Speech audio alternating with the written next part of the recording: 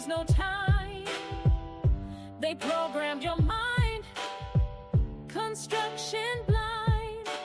We not sleeping. Come join the love, come join the fun, and call it education. Let's get profound. Let's uncover all of the deep arcane things. Good looking out. Good looking out. Good looking out with no power.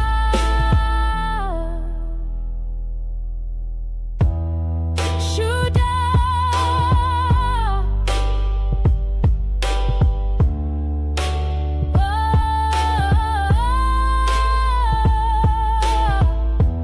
Come join the love, come join the fun, and call it education. Let's get profound. Let's uncover all of the deep arcane things. Good looking out. Good looking out. Good looking out with no power. Shook down.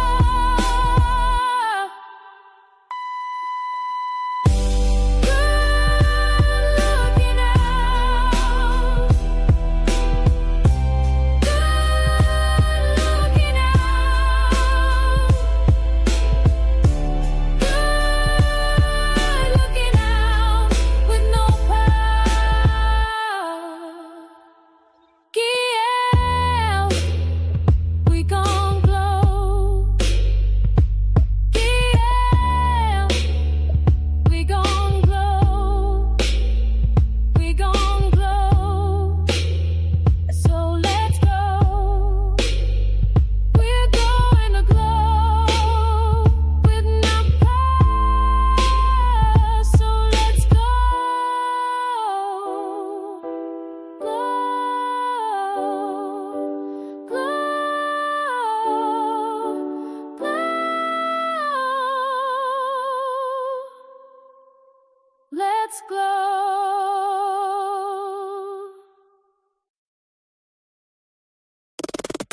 Good, good, good, good, good, good, good, good, good.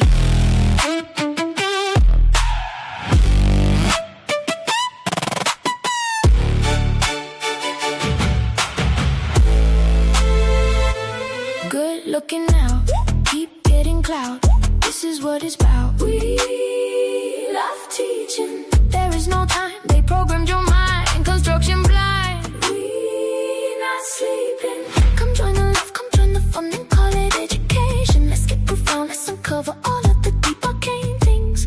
Good looking out, good looking out, good looking out. When the bar shoot down. Come join the love, come join the fun, and call it education. Let's get profound. Let's uncover all of the deep arcane things. Good looking out, good looking out, good looking out. When the bar shoot down. Good looking out. Good looking out. When the bar shoot down. We gon' glow. With no bar shoot down. Yeah, we gon' glow, we gon' glow, we gon' glow. Yeah, we gon' glow, we gon' glow. So let's go. We're going to glow with the power. So let's go. Good looking out, keep getting clout. This is what it's about. We love teaching. There is no time to program your mind, construction blind. We not sleeping. Come join the love, come join the fun, and call it education. Let's get profound, let's uncover all of the deep arcane things. Good looking out, good looking out, good looking out. When the bar shoot down. Come join the love, come join the fun, and call it education. Let's get profound, let's uncover all of the deep arcane things. Good looking out, good looking out, good looking out. When the bar shoot down. Come join the love, come join the fun, and call it education.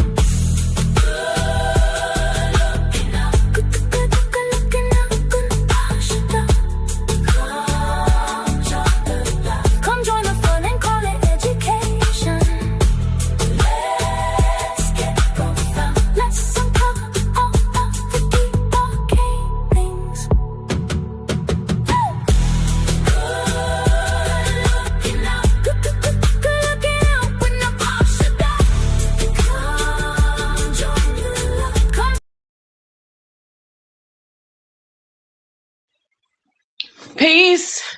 Thank you, Caleb. I think so also. I can't deny. I love that. I love that. Peace, assalamu alaikum, hotep, namaste, yatahe, shalom, shalom, ashe, all the greetings of love and light to the darkest minds of the light. I am Napashida. Yes, I am. I really am.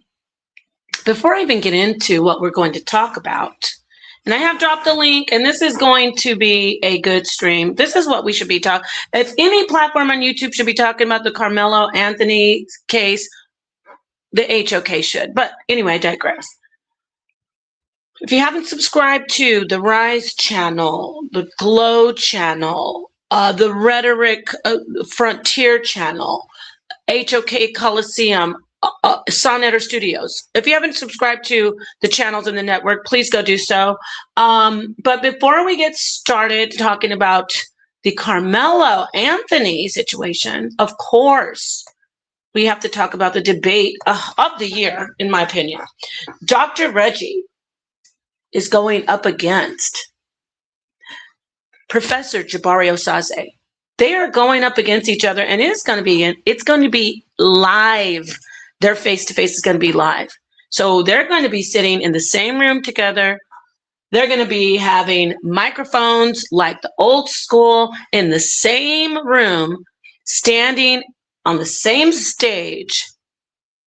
And they're going to be debating, are the netters literal? Are the Neteru literal? This will be in New York, in the one and only Harlem, where it all started, where Sonnetter started it all. And if you are going to be one of those fortunate people who will be able to make it on July 11th to get to New York and be there in the house, that would be great. But if you're not going to be able to make it, guess what? You'll still be able to see the debate because it's going to be online. So please hit the link. It is in the audience chat. Let me go back, darling. I've got to go back and grab that for you. Of course. Now, here it is, right here.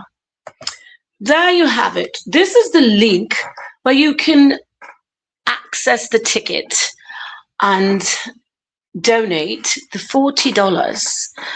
Be the early bird, get the $40 ticket now because the ticket prices are going to go up for this one. I mean, I was talking to Sonnetter and other people, not just him. We have people all over the internet doing debates. It is like a wildfire, forest fire. It's like HOK sparked it, Debate Talk for You sparked it, and a few other pioneers, and now debates are everywhere, on and offline. But when they do debates, when they do have paid debates, I'm talking about other channels, other platforms, they're doing like $70 for tickets, and people will pay that because you get the education, you get the entertainment, and you get to say, oh, I was there, I saw that live.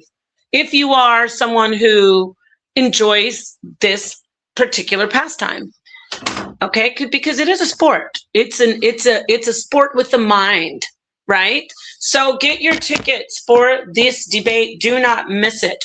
Do not miss it, whether you're going to get it for online or you're going to get it to be there in person. Now, if you plan on being there in person, I think Sonnetter is going to talk more about this, but if you plan on being there in person, you would purchase your ticket at the door.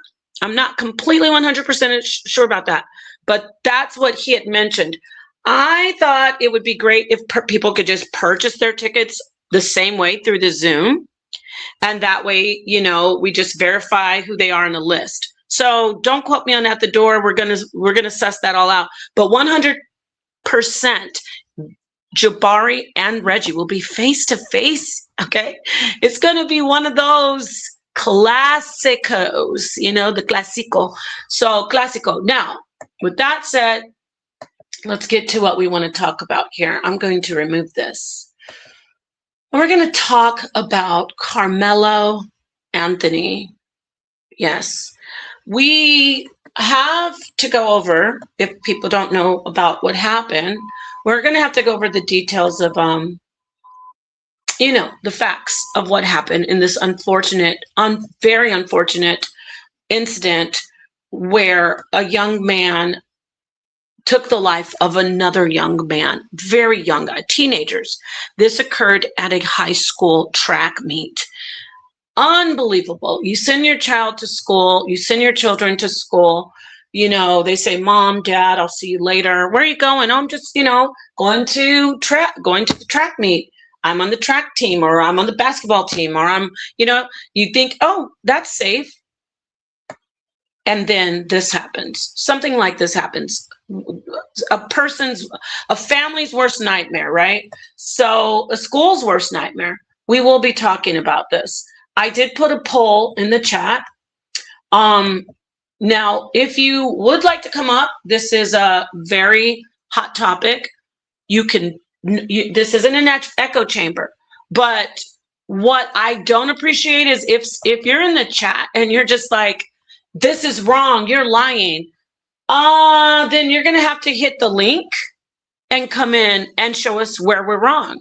Don't be that person that is talking about you, telling people you can say this is wrong. I'm not a Gestapo when it comes to like comments. I'm really not.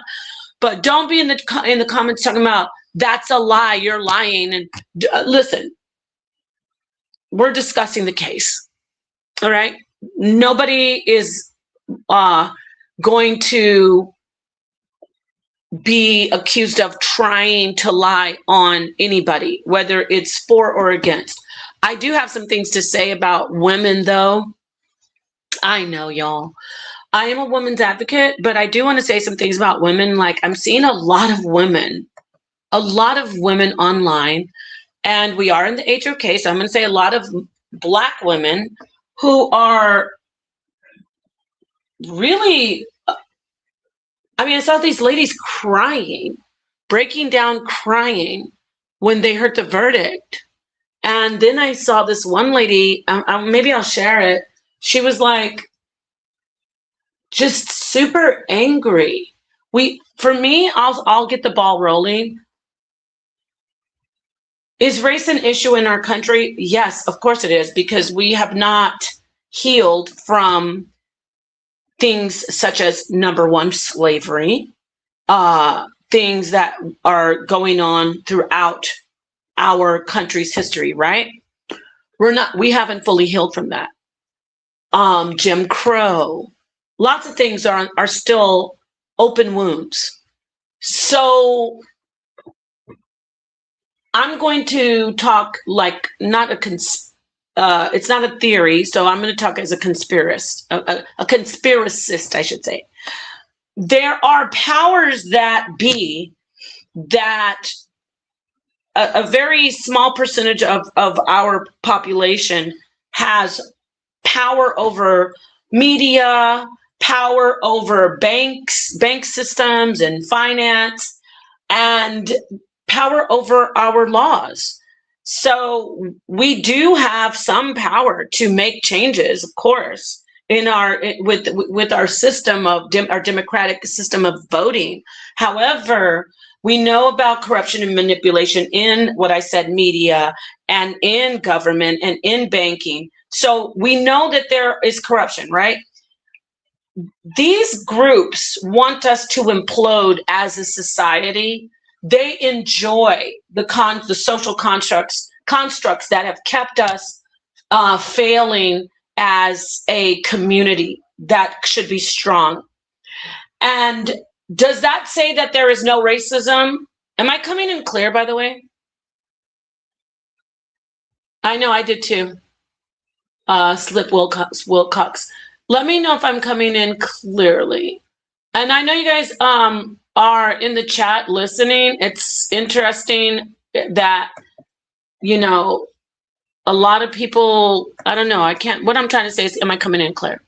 Anybody, Tahuti, let me know that you can hear me clearly, because I don't want to just be talking and you can't hear me. So let me know. Put a 1 in the chat if I'm coming in clearly. There's some feedback. Okay. So there is some feedback. What is it, like an echo? Is it an echo? Give me a moment. I'm gonna go listen to it. Okay, I'm gonna go listen to it. Give me 1 second. I'm gonna play this other song I made.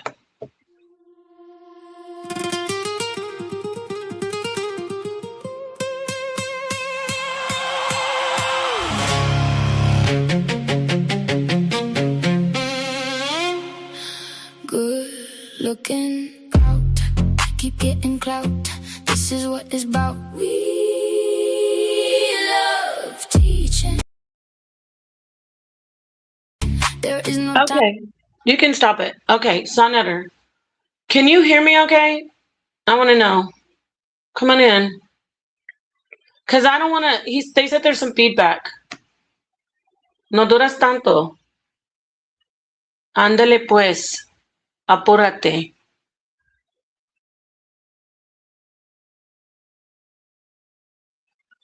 Can you hear me okay? That's what I want to know, Sonetter. Napoleon, Damn. you got two Can you hear windows. me okay? You have Hi. 2 windows. You're in 2 of them. I know You that. gotta- That's you okay. gotta This is how I delete one. did the That's probably why. No, that's not why. That's not why. Because I did this before with the sisters debate. But am I having a feedback? I said no, you're not. Okay, good. How are you? Peace. I'm glad you're here. I'm good. All right. So how'd you like my intro song, first I of didn't all? hear it. I didn't hear it. I just got in. All right, then. Okay. So I was talking to the family, the people, the audience members. I did talk about the debate. Let people know the link is in the chat. We have some mods. Please keep sharing the debate link. I'll drop it again.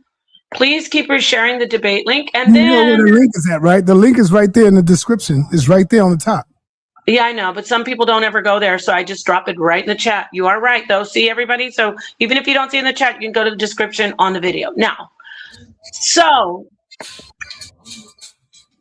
what I was saying earlier is we have an unfortunate incident where one young man took the life of another. Huh?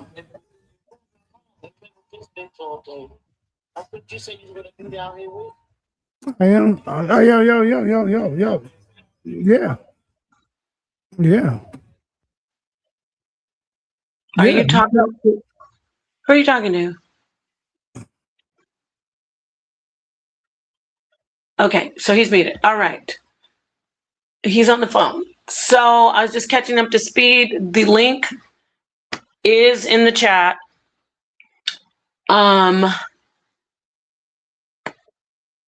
Let us know if you want to come in and share your opinion on it. All right, let me see. I think Sonetter did do a little bit more research since the last stream. We were in here talking about it. So, oh, you like the intro song? Thank you. I really appreciate that. I wrote it. And unlike some people, I went in and, did my little melody yes, I did use the Suno, but you can do your own like melody and let them know your melody and everything. So I liked it. I'm not singing it, even though I am a singer, and that's obviously the AI, but the melody and the lyrics I put together. So thank you so much. Oh my gosh. All right, but I'm getting very serious back about this. The link is in the chat. I don't know. I haven't, he mentioned, I do know that he said, basically what I said. We have to really address the situation about teenagers and this whole thing about mortally wounding people. This isn't the first time a young teenager, especially males, but females as well do it because women do it just as well. We just had that woman kill. This wasn't a teenager, though. These were grown women.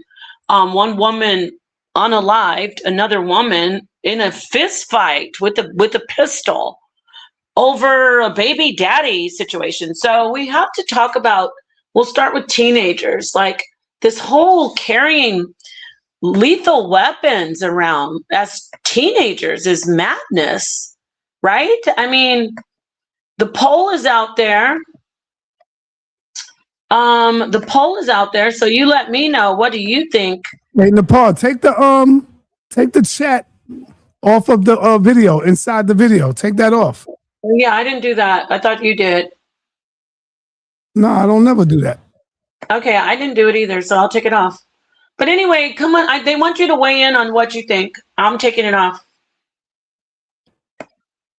What do you think about it? I don't think nothing about it, man. I told you I don't want to weigh in because, you know, Negroes is always thinking they just looking at color.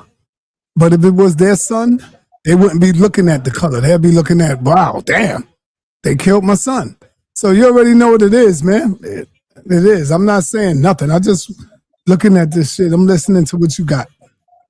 No, but honestly, you don't have to say. You can talk about let's talk about this. What do you think about these young teenagers carrying around lethal weapons? They are cowards. They don't know how to fight with their hands no more. If you would have just threw your knuckles up, you're a tough guy, you're a gangster. You don't need to get a goddamn knife. Fight with your hands, live to see another goddamn day. Don't lose your damn life over some BS. That's what I think about it. That's what the hell I think about it. And when you do the crime and you think about it, when them doors close behind you, it's too late to goddamn think about it. So where's your goddamn father? Where's your father at?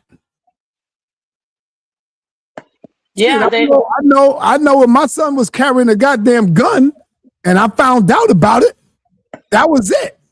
He put that damn gun down. And I'm talking about my youngest one, my young boy. Wow. Yeah. Now, what did he say the reason for? So that's where you step in at. But here's the real question: Where was the black lawyers at? Where they was at? Where was the black lawyers at? It's bad enough that you don't give them a black jury, a jury of his peers. You know what I'm saying? You don't give him a jury of his peers, and then the black lawyers is nowhere to be found. Come on, man. You know, he got like $600,000 in GoFundMe, so I don't know why they couldn't do that. Well, I don't wish nothing on the brother. Take the chat out the video, Nepal. Yeah, you know what? I'm doing that, but you need to let everybody know not to add it in because I didn't add it in. I'm going to let you know that again. You're like, keep on ordering me to do it. I will do. I'm doing it. Yeah. Okay. Man. What'd you say? Yeah. I said, where's the boy's parents at? Don't come when it's too late. You know, and you crying all about it.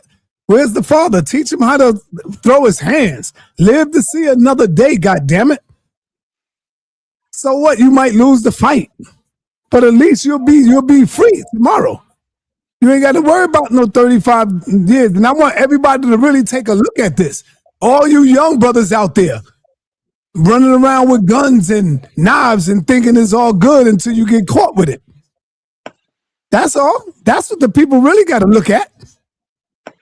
You know? This should be a learning experience, and we need to use this as a learning experience. Fight with your hands if you have to. Nobody else had a weapon. That's all. Yeah. If it was my son, man, I'd be pissed off. I'd be burning right now. You know? Is this Ashe, the Ashe that does Rhetoric Frontier?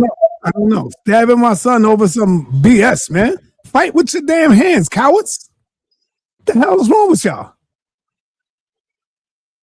Right. And the situation, okay, so I was going to get a little background for everybody, and I was telling Sonetter, all he had to do was leave the tent that he wasn't supposed to be at. I mean, we really have to really talk about ego and pride, and if it's worth, risking your entire life or someone else's life. So, you know what I mean? Somebody's asking, y'all, if you want to ask questions, here is the link. Why is the audience? Y'all got to stop being cowards and come in. Yeah. Come out the chat. Stop being a punk. Come on out the chat. It's all right. You have a right to your opinion, brother and sisters, like everybody else. I'm not going to get mad at your opinion. I'm not. Just come on out and speak your mind. The link is in the chat. Get the link because he wasn't invited. He wasn't invited. Whoever's saying that he was invited, that's not true. He wasn't invited. He had friends, and his ex-girlfriend's childhood friend testified that he knew him and that they were, according to the ex-girlfriend's childhood friend, he said they weren't really good friends, but he knew him. But the defense and Karmelo said, yeah, he's my friend, that they invited me. But when he was there under the awning, under the cover, under the tent, you know what? I should just get the whole background. Let me read it, okay? Yeah. Go ahead, son. Give me a second. I get it, family. I get it. Believe me, I get it. He's a black young man. I get it. Automatically, everybody want to roll with him. I want to roll with him. But then I look at it like, damn, what if that was my son? You see? So I don't think Carmelo Anthony was a racist and he did it because he was white. What if he was black? See, that's the part y'all not looking at. I think he probably still could have did it if he was black. And then y'all wouldn't be saying things like that. Y'all be saying, damn, black on black violence again. When is it going to stop? Just like y'all do when brothers shoot each other. Y'all say, damn, this brother shot this brother. Or this, but I understand he's a young black man. And, and there's a white boy that got hit. I got you. I understand. And so automatically you gravitate towards the young brother. Me too. I don't gravitate toward him because he's black. No, I'm saying the people, I said, not you. I mean, no, I don't think all black people are doing that either. Not all. It's never all. I ain't saying no. I'm talking about the people that's gravitating towards him in the chat. That's what I'm talking about. I hear you because he's black. And let's talk about how we got to stop falling for that. Like, if he is black and he killed another black kid, that doesn't change his character. Get it?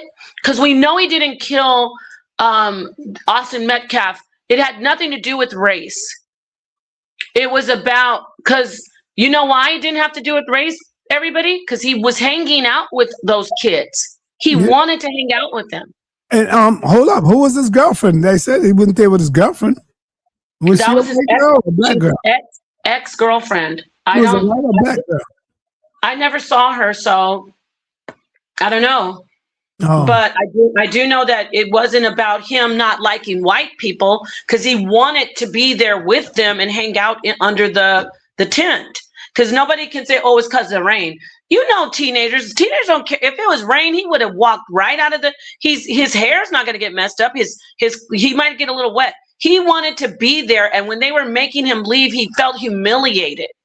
That's when the ego happened. I say 2X said, what if Carmelo was your son? If he was my son, I'll be crying. I'll feel bad. And I'll be like, damn, son, you ain't had to do that, son. Why you ain't just punch him in his face, son? Why would you stab him? That's what I'd be saying.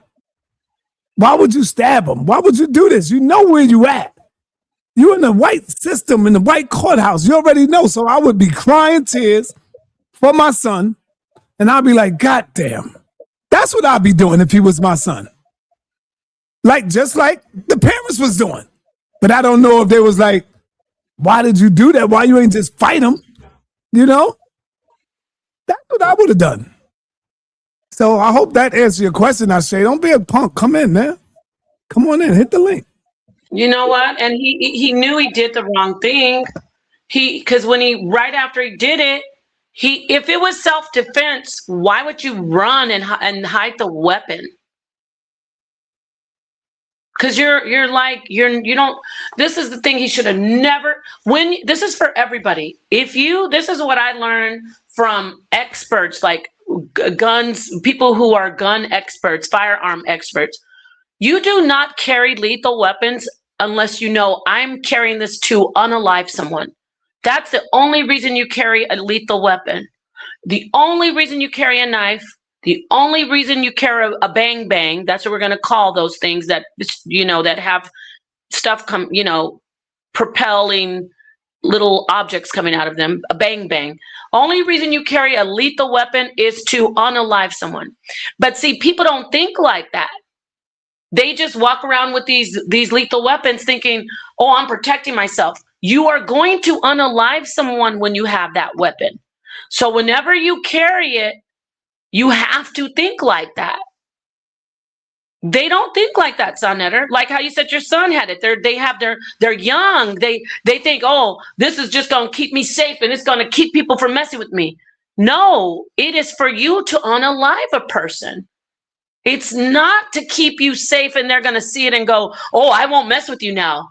When you carry a weapon that is lethal, you must say, I'm gonna unalive somebody with this. Not premeditating, planning to do it, but that's what it is for. Point blank, period. I went to prison for Clinton Correctional Facility. I went to prison for stabbing the brother in his nose, man. Had his nose hanging off. Yeah. But I'll do it again and again and again because the man was violently trying to hit my mother. And so me, as a young man, I wasn't going to stand there and allow that to happen. And so when I did it, my mother was telling me, if you look at my record, people found and searched my record and they want to put up my record. I don't give a damn about that. You'll see drugs, you'll see a gun, and you'll see a violent case. And that's the case I went to prison for. So if they showed my record again, you'll see that right there. And I'll do it again and again. But I'm just happy I didn't kill him, because I probably would have been doing 20-something years. Yeah, but guess what? You would have had a very strong self-defense case because your mother was being harmed and possibly harmed to being unalived. That's not the same thing. If someone's saying, leave, get out of here, we don't want you here, leave, then you could say, oh, well, bouncers, when they're pushing you out the door of a club, very, very physically, that your life is in danger. How is your life in danger? This guy wasn't, this was a high school track meet, and partner, listen, Senator, you're going to have to talk to these people again. And if you want to say I'm wrong, just get up on the panel and show some information. They're not going to come up. They chicken. They scared. They got chicken hearts. These are kittens that we talking to. So they feel safe in the comment section. They're not going to get up here and talk. They scared. Yeah, but they're like, you didn't know. What are they? Are they serious? Did they even watch it? Did you even watch the trial? You know what? I didn't even see it. And so that's all I'm saying. I didn't see it. I didn't, check it out. Yeah. So I'm hearing stuff that's going on. So that's why I'm telling y'all that. I'm just hearing things. I didn't see it. Oh, wow. And maybe when I sit down and really look at the case, then I could really make a real good judgment on it. But I'm still going to say, damn, why you ain't just fight them straight up? Live to see another day. Simple as that. Both of y'all would have still been alive. Wow. I mean, it's like, why are they angry with me when I'm talking about the facts of the case? Y'all don't be angry with me. I didn't. Kittens is going to be upset that you're not going with the black young man. That's why. Told you everything is about race with these people. Everything is about that. Race with it. But you don't see these Negroes when a black man kill a little baby with guns and make a mistake and hit the child. Where these niggas at? Where these Negroes at? Where's Al Sharpton? You know why? Because it ain't no money in it for them. There's only money in it when there's a racist, when there's a white and black. That's when there's money in it. That's when people want to come out and use the race card. But if it was black on black, you wouldn't see none of these people up here talking this nonsense. That's why I'm not even listening to that garbage they talking. Thank you. Yeah. So, You know? yeah. So why? Okay. I don't want to, we can't really play other stuff on here, can we? Like the You trial? you are not no natural warrior. Shut up. Cut it out. We ain't no goddamn warrior. He's a gangbanger. He's a Who said gang. that? Who said natural warrior? I don't know. Okay, so let me get this for you. He said he's a natural warrior. Who? Look at it. Look at the comment on the screen. Oh, okay. Let me see. What does it say? Because we are natural warriors. You ain't no goddamn. What does that say? Karmelo will come out what? Karmelo will come out physically stronger, mentally wiser from know prison? That? How do you know that? See, you're talking dumb and stupid, man. How you know he's going to come out physically strong? What if he come out mentally ill? What if he comes out with a broken wrist, which happened to a lot of guys that go in young? Yeah, come on, man. You know what I'm saying? He might become someone's wife in there. I hope not. Oh, no, hold up. I think that's what Yahweh told him because he's a Hebrew. Yeah, I don't want to talk. I love Yahweh. Don't do that. Yeah, he's a Hebrew. He's a Hebrew. Okay, so they're saying he didn't run away. Like, you know what? I wanted to show so much like some of the proceedings of the case, just to get people in here to like. They said it was 4 boys that surrounded him. Did any one of them touch him? Did any one of them hit him? Yeah, they pushed him. They were pushing him out of the tent. Yeah. He should have just got up out the tent. He didn't. No one struck him. He should have just got up out the tent, though. Yeah, they told him to leave the tent. You don't think so? You saying there was no punches being thrown? It was just trying to carry him out the tent and get him about. Like rough him up and get him out. Like grab him. Like get out of here and threaten him. Like get out of here. Get out. Like saying we want you out of here. Even if they did hit him, which they didn't, the kid shoved him really hard, and that's when he went right back and stuck the knife in his heart. Damn.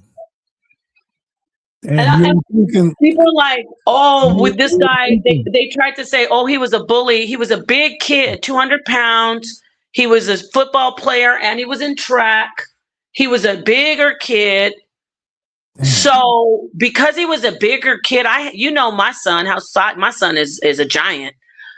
Bigger kid or not, if you say leave, clearly they validated why they did hit him. Who's they? Is it more than one person that hit him? The whole consensus was leave the tent. Okay. Because they're saying some accounts say, oh, he got hit, but he didn't get hit. Did they have a right to kick him out of the tent? A jillion % they did. You know why? Why? Nobody wanted him there. Not one person said, bro, let him stay. Not even the guy that he said was his friend. Nobody said he's with me. Not one person. Look at this comment, Nepal. Read that. Nepal said, okay, this guy is hurt already. I don't even know him. And I saw him say something else. Look how he's making it about me. This is a person who would he is someone who would be okay with his son carrying a knife. Nepal said he wasn't supposed to be at the meet, but he was the captain of the damn team and was supposed to be there. You're a liar. You're a liar. And this tells me you didn't watch the whole trial. He was not the captain of that team that was telling him to leave that tent. Why are you lying? If he was the captain, they wouldn't be telling him to leave the tent. That's number one. Thank you. Man, so that was real stupid there. So he's gouging the hearts out of his teammates? Right. That was dumb. Look at all these people in the chat. What do you guys want? What do you guys want?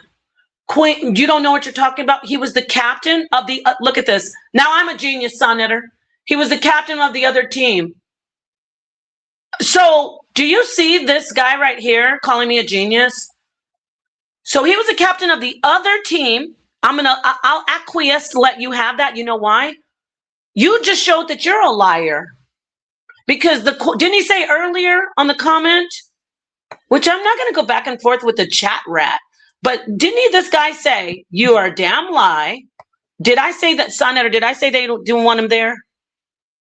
No. Did I say they didn't want him there? Yeah, they didn't want him there. Did I say they were all in consensus saying, telling him to leave? Yes. Did this guy just admit that he was on the other team, but he was under their tent? Yeah. So would the opposite team want somebody on the other team under their tent? No. The rival? Hell No. no. So it looks like you're the liar, and I don't know No, why, because he's going to prison. Go ahead, son. Go on, son. He just cut himself by making that stupid comment. Yeah, why are you angry though? Yelling in caps. Ain't Listen. no more putting up your comments. Put some money on it. Put some money on it. Comments up. Yeah, you put. Why don't you hit the link? Why don't you hit the link? Hit the link. That's it. Let's see who's the coward and a liar. Here's the link again. Let's see if you come in as a man, because you want to go back and forth with me. Go back and forth with Sonnetter and the facts, because I'm just gonna sit here. I don't know the facts. I'm telling you, I'm only going by with the. That's why I'm letting the chat speak so I can see what's going on. Yeah, like all this right here. Let's do this. Let's do this, okay? Because let's pretend, because we already showed that he's lying. He doesn't know the facts. But let's say he's misunderstanding. This is the problem. I want people to take the time and this is why I wanted to do this live stream. I can tell you who do agree with you though, and it was at her too. No, I know. I don't want to talk about anybody else. I just want to stay on this information. I don't want to. Yeah, great. Sounds good. Shout out to her. I'm not gonna bring it off of this topic though. So I'm not trying to get off the topic though, Sonnetter. No, I'm not on the topic. I forgot what I was going to say now. I forgot what I was going to say. Shout out to Misunderstood, but this is the point. Okay, listen. This is the problem with our people. Okay? Black people, I'm talking to you now, and I'm talking to black men. Because I was at the beginning of the stream talking about the black women having the nerve to break down and cry. I was embarrassed. For what? Black women who were crying outside the courthouse because he got 35 years. But let me talk to black men. Embarrassed about that though. Okay, I'm going to talk to black men that, not the ones that are level-headed. No, I'm asking you, why would you be embarrassed because black women were crying? First, you would distract me. First, you distracted me about shout, and it's not about Misunderstood. Shout out to her. I was trying to get I forgot what I was going to say, and now you've made me forget again. I don't care about what those black women. My point is, I know black men are sensitive, so I had to let them know that I got on black women earlier. Now I'm going to talk to you, black men. You're supposed to be the dominant, more logical group of men when we talk about you all want submission, right? You have to have a leadership role. Not saying that you're smarter than women, but I'm pandering to you and what you say in general on the internet, how you are the men and you want to be leaders. Why are you making excuses for a young man, a black man, who murdered a young man in public over not wanting to leave an area? Why are you doing that? Why are you acting as if he was sitting all by himself at a bus stop and some guys rolled up on some truck with the Confederate flag and, hey, what's up, boy? It wasn't that. It wasn't an Emmett Till thing. You don't think that 35 years is way too much though, Nepal, for a young man that's 17 years old? No, I don't. I believe that he should have gotten way more than 35 years. Come on, Nepal. Now you wilding. You want to know why? You want to know why? Why? Because he doesn't know, and people like Podnetter and other people are telling him it's okay. He doesn't think it's a big deal to take someone's life because his feelings were hurt. Well, I disagree with you on that, man. Well, let me finish. Let me finish saying my cousin. All right, go ahead. Your cousin now. Okay. The one who was. Be quiet. Let me go. My cousin 10 toes down. Hit the link, Keon. Come on in. Keon isn't afraid. There's a link, Keon. My cousin Shaft, 10 toes down. He went to jail for straight up shooting somebody more than once. He only got 22 years. 22 How old was he? How old was he when he did it? I don't know. He was young. He was a young man. Was he a teenager? No. He was in his 20s, early 20s. Was it self-defense? No, it was related. It was drugs. You ain't hear the story? I brought him on here. We went in. Was it premeditated? Yes, it was. He ran up. I have nothing to say about that. I don't want to talk about your cousin right now Ran because on him and he killed them. It was a drug incident. See, I can talk about it because he's not on parole. He finished his time. He did it. He went to jail for it. So we can talk about it. He regrets it now. He's never proud of what he did by taking someone's life because he's older. You see, he's older and he understands what he did. And that's what Karmelo Anthony, as he get older, as he grow, he's gonna understand what he did. You know? Yeah, but I don't just because I don't want to use your cousin. I'm using him. You're not using him. So I don't want this to sound like I'm talking about your cousin when I say certain things. If you unalive somebody because they made you embarrassed, you don't belong in society. I don't see, okay, I got it. Maybe they could have said, I get it, life with parole. You know, then they can check him out, say, hey, but I think he should have gotten life with parole. I do. Because you wilding out, man. You bugging out now. All right, well, that's my opinion. And not because I want to keep people safe. Because he's white? Just because he's white? What? What did you just say to me? I said because he's white, he should have got. Because who's white? Because who's white? Because Karmelo? The man that got killed, it was because he's white. You saying the black brothers? Why would you even say something like that? Did anybody say anything about white? Because you just said you think he should have got life. But what does that have to do with why would you say because he's white? Am I a white person? Yeah, I think you know what I'm saying, Nepal. No, I don't, because you said because he's white. Because when they said that Nature Boy got life plus 9 years, I said he deserved it. Did you say because he's white? It's that question. And why would it be because he's white? So why are you saying he got life? Why are you saying that Anthony got life? Because he took the life. Please don't cut me off. I'm gonna cut you off if you go too long. I know you will, because he was at a high school track meet where he was with other children. They're teenagers. There was no possibility of death whatsoever. And he took someone's life. That tells me that he has no moral gauge. And it's not just because it's not just Austin Metcalf. What about the black guy that was standing in line and he just looked at some lady's butt? And another black man, see, I knew you're going to cut me off. Another black man unalived him. Stop. No, ain't no. I got to talk to you. Nepal. I'm almost finished, though, but you're talking over me. You asked me a question. Go ahead, Sonator. You want to just... If I was to bring up all these white kids that killed black kids that didn't get nothing near that. When you look at George Zimmerman, didn't get no goddamn prison time. Senator, you just don't make me say what you said off camera, because you're not going to use me as your fake. You can say what I said off camera. What does it have to do with race? Everybody that I didn't see the case and I got to see it. So say what you said. No, and you said you don't want to upset the black crowd. What people were saying to me. So I didn't see it for myself. Well, why are you making this about white? Because you're saying things like he should have got life. A 17-year-old kid. That's why I'm saying that. Okay, I said he should have got life with possibility of parole. Yeah, I sure did. You know all these white boys that killed black people, they should have got life. They should have got life too. No, you said what you're not going to do is make it like I'm saying it's about him being white. That sounds weird.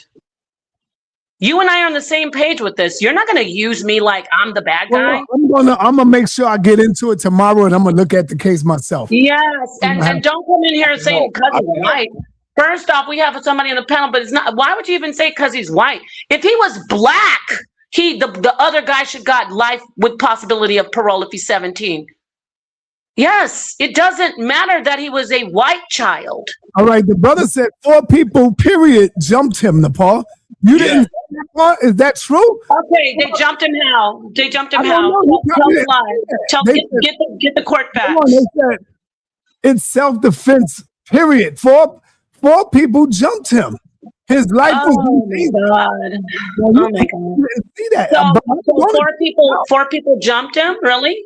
So yeah, he was just walking around at the track meet, and four young guys walked up and started beating him up. I don't know. Because I that's don't what jumped me. Jumped would mean that when you're minding your business, or it's a one-on-one, and then you're just doing out the blue. A jump is a surprise. You're jumping somebody, or was he invading their space? And they watch this. Let me ask this guy right here. You're shaking your head. No, I need facts, and you can say what you want. Did he get asked to leave their space? That's a yes or no question. Detroit. Did they ask him to leave the space? Yes or no? Go ahead. The two white boys.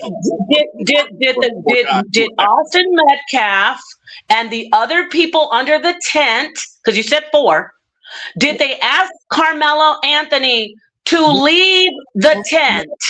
And was it No, they did not ask him. Oh, they didn't? Go ahead. Tell us what happened. I'm going to pull up I got to get the, Sonner, you got to get the facts on this. This is sadness. I got some great facts for you. Where are you getting it from? Are you reading it? I've been following the case for about 2 years when it happened. Karmelo Anthony was only 17 years old. He played on the football team. This is a sundown Texas town. My daughter is in Houston, Texas. I went to Knoxville, Tennessee, but I'm from Detroit, so I know about this little sundown town. It's about less than 10% white, but neither here nor there. So you and Sonetta got great points, but let's look at it holistically. Let's look at it factually. It's very multifaceted. He's 17 years old. Mother and father are married. I'm talking about Karmelo Anthony. 3.8 or 3.9 GPA. He was headed to college. He was on the track team as well as the football team. He was not in the tent with his school on it. He was invited to the track meet. The two white twins, Austin and the other guy, were the bullies from another school. His friend was on the track team under that tent. And because it was raining, Karmelo was already sitting down prior to the two bullies and their two friends who came over and not asked him, commanded him, dogged him, bullied him, and it surprised him. And he wasn't having it. He was scared. He was going to leave anyway, but they were trying to put their hands on him. And he said, just don't put your hands on me. His friend who ran on the other track team, they weren't at a school, by the way. This was a track meet. So they weren't at a school. This is like a big park with a track on it. So they're not at any high school, but the high school teams are there. The two big white guys, Caucasian twins, were not on the track team. They played football. Even though he was sitting in a tent with his friend who ran for that team, these white guys came across the track. Don't mute me. And these are facts. They came across the track to bully him. They knew he was a good football player. They knew he was the captain of a football team for his school. He's very fast. He was going to college. And they basically bullied him. And yes, they attacked him, but not good because he was quick. He was able to get up away from them as they were dogging him, trying to take his bag. And yes, he pulled out his pocket knife. He felt it was a pocket. Oh, they were trying to take his bag and all that? Okay, Sonner, here's the overview. Here's an AI overview. He's being dishonest. I'm being very honest. Well, here's the overview. Do you mind if I read it and you can respond to it? No, well, he said he's a great football player. Do you mind if I read this and do you respond to it? As soon as can I finish though? Yes, please get to the point. The point is he was 4-on-1, then 2-on-1. The two twins attacked him. He felt his life was in danger. 5'8", 135, 140 pounds. The two white twins, 6'2", 220, 225. 200 pounds. Attacking him, and he defended himself and got away. He didn't mean to kill anybody, but he had to do what he had to do to get away. Okay, thank you. They attacked him? And they have footage. Sonner, are you going to let me read this? This is the most important part. They have footage, but they would not release the footage, and he has plenty of witnesses who corroborated. Older black men, older women, younger girls. So this is on cameras.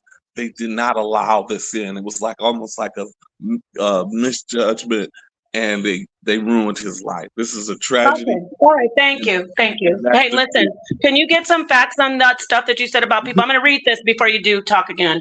Now, Sonnetter, everything he said, brother, sir, you said a lot. Okay, this is an overview. I know. Don't be sorry, but you're just saying a lot of your feelings. I apologize. Why are you apologizing? Why? For what? Because you asked for the source, and I was letting you know it's Collin County, Texas, and you can pull it up online. It's a basic police report from Collin County Courthouse. Collin County Courthouse.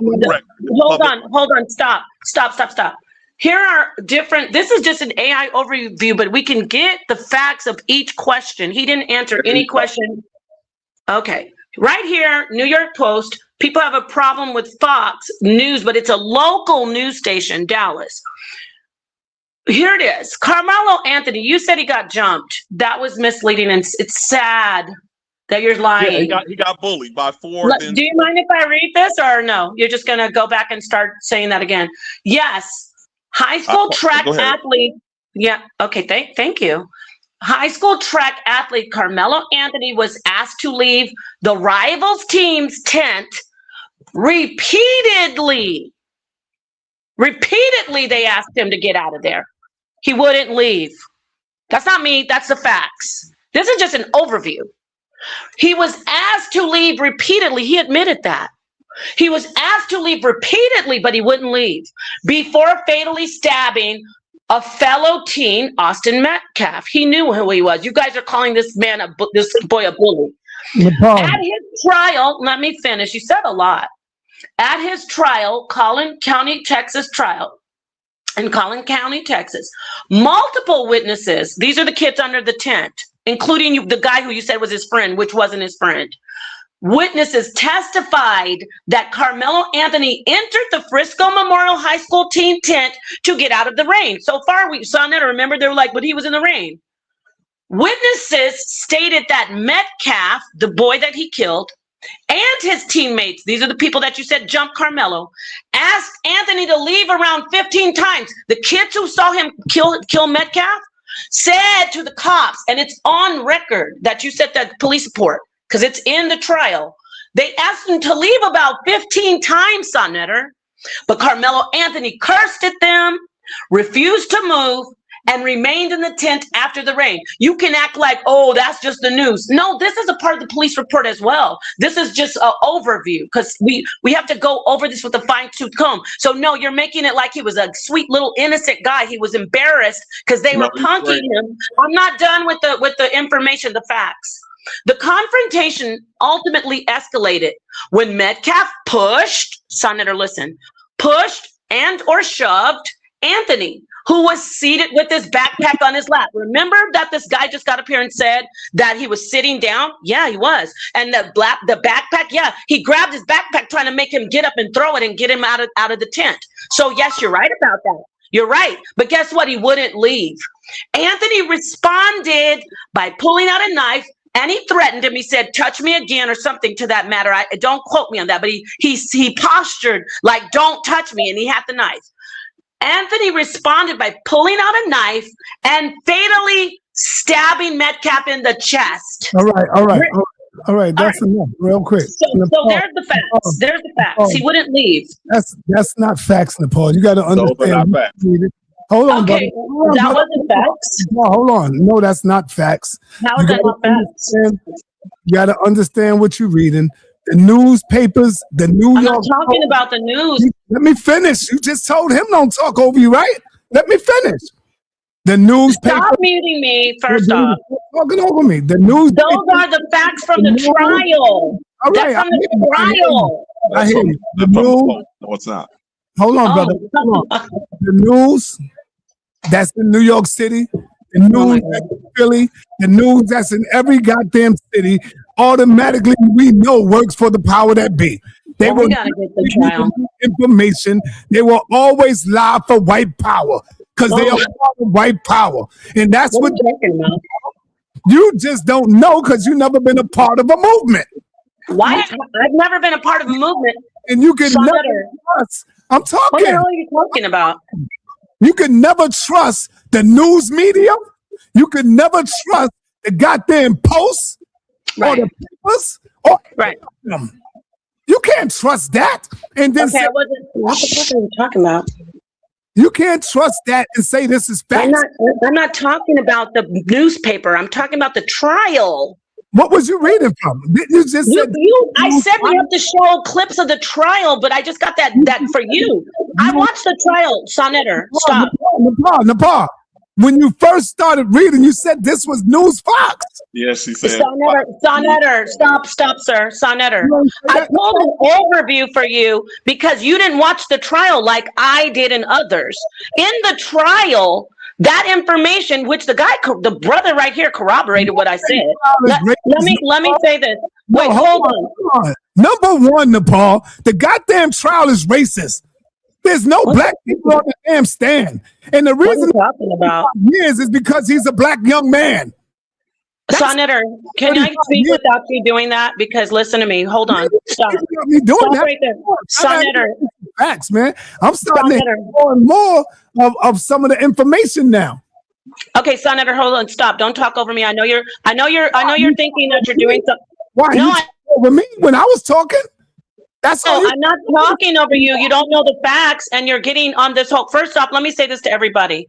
My family, not Sonetter's, my grandfather marched in the civil rights movement and worked. Sonetter, because you said I haven't been in a Sonetter. You said I've never been in a movement. My grandfather served and is known in Arizona for civil rights movement 24 consecutive years in the House of Representatives. I know this hurts. 24. Sonetter, stop talking over me because you don't want me to trump you. 24. I said you never been in the movement, Nepal. You're not listening. You're not listening. 24 years in the House of Representatives. My father fought civil rights. He's a civil rights lawyer. He fought against Nazis, skinheads, KKK in Arizona. I saw my father and my family, and I'm a part of it very much more than anybody, including you, talking about you're not a part of a movement.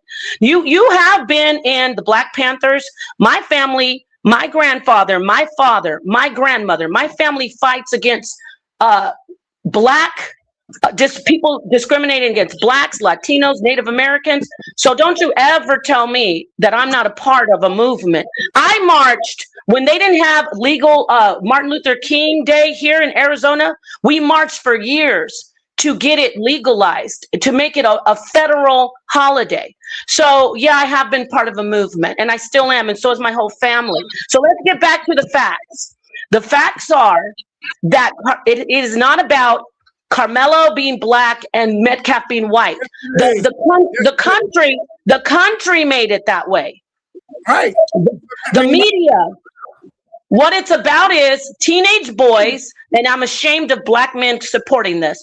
Teenage boys are unaliving people, black and white teenage boys. Nepal, and it's because they are emotional. Are you aware, Nepal, that they picked 2 black juries and the goddamn judge that was wrong. The judge told them, no, you can't get it. And that's wrong. It was an all-white jury. And that's why he's going to get a new trial. Everybody's quiet now, huh? Paul, you just trust the system. No, you didn't hear what I just said. That's why he deserves a new trial. That was discrimination. See, I'm from a family that really does legal civil rights, not feelings. He deserves a whole new trial now. You got it? Because they did mess with the jury and discriminate against 3 black jurors. What are you going to do before he get a new trial? How much time? No, but that's not the point. I don't think that he should. I think that they should have left the black jurors, and that the black jurors would have judged correctly, and he still would have gotten time and gone to prison. How do you know that? You're talking about 2 different topics, though. We're talking about legal injustice, which is a crime. They're violating people's rights. And then you're talking about a young teenage man who unalived another person because of his feelings. Yeah, he meant to do it and put a hole in his chest. He told him, "Don't push me." He was getting assaulted. They initiated it. He didn't. Okay, so if he's in a place where they ask him to leave and they're teenagers. Yeah, but even if they asked him to leave, Nepal, did they push him? Yes, they pushed him. Yes, they pushed him out. They wanted him to leave. Grabbing him first. They grabbed him and bullied him first. They could have went and got a coach. They don't. He don't know what the hell. So the boy should die. So let me ask you. So the boy should die. Coach, you're a kid. So the boy should die. No, the boy shouldn't die. He stabbed him in his chest because he was getting assaulted. It was too long. He was being pushed out of a tent. They were trying to hurt him. So now watch this. Detroit, hold on before you say anything. You said they were trying to hurt him. So now since beginning of time, children have been at school and they've gotten in fights. So now you can gash somebody's heart out when somebody pushes you in school. He feared for his life. He was trying to get away. Come on. Watch this. He was in fear for his life. No, he wasn't trying to get away. You're not going to cut me off. If he was trying to get away, sir, I'm going to give you the mic. Sir. I know you want to get emotional like he did. Let me ask you a question. I promise I'll mute out. You just said he was trying to get away. They asked him to leave 15 times. Why didn't he leave if he was trying to get away? They aren't his mother or father. They're not put their hands on him. Hold on, brother. Brother, I don't give a damn if they asked him 50 times. They're not supposed to touch him. Go somewhere and get a staff. Right, a coach. Right. And what if they don't? And wait, hold on. What if they didn't do that? What if they pushed him? Should they die? They just pushed him and tried to beat his ass. Oh, he has the right to stab a teenager in the chest? I said he got a right to defend himself, whatever it is. He got a right. Wait, hold on. Let's get the law involved. So when you're at school. Yeah. Wait, hold on. When you're at school, you please don't get emotional, both of you. When you're at school, where you're supposed to be able to be safe, do you think your life is in danger when someone pushes you? I need an answer, a true answer. But it's not a valid question. They weren't at school. Oh my God, help me! If you're at a school, hey, guess what? Nice try. Let me help you with your semantics. Was it okay if you're at a school event, a track event that? It's a track. Oh my God, help me! Anyway, I can't talk to this guy. So these people didn't know each other from school? No. Oh really? I'm done with this guy. He goes to another school. They're known as. Do they know each other from high schools? Do they know each other from high school? Do they know each other from high school? Okay, let me ask you again. You're getting all emotional. Detroit. Hey, calm down for a second. If your kids, brother who got bullied. Hey, if your kids know other kids, young man going to college. What are you? If your children, teenagers, know children from other schools. And they are all there, and don't they know each other from high schools? Or no? No. Okay, I see. So you think it's okay for teenagers to stab other people in the chest? Got it. No, Hi, Sekou. How are you? No, I don't. But obviously you do. I don't think it's right that you infringe on somebody trying to bully them like you're a racist white boy's double teaming him. Y'all double his size, 220 apiece. Trying to beat and whack at him because he's by himself under a tent. Y'all had to come across the field to come mess with him. Can I contribute a little bit? I would like for you to do that, but listen, take a chill pill for a second, sir. I'm glad you're here, but calm down. Listen, go ahead, Sekou. But what he said, listen, nobody ever said one race. Nobody said any racial slur to him or anything. You said racist white boy.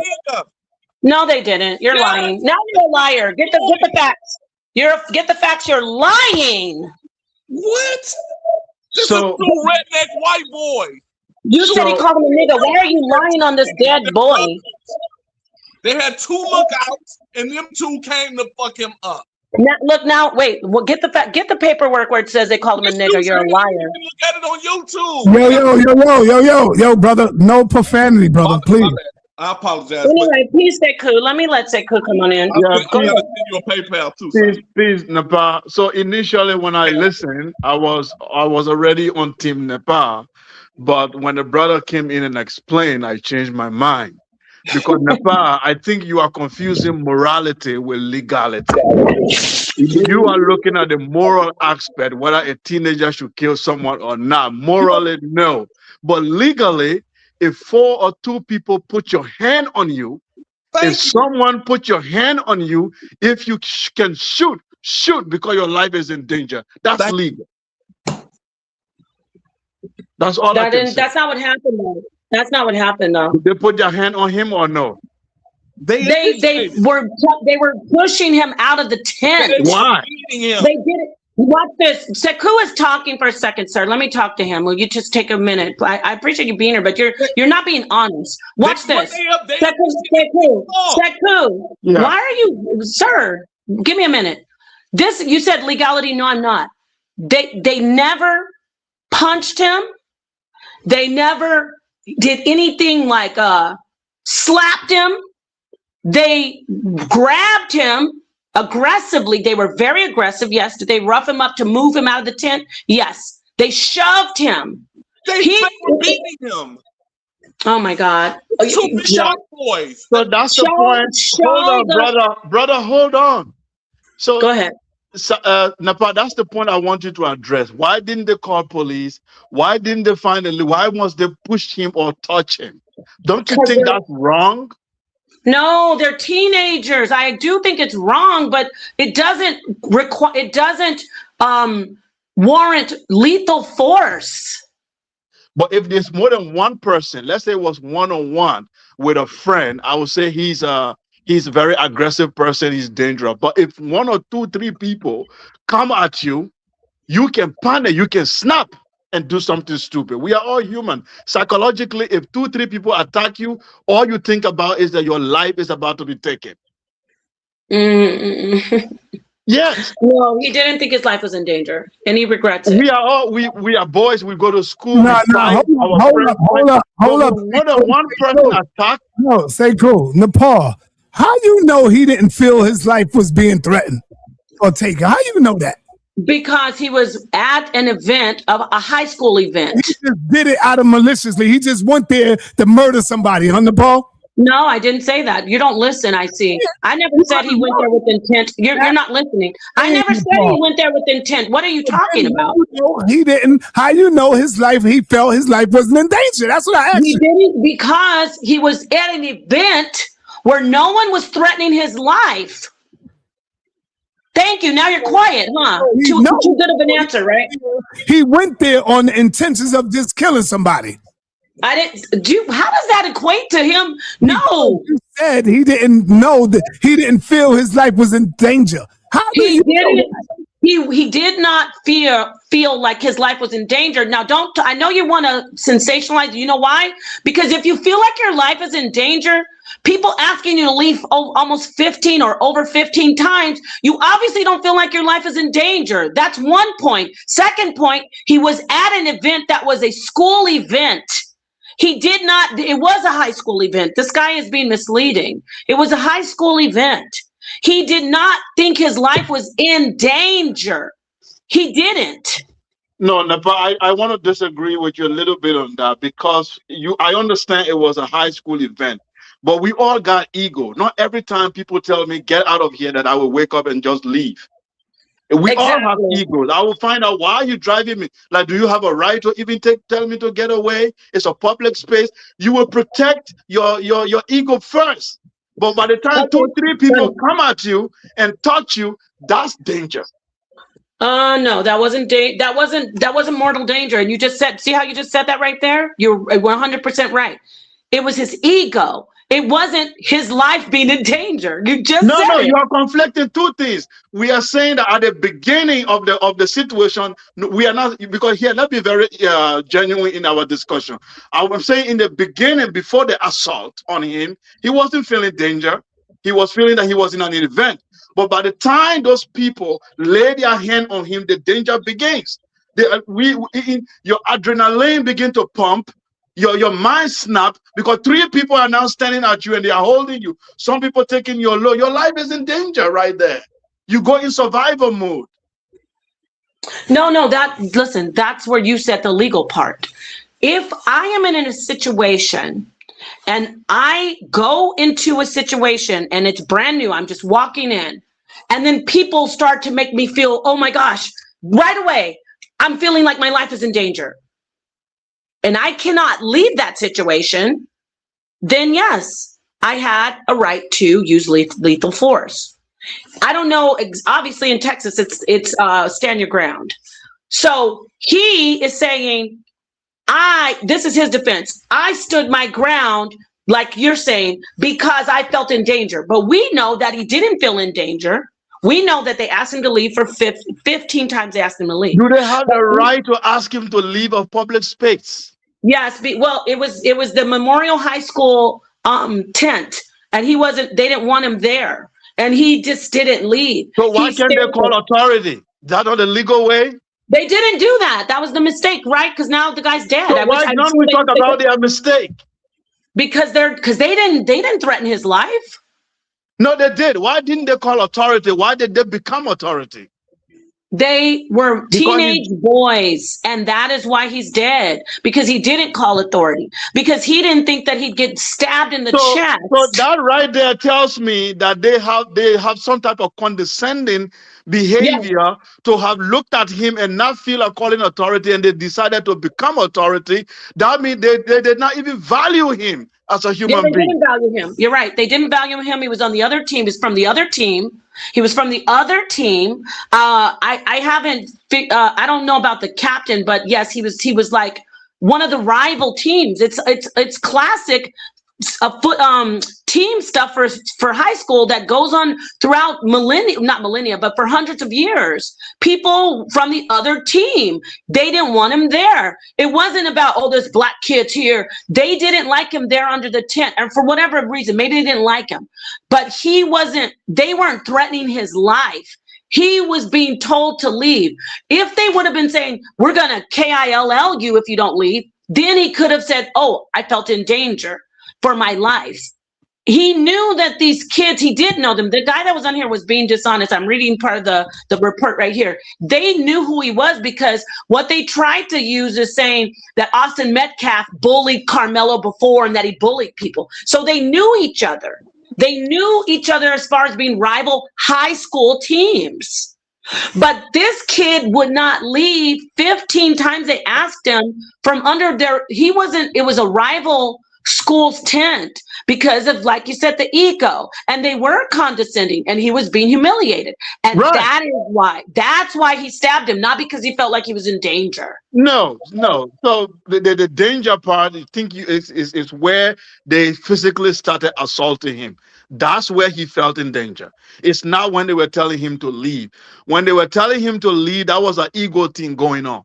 And I know for sure that we all do that in school. We can tell a friend, get out from our team. We don't want you here. If you don't want to get out, we call authority. But by the time these kids decided to lay their hand on him, take his bag, I think that they've crossed the line. They crossed the line because they could have done anything to him. Break his hand, break his arm, or do anything, push him. Anything could happen. You can just shove someone and they fall down and then they lose their life. It happens. My problem is, why did they even lay their hand on him when they know they are a team and they have authority? They could call police, they could call the school authority and say, just leave here, and without touching him. The fact that they laid their hand on him, not just one person, but 2, 3, I'm telling you, if this was the revival was the case, this is where race come in. That the reason we are suspicious of the system, they always have a double standard when it comes to this type of issue. I bet you if this was a white boy who did that, they won't sentence in 35 years. I can bet on that. I can bet on that. This is what the last thing they said, Anthony Metcalf said. This is what I'm trying to let you know. Okay, and I'm pulling up the police reports. I'm like, keep on going to these annoying sites where they're like trying to give their commentary. I want to get the actual police report. But this is a line that they said that he said, these is the witnesses. Metcalf, the one who was murdered, said to Karmelo, because Karmelo was saying, "You better leave me alone. You better leave me alone. I'm not going anywhere." And he Right. was posturing like he was going in his bag, like I got something. And then Metcalf laughed at him. Metcalf laughed at him. See? You see what I'm saying? He didn't feel like, oh, my life is in danger. He didn't want to leave the tent, to the point where when they were pushing him to leave, he was reaching in. You know, it's like people put their hand in their pocket or in their bag, like, I got something. And Metcalf said, quote, "You don't have anything in that backpack. It's Frisco." And that's when he pulled it out, when he did push him the last time, and he gouged 2 inches into his heart, into his chest. So come on, this is what we're doing now. We're saying, and it doesn't matter that he's white. I would say the same thing if he was black, Chinese. These boys, like Carmelo Anthony, are carrying lethal weapons and just unaliving other people for bullshit. Yeah, that's a narrative again, Nepal, that I want you to abandon. When you say he's carrying a weapon, just killing people, it's as if he was just a walking murderer. That's a narrative. No, he was a walking murderer. He actually stabbed him and murdered him. It was a circumstance. He didn't plan to come kill anyone. He even told them, "Leave me alone. I didn't say plan. Why do you and Son never say plan? You know, you can be a murderer. Your word, the framing that you just used. No, you're saying plan. Yeah. I'm not saying he premeditated it. He stupidly carried around a lethal weapon and didn't know what lethal weapons do. He was walking around with a lethal weapon and didn't fully think, "Oh, this is a lethal weapon." He's a underdeveloped emotional child who's carrying a deadly weapon. So I didn't say he planned it. He didn't even think about it. That's the problem. That's why they're just pulling them out in Chicago and everywhere else and just unaliving people with the bang bangs, because he was in a situation that he had different options, and unaliving someone should have been not even on the table. That's my point. You see? Yeah, again, the framing is connecting it with Chicago and all of that, just as if he was doing that or was part of that. That's the language that they use in the media when they're ready to describe a singular event. Instead of isolating the situation, they connect it to other black crimes and trying to frame a narrative as if he was a dangerous person before now. But what I'm trying to say is that yes, he has knife on him. We don't know why he had that knife. Why should he even have a knife? Those are questions we can ask. But the question for me where I am is that this man was at an event. They tell him leave, and he felt disrespected. He doesn't want to leave. And 2-3 people went at him to assault him. I am having a problem with that. Because I will snap. If 3 white people stood over me, I would snap. Okay, let me ask you, since you're talking about yourself. So if you went over to a place where nobody wanted you there, you would not leave if you were asked to leave 15 times? Since you can put yourself in it, you wouldn't leave? I will try to see whether they have a right to tell me to leave. I'm not an animal that someone can tell me, just leave, we don't want you here. Then I'm like, oh, sorry, let me leave. None of you here on this panel would do that. Oh, so you would stay. You would stay also if you were asked 15 times to leave. I've been to a beach and people said that hey, go on the other side of the beach. I'm like, why? Who the hell are you to tell me to go on the other side of the beach? I'm not leaving. Would you go under their tent at the beach if they had a tent set up? Would you sit under their tent? If they don't own it, you are trying to frame it as if they own that place. Stop. They didn't tell them to leave the entire track meet. If they had a tent set up with awning and cover, and they're sitting under their space in their tent, and they say, and you come up under there and you start sitting right in under there, and they say, hey, we don't want you under our tent. Go out, go somewhere, get from under here. You would stay? Again, the narrative you are painting is like they have their place and he just came and invaded their space. He did invade their space. This is the way it sounds like to me. But the way it's like he invaded their space, and then they were like, hey, don't come here, or we don't want you here. Probably they got there together for some reason, and they don't want him at a certain moment. We don't even know who got there first. We don't even know how they even arrived. So for me, the whole framing sounds like he invaded people's private space, which is not like it's a public place. Initially, you said it was a school. He went to people's school. It was a school event. This guy is untrue. Right. He's lying. It's a high school event. All He's right, just lying to this kid. yeah, It hold was on. a high school event. Hold on for 1 minute. It was a high school track event. Do anybody out there have the video where they did this? Because I'm looking. Yes, I can. Yes. Send me the video, brother. Come on, No, play the go, Sonetta, go to Introvert Rockstar. All right. They have the Say that again? witnesses.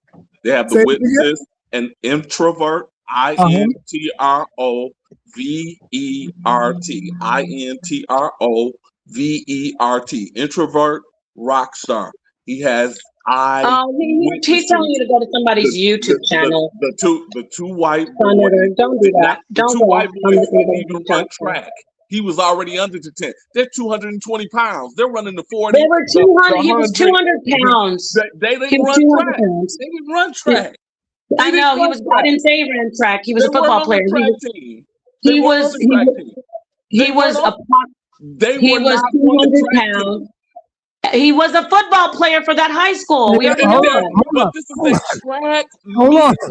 They don't run track. The white boys don't run track. But they knew him from being in football. Why are you acting like they? Maybe okay. Stop. They should have got a coach. But it was their school. What are you talking about? Hold on. Number one, you gotta first look at where we at. What state we in. Damn. I'm looking at Texas and shit. Have we forgot what Texas is all about? Less than 10% black. Have we forgot what Texas is all about? Number one. Look at that. I told you I'm getting caught up to all of this right now. Okay, so he stabbed the white boy in the chest. So what do you mean? Have we figured out what Texas is all about? In Texas? But he stabbed the boy. Yeah, he stabbed him.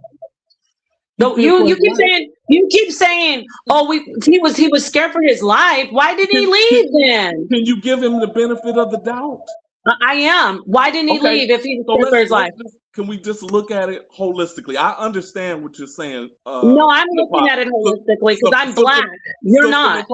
Sister Nepal, with all due respect, I definitely understand your purview. I understand it that side. But let's just flip it if you can and understand it from this 17-year-old, clean criminal record, 3.8 GPA, has never been in trouble. He runs on the track team.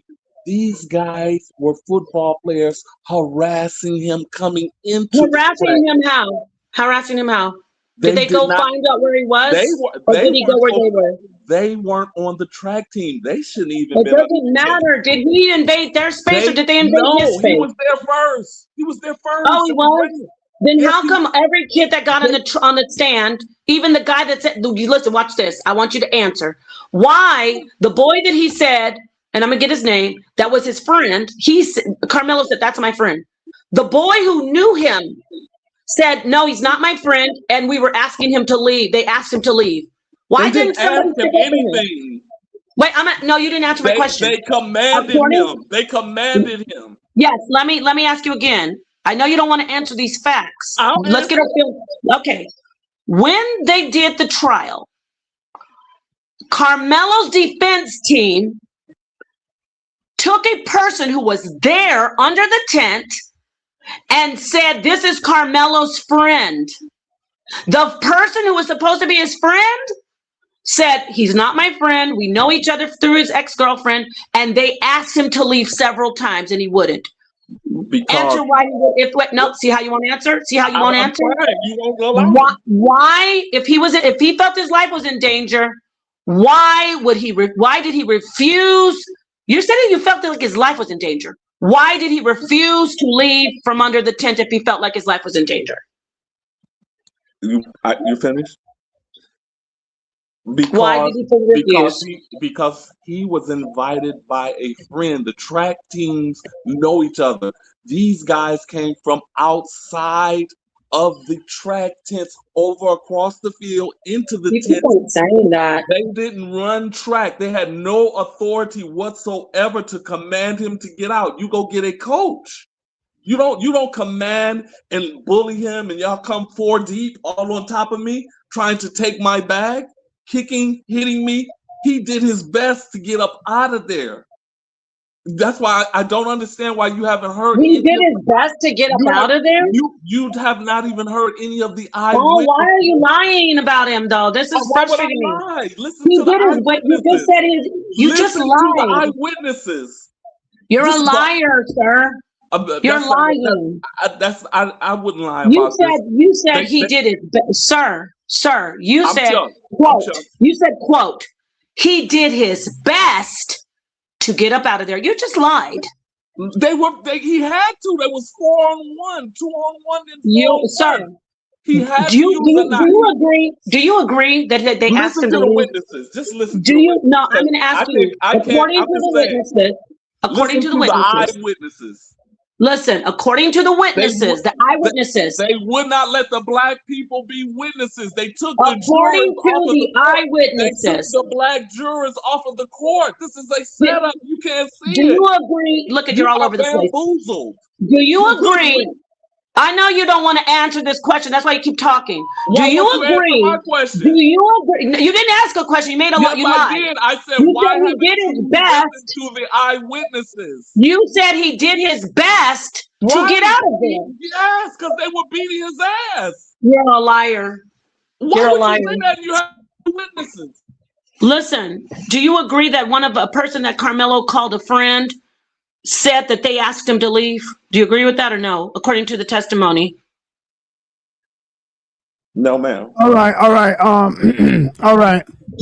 I don't give a damn if they asked him 50 times. They ass is guilty. This is a racist. It's racist from the very beginning. Because I'm looking at video now with the brother gave me the channel to go look at. I even downloaded some.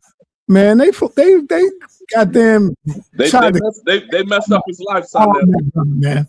Come on, man. I don't know why you fighting so hard for this goddamn white boy. I can't believe it either. I can't believe Nepal. Did you see when the Chinese man killed that 14-year-old boy? I can't believe Nepal. He was able to walk away. He was able to walk away and go home. Trayvon Martin. They were able to walk away and go home. I can't believe Nepal. Nothing. No charges on them. Come on, this was racist. We in Texas, and you know how they get down in Texas. And this is why they didn't want no black jurors, none of that. Come on, you fighting too hard for this damn. They took the 3 black females off of the jury pool. They took them off, and they did not allow his defense to hear from the black eyewitnesses, and they would not let the film in. It is recorded, Shanetta. You're gonna see it. You're gonna see it. They wouldn't allow it. That's why they charged him so quick and sentenced him so quick. The trial was only 7 days, and he was sentenced and gone. He got sentenced. Number one, you can't listen to no news, Nepal. I'm speaking to you. I can't believe Nepal wouldn't go check What'd you say? I said you can't get your information from the news. There's so many other sources. Hold on, brother. You can't get your information from the news. You can't get it from news. You can't get it from news. Trial. I don't care. The trial. I watched the trial. Do you hear me? Excuse me for the language. No, the trial was the news. I watched the trial. You watched the trial with an all-white jury, and because the all-white jury said he was guilty. Now, I watched the trial. So what? It doesn't matter about the jury. You watched the racist trial. What the hell that mean? They wouldn't allow anybody to see the trial. It's a closed trial. That's how I know. Hello. Telling the truth. I did. What do you mean? I watched the trial. Number one, Sonetta, I didn't even see the jury. I listened to the information. Man, they have the video. You heard the information from white lawyers who was against him. So what? They gonna say what they supposed to say to get the conviction. Come on, Nepal. You don't know nothing about this right here. This is real life. You don't know nothing about racism, Nepal. You don't know nothing about that. Sonetta, why are you putting me in the back talking about I don't know about racism? What the fuck are you talking about? Don't curse, Nepal. Hey, Don't do me get a upset. favor. Don't put me in the back anymore. What's wrong with you? Are you trying to play games with me right now? No, Are you don't playing talk games with over me me. right now? Right now, I'm gonna put you on mute. Don't talk over me, man. But can you hear me or not? Yes, I hear you. Let that be the last time you put me in the back, What I'm please. saying is, Listen, they- you said they- I don't. You said I don't know anything about racism. You can't get your you don't. You can't get your information from the news media. You I can't didn't get it from the media. I watched the trial. You talk over me, but you don't want nobody talking. Yeah, because you're lying. You can't get your. I'm lying. Yeah, you're a liar. You just said I don't know anything about racism. I'm black. All your information come from white media. All of it. The trial, and the witnesses. White media, like I said. That's not the media. You don't know what media is? White media. No, the trial and the witnesses. Yeah, white media. That's not the media. I'm calling it the goddamn media. I know you are. What you call it. Thank Call you. I know you are. You get Anyway, it from listen. For you to say I don't know anything about racism is don't. hilarious. You really don't. Number one, I know all about racism. What we're talking about is two teenagers, whether they were white or black, and one killed the other over a fight. Now, this man up here lied and said there's no footage. They have footage that they see what happened. They can see what happened in the tent. They can see that Karmelo Anthony entered the tent. They can see that he was pushed, and then it happened in less than 2 minutes when he got as far as the pushing. He pushed him. There was a group of like a scuffle, all kinds of commotion, and then next thing you know, you see him running out. So this is the thing. You're talking. I don't know if you're trying. I'm not looking at your chat. I don't pander, and I don't try to sensationalize. I'm a black woman. You keep saying you want to fight for this white boy. I'm going to fight for anybody who I think could have been a family member of mine, and I think it was not right. I'm going to say it again. You want to talk about black and white? Let's take Austin Metcalf out the way. There are black men, black boys, teenagers that people are terrified of going around the cities, unaliving people for no reason. You don't think nobody's terrified of white boys? If you look at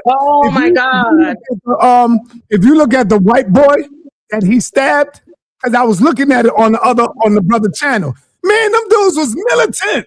They walking around with rifles and all that. He showed it. These dudes, they were walking around with rifles. Yes, at the track meet. I didn't say at the track meet. What are you talking about? What I'm talking about is these boys are not no goody two shoes. They got. I didn't say they were goody two shoes. All that loaded down. You got it, Sonetta. Wait a minute. Hold on. So they also got on army fatigues, and they also got guns and weapons. They're not army fatigues. They're hunting. It's hunter gear. Yeah, hunting Negroes. Hunting Negroes. It's Texas. You're right. Yes. No, they're not hunting Negroes. Senator, you're being ridiculous. This is the Southwest. I have hunting gear. You know they kept calling him a boy. You know they kept calling him a boy, Nepal. Oh my God! Did you know that, Nepal? Senator, show it. Okay. Show it. Right. And so when somebody calls you boy, you can gouge their heart. That's the problem with these teenagers. You can gouge their heart out. Nepal. They know that, Nepal. They in Texas, Nepal. Where'd you get that information? Senator, watch this, everybody. Where'd you get that information from? I thought you didn't see the trial. I didn't see the trial. So show me where you got boy from. Okay. I'll show you. The chat. No, not from the chat.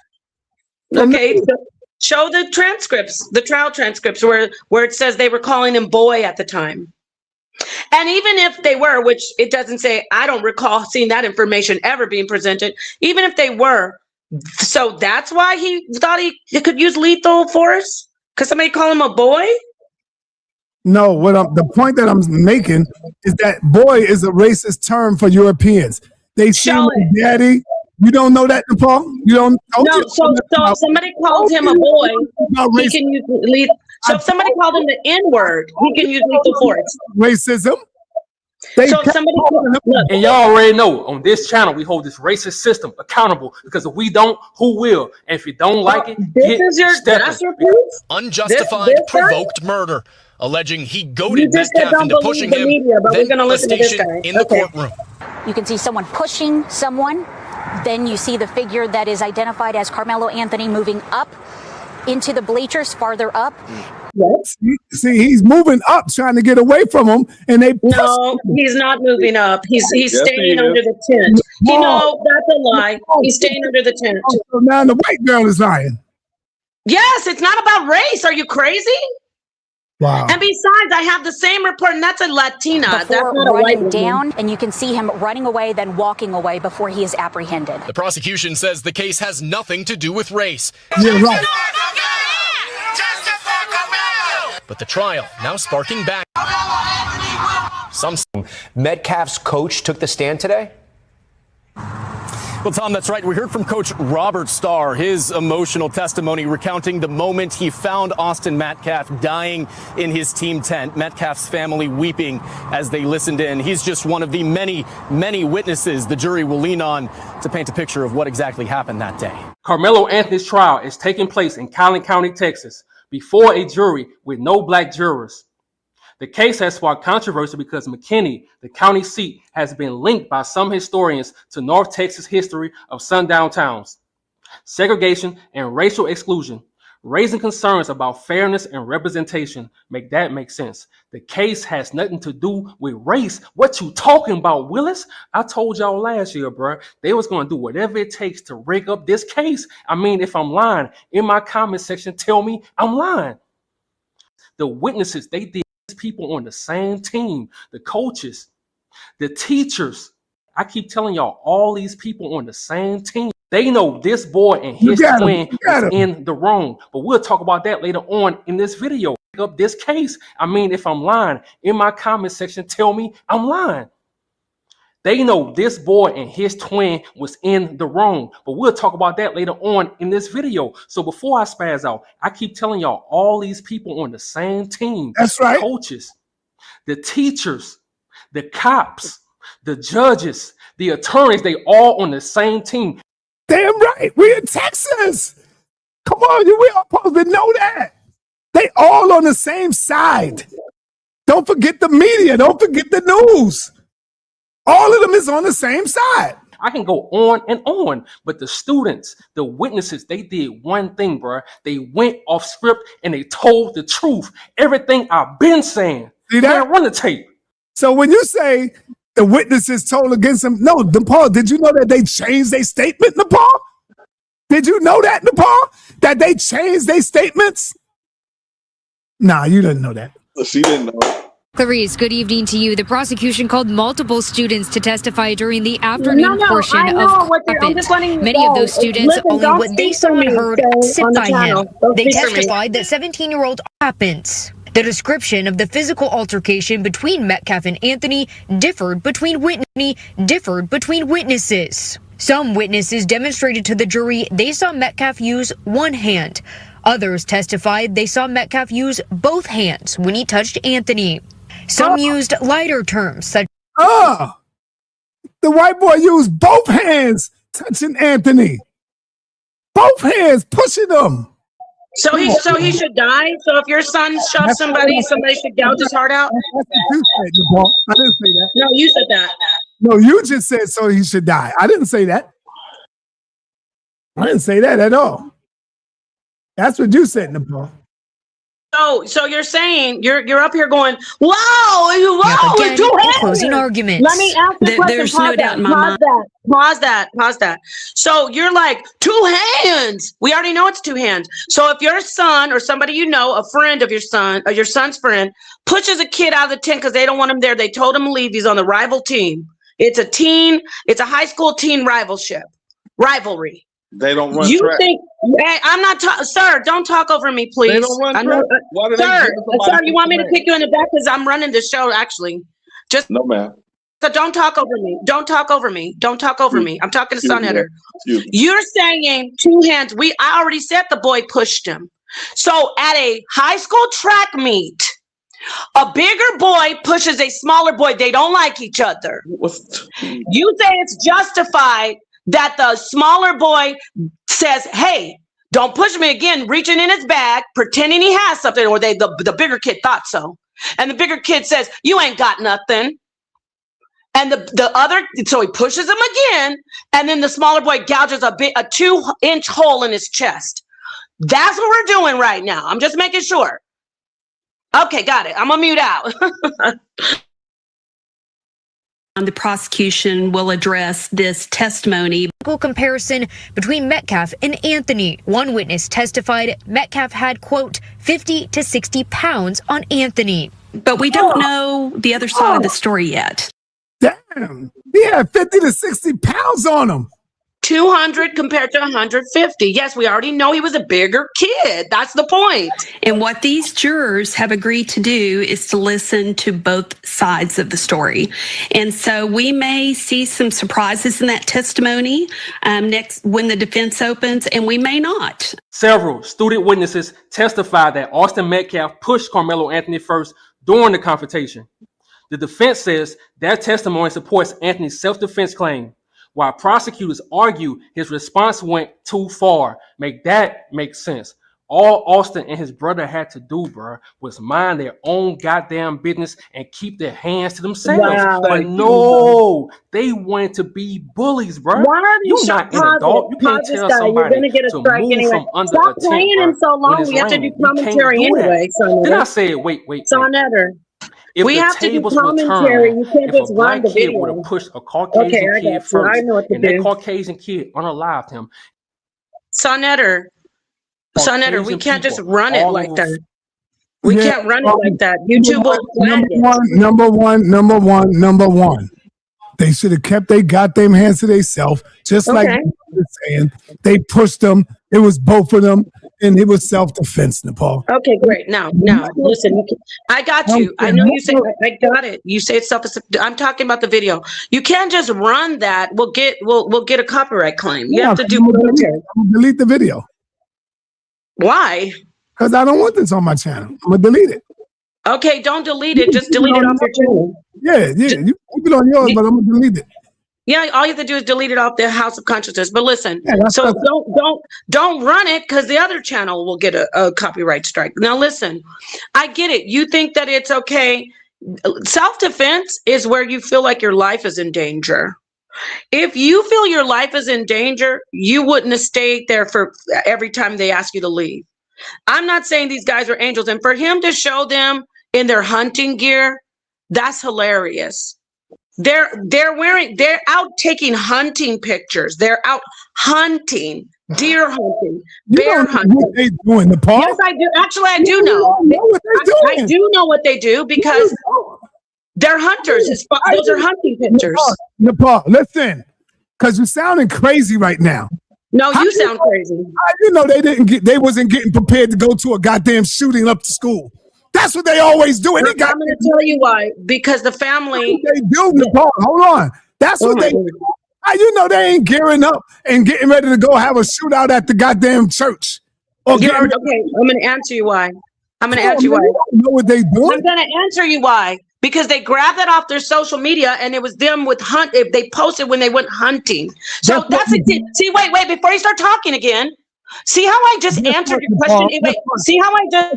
Nepal, when you look at all of them white boys that shot up the school, guess what? When they go to their social goddamn media, they see them hunting. No, that's a lie. You just told a big lie. You just told a big lie. No, you don't. No, you actually. You always tell somebody stop talking while you talking. But you continue to talk over me. We are talking over each other. What is with you men always saying that? You talk over me, I talk over you. What is that thing? You actually talk over me too. So go ahead. What do you want to tell more lies instead of facts? Go ahead. I thought we were going to tell facts. You was with them, so you know all the facts. Go ahead. No, I actually saw where those pictures came from. Where they came from? Their social media when they went hunting. All right, now guess where the other pictures come from when them white boys be shooting up the school? From their social media when they was practicing. When they was practicing in the yard shooting cans, Nepal. That's a lie. You just lied though. Because let me tell you why you lied.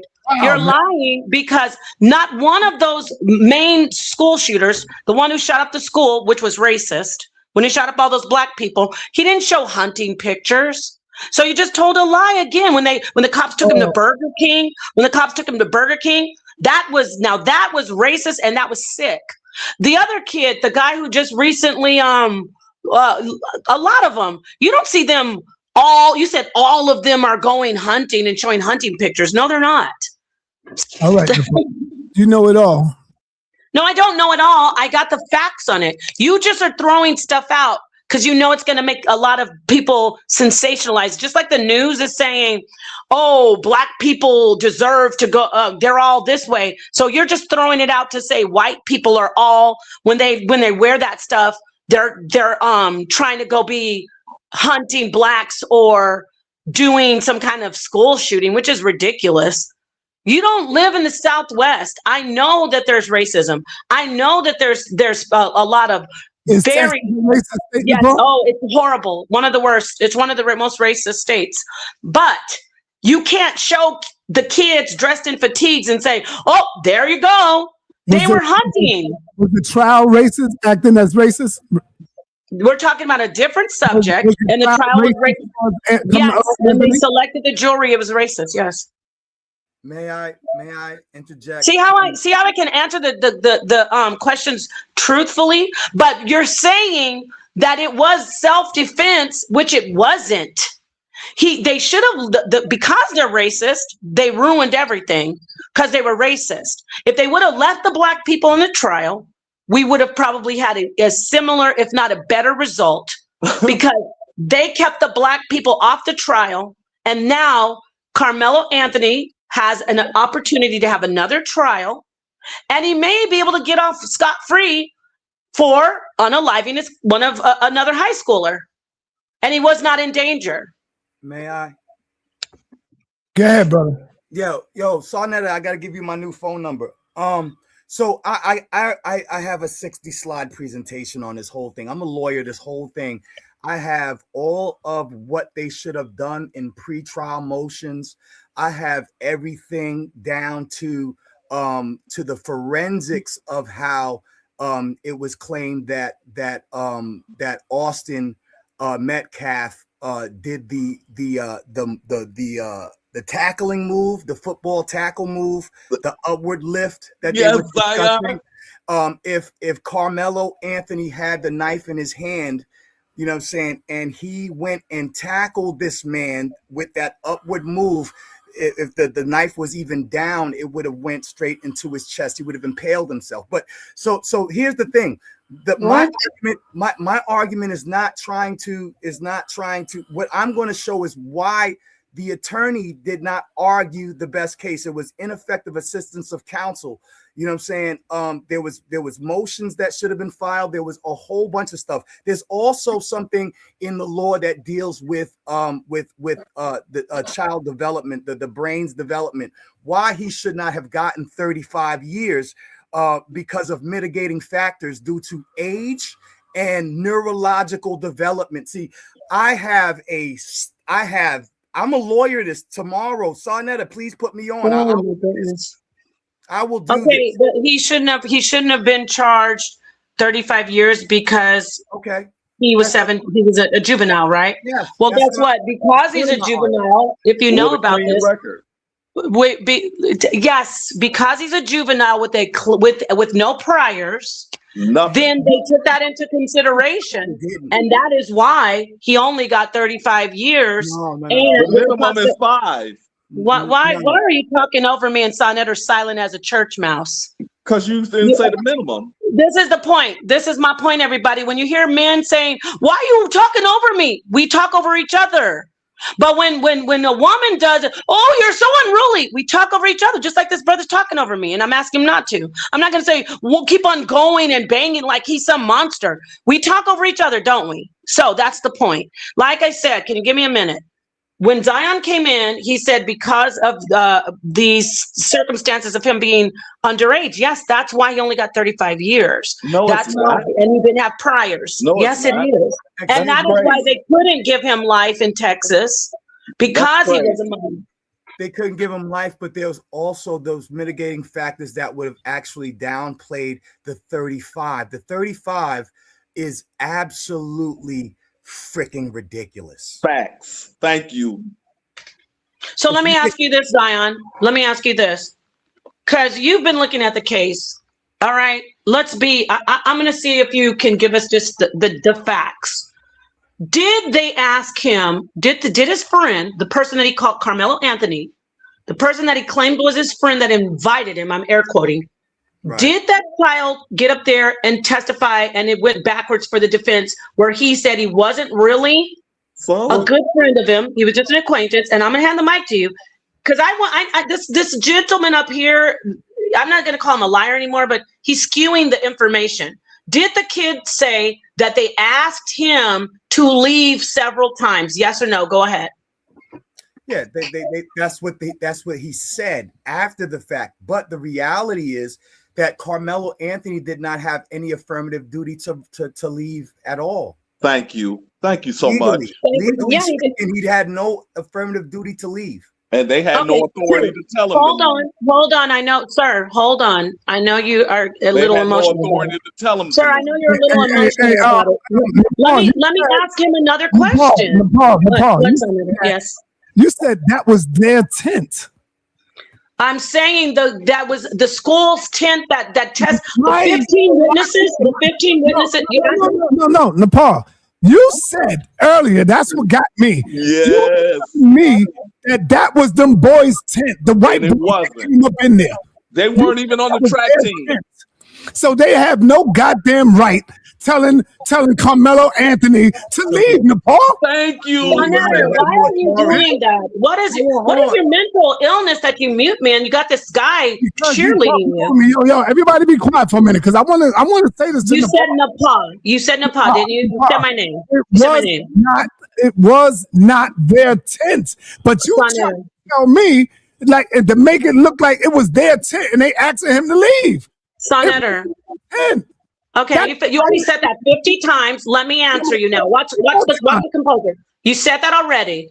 Now let me answer without you talking in your cheerleader. When I said their tent in the context, I'm saying the rival group that Metcalf and his brother are friends with. Okay, hold your thought. See, that guy sitting up there. Yeah, throw your hands up, because you're cut. The rival group that Austin Metcalf, Zion, you said you followed the trial. Let me see if you're going to come in here with the facts, because you're not biased. The group's tent was the rival. I think it's called Mission High School's tent. Several children under that tent were friends with Austin Metcalf. When I said their tent, I didn't say the boy who got stabbed. It was his personal tent. I'm saying it was his friends, and they didn't want him. They didn't want Anthony there. No, you don't know that, because the friends didn't say nothing. And the two thugs that came in there, them white boys, they tried to run him out. Simple as that. Hold on. Stop right there. Stop right there. We're talking about the facts. We're still talking about the facts. He stood his ground, and he said, "No, I'm not going nowhere." Now, I believe if Anthony knew that this is his tent, you trying to make Anthony look like he's a damn savage and I'm not going nowhere. I'm a gangster. No, I'm not leaving your tent. It wasn't their goddamn tent, Nepal. And it was raining. And there was further testimony that stated that he actually backed up. Listen, man. Hey, do me a favor and stop muting me. I'm not even talking. I'm not even fucking talking. They was trying to punk. Stop muting me, Sonetta, or maybe I could just stop the show.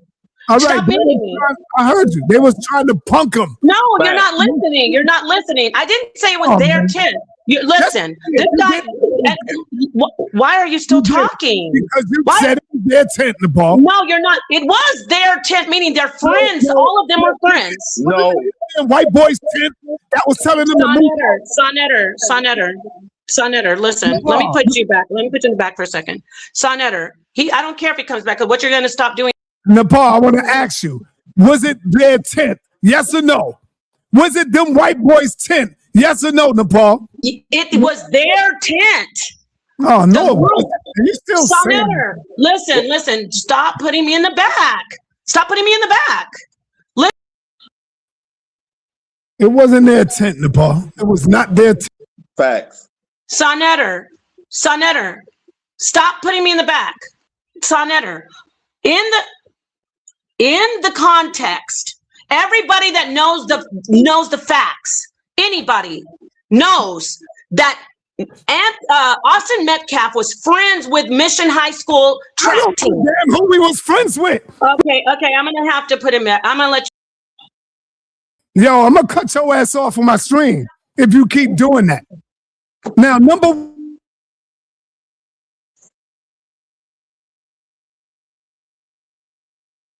Oh boy. I wish we could just get to let's get to the meat of this, because I got a whole presentation I'm about to present on my Zion. Yeah. Hey, just everybody knows. What the hell? Why are you putting me back? Why are you putting two people in? It's weird. Can you hear me, Zion? Right. It's not their right. Sonetter, I haven't even been able to speak yet. Can you hear me, Zion? I hear you. Listen to me. Stop talking over me. Yeah, well, you lied. You said it was there. No, I didn't lie. I still haven't been able to speak. I got to remove one of these. All right. Can you hear me right now? Yes. Stop. Why do you keep removing me?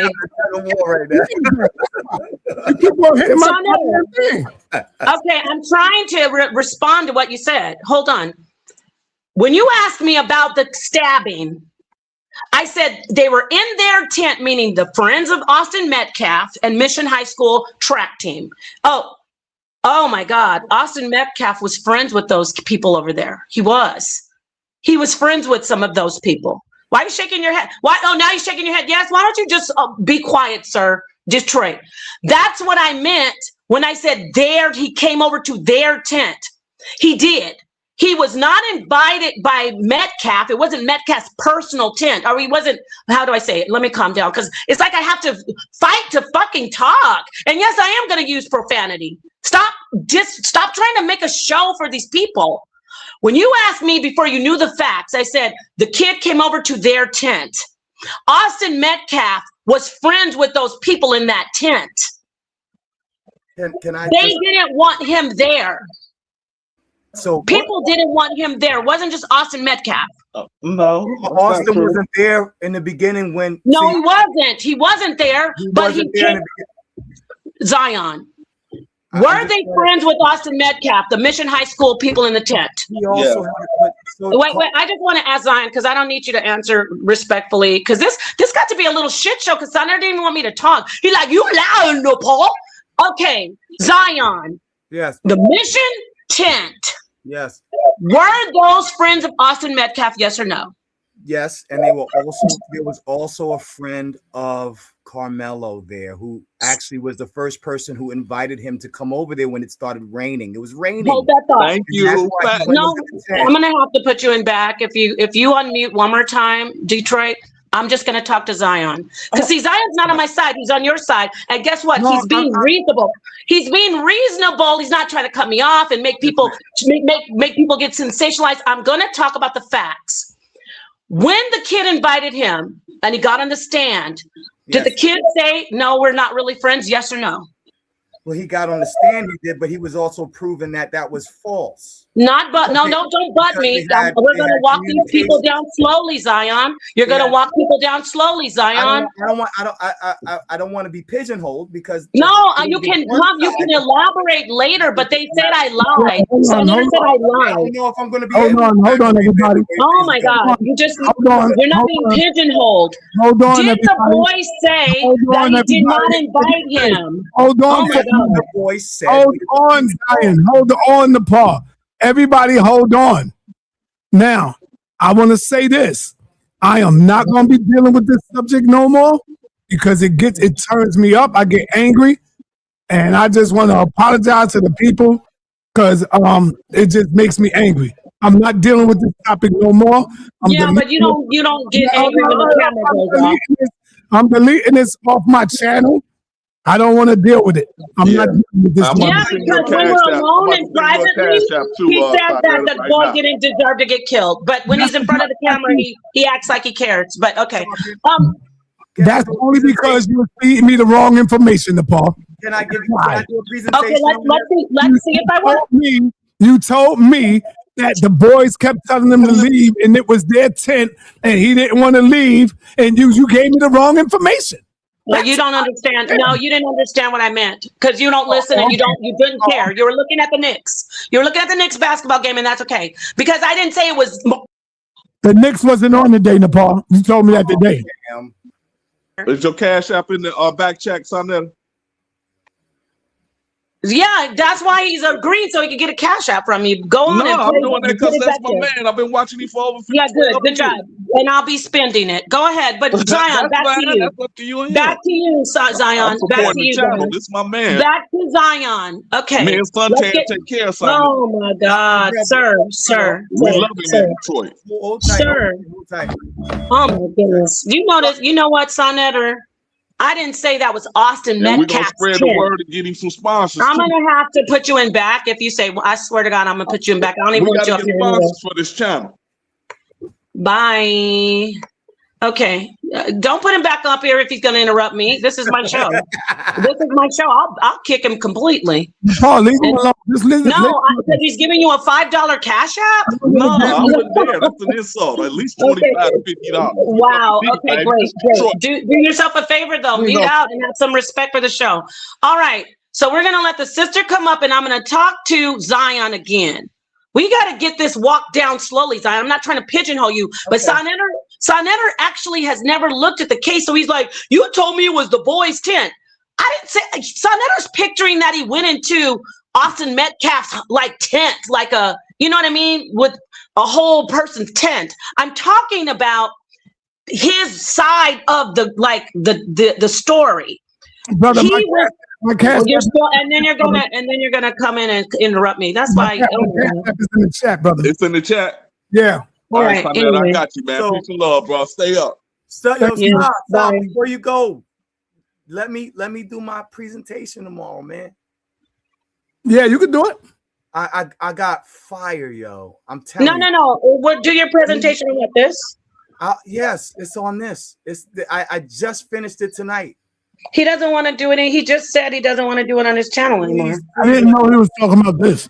Please let me do this. No, I'm a lawyer. It's going to be all legal. Okay, lawyer it right now. I'm trying to ask you some legal questions, but Sonetter and this brother are like, God, I'm like fighting to get the information out. He's like, you told me it was Austin Metcalf's tent. I didn't mean it was his personal tent. I'm talking about the people who said he didn't belong there at the mission. Oh my God. I did say he went over to their tent. I'm talking about his friends and him at the meet. Now let me talk to you, Zion. Yes, sir. You agree that in the legal paperwork and during the trial, the person that he said invited him got on the stand and said they weren't really friends. Before the defense cross-examined him. Did he say, no, I didn't, he's not really my friend, I don't really know him? Yes, he did.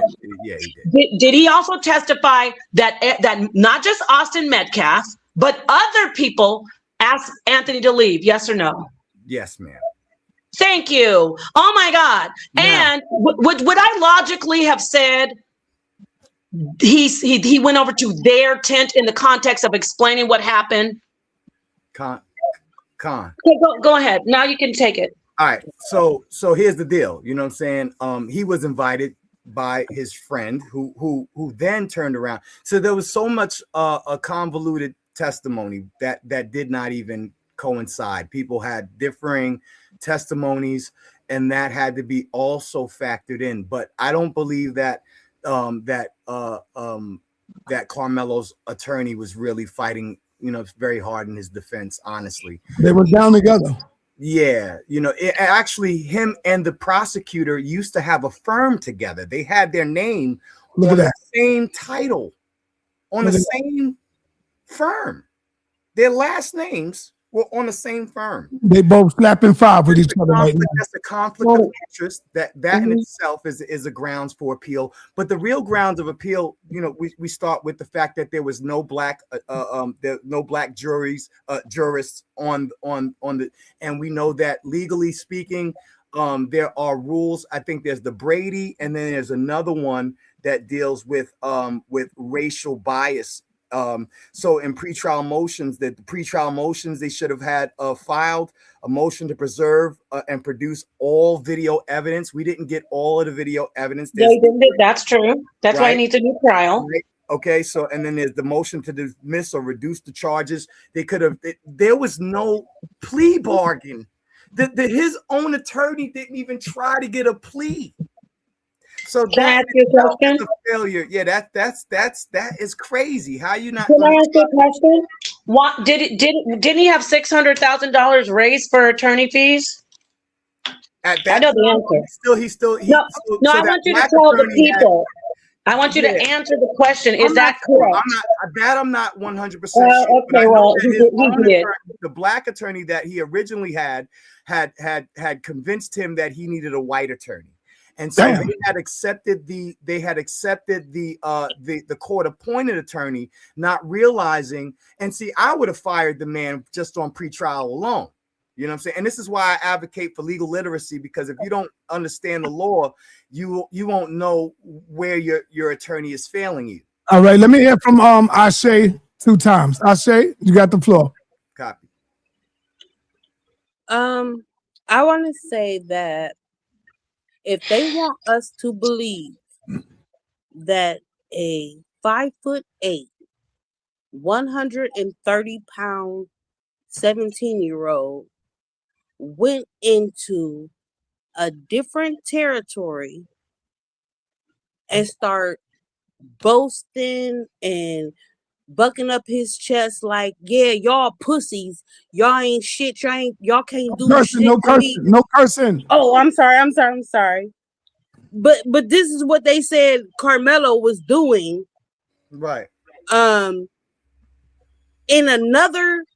another team with all his teammates.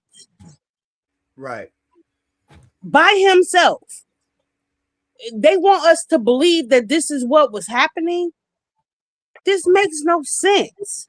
Right. And here's the issue. If you say that he had that Austin had his brother, both of them being somewhere in the 213-pound range, you know what I'm saying? Plus, they said that there was 4 other team members, right? So now we have multiple opponents and opponents that are larger. Those are mitigating factors for weapon self-defense. I got the work for y'all. Which one is mitigating? Wait, say that again. No. Hold on. Somebody is larger than you, right? Then all of a sudden, the mitigating factors for force, for what kind of force? No, lethal force. Yes, changes. Yes, lethal force. Changes. I got all size. I got you with the size thing, but there's more than just size. Size and multiple people. Hold on. Size and multiple people. Yes. You're adding the multiple people in. But what was he threatened at all?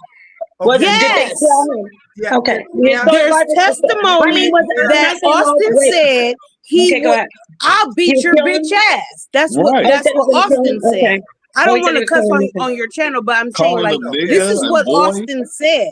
I will beat your bitch ass. Here's the thing. Why are you adding nigga in? Hold on, everybody, hold on. Just one at a time. Why are you adding nigga in? Why are you adding that lie? He never said nigga to him. I finish. Go ahead, I there is testimony that says Austin said, I will beat your BA. I don't want to cuss on your platform. Yes, that's true. Yeah, he said that.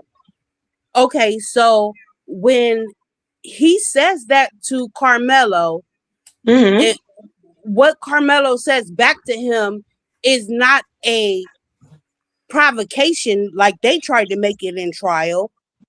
It is a warning. Like I'm warning you, like if you put your hands on me, right, I'm gonna defend myself. It's a cease and desist. A warning how? How did he warn him?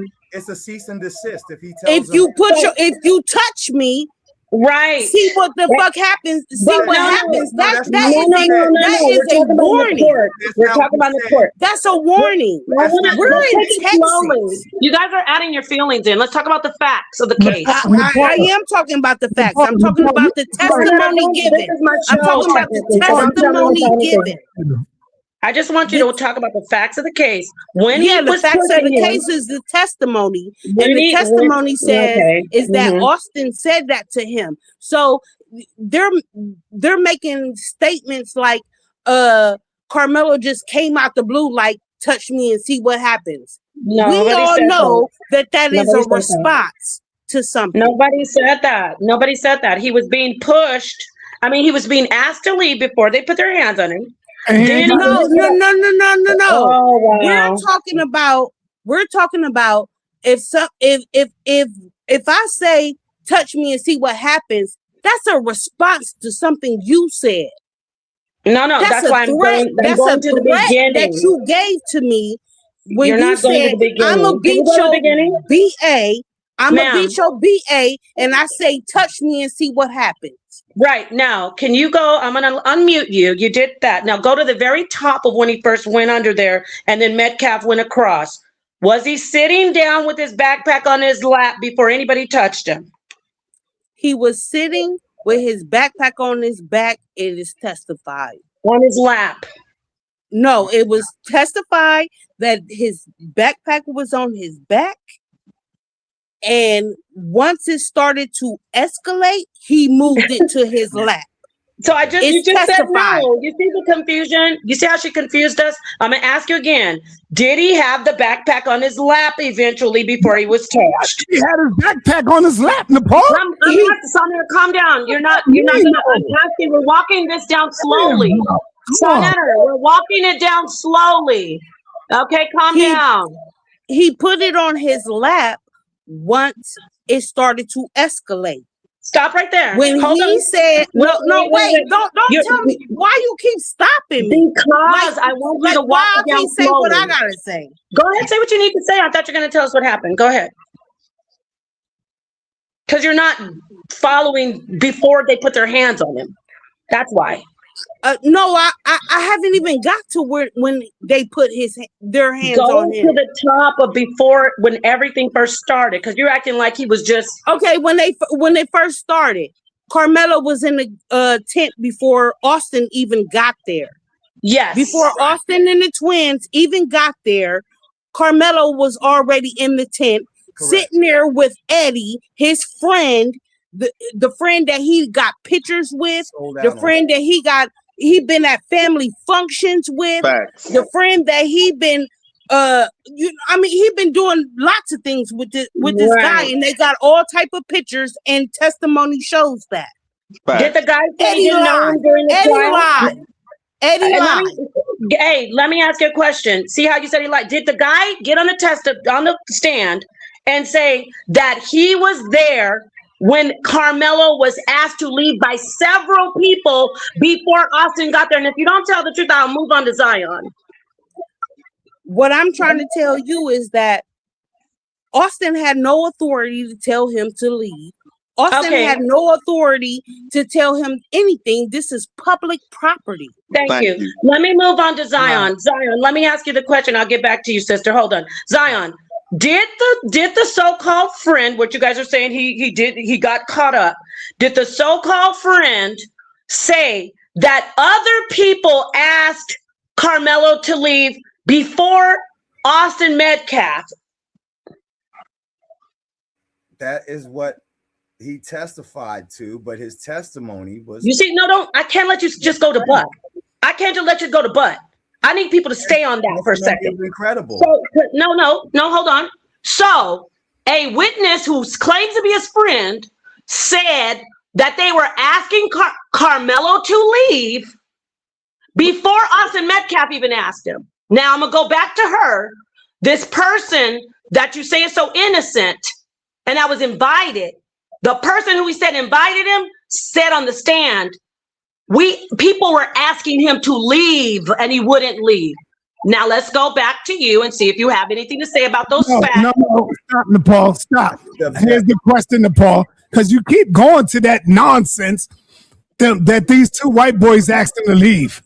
And he wouldn't. Just say the white boys. Well, I'm saying it. Listen, I'm saying it. Number one, did they have the right? Do they have authority? No. Over him? No, they didn't. No, they don't have authority to make him leave. No, they don't. They have See how I can answer it easily? See how I can answer the truth? Right, Nepal, to ask him to tell him to leave. They have a right to ask him to leave. Excuse me. No, Yeah, they they don't have a right to force him. Tell him to leave. They have a right to ask him. They don't have a right to force him. Do they don't have a right to even ask him. Tell him to leave. I gotta go. When I'm talking, somehow he wants to talk when I talk. No, I said they have a right to tell him. They have a right to ask him to leave. They don't have a right to put their hands on him. They wasn't asking him to leave. They was telling him to leave. They have a right to tell him to leave. They don't have a right to put their hands on him. No, they don't. No, they don't. See how it's facts. I have a right to ask you to leave. I don't have a right to put my hands on you. You don't know the law. You don't know the law. Just Sonetta, you've been outside on the corner and people have said, I want you to leave. They had a right to say it. They don't have a right to force you with their physical force. So there's their answer. Now back to the facts. So what we've discovered is Karmelo Anthony went under the tent. He claims he was invited. The person who he said invited him said under oath that people were asking Karmelo to leave, not just Austin Metcalf. Because Austin Metcalf wasn't even there. People had already asked Karmelo Anthony to leave. He stayed. He was not in danger if he stayed. Now, we also got the sister to acquiesce to admit during the trial that Karmelo Anthony, who would not leave, this is for people who know law. Karmelo Anthony, who would not leave, because they were telling him to leave and they were hurting his ego, he took that backpack off his back, which he knew a knife was in it, and he put it on his lap. Damn. Yes. Okay. Stop, Sonetta. Don't interrupt me. Sonetta, you don't like to be interrupted. You do not like to be interrupted, Sonetta. Hey, guess what? You don't like when I interrupt you and you put me in the back. I was going to hand the mic over. So we know. Ready. So when these thugs try to come at me, I'm ready. Damn right. Put it on your lap. Damn right. Sonetta, yes, we know you're a killer. That's why you went to prison for stabbing somebody's nose off. Nobody. So let me say this. I was talking. You don't like to be interrupted. So because I'm about to hand it back over to the sister who was saying, oh, he took his backpack off. He knew that he had a knife. He was just being asked to leave without any physical force. So he put the backpack on his lap for easy access to the knife.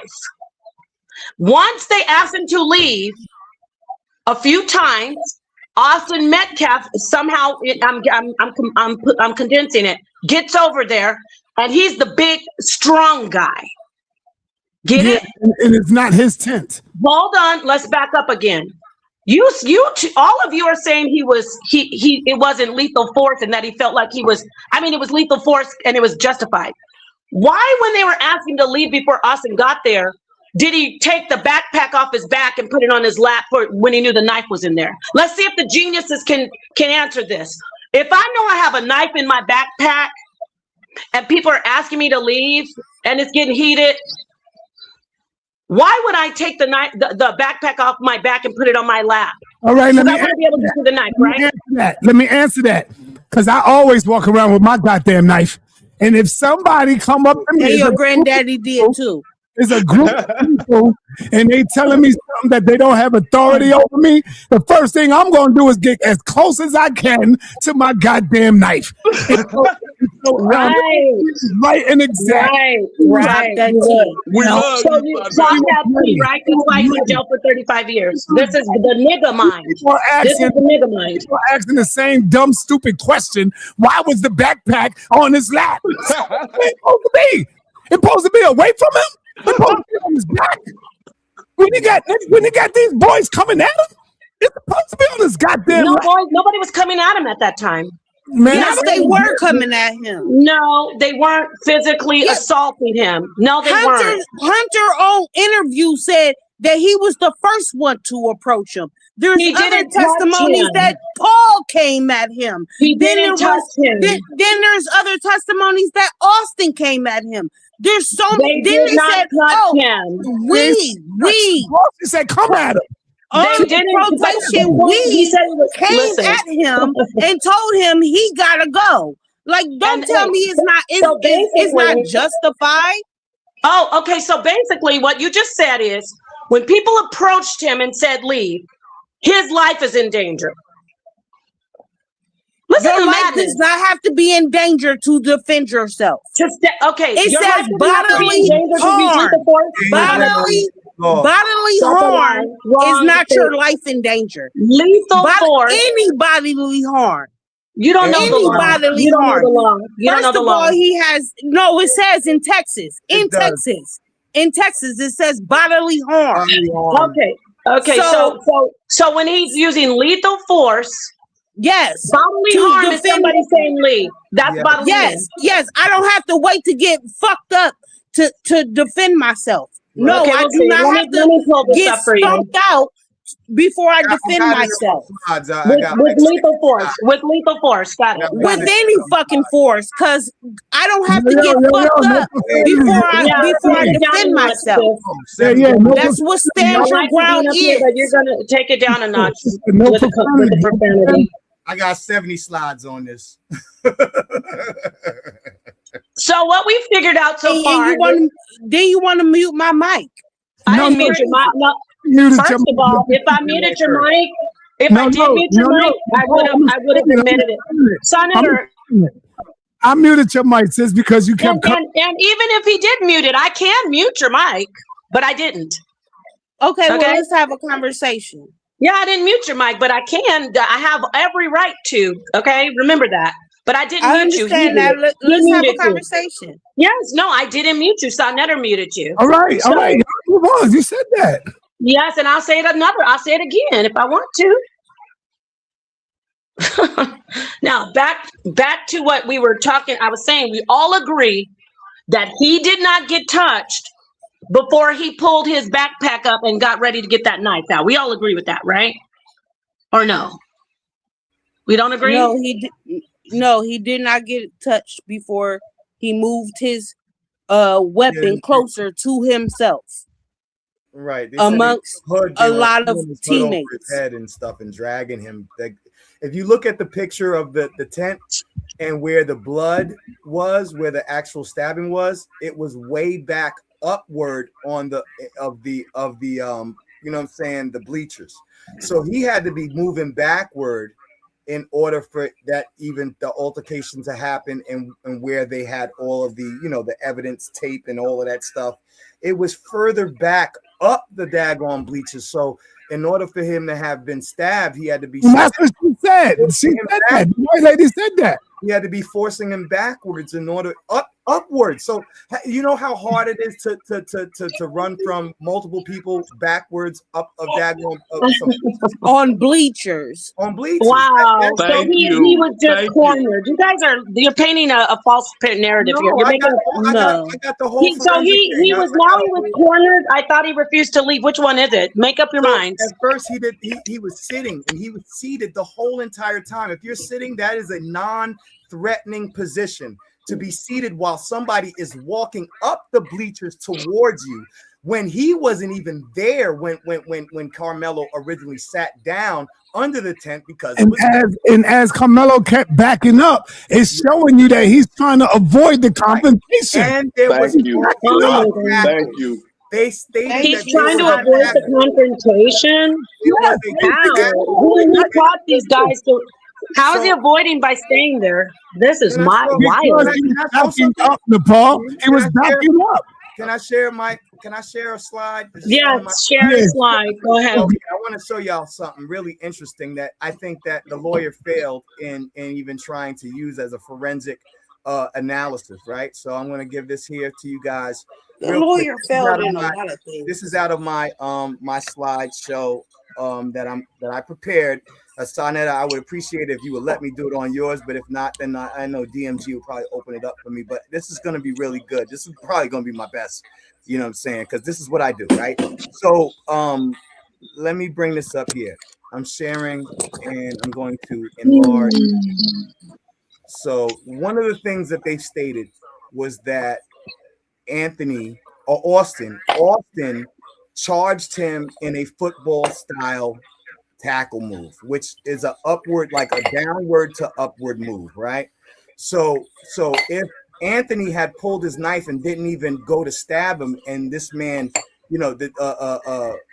Austin went and attacked him from the high position, the blade the trajectory of the blade intersects with the tackler's chest.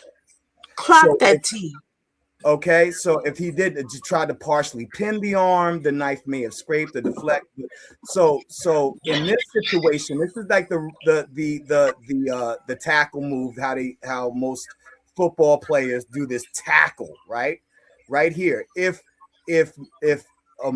Anthony had the knife in his hand even lowered, and this guy came charging forward at him, guess where the knife is going?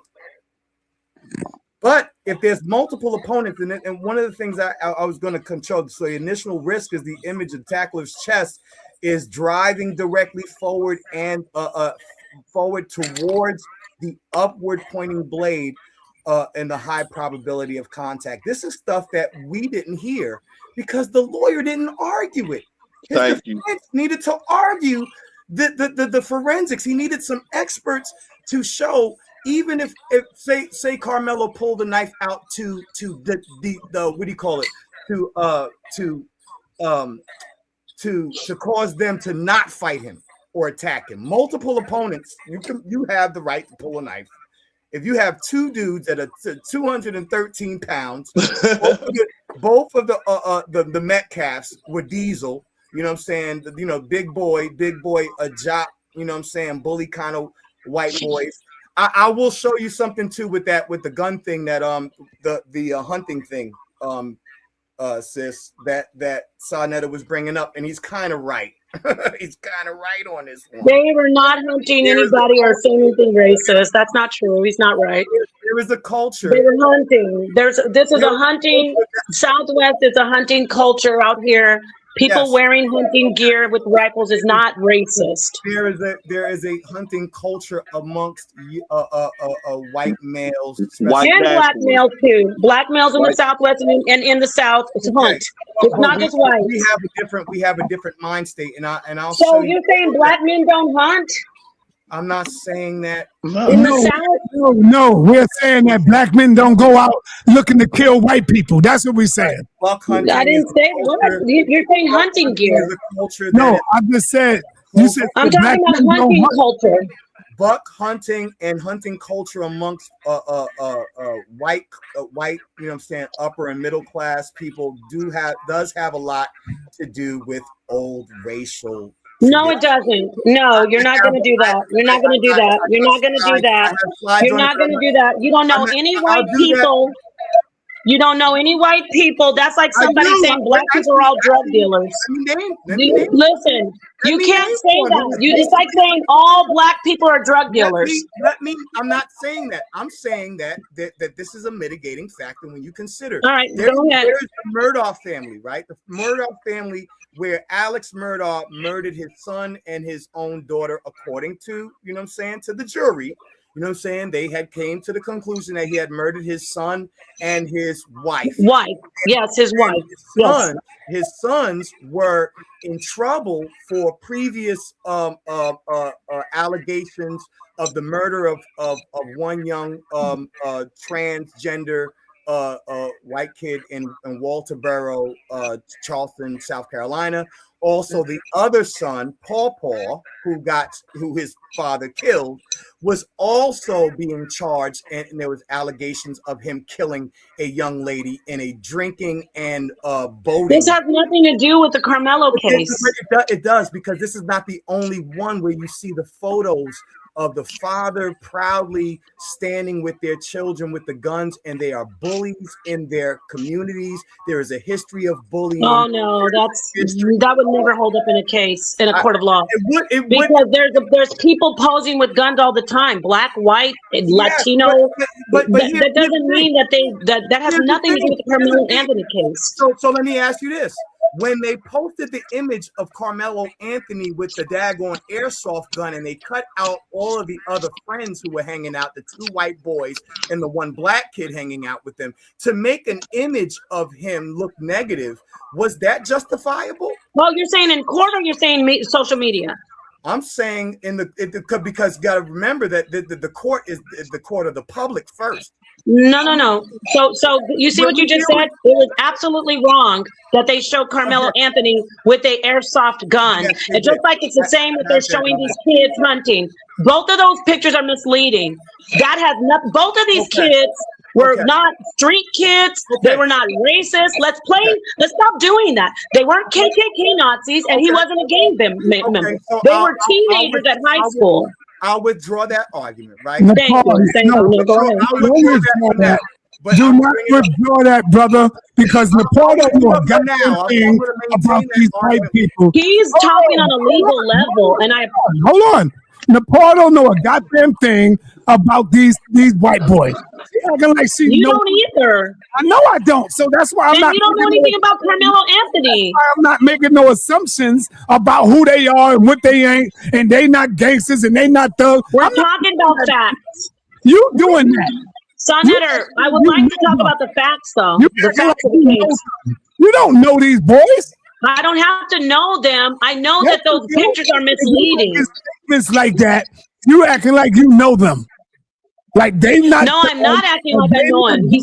Anyway, get back to what. Let me just let him go back to what he was saying. Go back and say what you need to say. Because Senator, you're totally off base. You don't even understand where I'm going. I know. I'm talking about the facts of the case. Let's be real, everybody. Can we be real on this? Can we be real on this? Can we be real on this?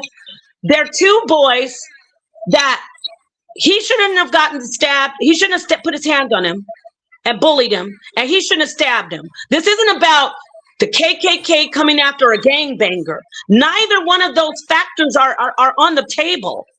That's what I'm trying to say. So go ahead, Don. I want to hear what you said. You were saying something, and then I'm going to pull up the stuff about self-defense unless you already have it.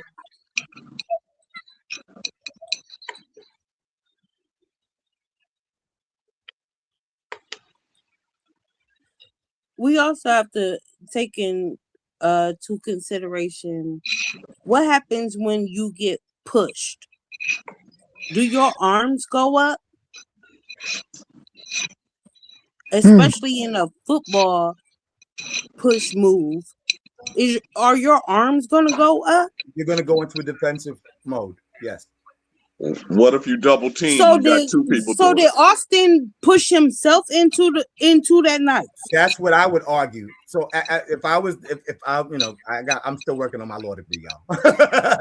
But if I were the attorney, that's probably what I would have argued. Now, if it was the other way around, knowing our society, and there was 2 black males and 1 young underweight, you know what I'm saying? He's not as heavy, not as big, and the guys were approaching him, and one of them got stabbed. Do you think that this guy would have, the young white male would have got 35 years? But it's also stated in the reports, in the testimony, that the knife only went in. I just want to know the scar was on. I was talking, sir. Hold on one second. I know. The knife only went in 2 to 2.5 inches. Yes. And it was only 1 stab. See, so when you one stab, like, so he wasn't out there like just jabbing up people. Right. Like the 1 white kid who had stabbed the 1 kid like 5 times and tried to make a self-defense claim. He didn't get 35 years though. You know, he's a white kid. You know what I'm saying? He didn't get 35, but you know what I'm saying? He stabbed the person more than freaking, I think, like 5 or 6 times and then claimed self-defense. Or what about the young white guy who stabbed his mother in the neck where the knife went all the way through? You know what I'm saying? And he had already just been charged with killing his father the year before, and he got off. right? So let's talk about the disparities in the sentencing. Because one thing, say we acquiesce to the part to the issue that he should not have brought or pulled the knife, right? Then we have to go to what intent is. Intent is dealing with first degree. And then you go into manslaughter. Manslaughter is meaning non-intent. So if we're dealing with a child that's 17 and whose frontal lobes are not fully developed, and you have neurological questions on how he's supposed to handle things, then you have a mitigating factor in why it should have been a manslaughter charge and not a first degree 35-year to life charge. Either way, I'm trying to tell y'all that this young brother was done dirty. Yes. Absolutely. Even if you acquiesce to the fact that, okay, maybe he and I'm gonna get into how black people are have a natural and a realistic, reasonable fear for their lives. Remember that young man who was rolled up in that daggone mat, and we don't know what the hell happened to him? Yeah, that was horrible. We have a reasonable fear for our lives. In a lot of these situations where we're being approached by young white folks and we don't have the right to defend ourselves with, you know what I'm saying, to the inch of our lives without being overcharged with a murder charge at childhood, like at 17, when most white kids would have gotten, you know what I'm saying, 5, 7, 8 years or something like that, you know what I'm saying, because of the mitigating factors. This young man was not given that, you know what I'm saying, that grace, because his lawyer did not give two craps. There was a case in San Antonio where the kid got 30 days in jail and 10 years probation. Right. Thank you. Right. May I'm going to get off. Sister Nepal, I think you're doing a great job. If you could, do you have a Cash App in the back chat? No, just keep on sending your money to Sonetter and I'll get it. Okay, no problem. I'll send you one as well. I appreciate that. What are you going to send? You sending me $100? I'm just kidding. Thank you. I appreciate your Cash App. Listen, it gets heated up here. I do appreciate anybody who's brave enough to hit the panel. So for that, you know, no harm, no foul. I think you do a great job, Brother Zion. I know how you get down. Much respect for you and the other young lady. Thank you. And I'm sorry I was calling you a liar. It's nothing personal. I shouldn't be saying liar, but the fact that I see it. I know how you. And it's not that you said you're going to cash at me. I'm glad that we, I didn't know this was your channel. I thought it was Sonetta. No, it's my channel. It's my show. It's Sonetter's channel. So I got to take care of both of y'all. No, it's my show, but it's Sonetter's channel. No but problem. It's also airing. Wait, and it's also airing on my channel too. So that's what I was trying to say. My channel. No problem. I'll send another one, Zion Lex. I'll be looking forward to seeing that slide. Zion Wartime. Zion, great one. I love the show. All right, thank you. Bye. Thank you. You're welcome. So, okay, back to what you were saying about what did you say about the defense? I did send a couple super chats. I know we saw. I didn't know you were Ashe X. You were somebody else before, right, sister? Thank you for the super chats. What did you? Who? I used to be Ashe Tanisha, but I mean. Oh yes. We've been around. Okay, so let's go back to what we said about you guys were talking about the self-defense. Right. He felt like lethal force was necessary because he felt like he was in imminent harm was the issue with him. Is that what you said? Right. And you also got to remember that he was just dealing with the injury. So he wasn't even in full, you know what I'm saying? He wasn't, you know what I'm saying, fully capacitated to deal with 113 pounds, much less the other 4 that some other person had testified that there was 4 other individuals who were also, you know what I'm saying, surrounding him as he was seated. So at that point, when you deal from 2 bigger guys than yourself, yes, a weapon can be considered not necessarily necessary, however, justifiable. Now you're talking about 4 people, and he's, you know what I'm saying, being pushed upward up then yeah, I would be a little bit concerned about my grounding being approached by 2 or even, you know what I'm saying, 4 or 6. And he had epilepsy. you know what I'm saying, and being previously injured. The brother's history does not reflect, you know what I'm saying, of somebody who had an intent. This dude saved a young girl from a pool drowning. Who did? Karmelo? Karmelo. Yes. He's Well, we're not disputing the fact that he's not a bad kid. He's a mitigating We're not factor. saying he's a bad kid, but he made the stupidest decision, and I think he should suffer the consequences. These are the mitigating factors that are argued for even white children who are facing possible life sentences with the possibility of parole, because you know what I'm saying, if you're an adolescent, you know what I'm saying, you can't get the death penalty or a life sentence without parole, because there is the probability of being able to be you know what I'm saying, to reconcile and such. So why wasn't this young man given that? Why? Because he was railroaded. Now, if we argue self-defense, there are mitigating factors for self-defense, but there are also mitigating factors for manslaughter and for, you know what I'm saying, unwillful, unintended, you know what I'm saying, but not first-degree murder. Not first degree. That's all I'm saying. That's wild. Well, okay, we're gonna check this out. So let me just read this. I don't have to bring it up. This is the Penal Code, Chapter 9. Let's analyze this, and then let's really talk about. This is what I want to do. Like, talk about the facts. And so even though we don't have the can you guys see this? We don't have the trial up right now because there's so much that went on in there. We can look at the actual law. All right. So subchapter C, protection of persons, Penal Code Chapter 9, right? Texas Constitution and statutes. And then we'll decide if he thought that he was there was so much, what do you say? The term is what? Imminent harm, right?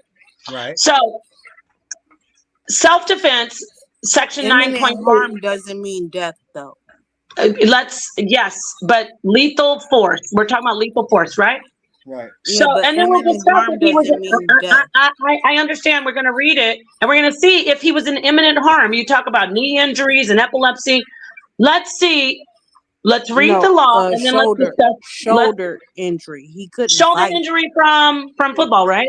He's not punching. He's not punching. What was it from? And epilepsy. And he shouldn't even have to. That's the whole argument. But wait a minute. So you're talking about epilepsy and shoulder injuries. Was he a football player? Yes. Yes. Okay, thank you. Okay, thank you. So he wasn't a handicapped kid, except as provided in subsection B. But he was a handicapped kid because he had epilepsy. No, we're not acting like he was physically handicapped when he was a football player.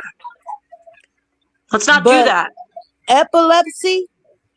He's not physically handicapped. What causes a seizure? Okay, first off, let me ask you again with the facts. Was he a football player? Yes. What causes a seizure? So no. He was a football player, correct? Yes. What causes a seizure? I'm going to answer your question. Lots of things cause seizure. Heat stroke, head injuries. A lot of things do. Okay, so now let me. We're talking. You're saying imminent danger, and you're saying epilepsy and a shoulder injury. You have admitted that he's a football player. Is there physical contact and force that happens on the football field? Anybody can answer me. Yes or no? Yes, there is. There is physical contact. Yes, there is physical contact on a football field, but when you're injured, you're sidelined. Oh no, we understand that. We understand that. But I'm going to ask you again. So he would be in physical contact with the obvious injury. Okay, now you said that. We also know, since you see how you said that, and I'm going to ask you this question: do football players play with injuries? Since you want to talk about sidelined. Yes, they play with injuries. So we just kick that sideline out the way. So that back doesn't to what mean I you said. want to get into a physical confrontation. Plus, you're looking at scholarships. I'm walking us down slowly. Colleges are looking I'm walking at you. us down slowly. I'm not talking about fantasies. I'm walking us down slowly with facts. This ain't about a fantasy though. Listen, let's pretend. This is about his career. Let's do a mock trial here. This is about his career. No, I want to talk about his career and what it yes, please, let's mock trial this. I know, but she's talking about, I don't want to know what kind of cereal he likes, ma'am. You presented a fact. I didn't say nothing about his cereal. I said I'm being facetious. Colleges are looking at him. We're throwing that out. We're going to get back to the facts. We're getting ready to look at self-defense. You talk about imminent danger. Now, you put it on the table, which would be valid to present as evidence. You said, oh, he had an injury. I'm asking you, was he a football player? You said yes. I asked you, is there physical harm in football? You said yes. I asked you, do football players play with injuries? You said yes. So now you putting out there the defense of him being an injured football player is irrelevant because they don't play. There's a reason they have weight classes in fighting. Oh my goodness. All right. Okay. Stop. You know what you're doing? It's called jumping to another topic. You said I'm not jumping to another topic. Before I can even read the law. If I'm injured and can't defend myself regularly, then I have to up the force, especially when there are two twins. When have you seen a twin? When have you seen a twin fight by themselves? Okay, now can you just stop for a second? I'm not going to mute you, but I'm not going to mute you. I'm not going to mute you, but I'm not doing this. I can mute you. I can mute you. Either I can mute you or you could just listen. You're jumping everywhere. We want to walk it down with the facts. No, listen. I pulled up something for a reason, not for shits and giggles. I want to talk about the imminent danger, and I'm prefacing it by asking you, because you want to throw in epilepsy and shoulder injuries. When you said epilepsy and shoulder injuries, I said, was he a football player? So now people can go, well, yeah, it is. I get the epilepsy and shoulder injury, but he was a football player. So now, back to the facts. We're going to look at this, and we're going to see. Why? Are we also going to find out about why wasn't it football? Why are you throwing stuff in? No, why are you talking about other stuff when I'm trying to read this? Okay, no, you're saying it's football, like it wasn't football season. What I'm saying, listen, I'll just look at. I don't want to mute you. My point is, I don't think you're getting it. We're getting ready to read the law. And you said we're going to find out imminent danger. And you were up here talking about imminent danger doesn't mean death. I'm aware what imminent danger means. So now you said, I'm going to say it again. You said that he was a football player. You even said it wasn't football season. And so he was just fine. Let's go ahead and read the statute and the law. And then we'll get back to if it was imminent danger. All right. Wow. Oh, God. Protections of persons. Section 931, self-defense. Except as provided in subsection B, a person is justified in using force against another when and to the degree the actor reasonably believes the force is immediately necessary to protect the actor against the other's use or attempted. What can somebody mute out? I don't know if that's you or her, Zion, but it's kind of feedback. Yeah, hold on. And then you can. I'm sorry, but you can unmute because I just want to read this, and then you can unmute. Okay, thank you. So let me get back to the top. Self-defense, except as provided in subsection B, a person is justified in using force against another when and to. I don't think that was you, Zion. Ashay, do you just promise? Let me read this, and then you guys can both unmute. There's still some background noise here. Okay, great. This is perfect. Okay, so one more time, self-defense. This is just the law we're getting on the table. Then we can discuss, what we were discussing. Except as provided in subsection B, a person is justified in using force against another when and to the degree the actor reasonably believes the force is immediately necessary to protect the actor against the other's use or attempted use of unlawful force.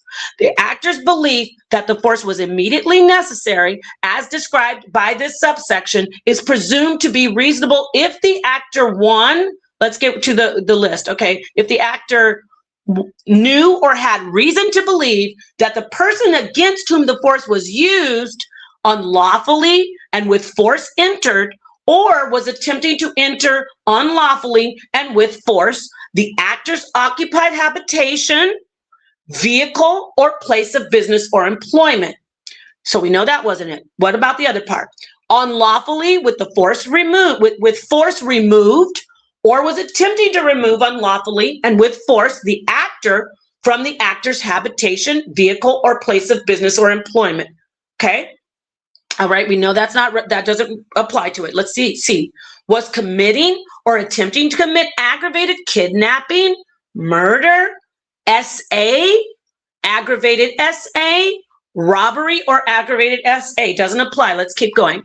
Did not provoke if the person who's using the force, right, the responding in self-defense, did not provoke the person against whom the force was used and was not otherwise engaged in criminal activity other than a Class C misdemeanor, that is a violation of law or ordinance regulating traffic at the time of the force were used. So we'll put a pin in those two. Those we're going to discuss those, right, Zion? You're going to come in with that, and Ashe. Okay, then this part.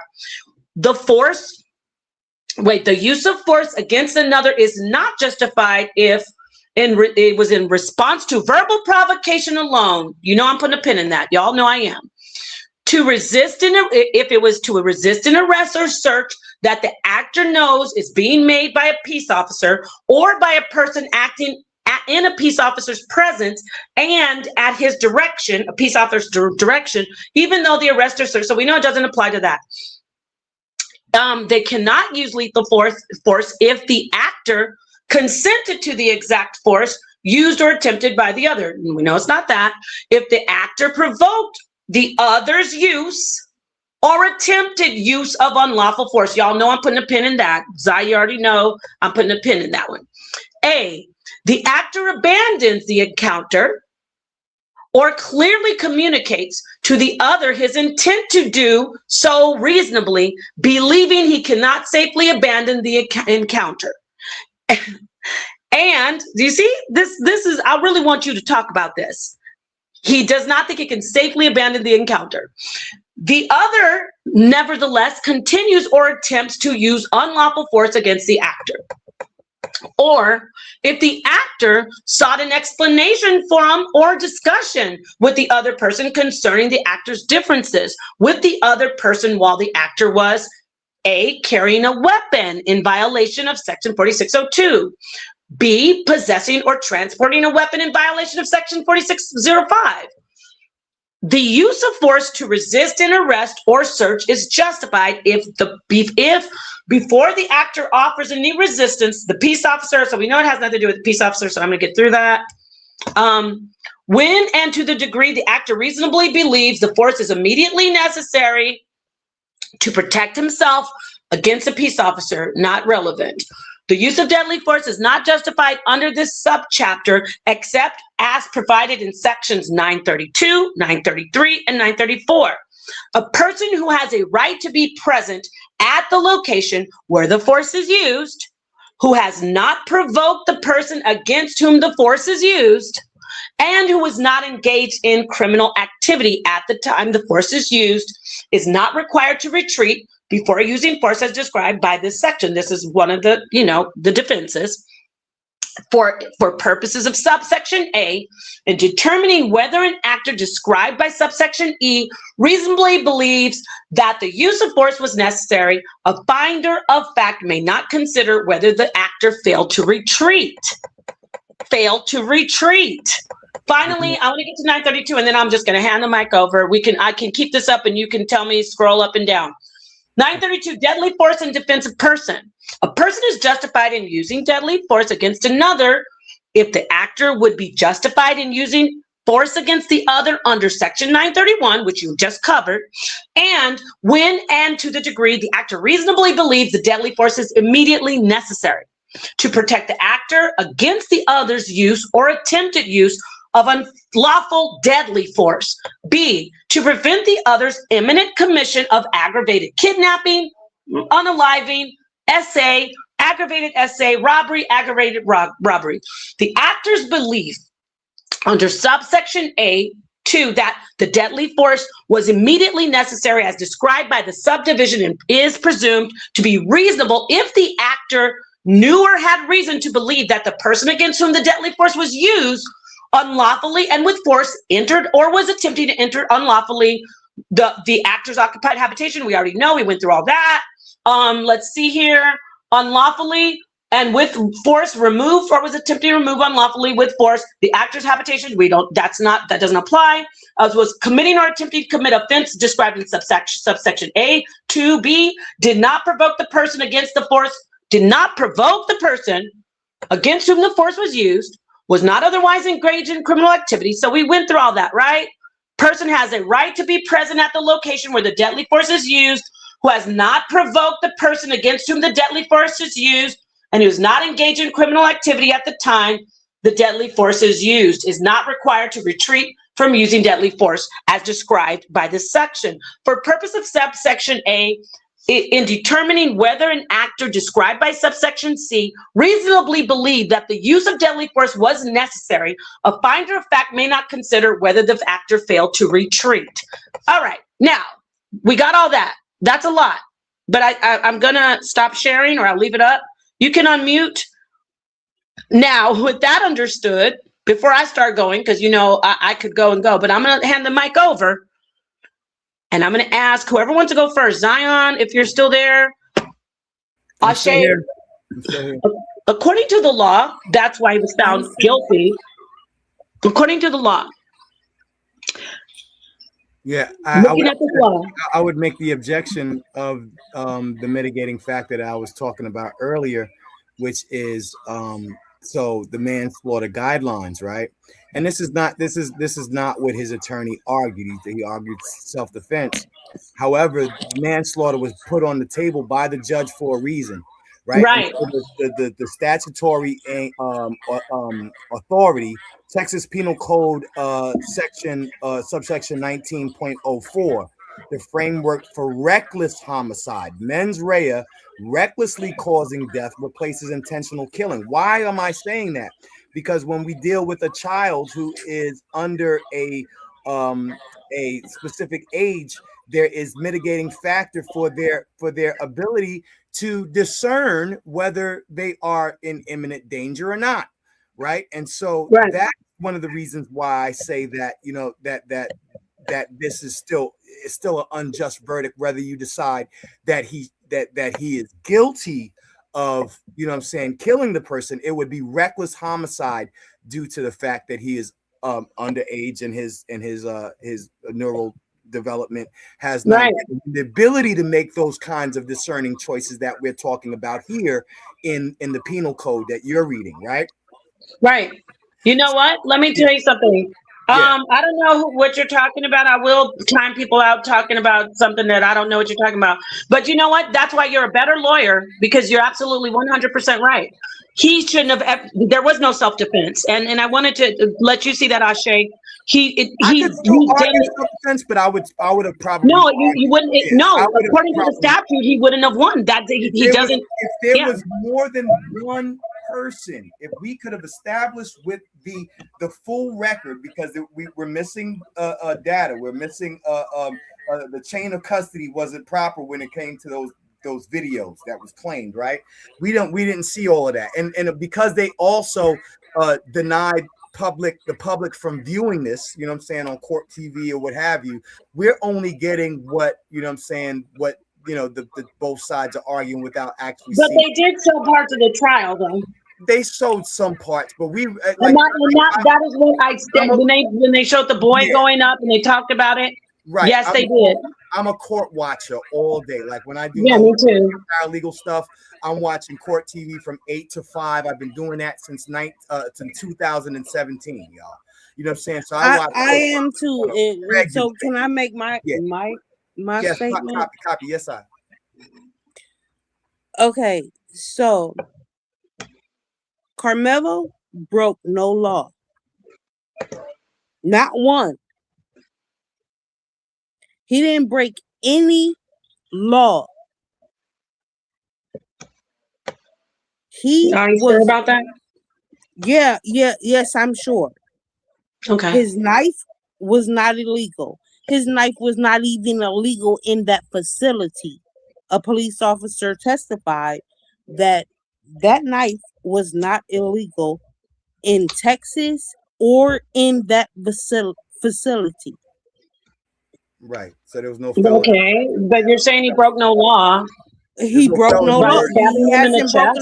He hasn't broken the law yet. So what about stabbing him in the chest? I'm moving across my timeline. He sat there, never stood up. You cannot say that somebody is in mutual combat or anything like that, sitting down, doing nothing. There's testimony and video of Austin Metcalf jumping bleachers to get to Karmelo. Right. That's aggression. He's jumping bleachers to get to Karmelo. There's no way that once he jumped them bleachers running full force in a football lineman move that it was soft, a tap, just a push, just a football. You like, saying football like they're minimizing that. Yeah, you They're said football minimizing. lineman. You're saying football lineman move. Was Karmelo Anthony a football player in high school?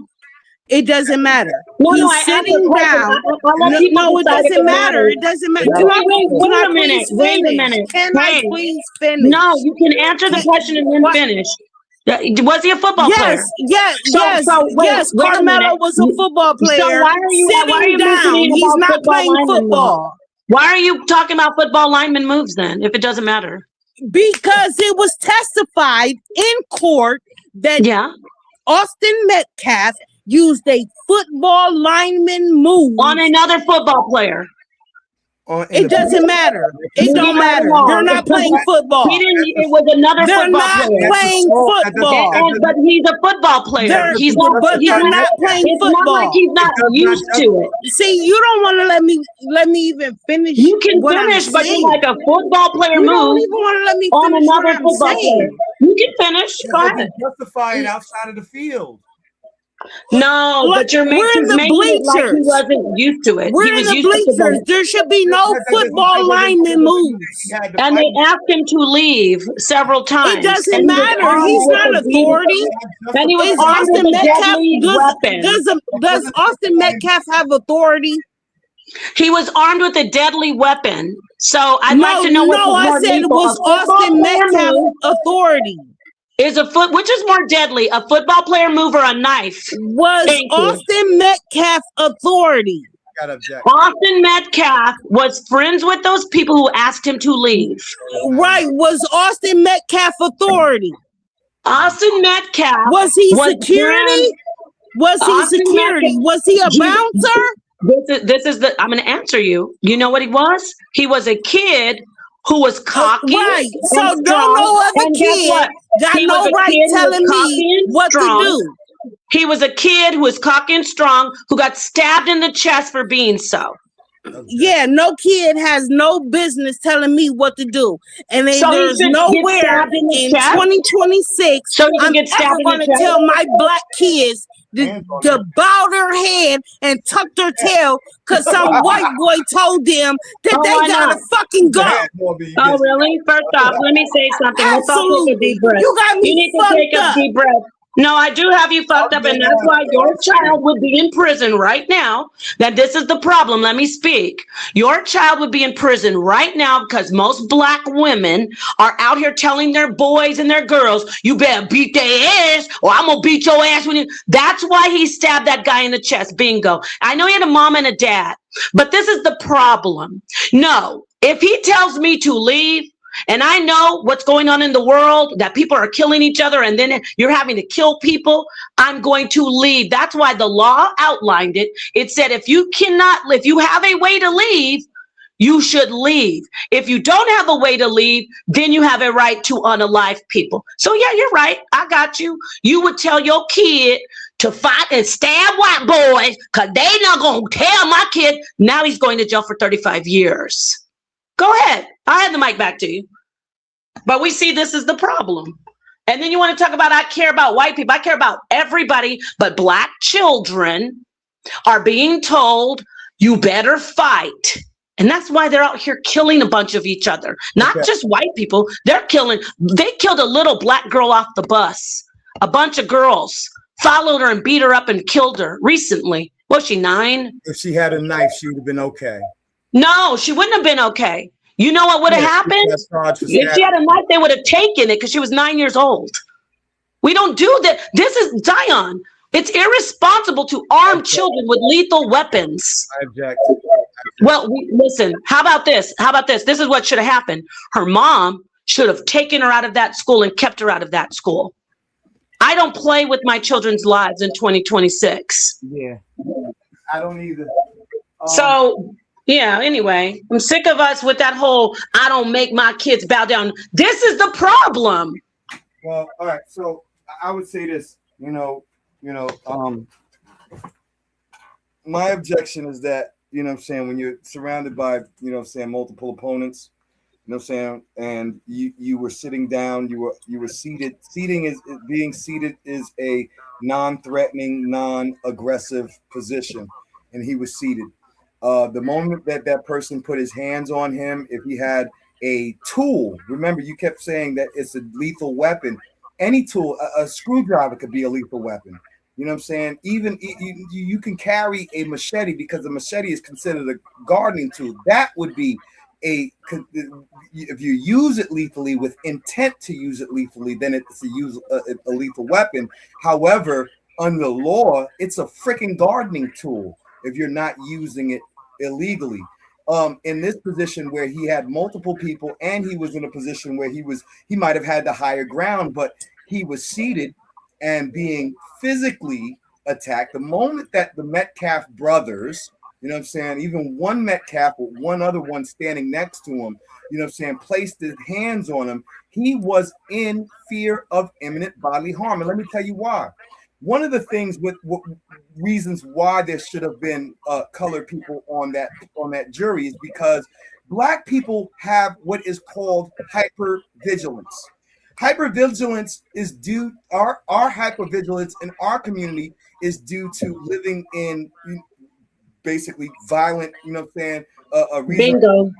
violent areas, and also due to the history of violence that has been done to Black children from Medgar Evers, or we can go on for days, dealing with the history. And so therefore our sense of what is reasonable fear of bodily harm or death is different.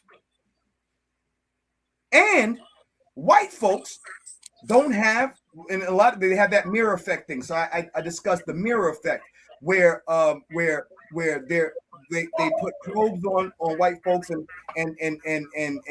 put tests and images of people that look like them being hurt, and they feel empathy. They actually get a reaction, a neurological reaction. But when white people see a Black person, many, not all, I'm not saying all white people, but a large portion see a Black person getting hurt, they feel nothing. There is no so seeing this Black person in we're not going to question, they're not going to question his fear. They're not going to question whether he had hypervigilance because of his injury, because of being African American, because of being surrounded by multiple opponents, whether it be the team or just the two Metcalf brothers. We know that both Hunter and Austin were there, and that both Austin and Hunter were heavier and bigger than him, and were the ones who were walking up the daggone freaking,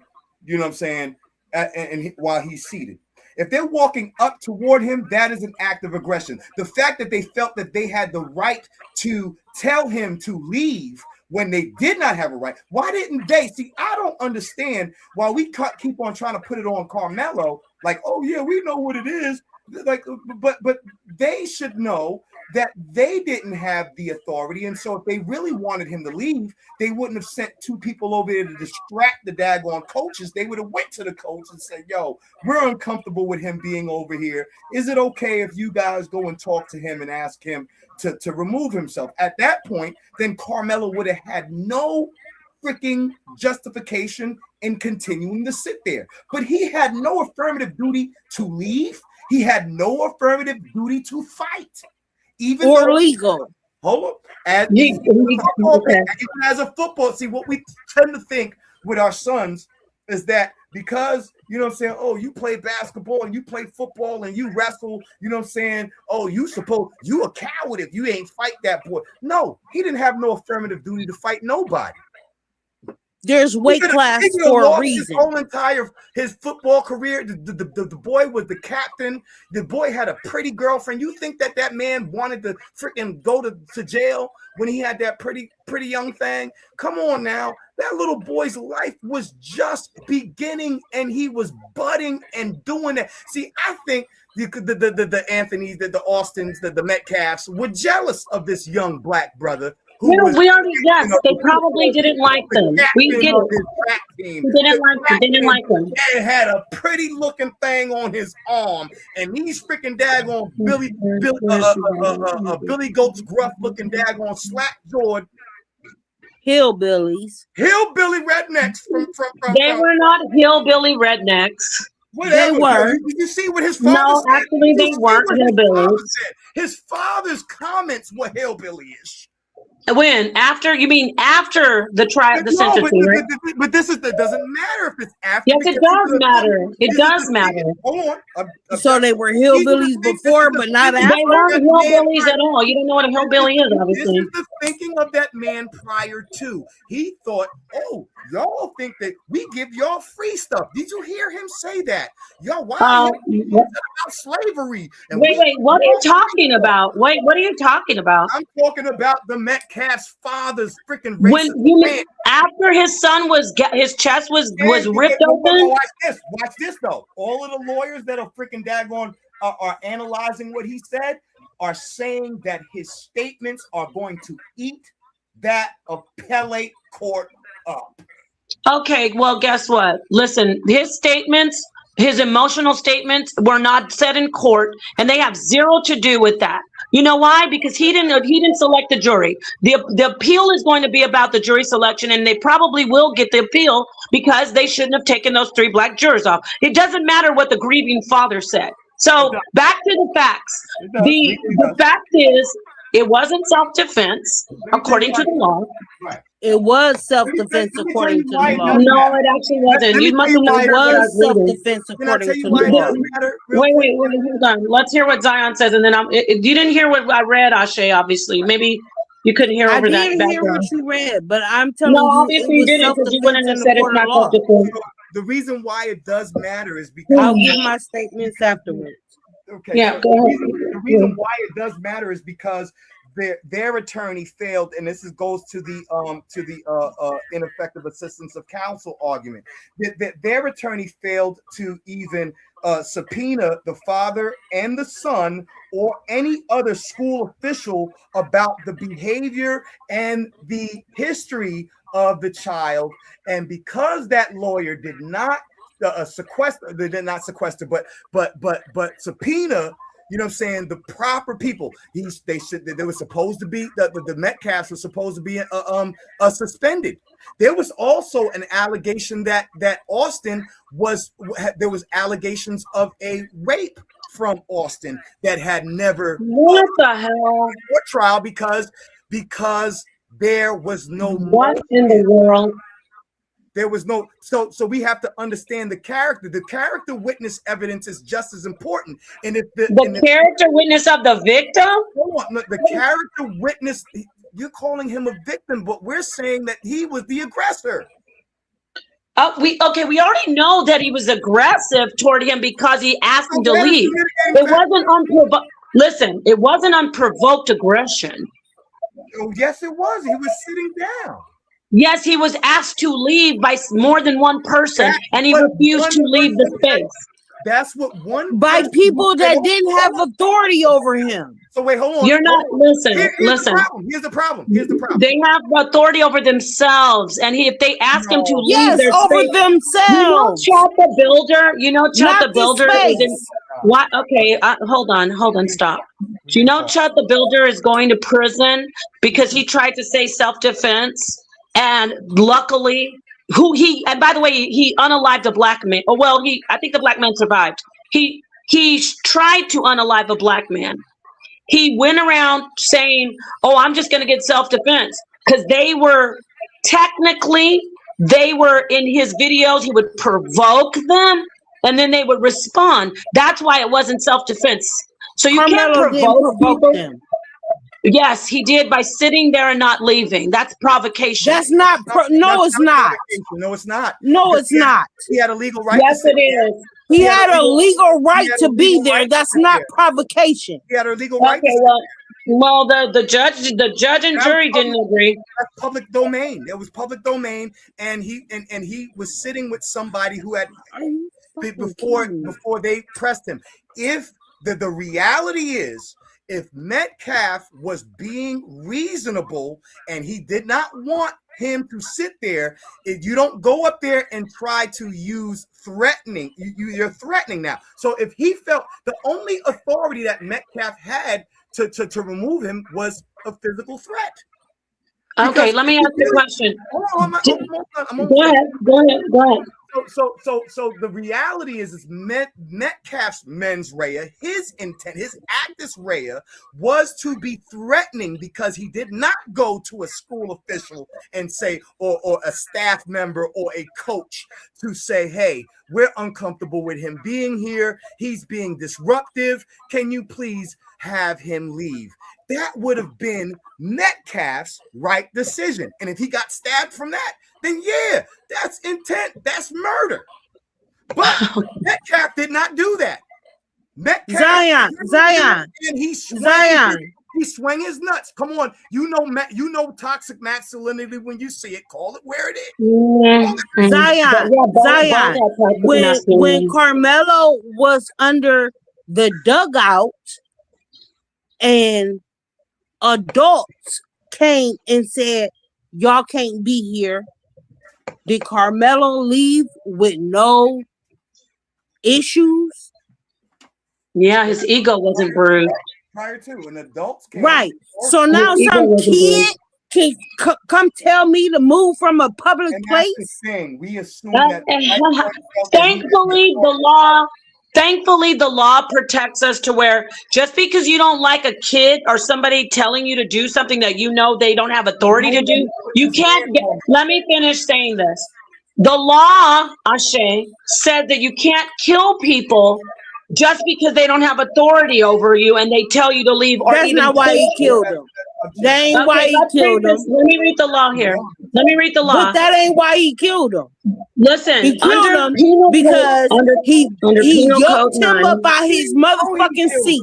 Under Penal Code 9. And you gonna tell your son that if a white boy come yoke you up out your fucking seat, you should just bow your head and tuck your tail and walk away? Actually, you know what you want an answer? You know what my answer is? My son is highly intelligent. I have people who in my family. Yeah, when he get yoked up by his fucking seat, what he's supposed to do? You do know I can put you in back because you were talking. You asked me a question about my son. I don't tell my son to get in ignorant ass fights. I don't tell my son to sit around people. He didn't get into an ignorant ass fight. He was sitting there minding his business. You want me to put you in the back? There you go. Now I'm gonna put you back up here, and you asked me about my child, and I'm glad you did. Let me put you back up here.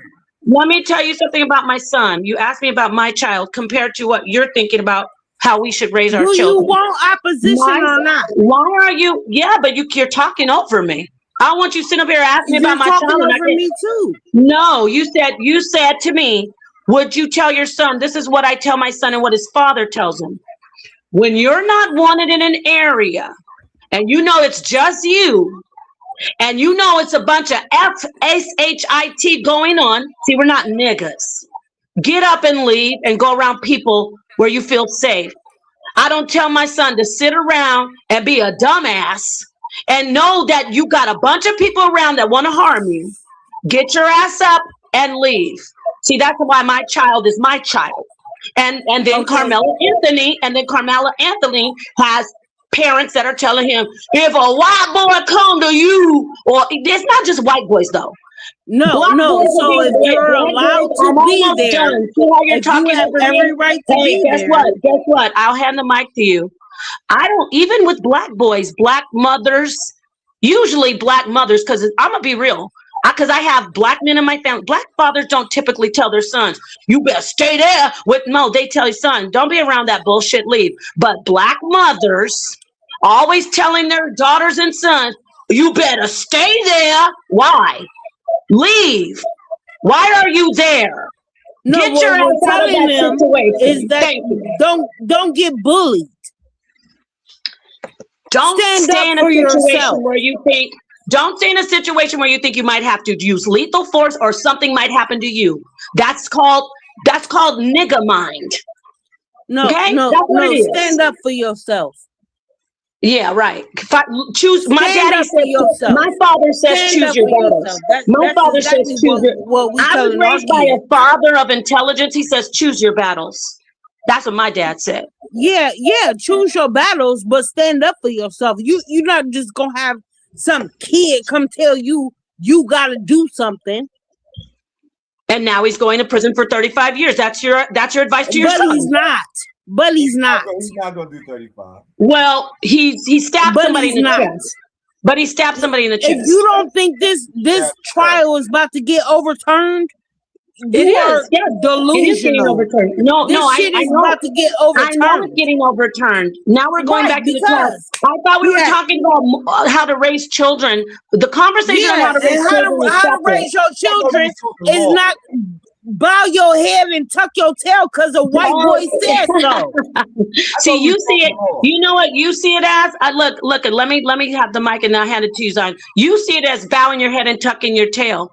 I see it as holding your head high, being an intelligent man and living to see another day. And then you can go file complaints on them, and you cannot kill them, and you don't have to stand trial. But see, we're from two different camps, you and I. I'm raising men. Karmelo didn't break no laws. He should have never been charged. He's in jail right now, going to prison if he doesn't. Yeah, I understand that because of the system. But no, and also because of parents, and also because of parents. Also because of parents telling them you better stand your ground and fight and don't tuck your head and don't. That was his ego that made him stab that kid in the chest out of fear. Now he's going to prison because some mama told him, you better not bow your head to your tail. You better stab him. And now he's going to jail for 35 years if he doesn't appeal the case. Good job. Let's give him a round of applause. Good job, buddy. Doing great. You can say it like that. You can say it like that, but that ain't what it is. Well, okay, I'm just letting you know. If Karmelo didn't break no laws, he should have never been fucking charged. But he's going to jail for 35 years if he doesn't appeal the case. But he never broke a law. The biases. So understand the fucking system. Understand where the fuck he was at. I do understand the system.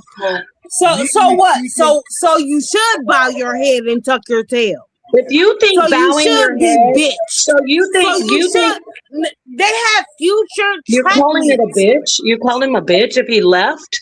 This is thank you, Ashe. Thank you, Ashe. She thinks it would be a bitch if he would have walked away. Okay, gotcha. Yes, because if y'all got future track meets and future football meetings, I can't argue with the black man. Like what?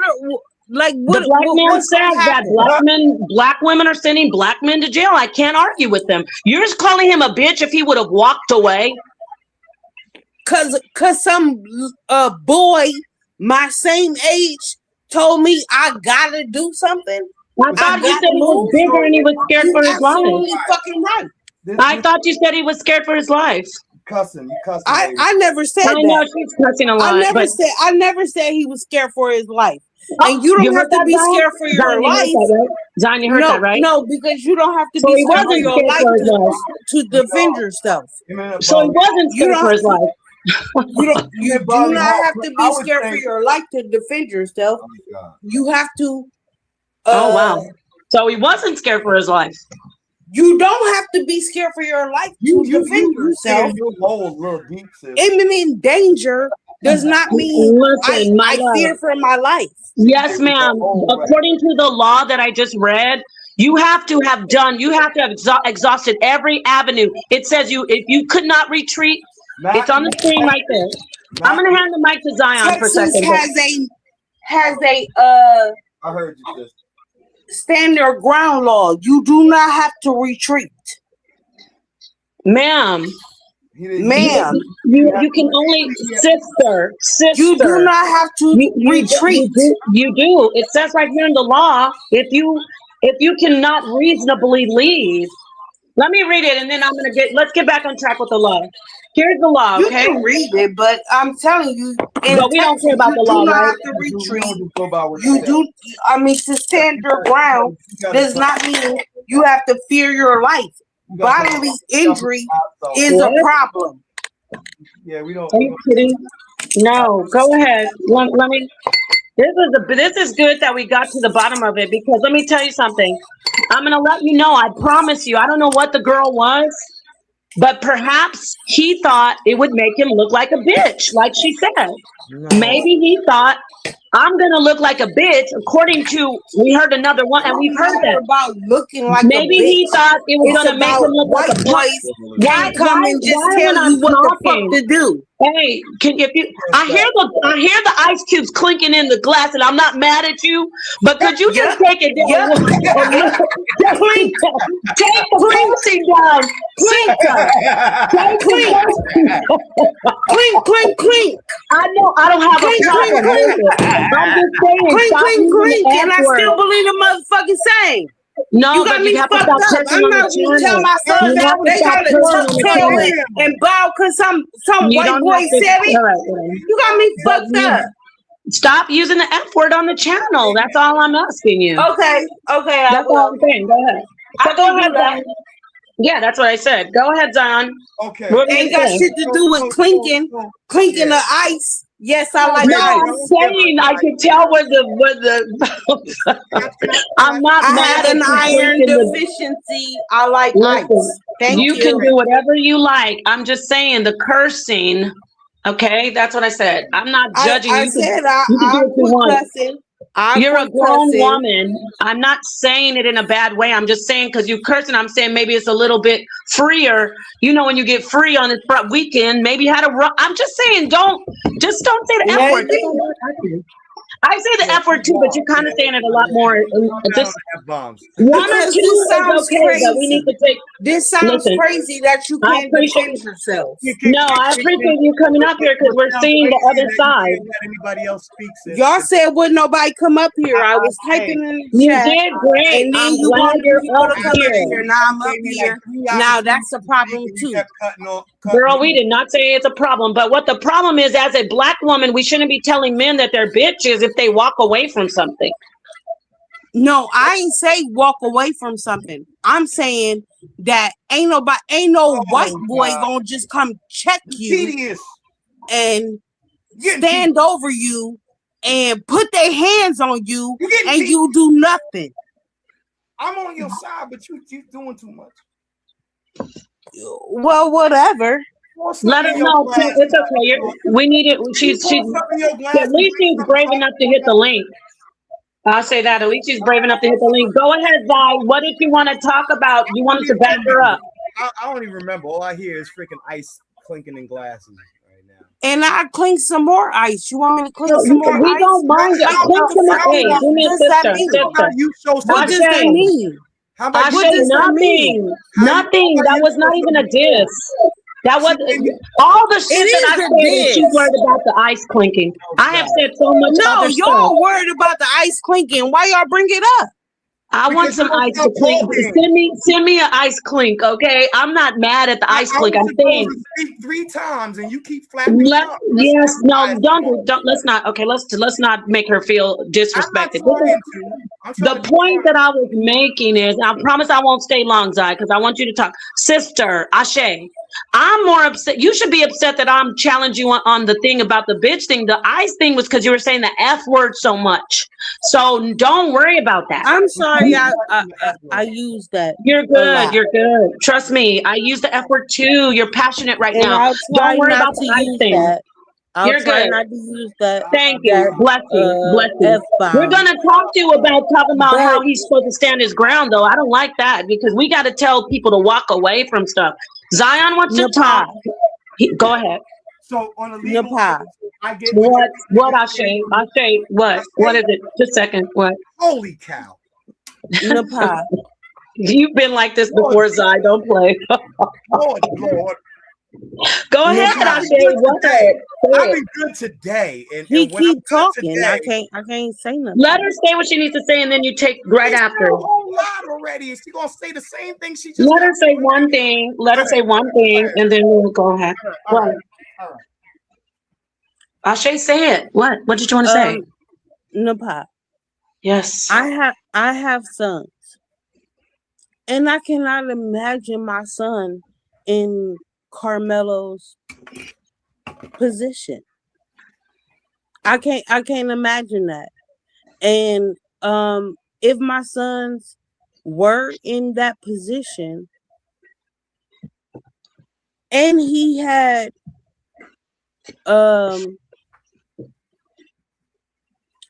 something to help him out that situation, I like they say, I'd rather be judged by 12 than carried by 6.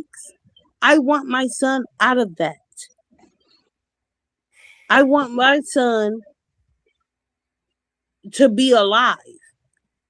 Austin Metcalf was a bully. And he tried to bully Karmelo. Karmelo was a good kid. Karmelo was an amazing kid, actually. From what we know, Karmelo was an amazing kid. All the stuff that they brought up on Trayvon, oh, he smokes weed, he does this, he does that, they ain't been able to find nothing in a whole year on Karmelo. Nothing. This is a good kid. Nobody can convince me that he just up and decided to be thuggish, ruggish bone. It's the thuggish, ruggish bone. It's the thuggish, ruggish bone. There's no nobody can convince me that he just up and decided that at a track meet under somebody else's another school amongst a whole bunch of other teammates with 2 twin boys approaching me. There's no way that you can convince me that he just up and decided to be just the thuggish, ruggish bone. Like it doesn't make sense. I'm not saying he was. I never said Karmelo Anthony was a thug. He was dumb. He was dumb, and he was and his brain is underdeveloped. I can't say he's dumb. Ashe, come on now. Okay, Ashe, hold your thought. Don't go anywhere. And we're gonna let Zion come in. Remember, he's siding with you. You want to bring in some legal talk, and go ahead, Zion. Right. So yeah. So from a moral standpoint, where you're coming from, I would have encouraged my son personally to, saying, if you could step out of the situation, do.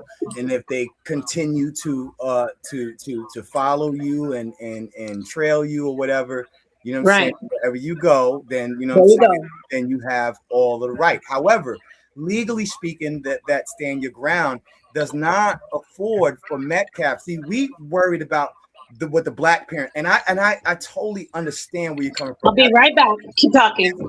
As a black parent, I understand because we know the realities of what happens to our children in these circumstances. However, the big problem here is that what about Metcalf's parents? What did they instill in these two young, Hunter and Austin, that made them feel that they had the right, the authority, and the daggone, you know what I'm saying, ability to flex or swing their nuts on this young man who was seated? And you know what I'm saying, like, listen, I'm with you. Okay, I know, but let me fly for a second because you've been going for a minute. That's all I'm saying. I'm totally with you. So you know what I'm saying, like you gotta toss the ball back so we can both play basketball. You know what I'm saying? So I'm gonna toss the ball back to you. So why would they assume that they had that capacity? And this goes down to the racial implications of the situation, because in the Metcalfs, the father, his mentality after he made those statements shows where they felt they had the audacity to freaking daggone try to be meatheads and swing their nuts on this young man. Now, could Karmelo have walked away? Absolutely, he could have. But at 17, like I said, there's that mitigating factor dealing with neurodevelopment of pubescent males and pubescent children at that. You know what I'm saying? Mm-hmm. That points out their inability to make proper decisions as adults, no matter how much we reinforce. And yeah, your children, my son is an all-A student, and I would die if something like this happened to him. But can I say that he wouldn't make that mistake? Can I say that he did he have to flee? Even though I would have preferred him leaving, did he have the legal freaking daggone obligation to flee? No, he did not.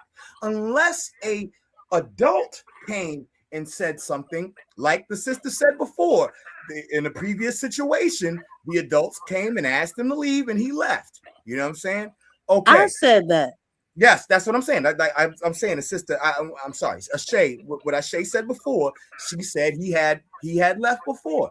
So one of the things when I was in martial arts tournaments and stuff like that as a young teenager, it was not unheard of us going and sitting with rival teams, and their teachers and instructors were very positive towards us because it was not about polarizing teams against each other. Oh, you're on the other side and you're going to be engaging in my. What did Karmelo do wrong? Hold on, baby girl.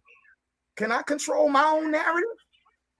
I'm asking, what did Karmelo do wrong? I mean, you going on. I'm not saying he did anything wrong. I'm saying that he had the legal, according to the law, he had the legal right to not be removed unless there was a staff member or somebody with authority or an official who was to remove him. I'm saying that we question the parents of Karmelo. Oh, you gotta stay there. You're a punk. But how much negative influence was the Metcalf's father after we saw what he said and what he thought about African Americans and African American culture?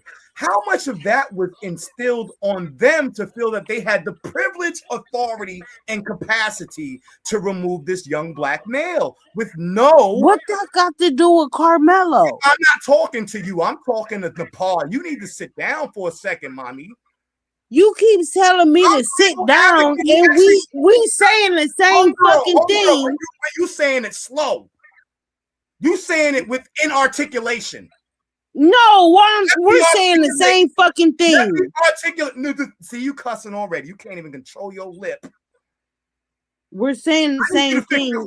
I need you to fall back. This ain't. We're saying the same thing, and you arguing with me. So why are you arguing with me? Why are you arguing with me? I'm not arguing. And you agree with me. Arguing with the pause. That's why I need you to shut up for a second. I'm sorry. I didn't mean to say it. Dude, you long-winded as hell. Oh, am I? Excuse Yes. Girl, have you heard half of the freaking daggone weeds you were freaking digging in for the last freaking 30 minutes? Oh, so I was long-winded? Oh, God. Tell the truth and shame the devil. Okay. I'll go on mute and let you talk for 3, 7, 9 minutes. Okay. Get to it then. I appreciate it. Holy cow.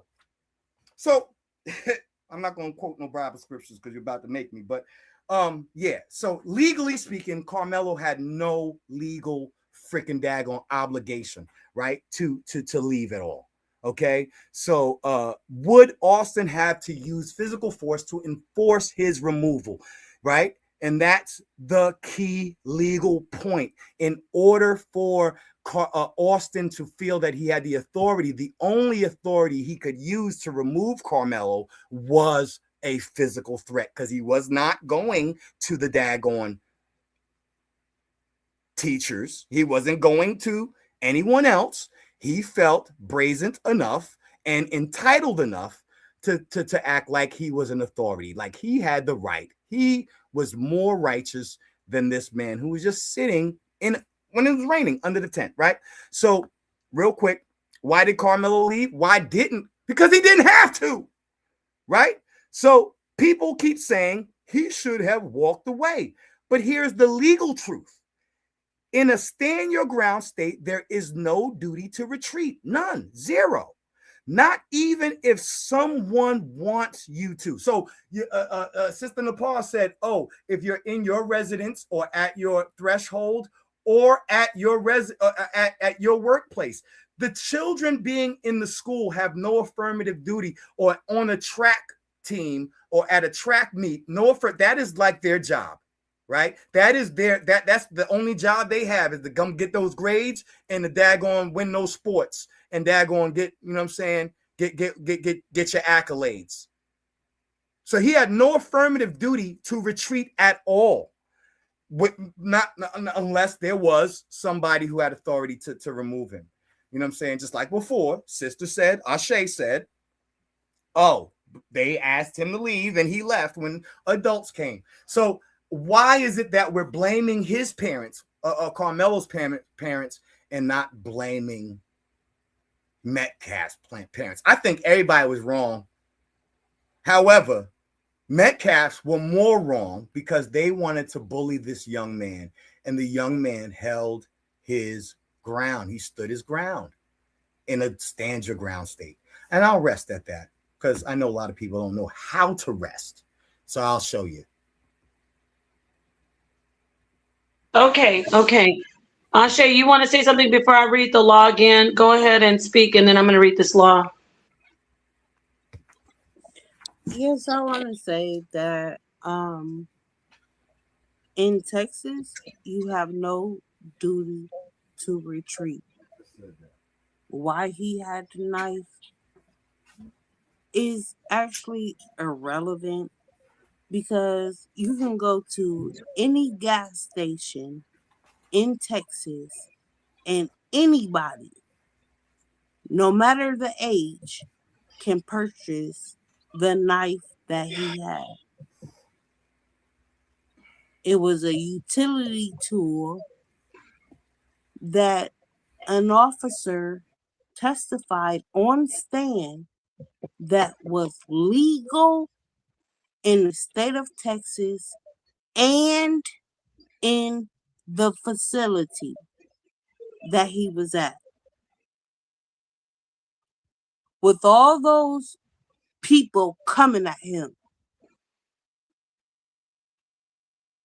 they testified, we told him 15 times. You think they told him 15 times, oh, can you just please leave the tent? No, that's not what happened. Lots of people approached this boy as he's sitting here with who he thought was his friend, with pictures of family events and text messages and all this stuff. Like, for Eddie to pretend like that wasn't his friend, is bullshit. They had too many pictures Watch the cousin and events with each other to show that they were more than just, oh, I heard of him.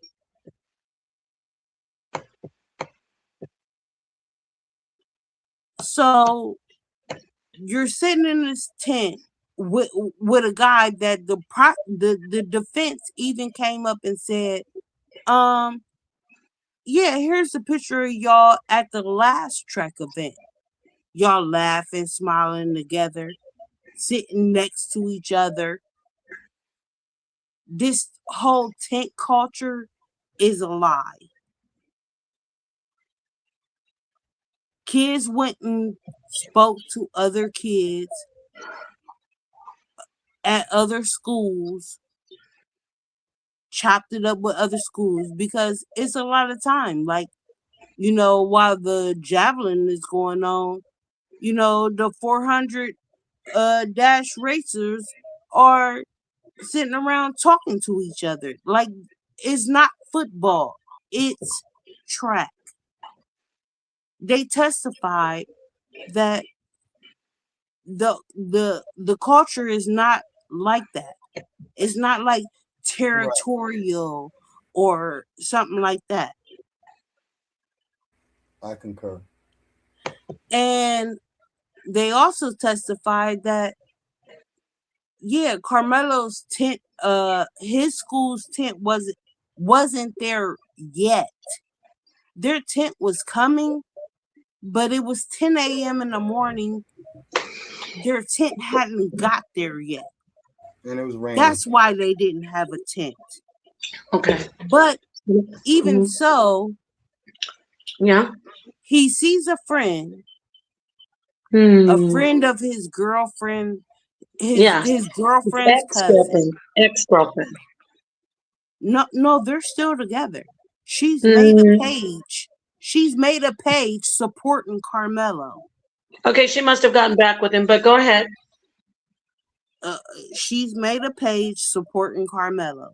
Okay, can I read? I just want to hold this and jump in here with the login. If you guys can still see it, the penal code up here. Okay, so let's get to. I'm sorry. Go ahead. I didn't mean to cut you off. You want to say more? Go ahead.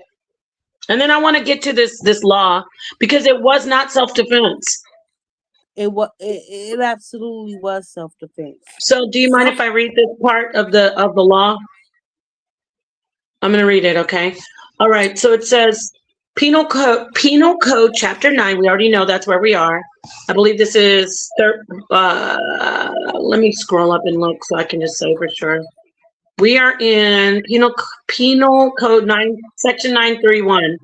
Okay, so Napa, can you also read the stand your ground law? Yeah, this is all a part of that. You do not have to. You can stand your ground. You don't have to retreat. So, in this law, it says here. Let me go to the top. It outlines when it is self-defense. So at the top it says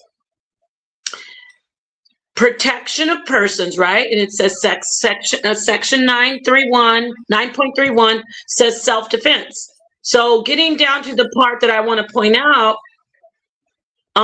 let's see when it is not self-defense.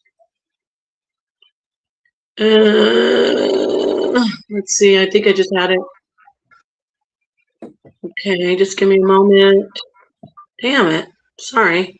I'm cursing now. Okay. Protection of persons, 931. Because it outlines about how it's all we read this already, but I wanted to get to what I want to read about when it's not, according to the law, it's not self-defense. Okay, let me start here at 3. If an actor consented to the exact force used or attempted by the other, that's if it is, this means it's self-defense. If the actor provokes the other's use or attempted use of unlawful, unless I might as well just start reading it. I didn't want to have to go to the top, but I'm going to start at the top, okay? Just bear with me. When is it self-defense? It's a lot to read. Okay, self-defense, except as provided in subsection, a person is justified in using force against another when and to the degree the actor reasonably believes the force is immediately necessary to protect the actor against the other's use or attempted use of unlawful force. The actor's belief that the force was immediately necessary as described by the subsection is presumed to be reasonable if, so it goes through all this list. It says if the actor, so Karmelo, if Karmelo knew or had reason to believe that the person against whom the force was used was unlawfully and with force entered, this is about going into somebody's house, so we're skipping this. We're skipping this. We're skipping this. Place of employment, though, right? Yes, place. Well, it says What place. do you think unlawful force is? Yes, but we're going to get to the point where I want the specific I want to show. It says that wasn't his place of employment. Okay, it wasn't his domain. It wasn't his habitation. The school for a student who actually is within is his school, right? No, but he would have had to unlawfully enter there. So he's not unlawfully there, so he doesn't have any reasonable. The person that he used the force against would have had to unlawfully enter there. So let's get to what it pertains to right here. I wanted to show you. If Karmelo was committing or attempting, if the person that the actor used force against was committing or attempting to commit aggravated kidnapping, we know that's not it. Then it says if the person that Karmelo did the force against did not. I'm getting confused because of the background, but don't worry about it. Okay, back again. It is justified self-defense if Karmelo did not provoke the person against whom the force was used. I said I put a pin in that. 3, was not otherwise engaged in criminal activity. We already know Karmelo was not engaged in, there was nobody engaged in criminal activity. Then, thank you for muting, thank you. The use of force against another is not justified. Now hear me out and listen to this. It was not justified if it is in response to verbal provocation alone. If it was to resist an arrest, we already know that wasn't it, but let's keep it going down.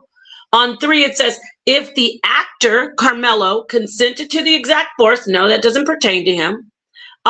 4, if the actor provoked the other's use or attempted use of unlawful force, that's where Austin Metcalf attacked him. So if Karmelo provoked the other's use or attempted use of unlawful force, unless Karmelo abandons the encounter or clearly communicates to Metcalf that his intent was to do so, meaning abandon the encounter, reasonably believing that Karmelo could not safely abandon the encounter. So I want to stick with that. Finally got to it. He did provoke him. He provoked the group was asking him to leave. That's provocation. He knew that they were going to start something, or he felt like it was escalating. He had time to leave. And then look at this part. He did not leave the encounter. He did not clearly communicate that his intent was to leave the encounter. And he could have safely abandoned the encounter. And there also is another part here where it says if he knew he had a weapon. Now, of course, we're saying, oh, it was legal. I don't know. I have to look more into this section 46.02. It says if the actor, meaning Karmelo, sought an explanation or discussion with the other persons concerning the actor's differences, I don't know what happened. So he probably did talk to them like I could be here with the other person while the actor was carrying a weapon in violation of section 4602 or possessing or transporting a weapon in violation of section 46.05. So I have those on the table. I'll hand it over. I'm gonna let Zion address this first and then Ashay. So you see, he did not, he could have left. And according to the law, I think that's why you're saying he should have tried manslaughter because it wasn't self-defense. Go ahead. Yeah, and I get what you're saying, right? But here's the thing: that subsection C is a serious thing. When I learned a lot when I went to paralegal, you know what I'm saying? Right.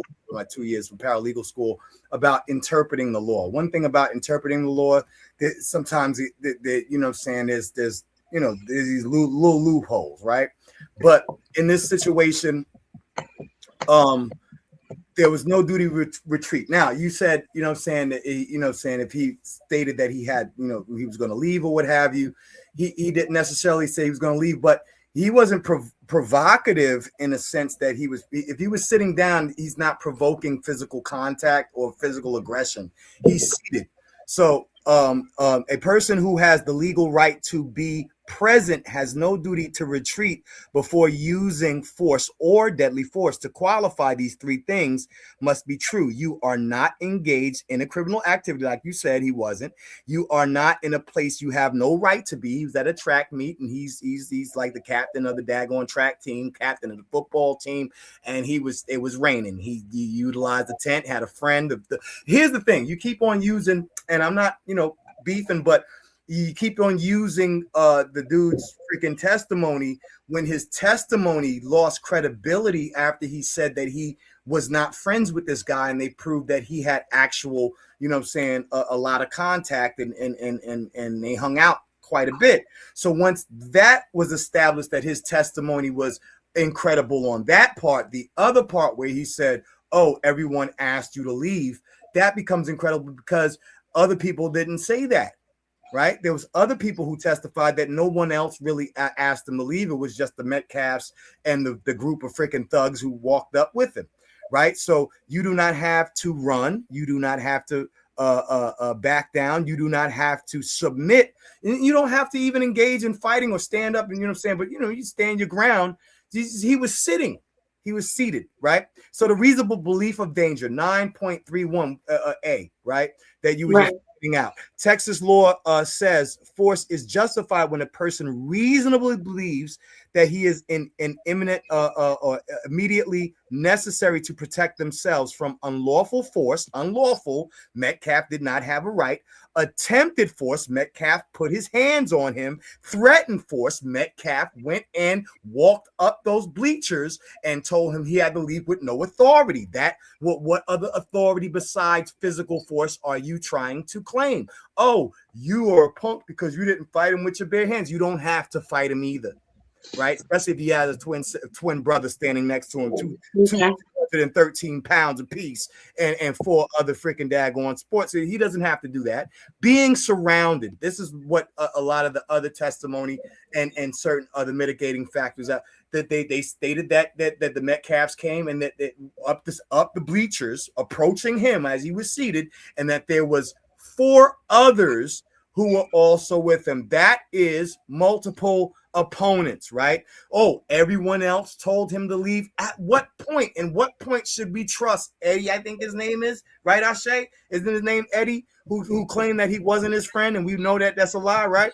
So being blocked from leaving. Now, if they're coming up the daggone the bleachers, he has 2 ways to go. He can either crawl up go up backwards up the bleachers, turn his back, or walk backwards, which is extremely difficult and places you at danger. And then how are you getting over them bleachers? You're going to jump over the other side, or you can try to walk down. If they're blocking his ability to leave, that is another reason why he could have, and we don't know those details because we didn't see all of the video footage, right? So being confronted by a larger aggressor, somebody 213 pounds to 150, that's a pretty, steep clip. Being blocked from leaving, that they were coming up and he had to go down in order to leave, right? Being threatened with removal or physical control. If they did not ask a teacher to remove him, what other means were they trying to use to remove him? That's threat. That's that threat of physical harm, right? So multiple aggressors, heightened justification. Texas case law repeatedly holds when a person is outnumbered, the threat level increases. being confronted by multiple people, larger individuals, a group acting together creates a reasonable fear of serious harm, even if no weapon is visible. This is it. So when we remove the fact that we're calling it a tool, because that's what the detective called it. He said it wasn't illegal, that it was a tool, a multi-purpose tool. It had a knife on it. You might as well say it was a modern day freaking daggone Swiss Army knife. You know what I'm saying? Modern day, they had freaking flashlights and all kinds of stuff on it, but you could use it for your cleats. You could use it for all kinds of things, multi-purpose. That means that if he had a multi-purpose tool that he used for his cleats, so did the other cats, and they just didn't pull it out because they didn't think he was going to pull a knife and just attack the brother and possibly impale themselves, right? But we don't know. Authority matters. Section 9.31 B4. Texas law says force is not justified if the other person is a known peace officer. You read that. Someone with lawful authority. Metcalf did not have, Austin was not a peace officer, was not a school official, was not a security. No, he was just a white boy who felt privileged and entitled and had the right to tell this Negro to leave. Not a staff. Why didn't he just go and say, listen, you're not going to leave. I don't want to fight you. I'm going to go over here and I'm going to get, coach such and such. Not anyone with legal authority. So Karmelo had no legal obligation to obey. We're talking about court. We're talking about law. Whether it was morally the best decision or not is that's up for debate. You know what I'm saying? I totally would have freaking daggone been upset with my son if he didn't leave. Like, listen, just walk away, bro. You know what I'm saying? However, if he did not, and he made the mistake of staying because he's freaking 13 and his neurological freaking daggone prefrontal cortex isn't fully developed for him to make proper decisions without impulse, which most kids around that age do, then we have a mitigating factor, and it still does not surmount to freaking murder one. If Austin tried to remove him, that is force. 9.3a, to remove someone physically, Austin would have to have grabbed, pushed, blocked, restrained, or intimidate. Wait, hold on. He didn't even have to put hands on Karmelo for Karmelo to feel a reasonable fear of harm.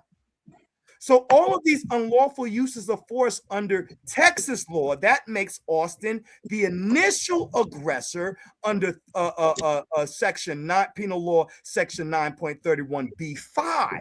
The initial aggressor cannot claim self-defense. So if he got stabbed, he was aggressing. He was the aggressor. Multiple opponents, larger size, moving up the daggone freaking bleachers where Karmelo would have had to remove himself. So therefore, blocking his way to peaceably leave, unless you just thought he was going to jump over the back of the daggone bleachers. I don't know where you guys are getting this information that wasn't. I got the pictures and everything. That's why I want to do this daggone. No, I'm talking about the weapon. The weapon. I do a whole forensic analysis of the situation. We can do the show. I can help the show. You keep calling it a weapon, but the detective who was on the stand, who was credible, the credible witness. You want to give credit to the dude who said, "Oh, I wasn't his friend," even though there's mad pictures of them hanging out together, laughing and smiling on multiple and separate occasions. You want to give credit to him saying that somebody left, but you don't want to give credit to the detective that said that this wasn't it wasn't an illegal weapon. If it was an illegal weapon, if it wasn't a weapon on school grounds, it would have been illegal. It would have been felony, and he would have gotten felony murder, first degree. Okay, but no. Let me correct it. Here, I have the Texas. Here's the statute. It's 4603. That weapon was not legal, so that's why he couldn't. The weapon. I'm reading it right now. Huh? He would have got felony murder, but the detective said that it was not illegal. It was. No, I'm reading it. That's not factual because right here I'm looking at the case. Let me read the information. The blade isn't illegal in Texas, but on the school grounds, it is illegal. It says the blade that he used was not legal because it was on Frisco school grounds. So he was carrying it illegally, and that is why he could not claim self-defense. And remember I read that in the statute right here where it says, we're in penal code, back in penal code chapter 9.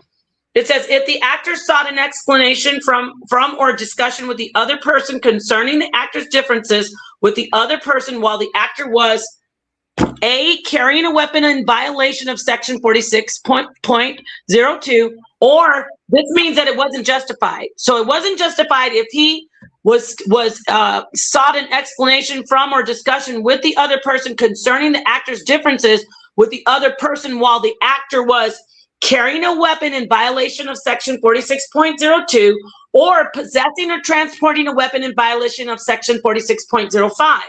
So this right here goes to 46.05, which I have here on the screen. I'm going to stop sharing this one and show you, and then I'll hand it over to you again. Here, as you see, he was carrying a weapon in violation of statute 46.05, because, let me show you, I think I pulled it, I hope this is it. Is this it? Or this is it? This is it, I think. Yeah, here it is. Okay, look. Places where weapons are prohibited. Now, this starts at 3, and then I'll go down to 5. Okay, let's go to 3. A person commits an offense if the person intentionally, knowingly, or recklessly possesses or goes with a firearm, location-restricted knife, boom, he's out. Club or prohibited weapon listed in section 46.05, and that's what I said that's from. So listen, let me keep going. On the premises of a school or post-secondary educational institution, or any grounds or building owned by and under the control of the school or a post-secondary educational institution, and on which an activity sponsored by the school or institution is being conducted, or in a passenger transportation vehicle of a school or post-secondary educational institution where the school or post-secondary educational institution is public or private, unless pursuant written to regulations or written authorization of the school. He didn't have authorization, so he wasn't supposed to have that knife there. So that is why, another reason why he can't claim self-defense. He had the knife, knowing that he had it, they were going back and forth. He was supposed to leave. He wasn't supposed to be at the school. So so the law says that he can have the knife in Texas, but not on school grounds. So I'll hand it over to you. You can respond to that. That wasn't what he was charged with, because that's exactly what the reason why the defense, that was like the only thing that they did was good was examine that detective, because they wanted to see if the detective would have testified to the multi-purpose tool, right? So Texas Penal Code section 46.03, weapons prohibited on school grounds. This is the controlling statute, right? He didn't get charged with it. This is not why he's in jail. Right? No, he didn't get charged with that, but he couldn't claim self-defense because he violated it. If that was the reason, that would have been that would have been what he was charged under. He's not charged under that because they considered the multi-purpose tool legal on school grounds. I'm gonna show you. No, they didn't. I'll show you why. This is the whole testimony. I watched this whole thing. Vinny Politan and all of them covered this. And why he did not get felony murder. He did not. I just read it that it was illegal. He did not get hit with felony murder because he was carrying the knife. He got hit with intent. He got hit with mens rea. You keep saying he didn't get felony murder. Felony murder. I'm saying he didn't have grounds for self-defense. If y'all don't know, I know what felony murder is. I'm saying he didn't get. But wait, Dion, I'm going to hand it to you. I promise I won't take long. I'm clarifying with R.I.S.E and with everybody else that he had no grounds for self-defense. No, and that's what absolutely did. Felony murder.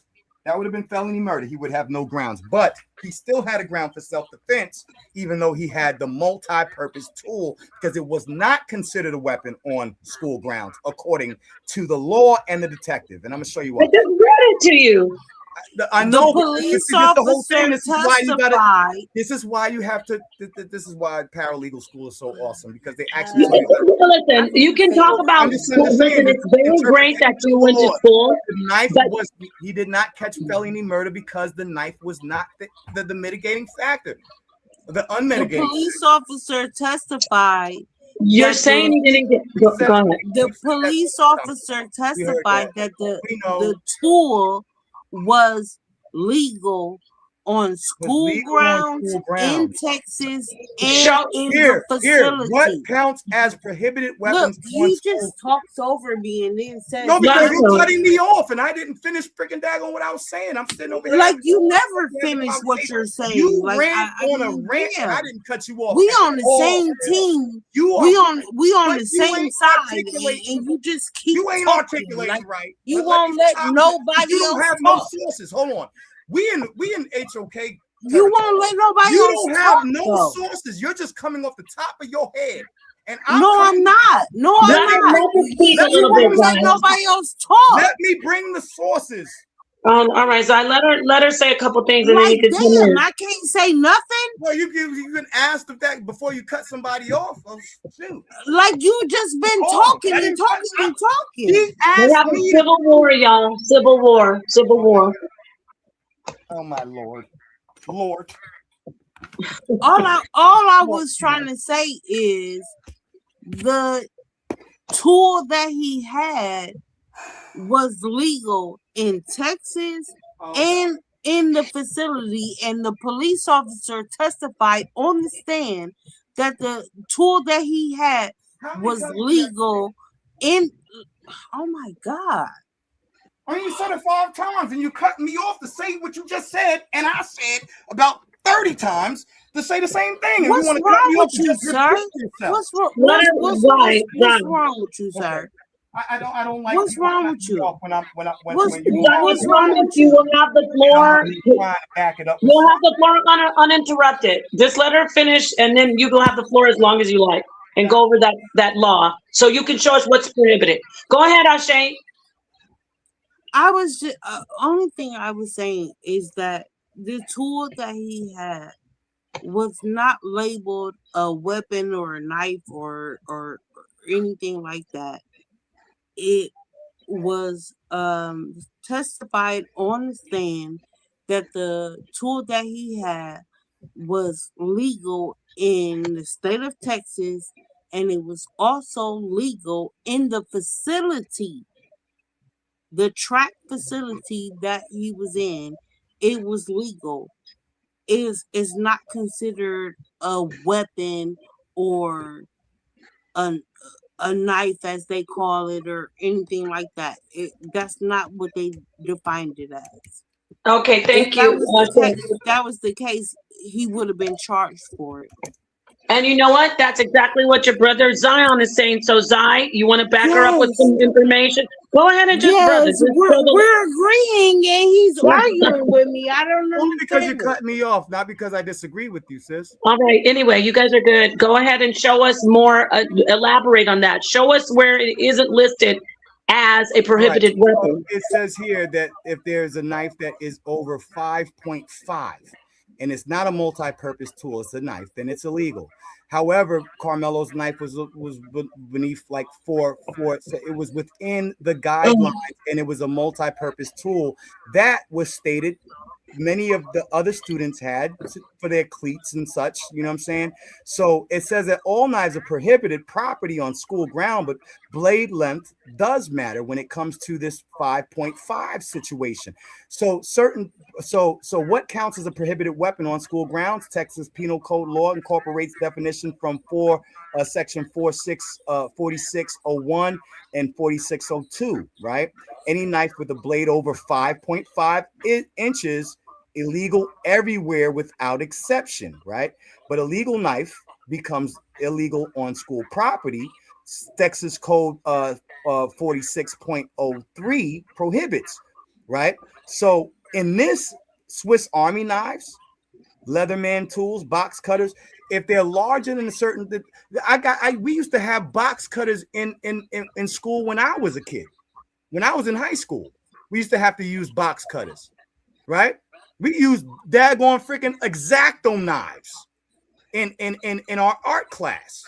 Certain knives were considered legal and useful in school settings, especially multi-purpose tools or things that were specific to, you know what I'm saying, whatever class it was, an art class or whether it was your cleats or what have you, certain things were legal. Now, he never got charged with an illegal knife. That would have been felony murder off jump, right? He got charged with intent and not felony. Felony would that's the easiest thing to prove. If the prosecutor focused on the knife solely being in his possession and the law that surrounded his inability or the illegality of that knife, there would have been no self-defense argument whatsoever. The daggone freaking attorney would have had to freaking argue, you know what I'm saying,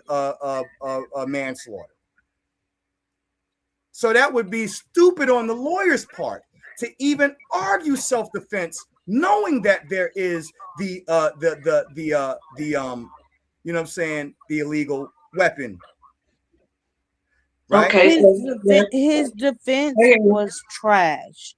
His defense didn't object to things that they should have objected to, like kids interpreting the law. When he asked the kids, do you think Karmelo murdered him? Like you can't ask kids that. That is a lay person interpreting the law. Every kill is not a murder. So to ask children, is that a murder? Like, you can't do that. Right. And his defense never objected to it. Right. I mean, he had a shitty fucking defense. This is not a fair trial.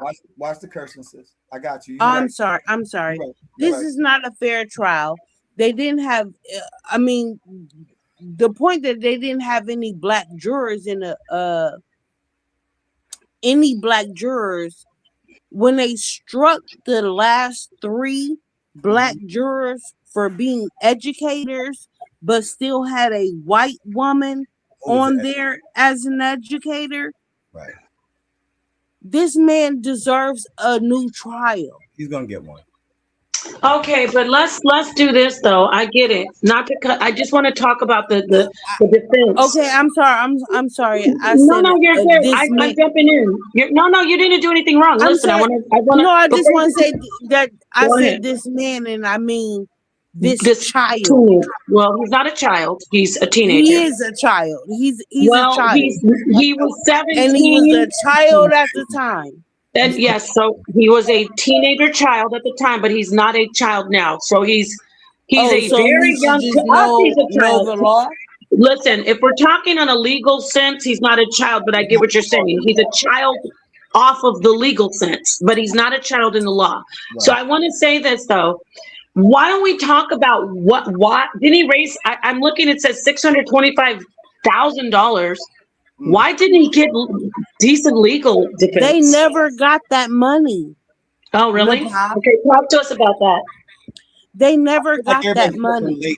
They never got that money. It was people talking about they were scamming and they were doing this and that.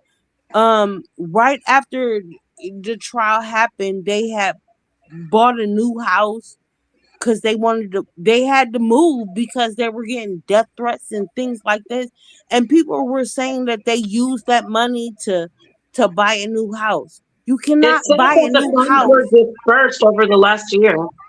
You cannot buy a new house in 4 days. But it says that the funds were dispersed. They never got that money. They took that money from them. Why is it saying that they got it? They never got it. If you look it up, if you research, they never got that money. Never. They had to pay out of their pocket for a lawyer. They never got that money. This was a family who had a little bit of, you know what I'm saying? They had a little bit of money. They had a little credit. They had a little, you know what I'm saying, leverage or whatever to make moves and stuff. But they didn't have the money to just do the things that these people are saying they did. They never got that money. They shut it down. I would have fired. They shut it down, and then they made another one, and they shut that one down because people were talking about, oh, they're scamming and all this stuff. But when that white woman who called that little boy a nigger in the thing, they ain't shut her funds down.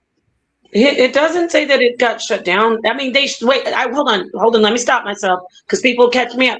It says they shut it down, but not before they got $630,000. Yeah. They never got that money. It says they got it. I don't know. They never got it. I can't call it on that. I'm trying to tell you, they never got it. If you keep looking, they never got that fucking money. I'm sorry. Damn, I keep saying. Well, I know that it says they shut it down. Yeah. They shut it down on the 4th. Wait, if not the 4th. If they shut it down on the 4th, you think then they couldn't have paid the lawyer, right? I don't know. It's looking crazy. Right. I don't think they're saying that they never got it. They could not have paid the lawyer if they just shut it down on the 4th. No, I don't think it's the 4th. That's my mistake. That's the report was on the 4th. But yeah, with the high profile nature of this case, it would have been easy for them to get a lawyer who would have did it pro bono because he would have been on TV. He would have been on court TV. Yeah, exactly. All the time. Look at the Karen Reed. That chick didn't have no bread. Well, look who they got. She had top representation. She had top counsel. You know, she had superstar attorneys only because of the high profile nature. So I'm not sure what to say about the money situation. You know how black folks can get when they get some money in their hands. I can't call it. I ain't gonna blame them for that. You know what I'm saying? They never got the money in their hands. Well, I'm not seeing that they never got it. But a little legal literacy. Keep looking. Them a little legal they literacy. Never got it. Everywhere I look, it said they got it. But a little legal literacy would have let them know that they could have gotten an attorney, you know what I'm saying, without half of that money because of the high profile nature of that case. You know what I'm saying? They never got the money. I'm sure. I'm sure there was a dozen lawyers that was freaking daggone. Why would they not get? Excuse me, Zai. Why would they not get the money? Because people was reporting the fund page saying that they were scamming and they was just trying to get money and they was just saying all this kind of stuff. And the go send fund what is that? Is go send me. Go send me or whatever. Go give send go. Give send go. They were they basically they got scared, like the family was trying to scam them because people was telling them that they was scamming and they were doing all this because they were getting death threats. So they had to move. And then when they moved and they had bought a new house. Mm-hmm. They had when they bought a new house and got a new car, all of a sudden it was because of this give send go money. But they never had access to that money. You know what I'm saying? But people were saying that to give send go, and give send go shut that account down.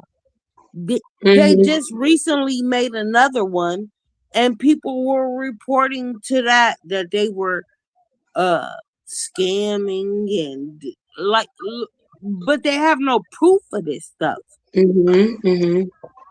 You know, you can't buy a house in 4 days. Well, you can, but I'm not saying you're wrong about what you're saying, but it's not impossible. But so they didn't get the money. You tell me when a person has been able to buy a house, buy a new big old house, and I mean, new if they cars had the in cash 4 flat out, days. I'm saying if they had the cash flat out, they could, but I don't know. I mean, I know you could, if they had the 600,000, they could pay the house, buy the house. But they never got access to the money. The money was still there. I'm not saying that they did. I'm not saying, I don't know for sure, but I'm looking at all the accounts saying it. I'm still trying to find saying where they didn't get it. But yeah, okay. Okay. They never got the money. I can't call it. They never got the money. And then like even the advocates was saying how they had given the family money to get experts and stuff for his defense, and the defense never called none of those people. Right. But look at, I'm reading this right here. Okay, here it is. This is what you're talking about.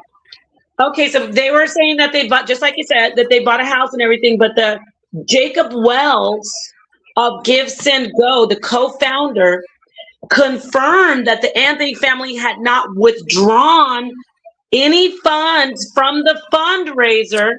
Oh. And Wells, so that's a difference in saying they didn't get it. It says Wells separately confirmed same information directly to Snopes through email. Wells told Snopes that the Anthony family had not yet received any money from the campaign because the money, because the money had not yet been withdrawn.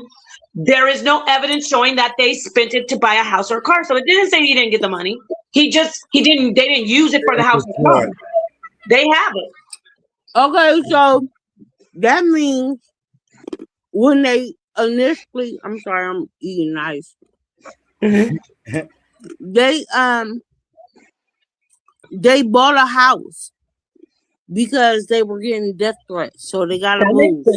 Yeah, that makes sense.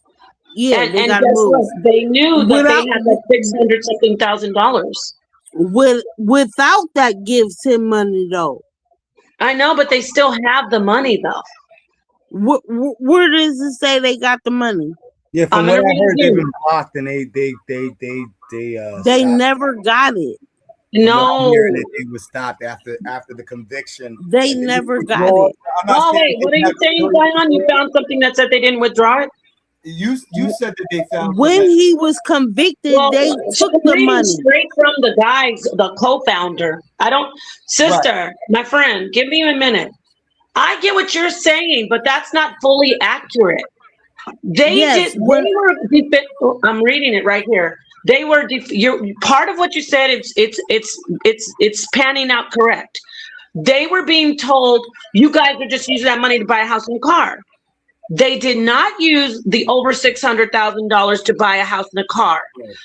The co-founder, Jacob Wells, said they had not yet withdrawn any funds from their fundraiser, and that they did not yet receive any money from the fundraiser because the money was not yet withdrawn at the time. So there was no evidence that they spent the money on a house and car. It doesn't say they didn't get the money. Right. Okay, so guess what? They took the money. They took the fundraiser down.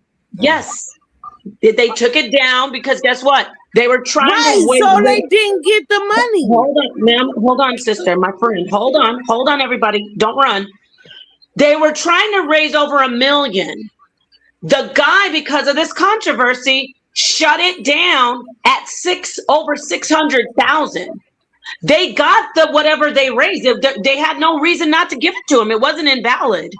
Okay, so when did they give it to him? But they never. I don't have those details. They didn't give it to him. They never got that money. They said okay, what did they do? Return it to every single donator? Yeah, that's what. Yes. It goes back to if they block. Answer my question. Why? Because the people were saying that, oh, you're scamming, you're buying new cars and new houses and da da da, as if their lives weren't being threatened, and they had to move several times. Okay, stop right there. They didn't Stop. just move one time. They Stop. had to move several times. Okay, stop right there. Stop right there. Wait. Stop. I'm going to ask you again.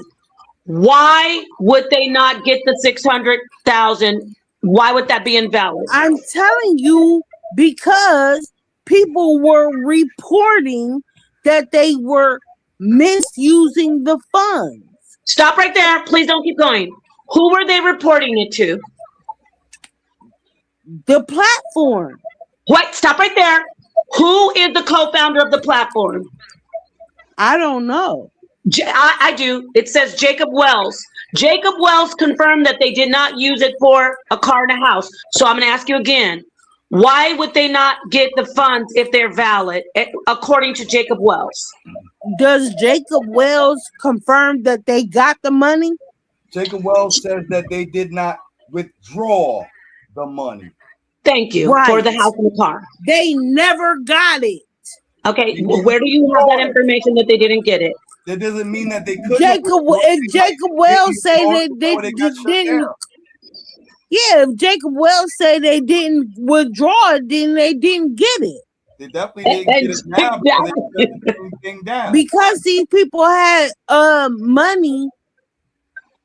So people are acting like, oh, you should just eat, like, you know what I'm saying? Like they were talking about, oh, you're dressing up nice in court and all this stuff. Like they didn't already have fucking money. Because they're black, they're not supposed to have money. Nobody is talking like that in 2026 about people. Black people are the best dressers. No, they are talking about them like that. Nobody is saying black people shouldn't look. Stop, y'all. Stop. I'm going to do this. Black people can dress to the nines and they can live in the project. So nobody has ever said, and they talked about them like a dog. Nobody has ever said, because you're black, you don't dress nice. That is the opposite. Black people, and they talked about them like a dog for dressing let me get nice. back to the facts. Okay, sister, you didn't prove that they didn't get the money, but he definitely is saying, I will say this for you. He definitely you ain't proved that they didn't withdraw it. What? Yes, I did. The co-founder said they didn't withdraw the money. Yeah, so they didn't withdraw it. For a house and a car. No, they didn't withdraw it. I don't know. Listen, they very well may not be getting the money, but there's no proof that they didn't get it at this point.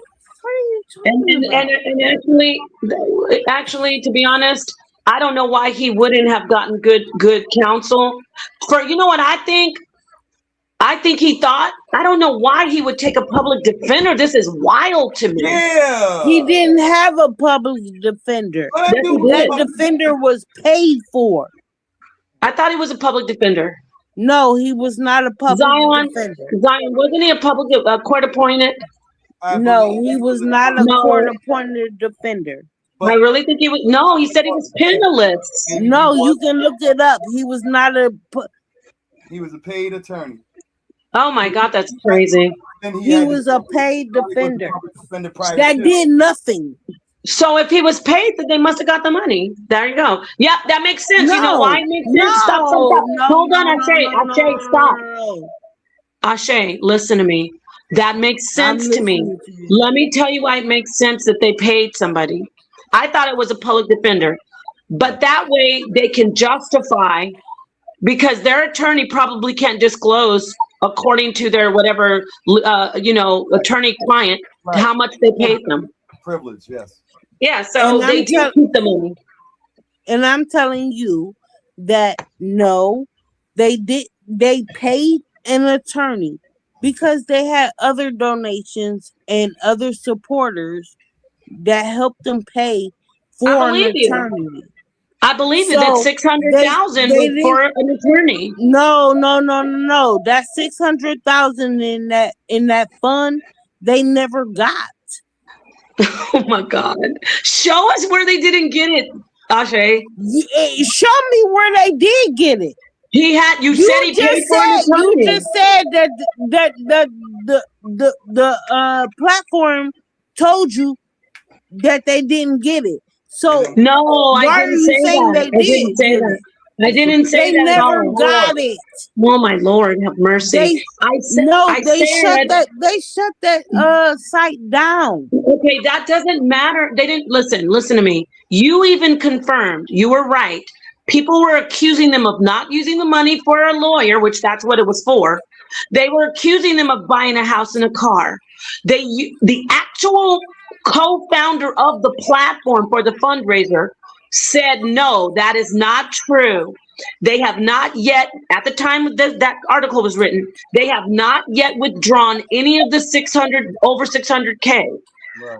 He said they did not withdraw it. And then after all the controversy, like you said, he shut down the fundraiser, which was trying to raise over $1 million for his defense.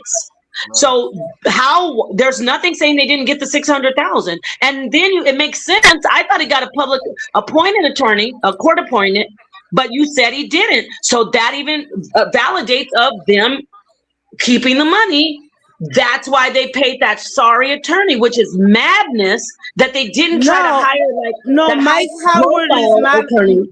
Howard is not a public defender. I believe. Okay, I get you. I thought it was. Mike Howard is not a public defender. Or prosecutors, or they pay for him. Hold on. Most attorneys, at some point, that man was a public defender and possibly a prosecutor. All attorneys out of law school begin as public defenders or prosecutors, or they switch lanes. And that wasn't Mike Howard. Oh, excuse me, I wasn't done. And then they create their own private practice. Now, what I do know about this attorney is that he and the prosecutor at one time had a firm together, which is that's madness.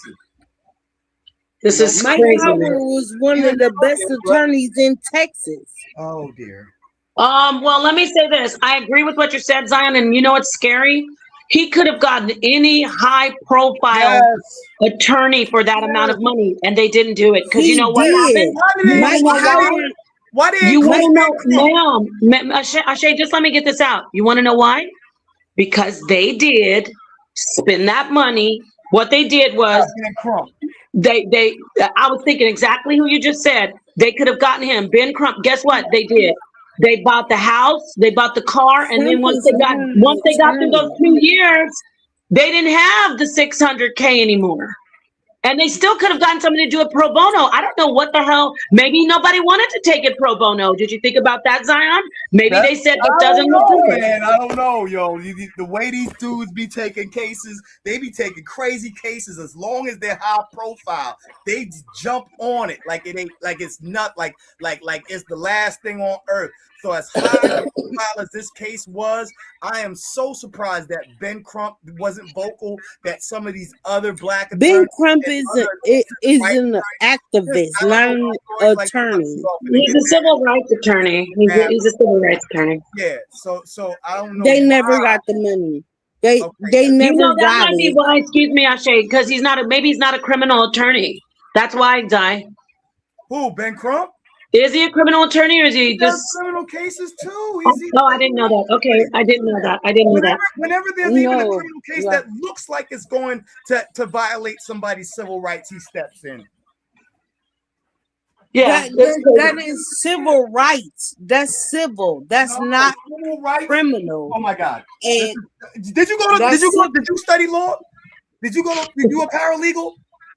I don't have to do all that because I've done what I've done. Yes, you are do. you? Are you? Yes, I am. I work for attorneys. That's okay. So that don't mean other people don't know law too. Legal advocate. That does not mean other people do not know law. I don't want to get nasty. Yeah, don't be mean. She's having a good day. She's having a good night. No, you know what? I like that you came up here, even though we kind of got heated. I don't want to scare the women away. This is crazy. You're doing great. Actually, come up more. We need more women to come in. Even though we might not agree, I appreciate you this is crazy. Tremendously. Because we know that supposed to be agreeing with each other. the Karmelo family did not get that money. What the heck? Look at They this had crazy. to pay out of Look at this pocket comments. for Listen to an this. First off, you attorney. don't know how to spell swear. You don't know how to spell swear. You said Napa's a white woman. She reminds me of a white supremacist. You're an idiot. That's what you are. You're a clown. Okay. I sound like a white supremacist because I don't think people should teenagers should be unaliving each other at track meets. Okay, gotcha. You obviously don't know you don't take white supremacy seriously because you don't, or you're a clown. You've never heard how white supremacists speak. Because I don't care if the kid, let me tell you what my angle is. You know why I don't think I don't think that he should have been not guilty? Because he's not the only one. Let's get to the big picture here. Karmelo Anthony is not unpopular when it comes to teenagers, especially males. It doesn't matter white or black, but I'm talking about black males. Why am I talking about black males? Because guess who's unaliving other black males more than white males are? Black males are teenagers. So stop playing with me. You sound like a white supremacist, Pop Netter, undercover, because you don't want me to point out the fact that young men, especially black men, but white ones too, are taking lethal weapons and they are unaliving other people for BS reasons. Are white men not? I said white. I said what? Not on the high level like black men are unaliving black men. I'm not saying they don't. I said white and black. Everybody, like in every demographic. No, black men are killing more black men. Whites unalive whites. Not on a high level like Asians unalive Asians. Where are you getting these facts from? Where are you getting these facts from? I didn't say people don't unalive each other. I'm talking about an epidemic of young teenage males. Look, Ashay, this is where you and I start getting, bumping heads very hard. Pause, because I'm saying this. Listen to me. Young black men are being called. Our entire culture has started to call our young men YNs because they're out of control. I don't like calling them YNs, and I don't. But they're out of control. I'm not talking about your son or my son or Zion's son. They're out of control. We're scared of them. We're scared of them. If you look at the statistics, that's not true. Oh my God, girl. Okay. All right. What you sipping on? I'll say you sipping on some reunion. She's sipping on some reunion. She's sipping on that reunion on anything. If you look at the statistics, that's not true. Martini and R.I.S.E. Y'all want to make black people. Y'all want to make black people. So remember that, y'all. Before you talk, and everything else. That's not true. That's not true. Ma'am, sister, young lady, listen. Do you remember Martin? Let me see how young lady me. I'm a grown ass woman. All right, I said, ma'am. Calm down. Listen. Let me see how grown you are. Shit. What the fuck? Oh my gosh. Okay, got it. Listen. Do you remember? Let me see how much of a grown lady you are. Do you remember Martini and Rossi Asti Spumante? I don't know what that is. Thank you. You a young lady then. That don't mean I'm a young lady. That has nothing to do with nothing. Let me ask Zion, because Zion is as old as so if I say something that's relevant in my area that you don't understand, what's your area? What's your area? What you mean? And you don't understand. You're not young. Fine, you're not young. Oh my God, you're not young. Listen, what do you mean your area? No, I said if I say something that happened in my area that you don't understand. What's your area? What do you mean? Does that make you Does that make you young and don't understand? I didn't say anything about don't understand. I asked you about a drink. Yes, oh you my did. God. You said I was if talking I about a understand drink. I was talking about a drink. Stop. Now, Monty. what do you, I said, right? Yes, he knows because I knew I said you're old as a Pentateuch. But anyway, listen, I said Martini and R.I.S.E Spumante, but you didn't catch it because you're younger than us. No, actually, I just didn't understand what you said. Yes, I understand that. I understand that. Good. And I understand Cisco, and I understand St. Ives, and I understand not St. Ives. Oh my God. like I know the older drinks too. Yes, so Crooked Eye. That's called the crooked. See, let me tell you something. Yes, They're talking about the. You mean the crooked St. eye? Ives, You're crooked talking eye. about the crooked eye. Crooked eye. Right? Remember crooked eye? Yeah, I understand all that. So, but you're calling it St. Ives, and who's white? The St. Ives, and I totally drink the St. Ives, and the 800. She's sipping on girl. I know all about that. And the night train. Don't forget the night train. Weird. She's sipping on. Okay, what about this one? Listen real quick, Zion. Who remembers malt duck? Oh no, not malt duck. I have to take that out of my uncle's refrigerator when we go there and drink it. I was a bad Who little kid. remembers duck sick? Like, no, I don't remember duck sick. What are you talking about? What's duck sick? Yeah, what is duck sick? What is duck sick? Ew, sounds gross. Yeah. What is it? What is it? A drink? I'm talking about drinks. You don't know what malt duck is? She don't know what malt duck is. I know, but you talking about the duck. Different regions have different things. That means nothing. Zion is in New York and he knows what malt duck is. You're trying to lighten the mood right here. You go tight. She don't get it. She don't get it. Zion, me and you have been agreeing on everything. Thank you. We have been agreeing on everything. We have been agreeing on everything. I know, except for you cutting me off. Yeah, because you want to be you want to be popular. Oh my! Don't laugh at my sinister laugh. You can't laugh like me, girl. I'll laugh you out. I want to be popular. Boy, I don't want to. That's soft. Okay, so back to what we were saying though. Back to what we were saying about the killing.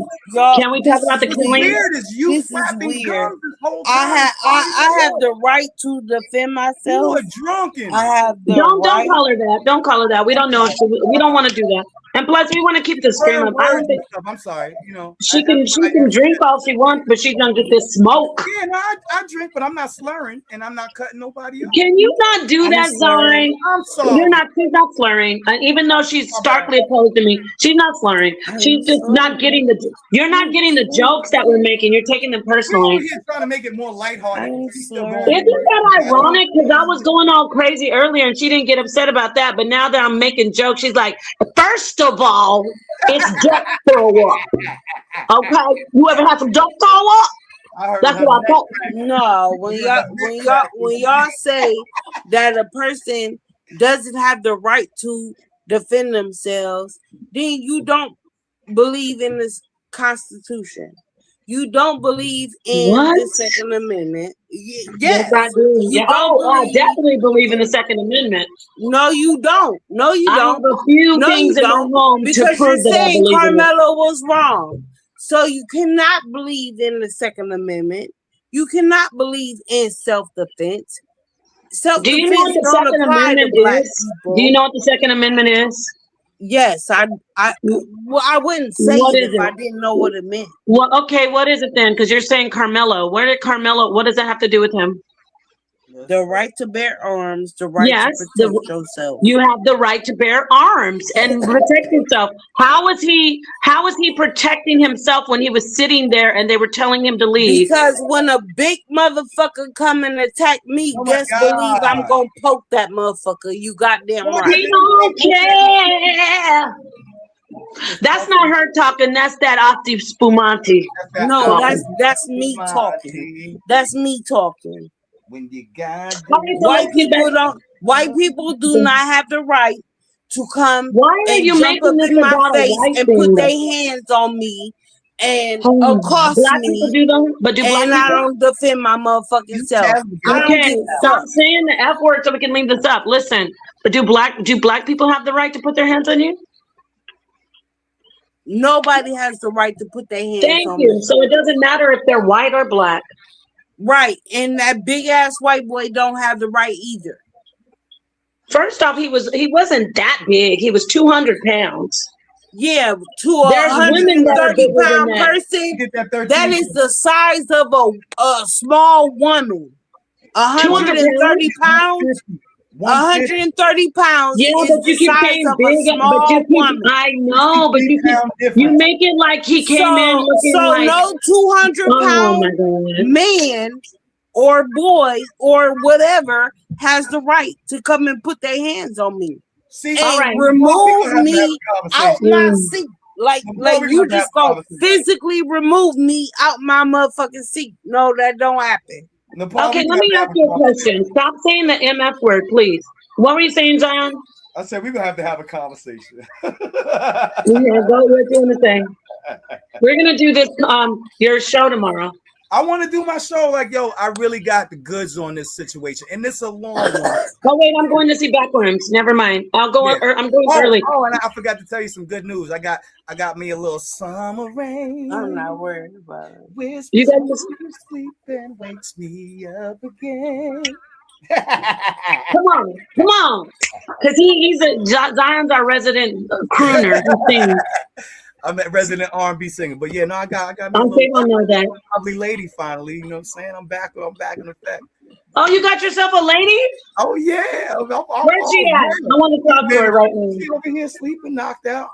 Oh, she's a sweetheart. She lets you get on the internet and argue with us. Yo, she was good. She let me daggone do my presentation. Oh, I'm happy for you. I'm happy for me too.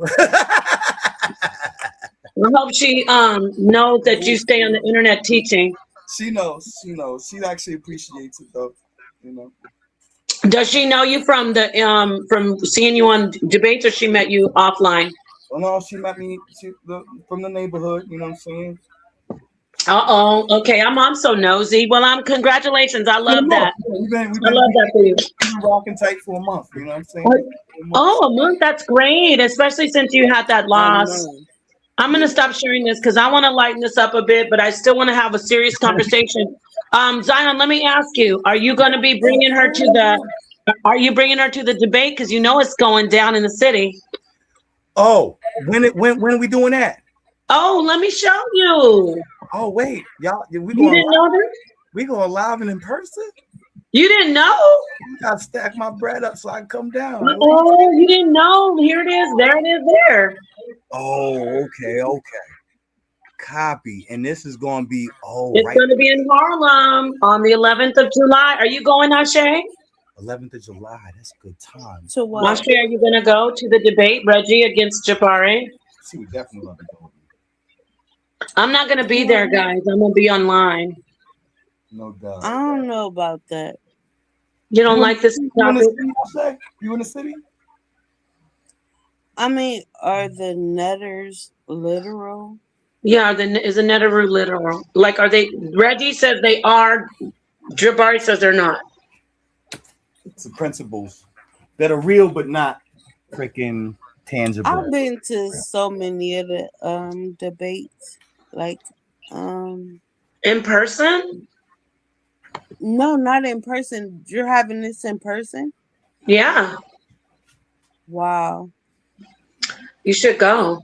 Oh, and yeah, Sarnetta needs to know I'm probably gonna be not that close. soon. I'm gonna have another debate with my brother Captain Lasagna ISUBK coming up here.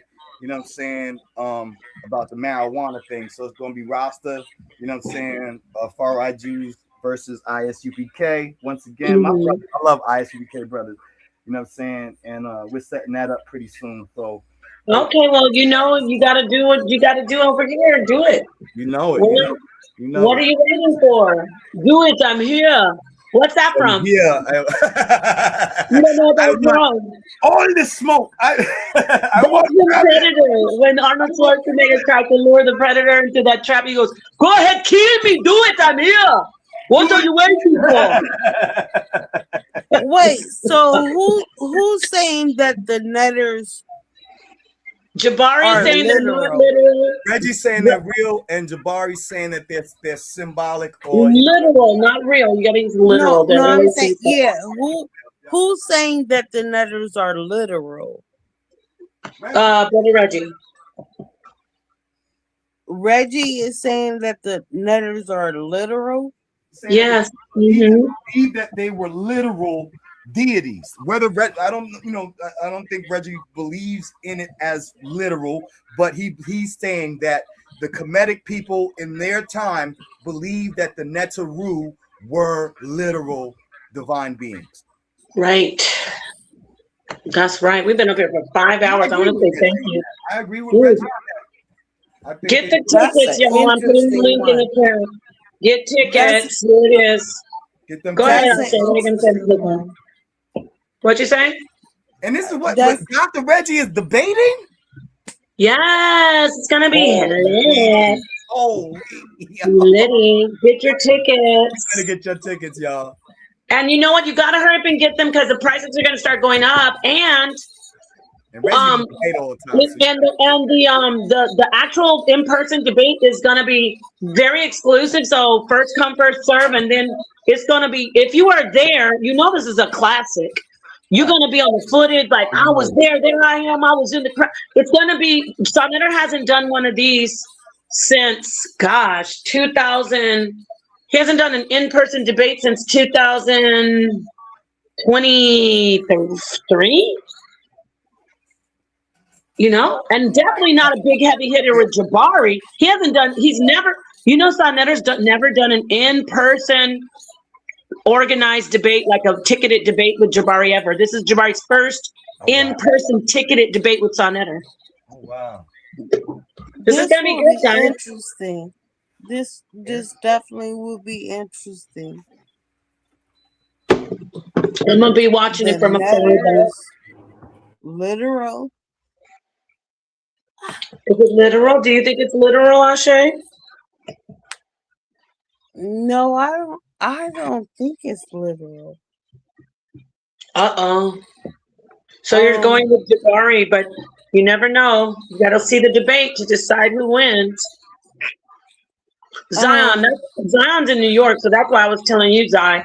Yeah, I'm up here in Syracuse. I'm upstate, but you need to bring your lady so she can see how you get it in. She would love to come down there with me. Yep. Sonetter, you have met Sonetter before. Yeah, I knew him before there was a YouTube. The literal part is like, wow, like literal. Wait, who determines literal? It really is gonna be a classic. That's Brother Brother Reggie's position. Hold it down for like 2 minutes. I gotta take this phone call. Yeah. So, you know what I'm saying? I think what Reggie is saying is that, you know what I'm saying, the ancient people of that time, they looked at the Neteru no different than the other, you know what I'm saying, people looked at their gods around them as being real, as being literal, you know what I'm saying, divine entities. Whereas Jabari Osazi, you know what I'm saying, speaks about the allegorical and metaphorical symbolism of these divine Neterus and what they represent.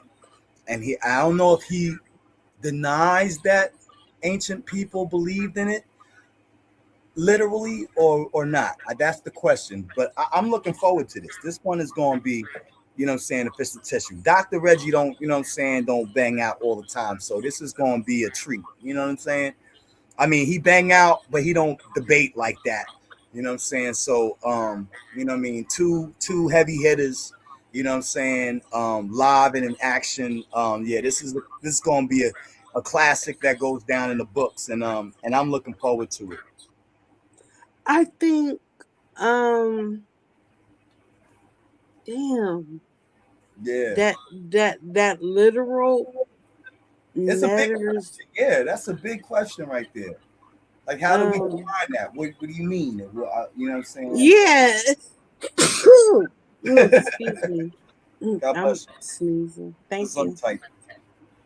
Thank you. Literal. Mm-hmm. Ooh. Like literal being. You know what I'm saying? Like, you know how some people talk about, the Anunnaki is coming down. You know what I'm saying? And that's what he's talking about. Are they literal beings, or are they symbolic, allegoric, metaphoric symbolisms that the ancient Kemetic people used? I would lean. I mean, when you start looking at the death rituals and stuff like that, and the afterworld and stuff, and how they prepared for that, you know what I'm saying, the weighing of the heart and all of that stuff, I would have to say that I would have to lean toward Reggie's side, that the ancient Kemetics believed that they were literal beings. You know. My take would be that, well, first of all, I'm an atheist, so copy. But I respect African traditional belief systems. Yeah, I respect it, and I understand it, and Copy. I understand that they that's crazy. Yeah, this That's is so going to be crazy, because so it's like, do I believe that they believed it? That's or the question. do I believe not that you believe that they are literal, but did the ancient people believe that they were literal in their time? And that's the hard part. That's the hard part. Yeah. That is the absolute hard part. And that's where, you know what I'm saying, the scholarship is gone. You know what I'm saying? Like, they're really going to have to piece this. They're going to have to lawyer this thing. And Reggie's good for that. You know what I'm saying? So is Jabari. You know what I'm saying? Both of these guys are heavy hitters. Reggie is good for that, but Reggie is also boring. So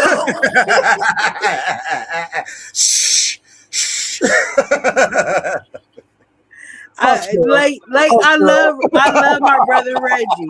I love my brother Reggie, but he is boring. So he gonna have to bring it. You know what I'm saying? Reggie can get amped sometimes. You know what I'm saying? I mean, he gonna have to bring it without the insults. He's gonna have to bring some smoke. Yeah, he's gonna have to bring some smoke. Yeah, he gonna have to bring the knowledge with some charisma. I hope that he condenses his slides, because a lot of times Reggie, one thing about Reg, you know what I'm saying, is that he'll have slides that have like 50 paragraphs on it. Like, ain't nobody reading that with you, bro. Like, yes, and that's what I'm saying. Like, you be done fell asleep. Readable, so we can follow your bullet points. That's why I do bullet points. You know what I'm saying? Because I want people to see what I'm reading and be able to read it. And it's not like freaking absolutely, but you don't want people to fall asleep trying to read your shit. You ain't gonna make it through 15 slides if you got daggone 15 chapters on each slide, my brother. With a monotone voice. With the monotone, yeah. So. Absolutely. Absolutely. Yeah, that's gonna be fun. So yeah, I'm definitely looking forward to that. Like, I respect the Netters. Yeah. Do I believe that they were literal? No, I don't. Right. You know what I'm saying? Deal with that with the Bible. Like, a lot of people take a lot of the Bible stories and take them as literal historic events. And I say, even as a Bible thumper, that the Bible, a lot of it has parable, symbolisms, metaphor, parabolic language. It has parabolic progenitors. it has all of these symbolic things, and that's the language in which a lot of ancient people, especially in that Middle Eastern and Northeast African region, how they communicated with a lot of poetry. You know what I'm saying? And you have to take certain things with a grain of salt. You can't say, oh yeah, no, Abraham was running around, you know what I'm saying? And come on, B, like let's read in between the lines here. You know what I'm saying? What do these things symbolize? What are the deeper meanings? What do the names mean? What are the definitions of the names? Because the names will give you a whole entire story in itself. If you read Genesis chapter, I believe it's chapter 4 or chapter 5, where it goes through the genealogies of Adam all the way to Noah. If you read the names and remove all of this one beget that one and beget this and beget that, you remove that and you use the definitions of the names, there's a whole entire story with just the names alone. And that, you know what I'm saying? And so people be missing the mark. They're looking at the finger, but not looking at what the finger is pointing to. You feel me? So yes, that's where I would agree with Osasi on that. You know what I'm saying? I know Osasi gonna come strong too. Both of these brothers gonna come heavy. This gonna be some crazy scholarship right here. You know what I mean? Some real. It really is. It really is. And even like how you said, like, the Bible says this and the Bible says that, and you're like, was that man that wrote that in there, or was that divine leadership? So I mean, everybody can take something different, Right. And that's the thing. from different parts. You know what I'm saying? Like, do I believe the letters were literal? This is the topic. It says, are the letters literal? Right. Um. To whom? Right. That's the question. Yeah. That's the underlying question. To whom? Right. Who would it be? Literal. Are the letters literal? Right.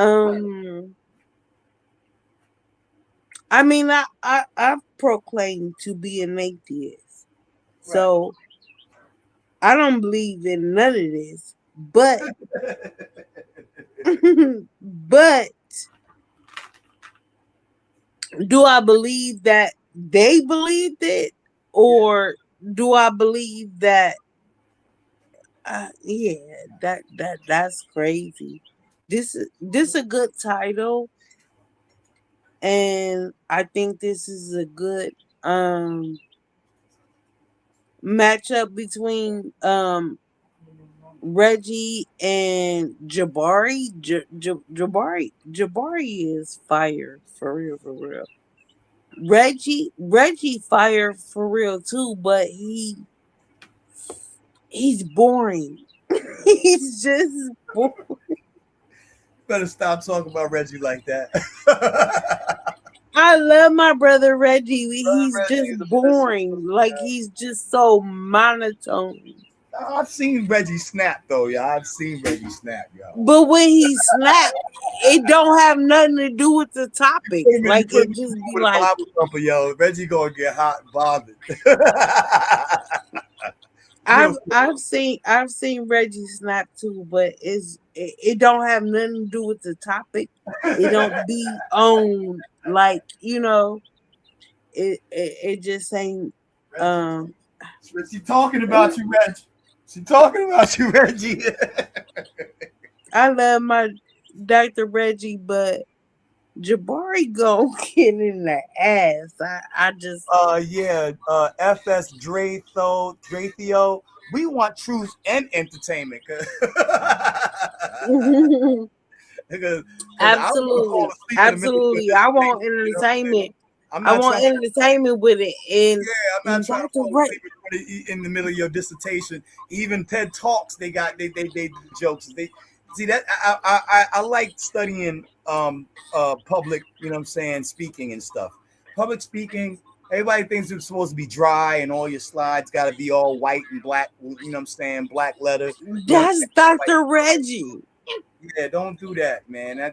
Don't, you know what I'm saying? Like, put some hot sauce on it. We black folk, yo. We don't eat, you know what I'm saying, potato salad with just potato and mayonnaise. You know what I'm saying? We put some paprika in there. You know what I'm saying? Come on, B. We don't do that. You know what I'm saying? I fear that is Dr. Reggie. We like to be entertaining and intellectual at the same Yeah, they're time. both going to be good. You guys, I know we're talking, we lightened it up, but I got to get at this yes, this Russian bot in the chat. Uh-oh. So I'm gonna have to take it back to this fool calling me. You think you're hurting my feelings calling me white lady because I'm speaking about truth and not fighting and people walking away from fight? It shows who you are. Like the sister on the panel agrees with you that men, should stand their ground when they see that there's imminent danger. But this man is up here calling me a white lady, and I would like to know if you think I'm a white lady because I'm talking about having some sense. So I want to show you this liar. The annual murder rate for black men. Look at him screaming I think this guy is some constipated troll. The annual murder rate for black men is extremely low when converted to the percentage terms, again, under 1%. Okay, first off, we're going to talk about the percentages. You're about 5% off, if not 5 to 9% off. But let's talk about the percentages. And let's talk about compared to other populations. Again, under 1% lifetime, still far below 1% will ever commit murder. Most are law-abiding citizens. I never said black men aren't law-abiding citizens. You see how he conflates something that I'm talking about? I say that black men are law-abiding citizens and they shouldn't be called punks for walking away. You say, I'm trying to say that black men don't. Basically, reading this, you're trying to rock us to sleep and say there's no problem with black on black crime and young black men unaliving everybody. So let's read this. He says, contributing positively to their communities. I know they contribute positively. I'm not talking about all black men. I'm talking about the issue of black men unaliving other black men. Now, what I'll do, because I bring sources and you bring feelings and lies. Let's go ahead and take a look at this. It's going to take a minute. I know it's late for a lot of people, but I'm going to do something that Potnetter and a lot of people don't like. I'm going to read something. All right. So this is the National Library of Medicine. This is PubMed. This is a reliable source because you can see right here the research. I don't see it. Still got the. Oh shoot! I didn't share it. I didn't share it. You're right.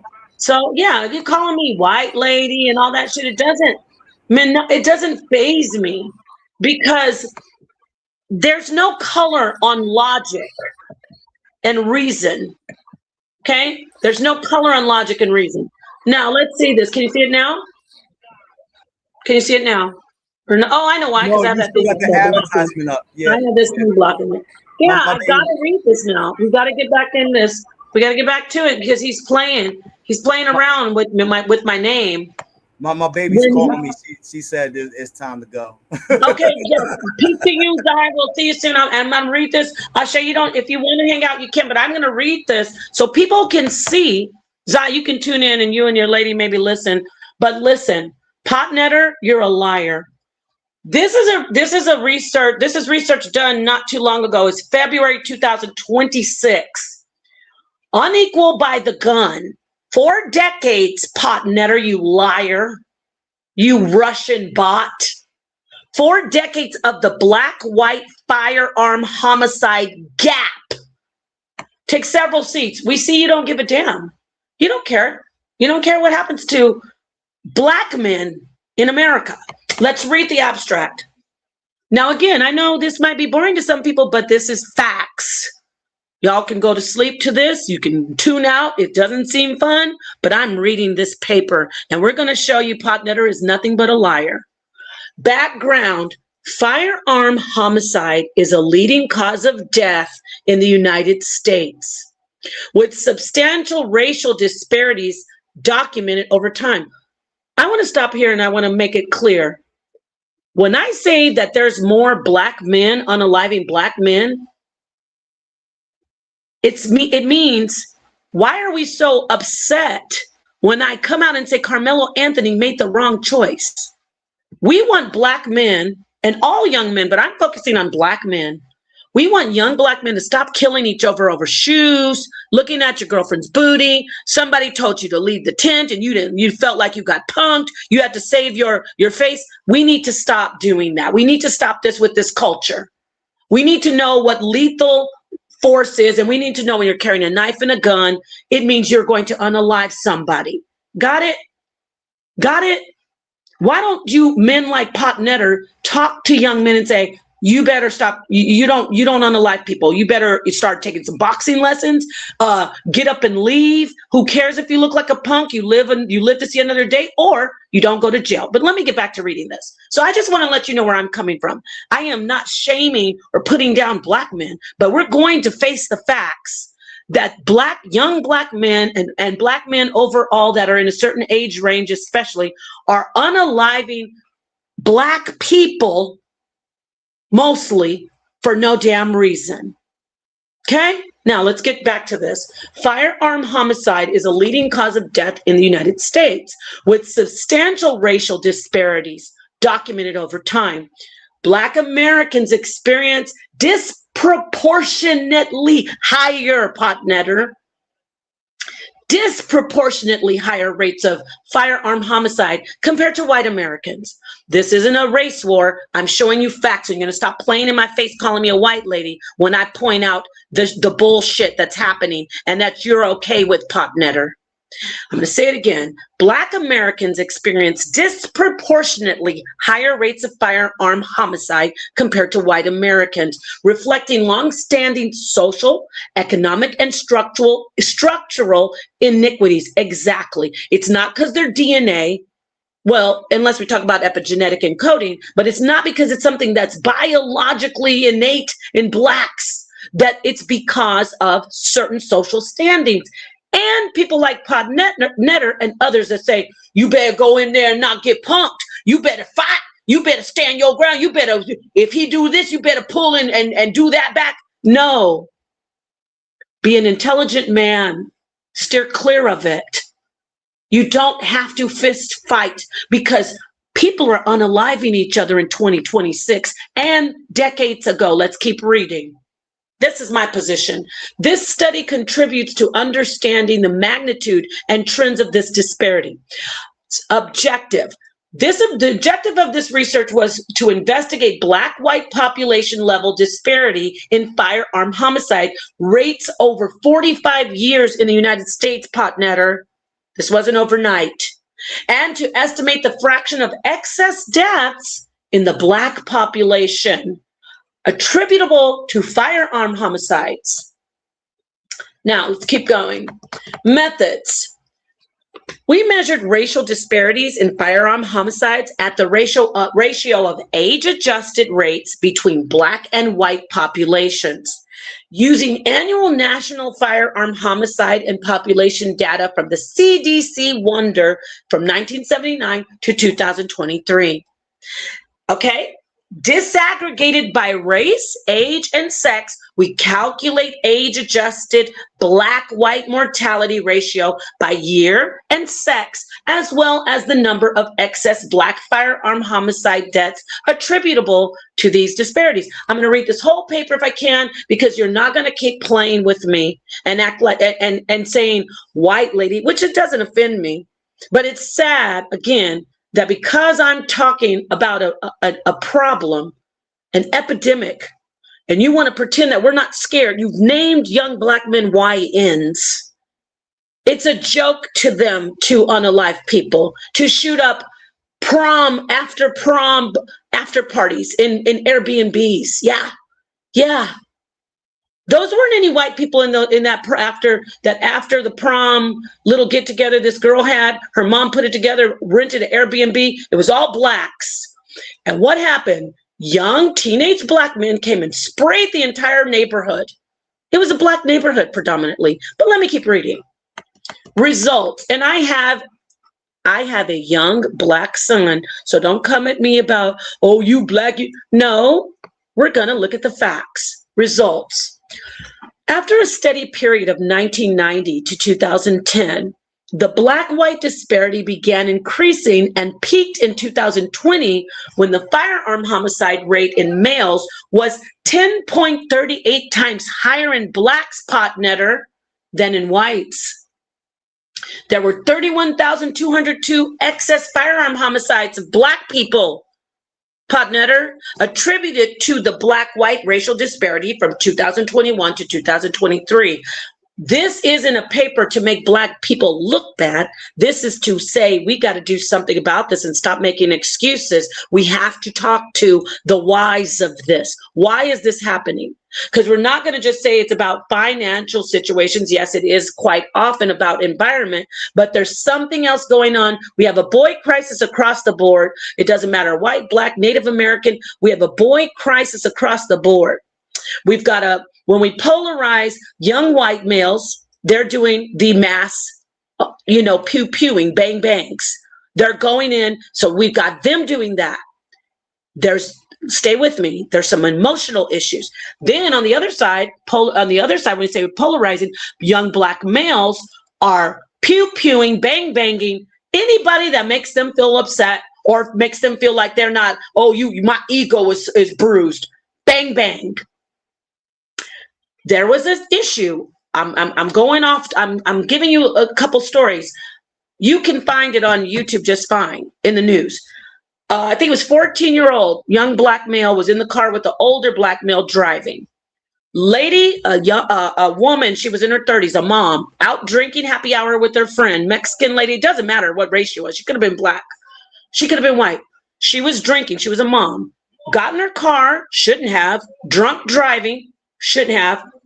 When the guys, the black male that was driving and the young 14-year-old that was in the passenger seat, the lady, when the guys were stopped at the light, she bumped, she hit tapped the back of their bumper because she didn't stop on time, or she maybe stopped and then rolled forward and bumped their bumper. What do you think the young black male 14-year-old said to the guy in the driver's seat? Like somebody like Podnetter who would make an excuse. He said, can I go let off on her? Or he didn't even know it was her. He said, can I go let off? And then the driver said, do what you need to do. He got the assault rifle, stepped out of the car, and banged that lady's car up. That's the problem, Podnetter. We got some problems here. Okay? I digress. Let me get back to this paper.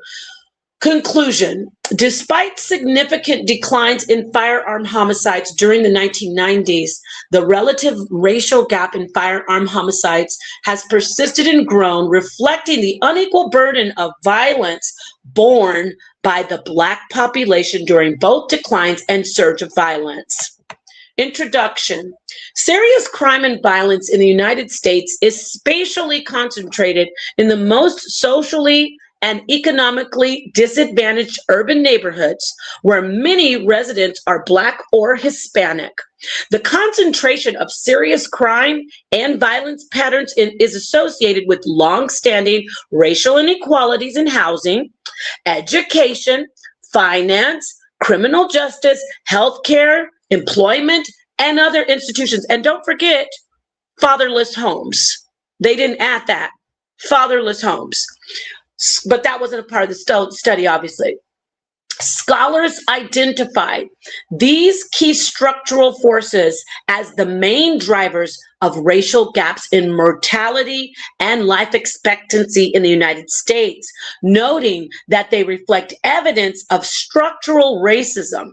Recent research, and yes, all of those things that we said, the constructs about, where did we go back? The healthcare, employment. Yes, these are constructs. Like I said, there's something behind it, but it is happening. So you're not going to sit here and play in my face and be like, oh, it's less than 1%. That was a damned lie.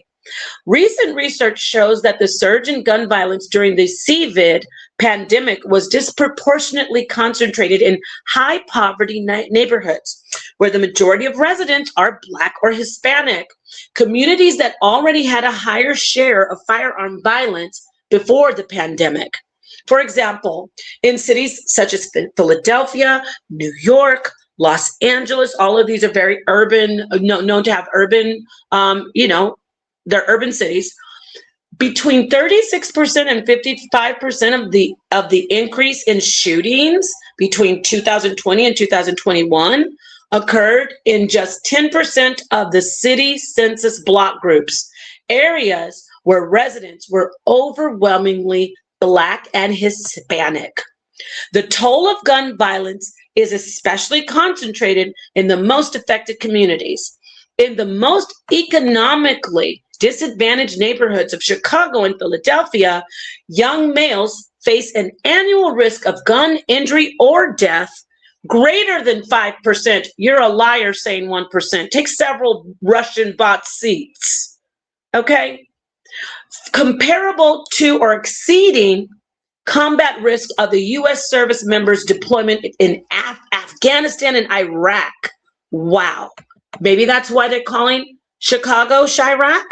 And you don't want me to point this out. You're going to try to put me down and accuse me of being racist against my own people. I happen to be Afro-Latina. I happen to be Black and Hispanic.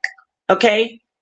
Amongst other things, but you're a liar. Let me keep reading this. It doesn't really matter. It's not about me busting your piñata. It's about me showing you that you're trying to stop me pointing out that there is a problem. There is a problem. You think I want to see a young man go to prison for the rest of his life? No, I don't. But I'd rather point out that he doesn't get to have a slap on the wrist because he's not only, it just happened that he unalived a star athlete, twin, attractive young white male.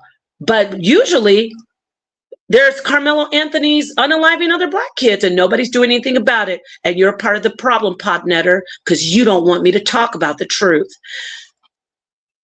Since 2015, life expectancy in the U.S. has plateaued and modestly declined, with mortality increasing most notably among individuals ages 15 to 44. A trend that reflects an enduring and ethnic inequality, Podnetter. Between 2000 and 2010, the Black-white life expectancy gap had been narrowing, largely due to shifts in the age composition of these populations, which led to a reduction in mortality differences from chronic diseases. More recently, however, Podnetter, the Black-white life expectancy gap has increased as a result of emerging causes, including drug overdose, gun violence, and self-unaliving. Homicide is a major driver of the Black-white mortality gap, disproportionately affecting Black individuals, Podnetter, especially young adults, ages 15 to 44. In 2016, the homicide mortality for Black males, Podnetter, was 20 times higher than white males in the United States. And you're okay with that, right? Because you want to play in the chat. You're in my crosshairs, okay? You're in my crosshairs, no pun intended. I'm talking about hypothetically, figuratively. Homicide is a major driver in, okay, I read that part. In 2016, the homicide mortality for Black males was 20 times higher than for white males in the United States. Eliminating homicide mortality for Black males would result in 0.53 years of life gained, considerably larger than the effect of removing mortality from unaliving self, auto accidents, and pharmaceutical overdoses. By contrast, the elimination of homicide mortality for white males would increase life expectancy by 0.13 years, a smaller estimate than unaliving self, auto accidents, or pharmaceutical overdoses. Firearms are the most significant contributor, Podnetter, to the homicide among youth and young adults. You like to call them YNs. You probably like calling young Black men that. I don't. But you want to call me a white lady, which is weird because there are white women who think like you. Like you want to make this a race thing for me, like I'm the bad guy. and you're a good guy and you care about black people. You don't give a damn about black people, because if you did, you wouldn't be fighting against what I'm saying. Firearms are the most significant contributor to homicides among youth and young adults in the U.S., accounting for approximately 81% of all cases. Firearm homicides are the major contributor to racially disparate homicide rates. So firearm homicides are the major contributor to racially disparate homicide rates. This is the reason there's more black men unaliving black men with firearms than there are white men unaliving white men with firearms. Let's keep reading. The black-white inequality in firearm homicides has been documented across the decades in the United States. During 2018 to 2022, there was a stable black-white gap in firearm homicide rates, which exceeded all other type of violent victimization. In 2020 and 2021, homicide was the leading contributor of disparities in life expectancy between black and white males in the United States, exceeding that of the deaths from the COVID pandemic. However, less is known about how black-white inequality in firearm homicides has changed over time, particularly across periods of surge and declines in gun violence. Keep going. Racial disparities in firearm mortality rates closely correspond to surge in gun violence cycles in the U.S. Over the past 3 decades, the U.S. has experienced several such cycles. In the late 1980s, there was a major increase in homicide rates associated with introduction of, you know what, crack, white stuff, white powder, and its attendant pharmaceutical markets. More youth engaged in the illegal pharmaceutical trade started to carry firearms for protection. Who were they using those firearms? Were they in white neighborhoods selling those pharmaceuticals and using them on white people? No, they were using them on black people, which naturally led to increased rates of firearm homicides among these age groups. Starting from the mid-90s, Potnetter, maybe you fell asleep or left. I really don't care. I'm reading this and putting it in the algorithm, in the ether. Starting from the mid-1990s, homicide rates began to plummet. The drop in homicide rates was unexpected, and scholars from different fields speculate on the causes. The decline in the homicide rate in the U.S. in the 1990s did not equally impact the same groups that experienced the rise. The racial inequalities in homicides caused by the growth of homicide victimization of young black males remained persistently higher, Potnetter, remained persistently higher than it was before the epidemic rise. While a variety of theories have been proposed to explain the unexpected decrease in homicides in the 1990s, one of the main outcomes of the drop was the dramatic gain in the life expectancy of black males that lasted until the 2010s. The homicide rate in the U.S. began rising from a low point in 2014. Between 2014 and 2020, the firearm homicide rate across 100 major U.S. cities increased by 76%. The rise in violence was most accurate in majority black neighborhoods, Potnetter, where firearm homicides rose by 87%. During this period. In Chicago, for example, this increase in homicide erased the progress in black-white inequality that had been achieved during the long decline in violence from the early 90s to the mid-2010s. The upward trend peaked in 2020, marked by 25% increase in the national homicide rate. The largest single year rise ever recorded. So 2020 was the largest single year rise ever recorded. The cause of the rise in the homicide since 2014 remained largely unexplored, especially given the trend predates given that the trend predates the pandemic era spike. Given that firearm homicide mortality is the leading cause of death for young Black males from age 15 to 34, you liar, Pontnetter, you're a lying Russian bot. You are not even human. You're probably just some provocateur bot in there, just spewing lies in capitals, in caps, screaming in caps. It is important to understand changes in the Black-white inequality in firearm homicide rates over the longer terms and during periods of surge. This study provides new statistical evidence of excess death from firearm homicides in the U.S., highlighting their role in the Black-white mortality disparity over the past 45 years. We calculate the mortality ratio over 1979 to 2023 and estimate the fraction of excess deaths in the Black population due to Black-white inequality in firearm homicides. Several studies have analyzed racial disparity in firearm homicides at the subnational level in the U.S. and found robust evidence of the Black-white gap.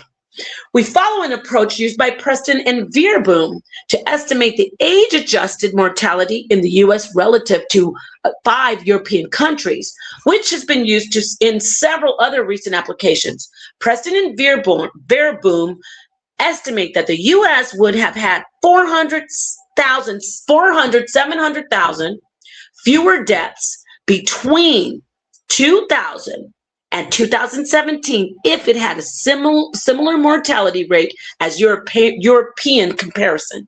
Wow, that's scary. Almost 500,000. In this paper, we follow the same approach and examine the Black-white ratio of firearm homicide mortality rates between 1979 and 2023. After adjusting for sex, age, and calendar year effect, hereafter we use years to refer to calendar years for brevity. We rely on these comparisons to calculate the attributable fraction of excess firearm homicide deaths for Black population. This may sound boring, but this is very devastating information. But who cares? I'm being called a racist white lady because I'm telling the truth that we need to get a handle on these young men unaliving each other and everybody. They're unaliving grandmas, they're unaliving uncles, they're unaliving people at the bus stop, they're unaliving people at track meets. We need to talk about what's going on with the school bang-bangers, which are happening with the young white males. And this conversation, we're going to talk about the young Black males who, because their egos are bruised, they are unaliving people. We have to talk about it. Y'all act like it's cute to say, oh, he step on my sneakers, he's going to be done with. That's a reality amongst Black on Black people. That's not a funny joke. And yeah, it was Austin Metcalf, but it could have very well have been a young Black male amongst other young Black males or young Black children. It happens all the time. And no, it's not just Black males, but it is predominantly, this is the epidemic that we're looking at. Girls are now getting involved with it, looking stupid as ever because they want to fit in. But it is the majority, overwhelmingly, it is males. Like I said, I'm going to repeat it. The school bang-bangers are predominantly teenage white males. They get their feelings hurt. Remember I said the boy crisis? Nobody likes them. They are withdrawn. Then they do the bang-bang because somebody hurt their feelings.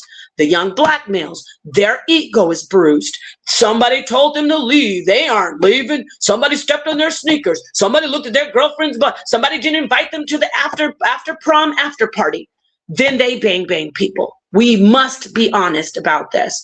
So anyway, I'm going to go ahead and skip the part about the data that they got and pulling this down. There's all the statistics, there's all the research, that's the formula they use. In fact, I'm going to just copy this link. People, I don't know if anybody gives a damn, and I'm going to drop it in the chat. I think I made the point. Here's the link, it's in the chat. I just care about truth. It's not even about, at this point, it is not even, look at him writing paragraphs. Look at him writing paragraphs. Look Look at this sick person. Look at the sick guy. Look how sick he is. Look at him writing paragraphs. Writing paragraphs. Are you still there? Would you like to respond to this, Ashe, since I see you're still up here? Are you asleep? I think she's not. You're muted. I was going to close down. If you have anything to say, if not, that's fine. I'm just showing some information. You're muted if you were saying something, Ashe. If not, I made my point. Potnetter, you're a liar. I never said, what are you talking about? Contributing positively to their communities, Whiteley. Brother, you're not my brother. You're a piece of shit. Sir, not even sir. Russian bot or whatever kind of bot you are, AI bot. Provocateur. Obviously, there are black men on a large scale contributing positively to their communities. Why are you, what is that? That's not even the conversation. The conversation is about teenagers and young males, predominantly, unaliving people. Oh my gosh, who's going to sit up here and act like, please somebody not, don't lie. Please don't lie, you guys. Thank you, Tehran. Let's be serious. You see me on the screen. I'm a black woman. I don't, okay, the statistics say Hispanic, so I'm Afro-Latina, right? You're going to tell me you're not scared of young, I have seen young videos of young black men with freaking assault rifles standing in a neighbor. I'm getting emotional right now. Let me chill. Let me get that video. Standing in a neighborhood, terrorizing people while they're driving by. I'm getting so angry right now. Terrorizing people. Who's going to sit here and lie? Everybody's going to just be quiet about that, right? Because that shit's not real, right? That's not real. That's not real, you guys. That's not real, right? Let me see if I can find that video. Gosh. Just in broad daylight. Let me see if I can show the video. It was crazy. And this isn't unheard of. You guys, I don't know, some of you, it might be some Potnetter's children. I don't know what you guys are doing. I'm not going to say, oh, no, none of you. No, I'm not going to say that. Some of you guys might be raising some of these people. Karmelo Anthony wasn't a thug. That's my point. Are you not getting it? He wasn't a thug. He was a boy who thought, oh, I'll just, that's what we do. We unalive people. That's what we young men do now. We just, you shouldn't have stepped in my shoes. Shouldn't have told me to leave. I don't got to leave. Are you kidding? You're kidding, right? So nobody's ever seen this but me. I'm the one living in a bubble. Got it. All right. Let's get it. Let me see if I can find that. Gosh. And they were just, people were driving by. It was so annoying. Oh, let me see here. It was so annoying. It doesn't mean that I'm saying black men are terrorizing their neighborhoods. It does mean that black people think it's funny that you've named our teenagers young ninjas. You think it's funny that you've named our teenagers young ninjas. And it's hilarious to everybody. Like, oh, these young ninjas, ha, ha, ha. Really? All right. I can't even find it. Dang, I wish I could. Let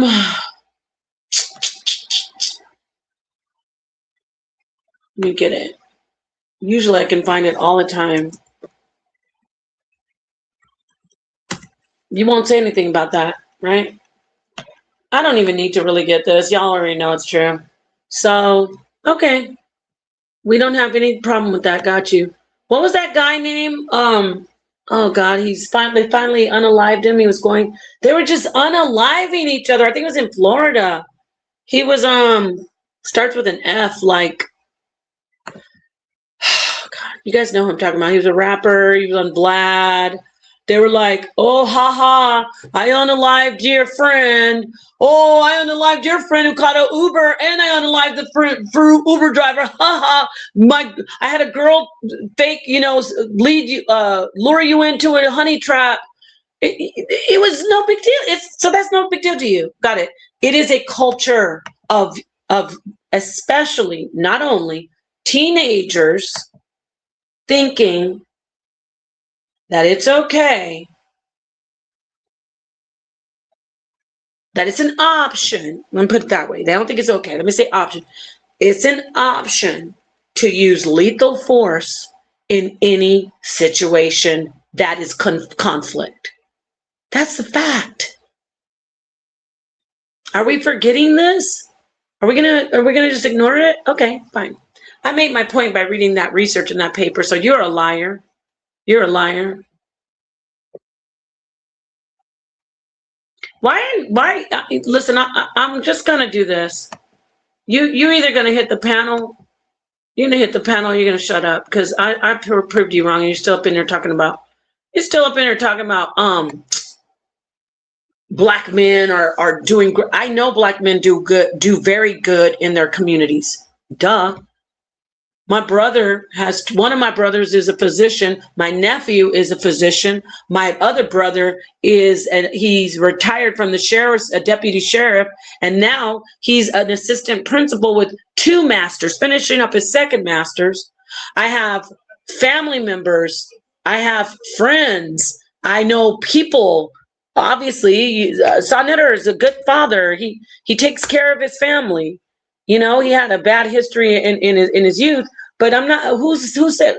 We just showed Brother Reggie Jabari. You're just trying to. You're a narcissist. You're trying to say like I'm going against black men. I'm telling the truth about the issue, the epidemic of black men unaliving people because they're for reasons that you don't need to unalive somebody. Should you be able to protect yourself in a life-threatening situation? Yes. If a person trying to beat your behind, I was in a pizza shop. I'm going to give you story time, okay? And I'm in Arizona. Okay, let me tell you what happened. I went to go pick up a pizza. It was crowded beyond understanding. The people that worked at the pizza place, they were like, they spoke Spanish predominant, like that was their obviously first language. I was waiting so long for my pizza, and so were a bunch of other people. I start speaking Spanish to them. For some reason, I don't know why that triggers a lot of people. This lady was so mad. She was sitting there saying, something bitch about me. I said, I turned around. This one was a full-fledged Hebrew Israelite. And why am I saying that? I had a little house in the prairies, long skirt down to my ankles with fringes on, and a head, my head wrap, but I always protect myself. I definitely enjoy taking advantage of the privileges that I have with my Second Amendment rights. She said, I was at the counter, I turned around, she was sitting on the bench by the window with her son. She said something, bitch, like, wait your turn or you cut the line. Damn.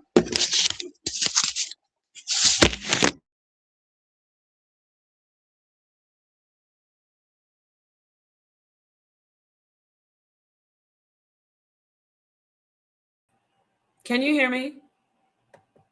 Let me move that. Let me see. Am I coming in clear? I need a 1. Maybe God doesn't want me to tell this story. Probably the angels are like, oh no, do not tell the story. Am I coming in clear? I don't care. You think that bothers me?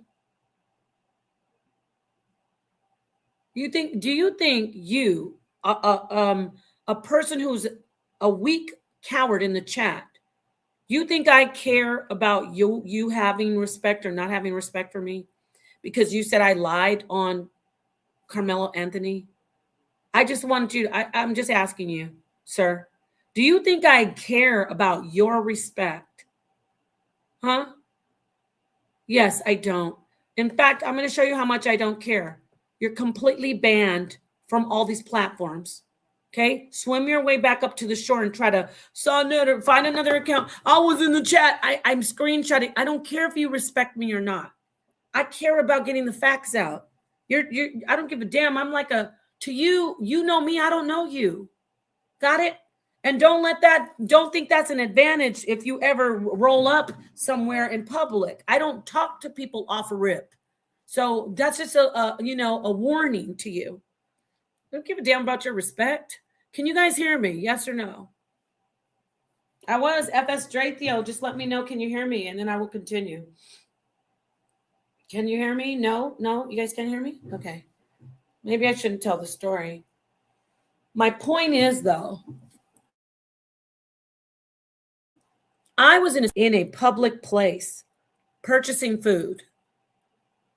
Let me see if y'all can hear me. I'll go check it out myself. Okay, great. Thank you. Yeesh. All right. I was in a situation purchasing food.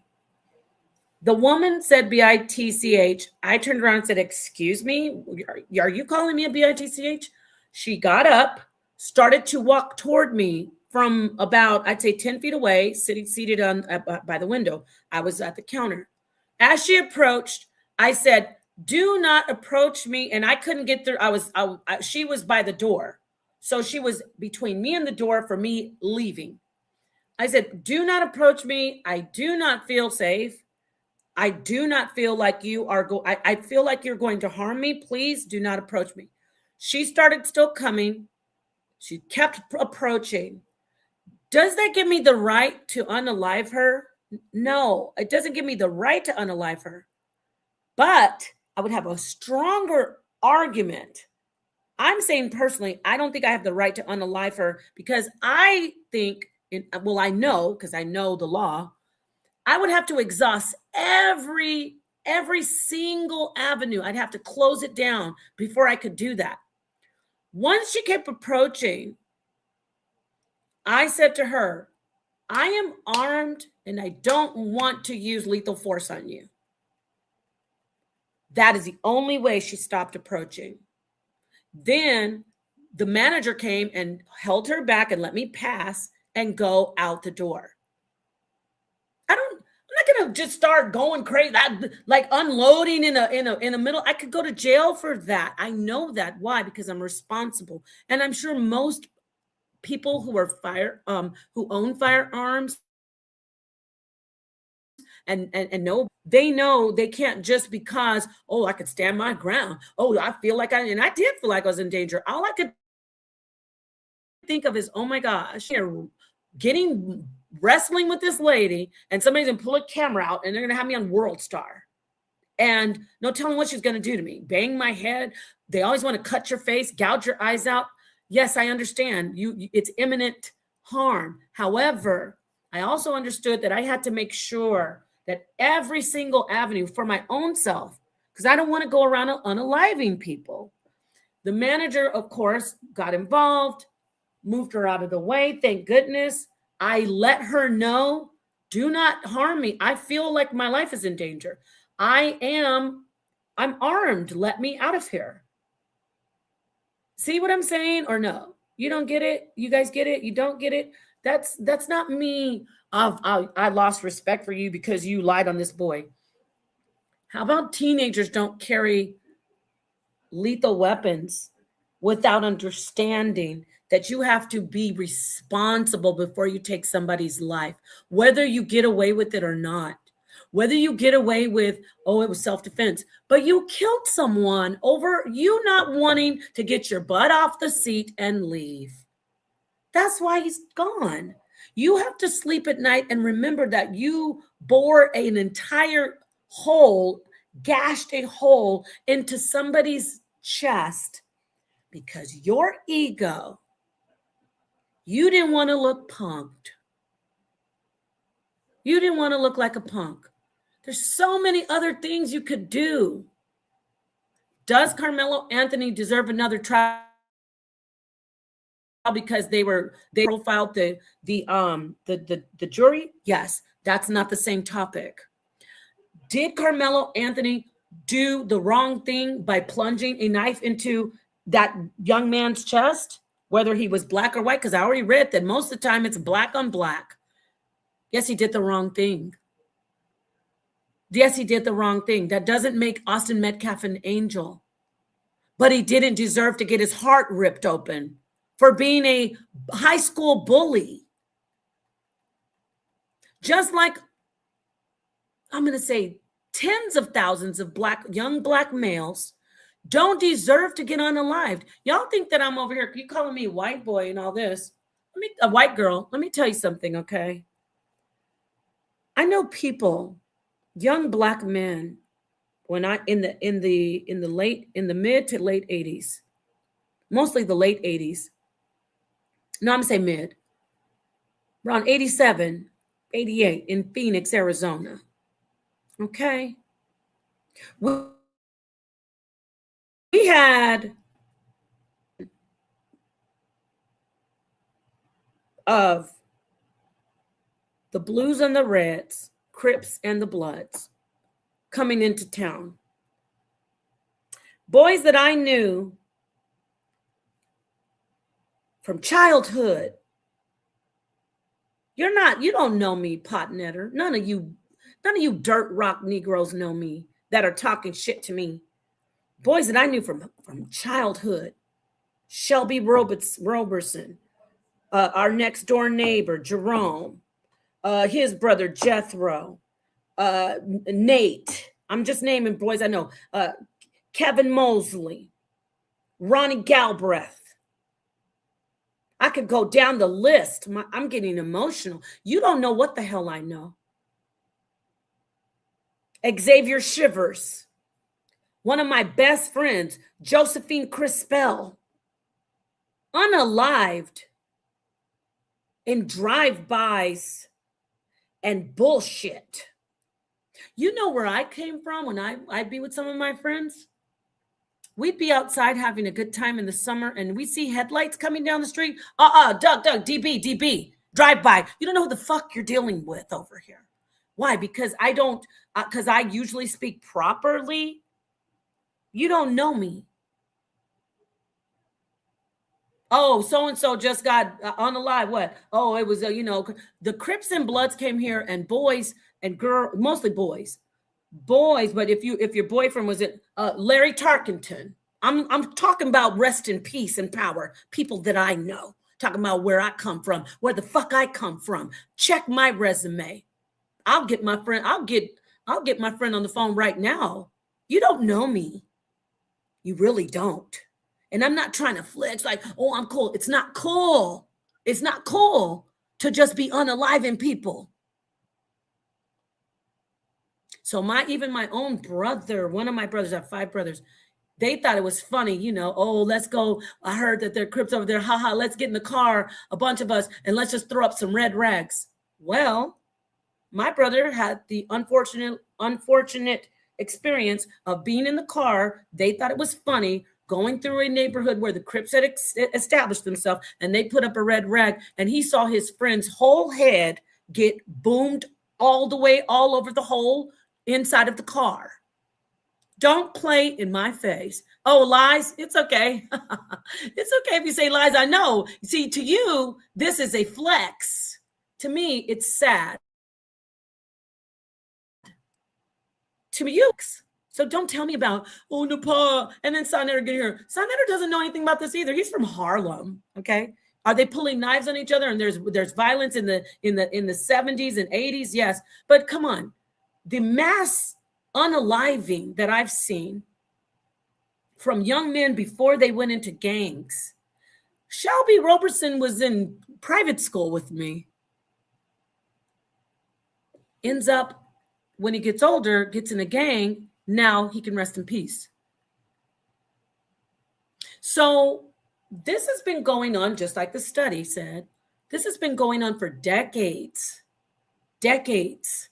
Black men, young black men, unaliving each other for no damn reason. And now they're unaliving other people, because now we have more interracial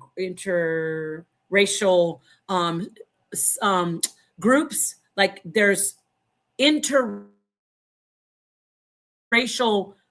black men in black groups of men. We have white, we have Latino, we have Asian. They're coming together. I'm talking about the younger ones. Back in my day, it was mostly either like Hispanic or black. But now we've got a blended group. We've got more racial interaction. I already said that there's a boy crisis. To stop everybody from being triggered, there are the young white boys that are doing the crime, the unaliving crime with the bang bangs, are doing the school bang bangings. But they're doing it for the same reason that the young black men are doing it. Their feelings. They are unstable emotionally. Men on the internet saying, don't be a stepfather. You don't have to stay around if she don't give you peace. You can leave. We have a lot of young men who are being neglected and don't have any type of male father figure to help them in their homes. I'm not talking about a coach. No, I did a debate on it. A lot of young black men are in homes and they don't have anything besides an emotional mama saying, like you heard our sister earlier, you a bitch if you walk away. You a punk if you put your head down. You better stand and fight. Why? Why would you give your son the advice to sit somewhere where he's in danger? The first thing we should do is have men not sit in the chat and cry and whine and pee on themselves about what I'm saying. You need to get in there and talk to these young men and say, look, these guys are the clowns, not you. Don't, like you heard somebody say, jealous. You know they're jealous of you. Look at you. You're great. You don't want to be around those punk asses anyway. Nobody's sticking up for you. Invited you under there and he didn't even stick up for you. Don't even talk to these people anymore. But no, he probably, you could talk about 2-parent household if you want. He probably had somebody telling him, I can't imagine, but who knows? Maybe his dad was a fool like Pot Netter. What grown man would tell his son, you better stand your ground in Texas where you know that they don't like you. And I want you to sit there, son. I want you to sit there when you feel in danger, even though they ask you to leave. I don't care if it was one time. You wouldn't even have to ask. We don't play that over here. I'm telling you, we don't. I'm in Arizona. I'm in Phoenix. We don't play that shit over here. I'm in the region where he's at.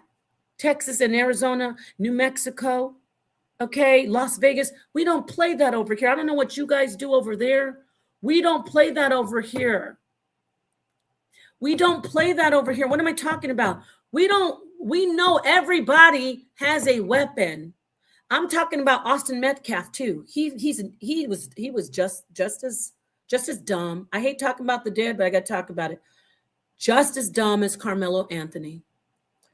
You don't play that, but guess what? They don't get it. Their brains aren't like what Di said. They're boys. They need to understand. Why are you having why are you having a lethal weapon? Because you're going to use it to do lethal force. Why are you not thinking? We don't play that over here. You can get mad if you want. Yes, the South got guns, great. I'm not saying they don't. My point is, when I say you don't play that, obviously they do play it, right? And look, Metcalf got a 2-inch hole in his chest, and now Karmelo Anthony is trying to appeal a 35-year sentence. So they played the wrong game.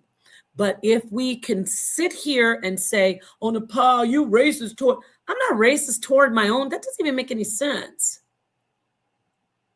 I am not going to say that a boy getting a hole opened up in his chest was something that was justified. And guess who probably agrees with me? Karmelo Anthony.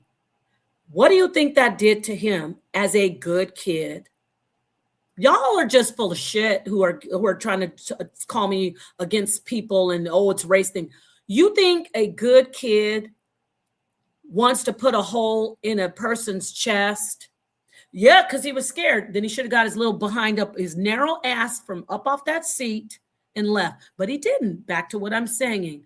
Because it's a culture amongst these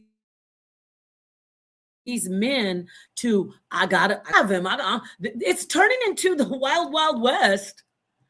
When you lose a card game, I want to see you outside. I want to do a standoff with you. That's what it's turning into. You know? Oh, you made me look bad in front of the ladies in the saloon. Come on outside. I want to have a duel. That's what it's turning back into. We're supposed to be moving away from that. We're devolving, and we've been devolving for a while. According to that study, at least almost 50 years. Whatever. That's all I'm saying. So my point is, we are not going to ignore the fact that young men, you want to make it a race thing? Let's make it a race thing. Young white males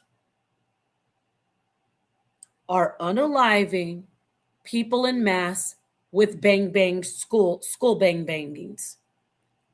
Young black males are unaliving individuals when they feel like their manhood is they're bruised. I talked about the prom. I'm trying to look this up. I don't even have to look it up, but I will, the prom. You remember the girl? She went to the prom, and then after her mom was sweet enough to rent an Airbnb so they can have an after party. It was a black neighborhood.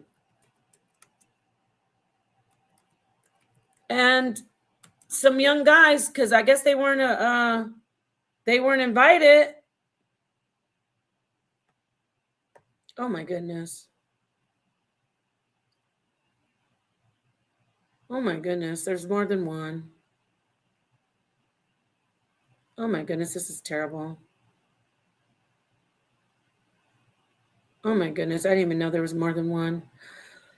Let me go ahead and see this here. All right, so there's more than one. Let me show you it without playing it. Well, that's silly. I'm not even going to summer jam that silliness. You're just trolling. All right, so let me see. Okay, so as you see this, look what, I didn't even know there was more than one. Oh man, this is crazy. Look at this. Let's see if you can read that. Can you guys see it? Anyway, I said what I need to say. It doesn't matter. I mean, it matters, but some of you don't care. Some of you really don't. Some of you are some of these people I'm talking about, probably. But not all of you. Of course, most of you aren't. But let's see. Probably most of you agree with me. I don't know, but I see only some trolls in there. So look at this. 1 teen unalived, 2 injured in Northwest Indiana after prom party bang bang game. This is a month ago. Chaos followed what was supposed to be a night of celebration for a group of teenagers in Northwest Indiana. You know what? I'm going to play the Senator play that other thing. Then there's one 19 shot at a prom after party.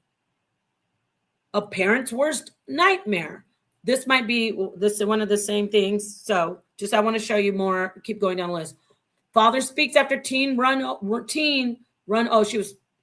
over at post-prom party bang banging. So father pleads for end to gun violence. Okay. Reward offered for information on Indiana prom after party bang banging that unalived 1 and injured 2. Arrest made in Hazel Park prom after party. This was 2 weeks ago. Let me start with this one.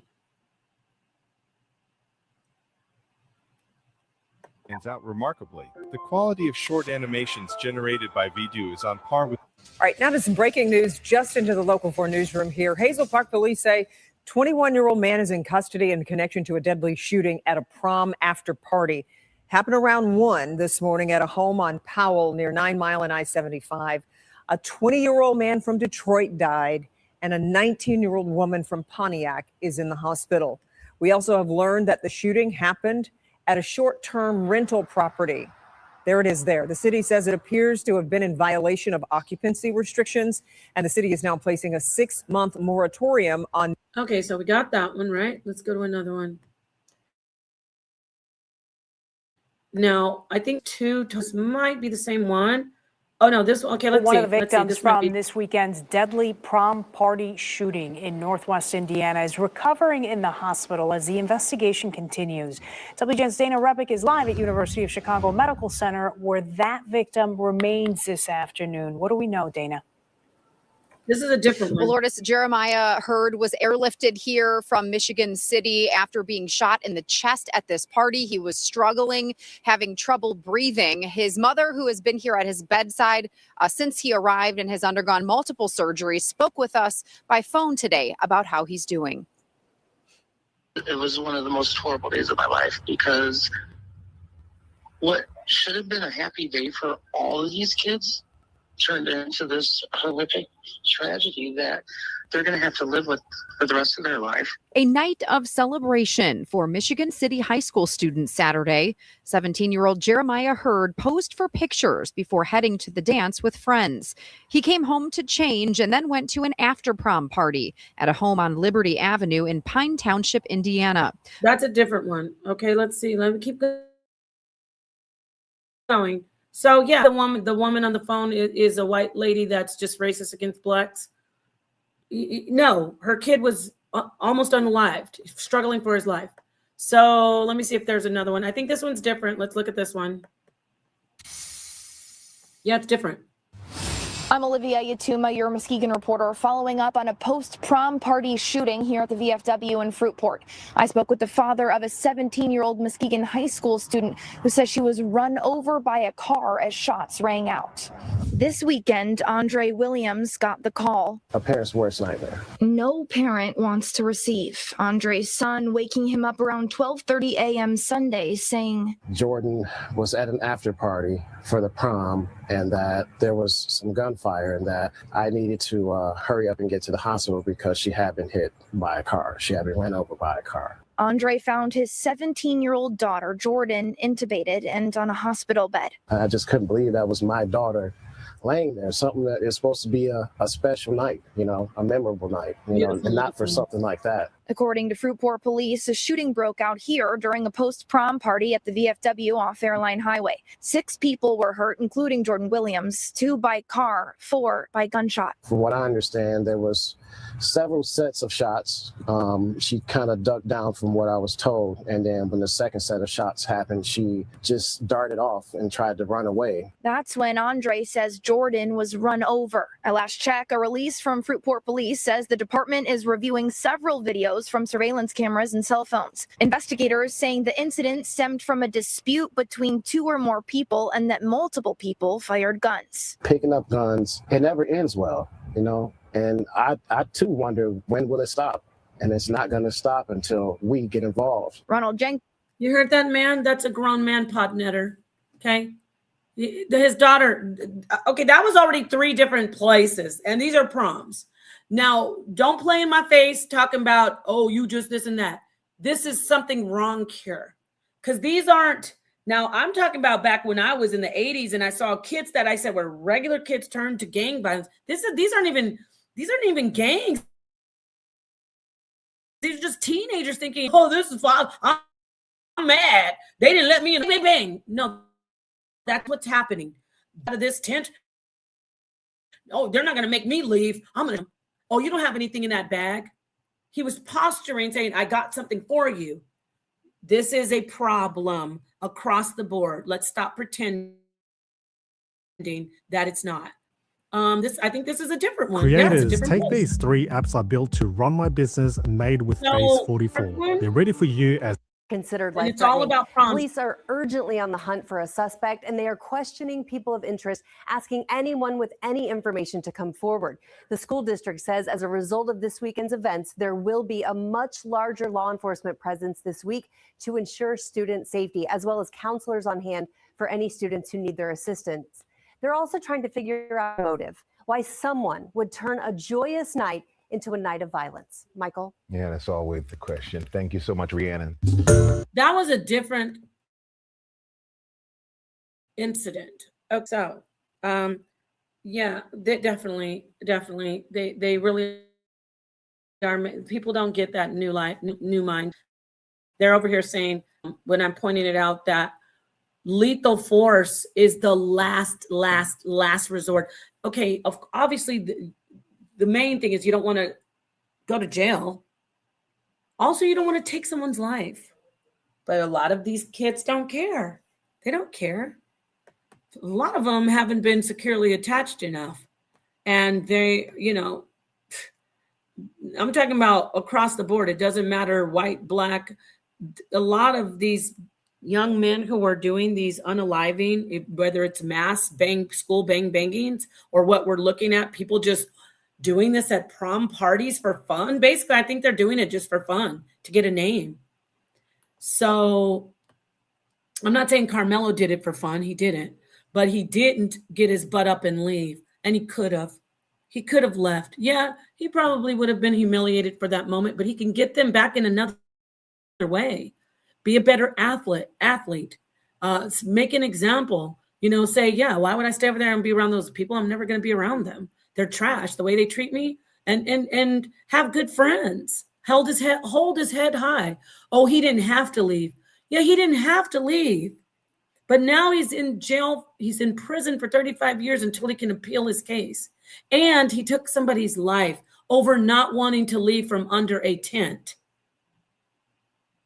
Over getting bullied, being told, get out of here before we beat you up. So that's my point. I don't think you guys, most of you don't disagree, but some of you, thank you. Some of you aren't seeing the big picture. It's an interesting stream. We got very heated, and I had to bring out some facts. Showed you a couple of these. I wanted to show you the one about these kids. I saw that, like, the kids, gosh, what are they called? They were like, people were driving by them in the neighborhood. I was so angry to see that. And they were just standing around with high-powered, like, assault weapons. And definitely 100% Echo Cipher. Yeah, there's psyops against kids, of course. Of course they do. When we look at when we go into conspiracy and things like that, 100%. Yeah, it is biblical, FS Strathio. It talks about, let me get it. The young men on the street corners, like, terrorizing us. And that's not just black young men that are terrorizing us, obviously. The prophecy is young men. It doesn't say black, all young men. And what do you think when we talk about, now you're going to take me down my conspiracy rabbit hole. There is an agenda against all males, starting with, of course, black males have been targeted, but white males are targeted. Latino males are targeted. Native American. When you disable the stronger part of our social group, which are males, I'm saying physically stronger, we're weak. So yeah, let me get it. Let me get that. Hold on. Let me get it for you. The scripture. It is, my goodness, I think it's in Isaiah. But yeah.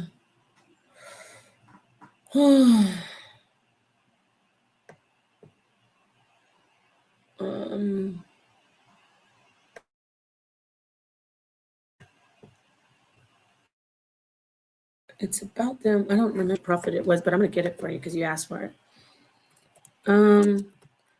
And guess what? The scripture says it talks about women raising them. Isn't that wild? And I'm not, obviously I'm an advocate for women, but I got to tell the truth. Okay.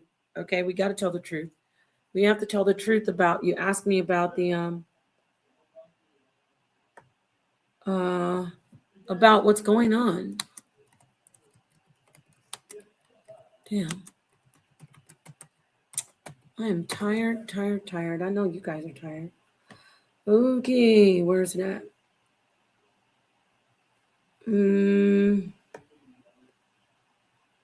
Okay, here it is.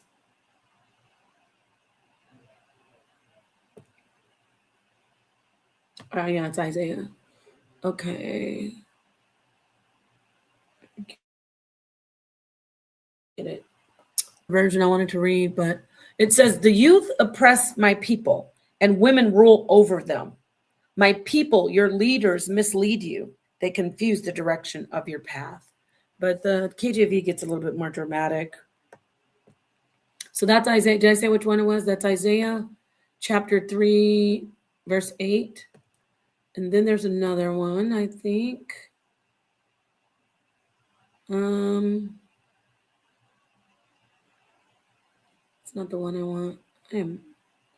But that's the main one. I got to get it in the KJV. I will make youth their leaders, and unstable rulers will govern them. Let me get the KJV. Yeah, that's prophecy.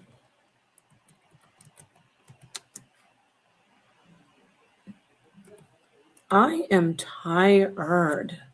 I know whoever stayed all night here with me. I appreciate. Okay, as for my people, children are their, here it is. This is a KJV.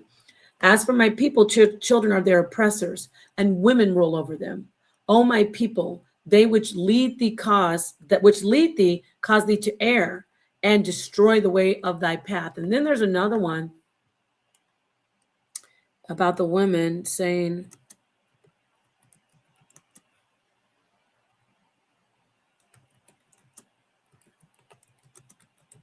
I gotcha. So that was Isaiah 3. Okay. Oh gosh, I feel tired all of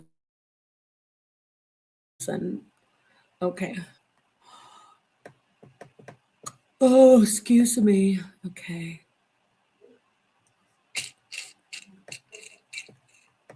I am not feeling good. I'm tired, guys. All of a sudden I'm crashing. But that's the main one. So I can't find the other one that I wanted to find. I think that was the only one. No, there's another one. I think it's in 2nd Esdras or 2nd Ezra.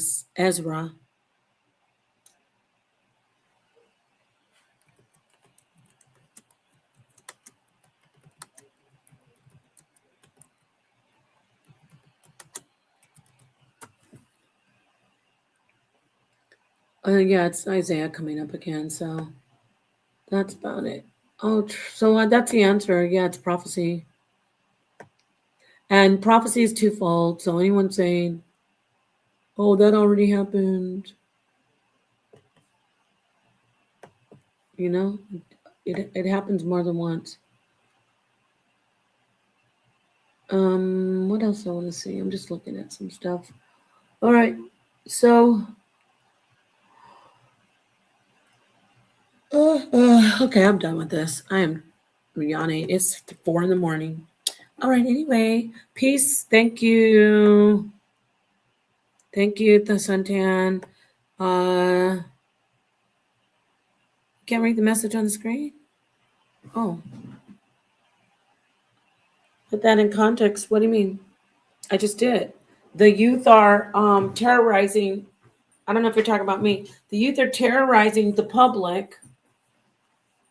And basically, we're all scared of them. You can act like manly for you to say, I'm not scared of anybody. You know what I mean? Like, it's not unheard of for, look at people going to proms and going to the after party, and then who do you think is doing all those bangings up at the proms? It's the youth. Yeah. The youth. It's the youth. And we can't just say it's only gangbangers anymore, because as you see, Karmelo Anthony was not a gangbanger. He was an honor student. He was an athlete. He had no criminal record, but his ego and his feelings were fragile enough to where he said, you know what? I'm going to do this. I'm going to sit here, not unalive him there. His ego and his feelings. He didn't plan on unaliving this kid when he went to sit there, but it wasn't out of the question, because he put his backpack on his lap when he should have just left. And okay, you guys want to call Metcalf a bully? All right, he was a bully according to some of the reports. So you know he's a bully. I was bullied throughout high school. You know, I would never go sit in a space where I know a bunch of bullies that don't like me are, but that's just me, whatever. And that's how I was raised. Peace, old account. Let's see what you say. I think we are the sacrifice. We are the Jesus on the cross. We are the ones who have to join everyone else, because nothing is of our own. Yeah, we are. You're talking about our people. I want to play this song for everybody. I know people are mad at me right now. I just want to let you know that I mean well. And that's not the song I want to play. I made a song because I'm closing out. Don't forget to go get your tickets for this debate. The link is in the chat, or it's even in the description. This is an in-person debate. Oh, gosh, I got to go to sleep. This is an in-person debate. And if you want to be there, like I said, I won't be there, but I will definitely be doing it online. But I think you can make it to New York, Harlem, to be there for this classic showdown. We've got the top Titans, Brother Reggie and Jabari. They're going to go face to face. This is going to be an in-person debate. It's a HOK House of Consciousness Classic in the making. Tickets are $40 now. They will go up. Hit the link, get your ticket. That is true as ever. And also what's proof all is against us is how a lot of young men are just unaliving each other. I'm not talking about, obviously the situation with Austin Metcalf was national news because it was an opportunity for people to say, oh, it's time to let's get this going. It's, let's have a race war. Let's blame whites against blacks. It's blacks' fault. You think I want either one of these? I wish that somebody, which I can't go back to that right now. If somebody would have just said, bro, just leave. And think of how many times that does happen. But nobody had Karmelo's back. And that's the moment where I can say, as an adult who's mature, that's a moment where you should say, oh, these guys, nobody likes me. You know how many times as an adult I've had people backstab me and I'll go, damn, they really don't like me. And they've been acting like my friends all along. But that affects me differently because I don't have the developing mind and the ego of a young teenage who usually gets praised for being cool and strong, right? And popular. He was being told, get out of here. We don't want you here. You don't belong here. Get the F out of here. And it was raining. He didn't want to kick me out. And I'm walking in the rain. People are laughing. Some people were filming it at their phones. Skated, I don't know. Like, they're punking him. They're punking him. Not getting up. That's the problem right there. That's the problem. I'm not getting up. I'm not leaving. I was invited here. And then the person who invited him didn't speak up for him.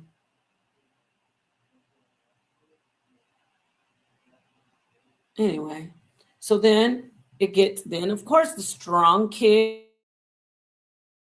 okay, you want to call him a, I don't know if he was a bully, but I'll acquiesce. The stronger kid comes over. He didn't come over to kill him. I know he didn't come over to kill him. I get it about the law. My point is, why don't people, especially more males, step up and say, look, and I do see a lot of black men are stepping up. I'm going to say that. I do see over here, we had some pushback, and that's okay. You know, Zion's very intelligent. He has a law background. Sonetter's intelligent. He had his opinion. They said no. But when I see people in the chat trying to attack me, talking about, you're a white lady, you're a white supremacist, you sound like an idiot. Why don't you step up instead and say, okay, I got to talk to more young men. I know why you don't, because you're scared of them. You're scared because they're going to probably either put a bang bang right in your face and threaten you, or use it on you.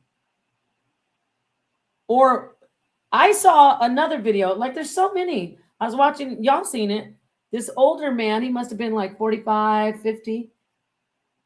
Someone was filming from their window up in the house, and he was fighting a young guy. The young guy got out of his car. He had his girlfriend in the car passenger seat. Got out, fist fought the older man. And the older man got the best of him. And then the older man was walking, teenager probably, I'm saying because he was young, was walking back to his car to get in the car to drive away. And the older man was like, yeah, she saw you just get beat. What do you think the younger guy did instead of getting in the car and driving away like he was going to? You got it. Got his little bang bang out and banged the older guy, I'd say 4 times. And then got in the car and drove away. Because his little witty feelings was hurt. I'm not trying to make fun of it, but that's my point. Emotional instability at its highest level, coupled with desensitization when it comes to bang bangs and unaliving human beings, tripled by insecure attachment, insecurely attached, meaning that their mother probably went right back to work after they were born, maybe gave them to a babysitter, daycare, or some Head Start system, which is daycare. Didn't get securely attached from 0 to 5. Once they got past 5, were latchkey kids because mom was always at work. And of course, she's raising the child in a single mom household. All of those 3 factors, and then we can factor into other like environment, probably, poverty or poverty level situation. All these, poverty isn't always a reason for somebody to not be stable, though. I'm not going to just use poverty because we got a lot of decent people who are, dealing with poverty, and they have excellent families. And we have a lot of decent single parent households, excellent homes. When I say single parent, I mean like mothers, because they'll have a live-in grandfather there present, or a brother living, like more. It's not a single. It's, when I say single family, yes, it's like multiple generations. And sadly, I will say this too, when we talk about Americans, when we talk about United States citizens, our culture is, unfortunate. Oh, you're 18, time for you to leave home. Oh yeah, go find an apartment. Even though I'm over here and I'm lower middle class and struggling to pay my mortgage or my rent, time for you to move out and you go find a place that you can't afford to take care of yourself. Instead of, hey, stay here, live here. We're going to live together as a family. That's not U.S. culture. That's not U.S. culture. That is very, very much Asian culture. Very, very much when I talk about immigrant culture. Where are you going? Why are you moving out? Stay here. You can just live here until, you get to the point where you are upper middle class at least. Why am I bringing this up? Because that's a factor too. If there were more, we have a lot of single parent households because of what happened with Lyndon B. Johnson in the 60s, the late 60s. And he said, listen, we're going to do this welfare program. And I know that a lot of fathers can't get jobs. So listen, you can have your husband in your house, and we will give you food, money, and housing, and we'll get you jobs. It will get you into the government workforce, but you can't have a man in the house.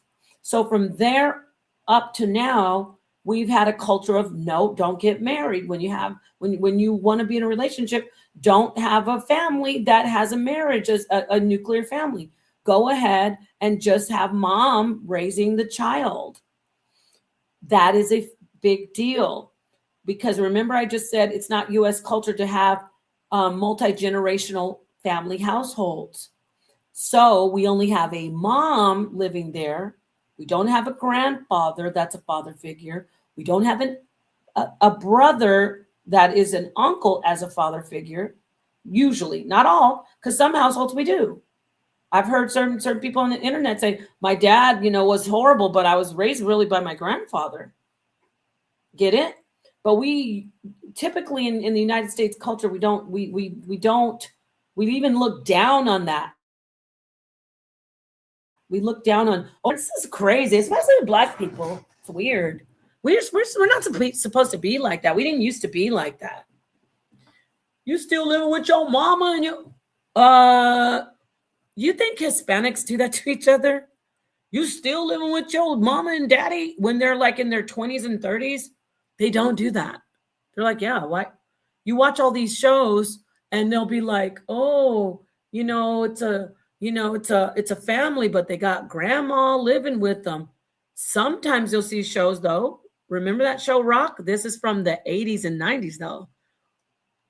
Rock had the dad living, the older man.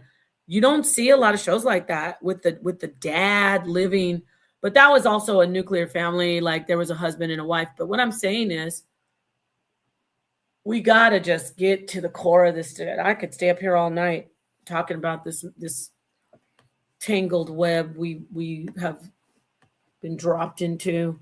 Set the spider to the fly.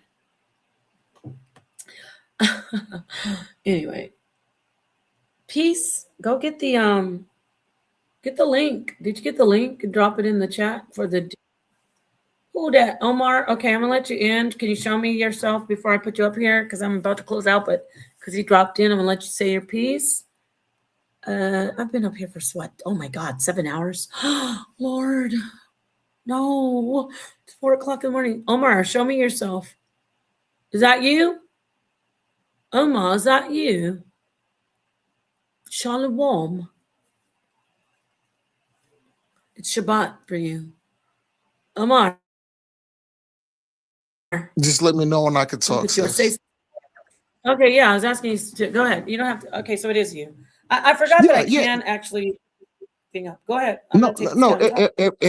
Everybody know me. I don't come in as no troll. I don't flash people or do no disrespectful nothing. The reason why I wanted to come on is because I noticed it's the sisters. So guess what? My queen is sitting right next to me. And guess what? We only got 15 minutes, but I just wanted to let my queen not necessarily speak about scripture, nothing about that, strictly about the topic of the subject that I saw on the top, which is the Karmelo Anthony Joan, I'm gonna hand it off to my queen. Here she go. Her name is Ashley. Shalom. Shalom. Shabbat shalom. Shabbat shalom. How are you? Go ahead. I'm blessed. How you doing? Great.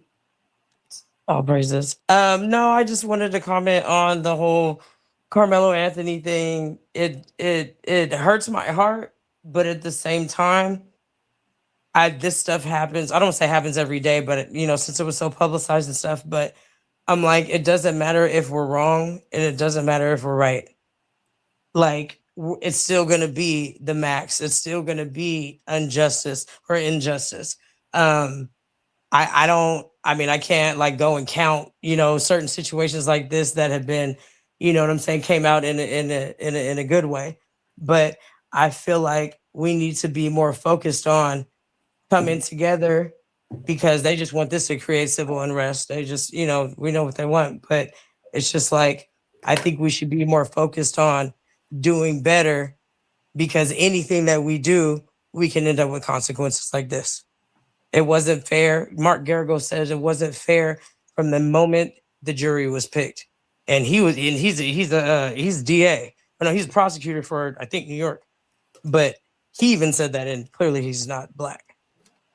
So I just think we all need to focus on our people and focus on doing better and understanding that no matter what you do, the Most High, he does create miracles, you know what I'm saying? But at the end of the day, 9 times out of 10, we're ending up with the short end of the stick.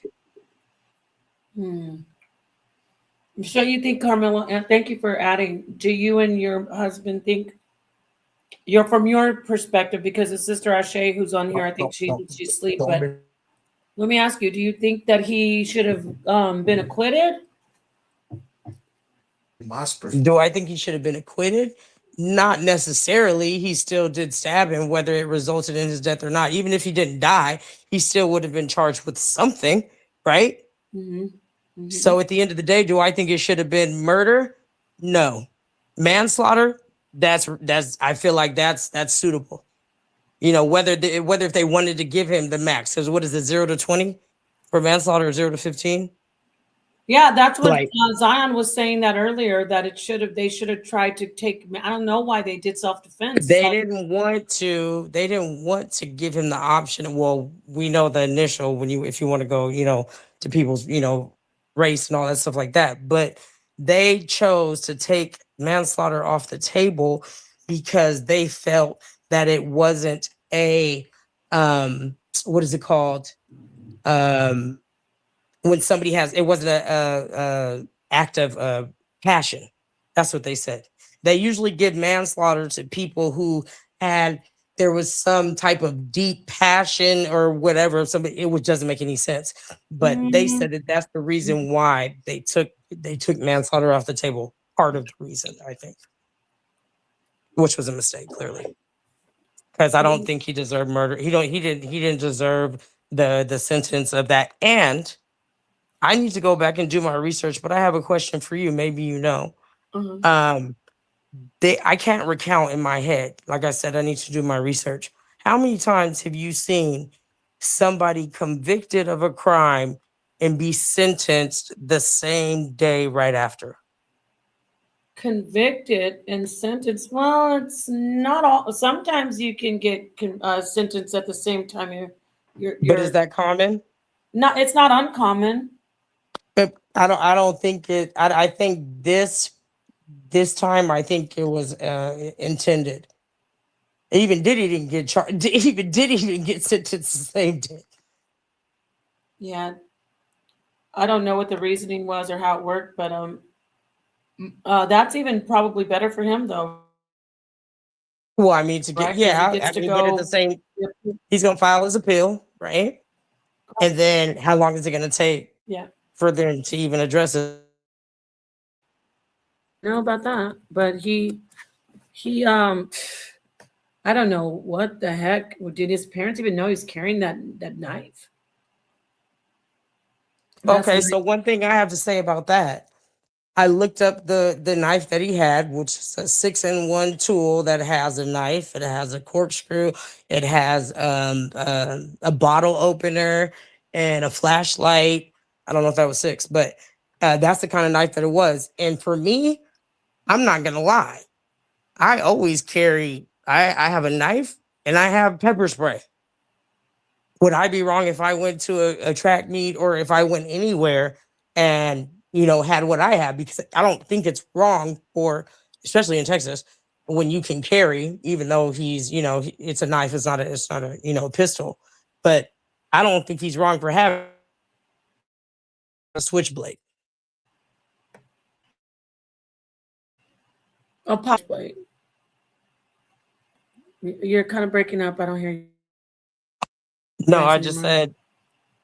No, I just said that it was a 6-in-1 utility knife. It'd be different if it was just a switchblade. Oh, I got you. So, hey sis, go ahead. hey sis, the pod. It's Omar. Yo, Right. I don't want to make it sound weird or hearing a woman's voice coming across my face. It's okay. They know what you're doing. That's not fair. I can have her jump on her account to where it's should I have her jump onto her account? Well, to where it's her face? actually, it's almost 7 hours. We're gonna do this again. Oh, okay. Yeah, we've been up here for a minute. You guys are probably just getting up and getting your day going. I didn't even get any sleep. I have to get like 4 hours of sleep. Well, y'all do have to remember,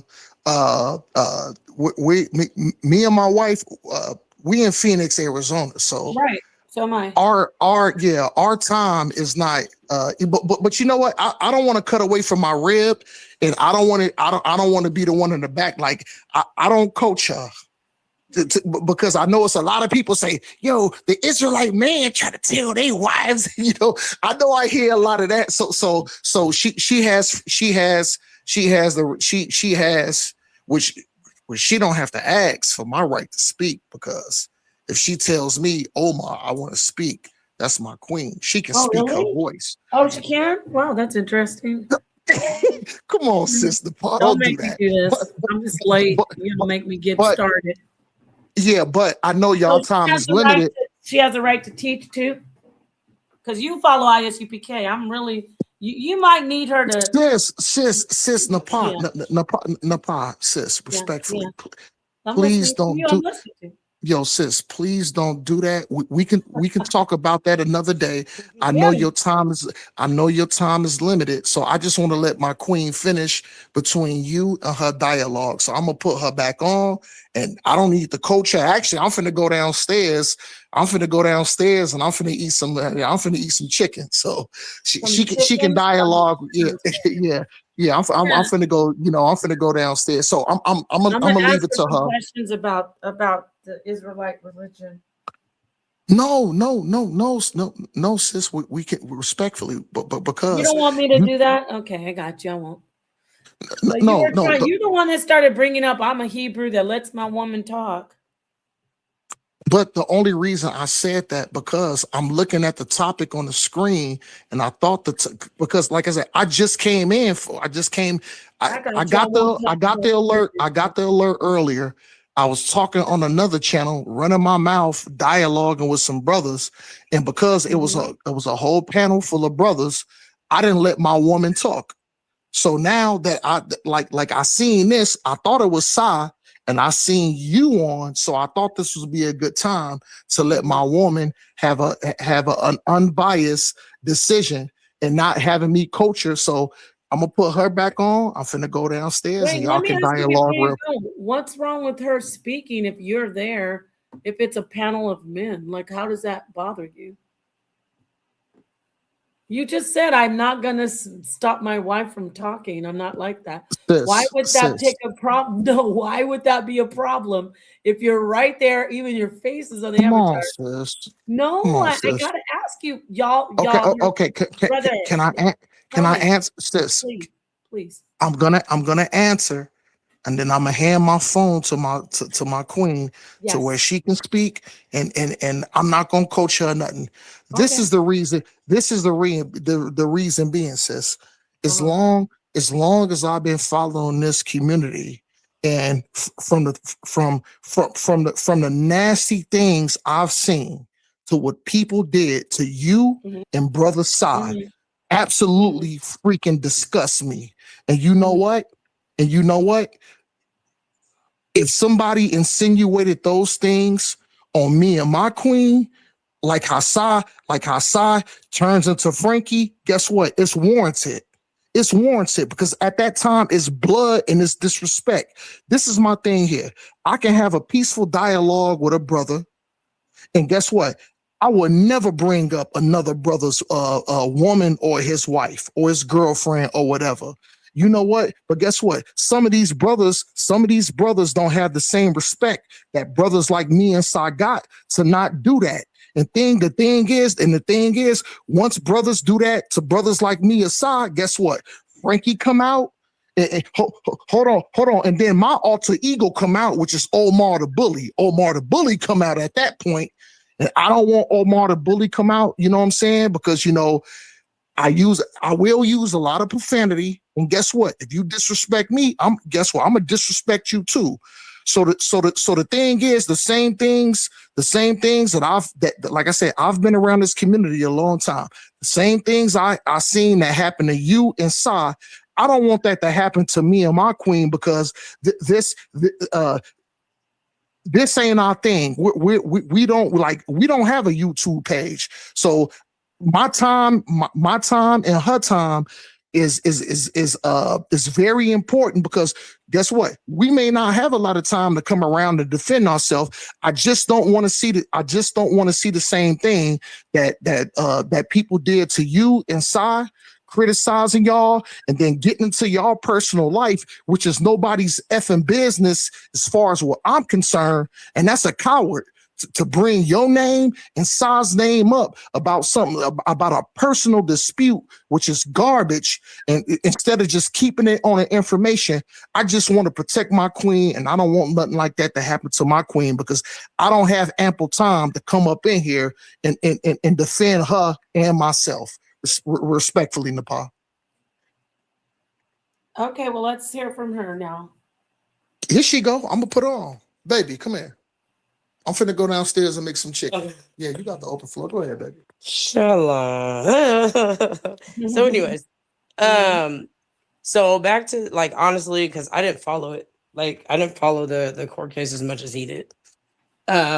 Only because I don't want to say I already knew it was gonna happen, but the little that I did hear about it, I'm like, and the fact that they were publicizing it so much. So when there's like, you know, history repeats itself. You want to go George Floyd, like, it was so publicized. There's only certain cases that are heavily publicized because it happens every day, right? So with that being said, it's like I already knew what it was going to be, not in detail, of course, but the fact that it was going to be heavily publicized, the fact that it was going to create some type of uprising, especially on a race level. And so it's like, what happens? What happens when there's a case that's racial? It was like you, George Floyd, or whoever else. It was black versus another race that wasn't black. So with that being said, that's automatically going to cause civil unrest. It happens every time. So it's just like, I know that's going to happen. And then based off of the verdict, I did not have 1% thinking that he was going to be acquitted. I knew he wasn't going to be acquitted. I knew it from the time I heard the case, and I didn't even know the backstory. I knew he was not going to be acquitted. How many black people have been acquitted? I mean, other than Michael Jackson, other than O.J. Simpson, like, I mean, how many cases are there? Give me a percentage. It's very small.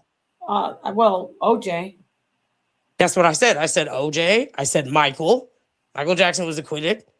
Yeah. Like, there's very few. So if we're looking at a percentage rate, it's probably in the 1, 2, 3% of black people that have been acquitted, whether they did it or they didn't do it. You know what I'm saying? It doesn't matter. So we could do right or we can act in self-defense, but does that ever apply to us? Are you Ashley Williams? Yeah, that he's trying to. Okay, He's I'll trying go to ahead and take drop the his link run. if you want to hit that one. And Yeah, because yeah. Okay, yeah. so I mean, unless you want to just, I don't mind if you don't mind, you can stay on like that. He trying to. No, he need his phone. All right, definitely go ahead and hit the link. All right. Let's turn it. Let's let you say a few more minutes, and I'm going to shut this down. Lord, oh my gosh, I did something to myself as far as like sleep deprivation, which I'm not unfamiliar with it, but I haven't done this for a long time. I'm trying to get away from this because I care about myself. I think I'm gonna go ahead and tuck Ashe in. Good night. Good night, Ashe. Sleep tight, little one. She doesn't want me to call her little one. Sweetheart. Good night. She fell asleep, I think. I have fallen asleep on the live stream, and it was not pretty. It back in the day, it was like not muted, and I snore. It sounded like a trapped warthog, struggling to get out of a muddy bog. So I'm glad she joined earlier. I dropped the link for you, Ashley. Anyway, before she comes back, I wanted you guys to hear my song I made, because I have this this show that I've been, it's the other channel that was formally came up. I made the Good Looking Out podcast. Zion actually joined me. I gotta show you the song I made while we wait for her. I don't know what happened to her. If she can get on or not. This is my song. See if you like it. This is actually the outro. I think I should play not the outro. Let me play this one. They programmed your mind. Construction. Gosh, girl. Here it is.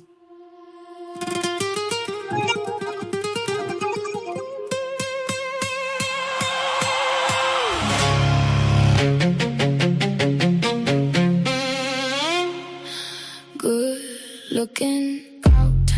Keep getting clout. This is what it's about. We love teaching. There is no time. They programmed your mind. Construction blind. We not sleeping. Come join the love. Come join the fun and call it education. Let's get profound. Let's uncover all of the deep. Arcane things. Good looking out. Good looking out. Good looking out with no parachute. Come join the love, come join the fun and call it education. Let's get profound. Let's uncover all of the deep. Arcane things. Good looking out. Good looking out. Good looking out with no parachute. Good looking out.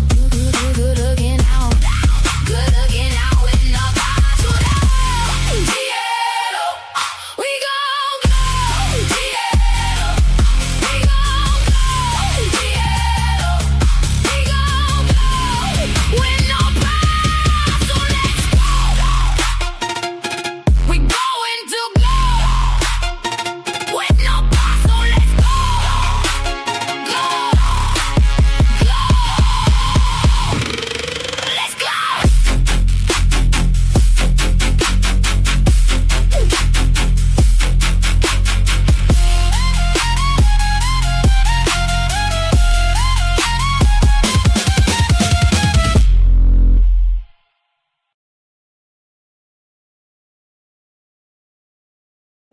Alrighty, in my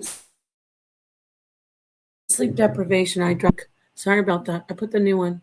Thank you, Infinite Energy Source 7. I like that one. I do have an outro too. I'll do it when I go. That's like not, but yeah. Here we are. Here. Is that That's you? I hope that's yeah, you. that's me. That's my business name. Sorry. This is Ashley. That's okay. I'm gonna let you have really the last word. And I'm probably going to close it down. We're going to do another show. Zion wants to do like a whole breakdown of the legal side of it. Yes.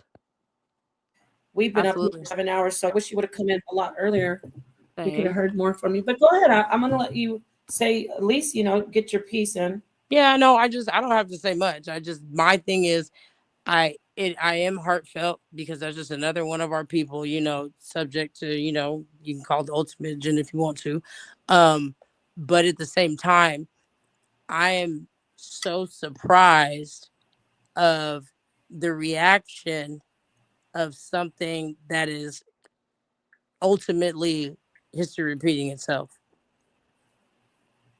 I don't know why people are so surprised or they expected him to be acquitted with the track record. It has never happened, or I mean, it has, but we're talking about a high school kid. Like, what makes our people think that it would happen? I'm not saying we can't, have hope, or we can't, I'm saying, the Most High doesn't make miracles, but they have to look at it like clearly they're not playing fair. When have they played fair? When will they ever play fair? That's my point. That was my only like big thing about it, because I was like, why is everybody tripping so much and this and on the details? Because I'm like, ultimately, it doesn't matter how it happened. All the details don't even matter because they're going to twist and turn and do whatever they want to anyways. We can't be worried about that. The issue is what they gave him, what the sentence was. And ultimately, I don't really think it sounds bad, but I'm not surprised. I don't agree with it, but I'm not surprised. What do you think about the situation? Like, you I know you're in Phoenix. Are you from Phoenix? Oh God, no. No, I'm from California. Okay, so when you like we talked about this for 7 hours, and you can sum it up, girl. You gotta, you're good. No, I want to say this.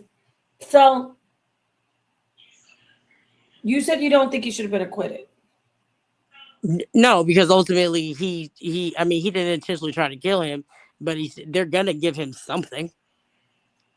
Okay. I'm not saying major jail time, but even if they wouldn't say, okay, you stabbed him the way it happened, and then just be like, you're free, nothing, no repercussions, no probation, no this, no that, no. There's no way they would have done that. Right. No, I want to ask you, like, when you say he didn't intentionally try to kill him, like, if someone takes a knife and puts it in his chest, what do you think about that? Like, do you think that he might die? Well, of course, it's always a possibility, and because there's a possibility that he could not have died, it was a possibility, because I know people that have lived because that knife or that bullet was centimeters away from where if it hit, they would have died. I know many of instances like that. Right. When we're talking about people surviving compared to him actually putting the knife in his chest, are two different things. So if I put a knife, not me, if a person puts a knife in someone's head, like actually that's intentional, stabs them in the head. Yeah. Do you think they're trying to unalive them? Clearly. We could say but no. at the same So time, there's still a possibility that they I know they died. can survive. I know but that's not the issue, right? We're talking about intent. Okay. So let's stay on the track of intent. Okay. And I'm not even disagreeing with you, but I want to make it clear of his intent, because when we say he didn't plan on killing him, if he knows that, I mean, we even say things like, "Oh, you stabbed me in the heart." We know that that's lethal, like that chest area. If he stabs him in the heart, in the chest, or the head, like he should have stabbed him in the stomach. No, I'm not saying you should have stabbed him at all. But if I'm going to stab somebody and I'm going head or the torso or the head, would I be able to argue like that it's plausible that I didn't try to kill them? I mean, you can argue all you want to, but it's not gonna work. Right. Let me take this. Yeah, because he obviously he stabbed him in the chest, right? Yeah, it doesn't matter. And that's what I was reading about, how they were saying, how the prosecution was saying that because they were saying that's why they weren't able to get manslaughter or whatever, because it has something to do with passion, meaning their passion to me, and don't quote me on this because I'm not going to say something if I'm not correct about it, would mean that there was something behind it where you're like, I'm gonna do this. Like if somebody, if somebody stabs somebody a whole bunch of times, they call that has something to do with some type of passion, and that's what changes the charge. So they said there was no passion. If there was, then they said that it wouldn't have been murder. But at the end of the day, first degree, this is the thing, and I know about murder because I have a situation that rests my godson's soul. But the only time they will give somebody murder is if it is premeditated. So I 100% doubt there was any premeditation of him going there and stabbing this boy. Clearly there wasn't, because did he even know the boy? They don't go to the same school. So how can you give him first? How can you give him first degree if he was provoked? If he went there and Austin never did anything to him? Yes, first degree. Yes, he wasn't the aggressor. He did not. He did not initiate anything. Anybody can stand under the tent. But to me, I feel like that doesn't matter. I feel like those little details for them to prove the case, they can have that. But to me, it doesn't matter because you were going to convict him whether it was manslaughter or murder, and they were going to give him the max. Like Mark Gergel said, the trial was over at the jury selection because it wasn't a jury of his peers. There was not one black person there. Okay. Okay, let me get to the facts real quickly, and I appreciate you being here.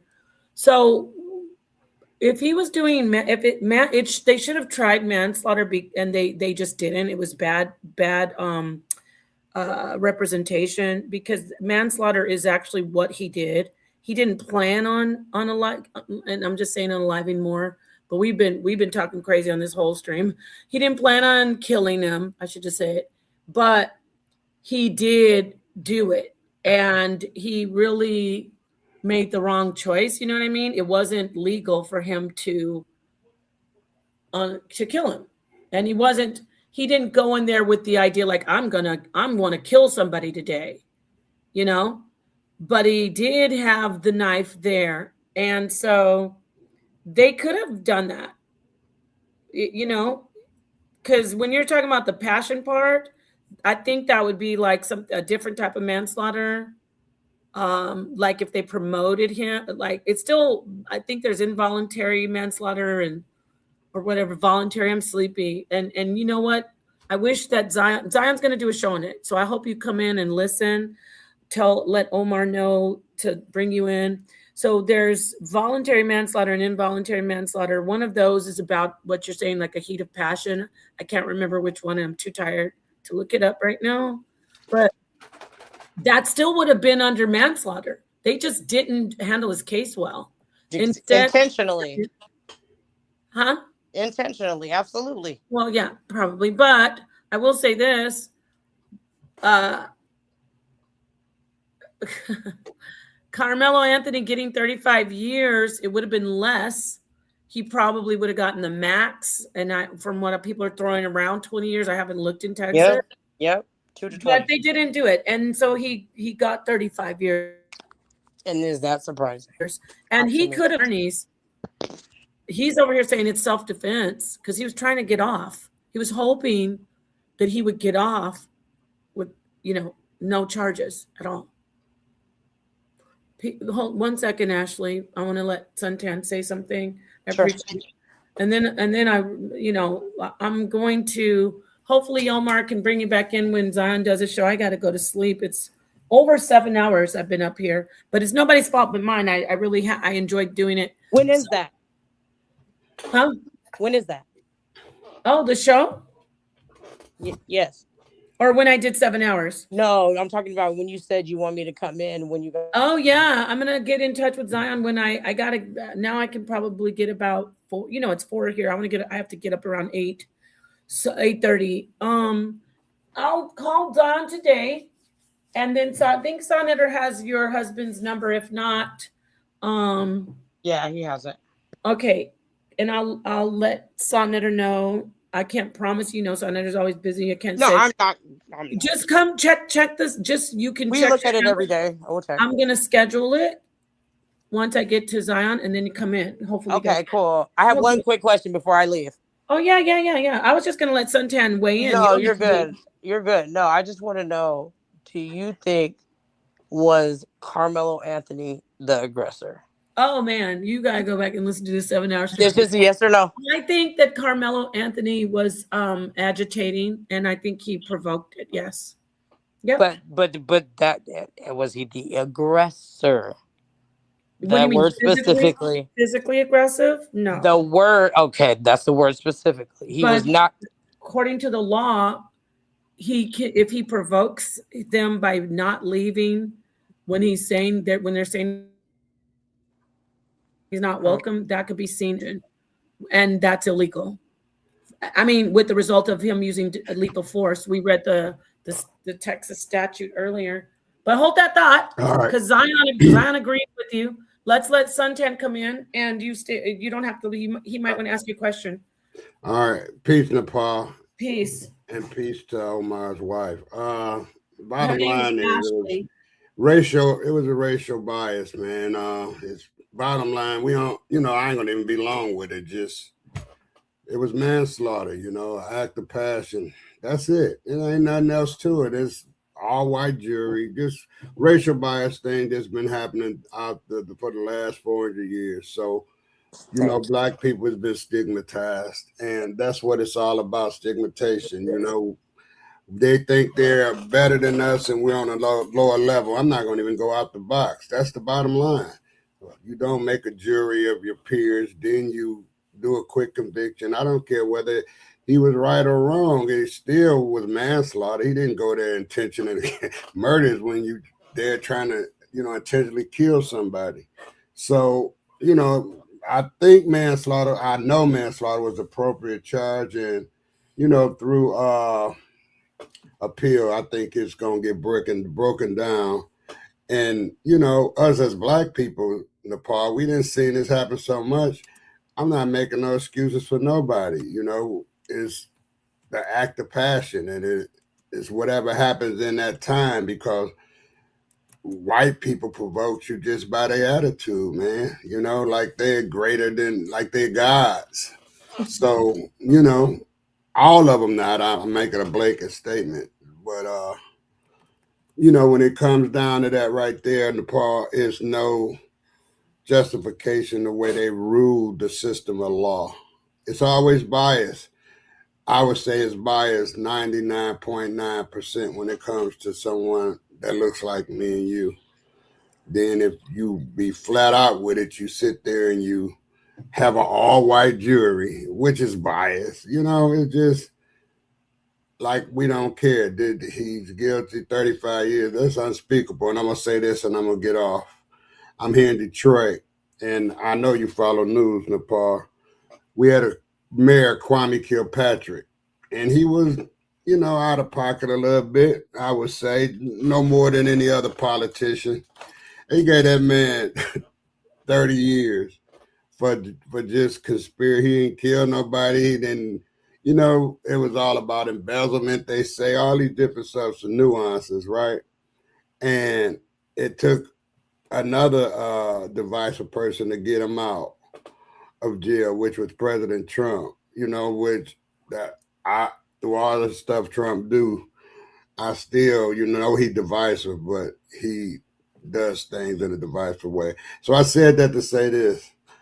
If it was white people down here in Detroit doing the same thing here in Michigan, they do 2-year probation or get community service. So it's always a stigma, and it's always, we're right, we're white, we're right, and we got the power, which me and you both know, Nepal. that they do have the power, right? So white supremacy is a standard in America. So that's what I'll leave at that. You hit this on the nail. So like that's it. White that's it. supremacy. Why is it white supremacy though? If he actually admitted that he stabbed him. Because of the judicial system. That's what turns it into white supremacy. We ain't talking about the act, Nepal. I'm talking about the standard that's set. You know, you got to get away from what he said and she said. We talking about we putting it on a grand stage in front of the whole America. And even a junior high student can see that it's unjust, right? Look at they did Emmett Till the same way, you know. So we gotta look at the nuances of it. And we're not making no excuses. He was wrong. You know what I'm saying? You know, he was wrong because he murdered the guy, but he manslaughter. Right? Would you say that? You can't hear me?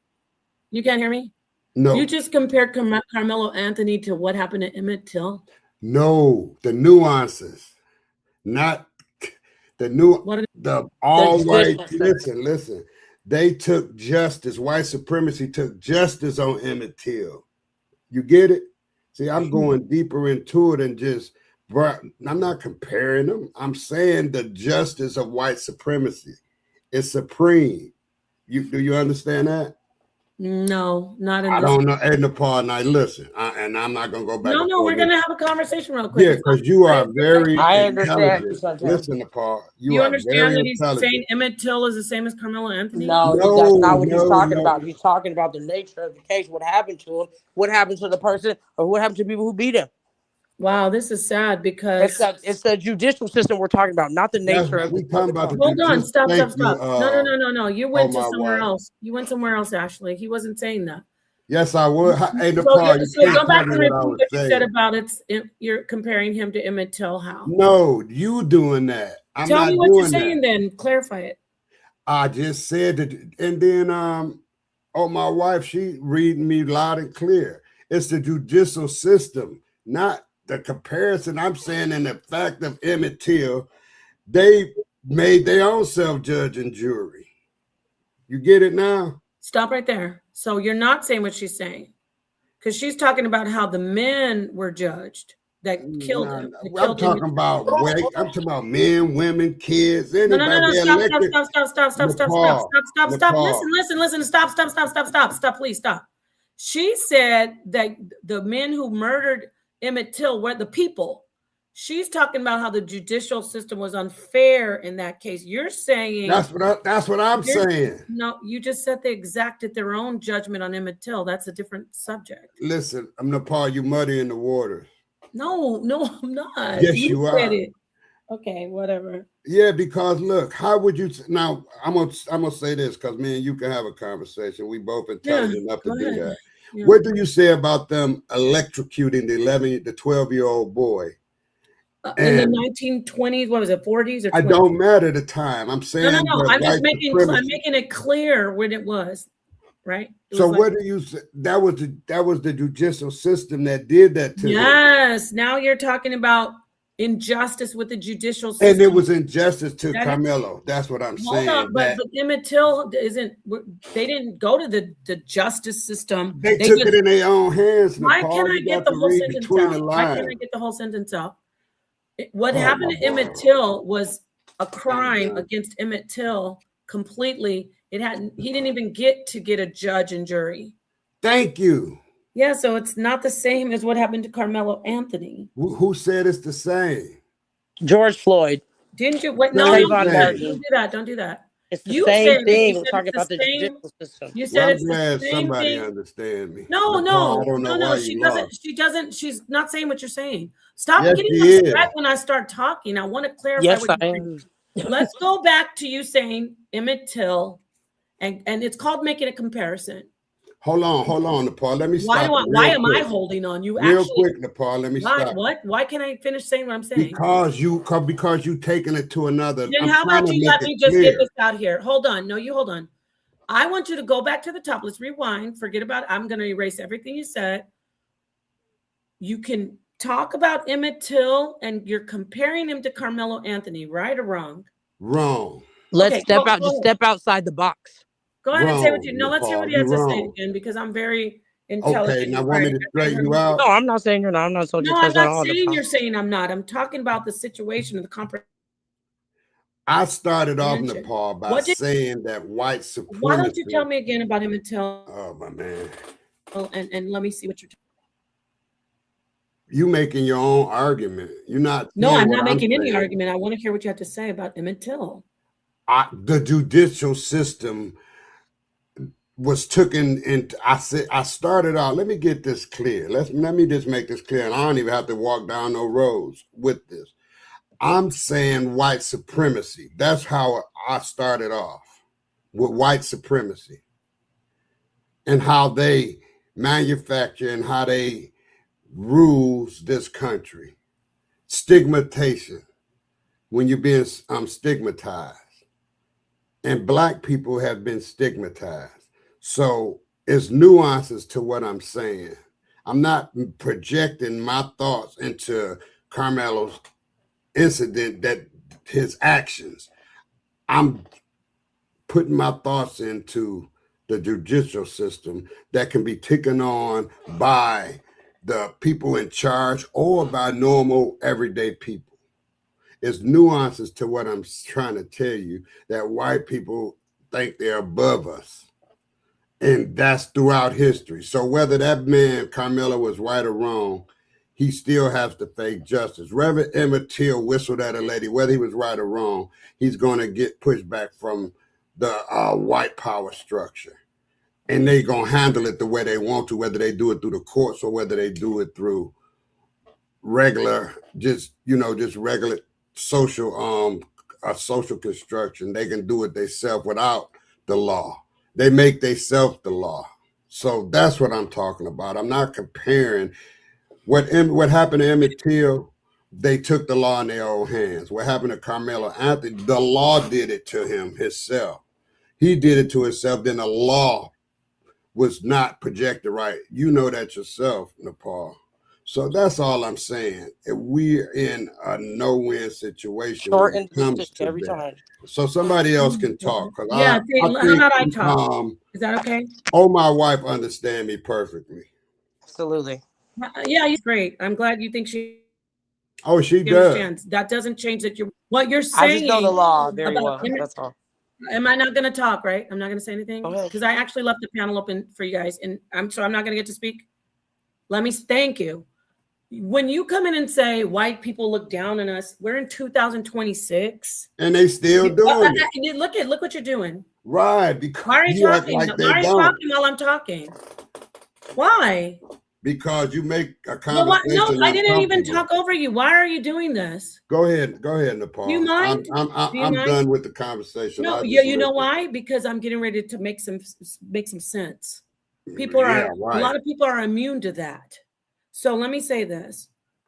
You came in and said white people think they're better than us and we're not going to win. And then the sister's here and she's agreeing with you because that is we're going to have an uphill battle in some things. However, we have a lot of power. Karmelo Anthony's family raised over $600,000 for legal fees. And from the research we did in these past over 7.5 hours, they had that money. They also, even Zion, who agrees with you that Karmelo Anthony got an unfair shake, he said they should have had better legal team. And they had the money to do it. And they could have gotten a good lawyer pro bono because it's a high profile case. So right there, there's power. I would never disrespect Emmett Till's murder by saying it's the same as Karmelo anyway, not even in any way. Anyway, that was vigilante justice. That was vigilante justice. That was murder because he was black. That was murder because he was a young black man. And that was clearly an innocent man, 100%. Karmelo Anthony was not innocent. However, see, I don't want to conflate, so stay with me. He wasn't innocent. Put that all the way on the back burner. Now we're testing him. He had the means to get the best team. It's a high profile case. He's a young Black man. He could have hired the best legal team. He decided who he wanted to hire. He hired somebody to present him well. Then it is racist. It's a racist town. It's in Texas. The judge, his team should have fought for him to be able to get a lesser charge of involuntary manslaughter or voluntary manslaughter. They did nothing of the sort. That's his team's fault and ultimately his family's fault and his fault because he didn't get the right legal representation or know his rights. He wanted to plead not guilty, self-defense. That was silly because that was not guilt. That wasn't self-defense. We all know that. So you get what I'm saying? It's like, and then not to mention that they went against the law. I'm talking about the prosecutors. They barred 3 Black people. He's going to get an appeal. That's the part that's the injustice. But I'm not going to sit here and be like, oh, and it's just like, or it's the same thing. We don't get a fair shake. Emmett Till was murdered. Karmelo Anthony was foolish, and so was his family. That's the difference. See, that's all there is to it. So whether anybody agrees with me or not, I'm talking sense. You can have the mic again, Suntan. Go ahead. I have a question, if you don't mind. You could go and put your question across it, then I'll come behind you. I know, I just know because I was listening to what you were saying. So do you think, you said they had the money, do you think if they were able to afford a better lawyer that he wasn't going to get convicted? Of course. He Why would do have you think gotten that? no, he would have gotten convicted of probably That's all I asked. Voluntary manslaughter with 20 years max, and then he would have gotten maybe, of course, a parole. Maybe, we don't know, but he still would have been convicted, right? Of course, he should be convicted. He put a knife in someone's chest, an unarmed person, and unalived them. Okay, no, that's all I was asking. You and I both agreed that he wasn't innocent. You said that, right? What is I saw that there was like somebody, did they make like a fake what is it called, GoFundMe or something? No, it wasn't fake. It was some other fundraiser. We went over all of that. People's family was, people were saying the family was using the money to buy cars and houses, but that was not true. The co-founder of the fundraiser platform came out and confirmed that they did not do that they did not withdraw the money at that time when they were being accused, and that the money was still there. But then he shut down the GoFundMe, which was they were trying to raise a goal of like 1.4 million for legal fees. Right. So that was the media's fault for them putting that out, right? That was people that were being racist against Karmelo Anthony and hateful, and they were lying, saying the family was raising it for cars and houses. So who were those people is what I'm saying. Was that the media? Was that social? It was just regular people in social media. Okay, so media. Okay, got you. Right. So they were part of that too. That's all I'm saying. It's just not, it's a bias no matter how you push or shove it. But at the end of the day, I'm not saying the details don't matter, but at this point, it's on a larger scale. It doesn't matter to them what the details are because they will twist and turn any evidence they have in order to prove, quote unquote, that this is the reason why they're convicting him. It doesn't matter because we can object. We can say whatever, his lawyer can say, it doesn't matter. They're still going to do what they do like they did. Right. Who's going to do what they do? What do you mean? The status quo. Who's the status quo? The powers to be. What are they? Why you acting there's like something called laws, right? They make the laws. Who's they? The law. No, Black people there's a lot of Black legislators, Suntan. I know, but they're not at the top. Listen, you're wrong again. You're wrong again. You're wrong again. Can I say something? You got to know the law. You have to know the law, and you have to get good lawyers. And then you have an uphill battle. Yes, I'm not saying Black people don't get Black people get injustice in the court systems, especially Black males. But this young man, it was a high-profile case. It was a high-profile case. He had basically a lot of Black people behind him, and a lot of he raised almost $630. Sunday. He had power behind him. You understand? Power. I don't know why He's not. It's not logged me real. off. I'm back. That's okay. It's not like we're black. So he stabbed some guy in the heart. He shot the fence. Should have said involuntary manslaughter. Who in the world? Zion is a paralegal and he understands these people misrepresented him. It's not about the powers came down and they held him by the, no. Oh, yes, it is. No. Oh, yeah. Oh, no, it isn't. Because Yeah, well, I he should have beg to gotten differ, better sister. representation Listen, and he got a break. You know who helped? You know who we're not saved? going to You agree know who on saved everything, Carmelo? Paul. You know who saved Carmelo Anthony from his shitty legal team? This is the powers that be that you talk about. The racist prosecutors that banned the that lawyers barred this. You're breaking up, Nepal. The racist. Let me say this: the people who saved Carmelo Anthony from his fate of 35 years in prison probably are those racist prosecutors and have these 3 black jurors on here. Why? And who did they work They broke the law. They broke the law. And the law, the books say that he's probably, I'm going to say 95, 99% sure that he's going to get a new trial because of them. So see what I'm saying? You're like, we can't do nothing. The white man is Nobody most said powerful. we couldn't do anything. We can still do No, I'm something. but that talking doesn't about mean it's gonna change Suntan anything. saying there's the powers that be and we don't have a fair. No, he's going to get a new trial because of racism. You guys, he's getting a new trial. And you're saying he's hopeless because of racism. Well, racism is the reason he's going to get a new trial. And But why? why would racism have to be the reason that he No, get a it new doesn't trial? have to be the reason. Why would that have to be the reason, though, Nepal? That makes No. entirely no sense No, unless you're well, dealing to with you a it doesn't. It unless doesn't you're make sense. dealing with a how would I say it?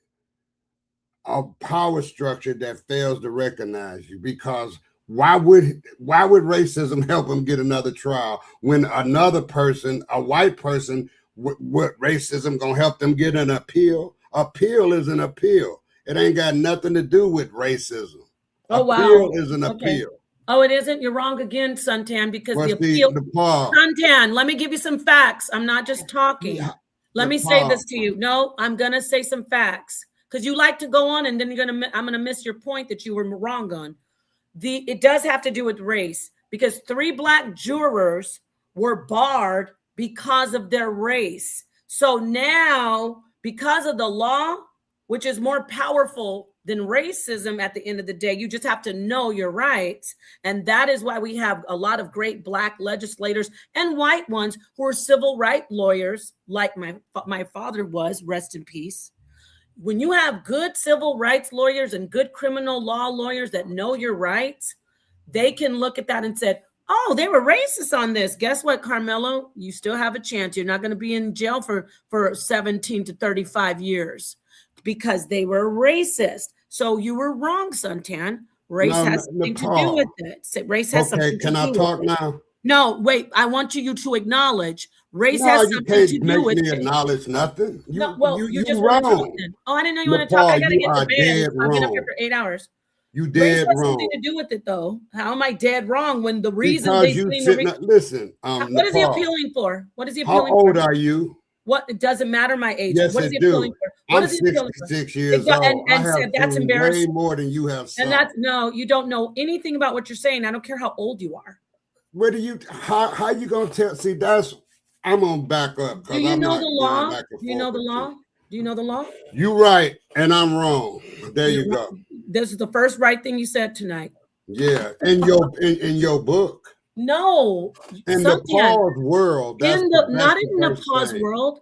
In the legal system. Let me ask the lady. Let me ask the lady. Take a minute. Paul, you make narratives and then you try to spin it the way you want it to be. Yeah, got that you. That ain't how it works. Ashley, let me ask you. Did you hear about the 3 black jurors getting banned? Yes or no? Or just you can elaborate. You don't have to say yes or no. No, I never heard about that. Me either.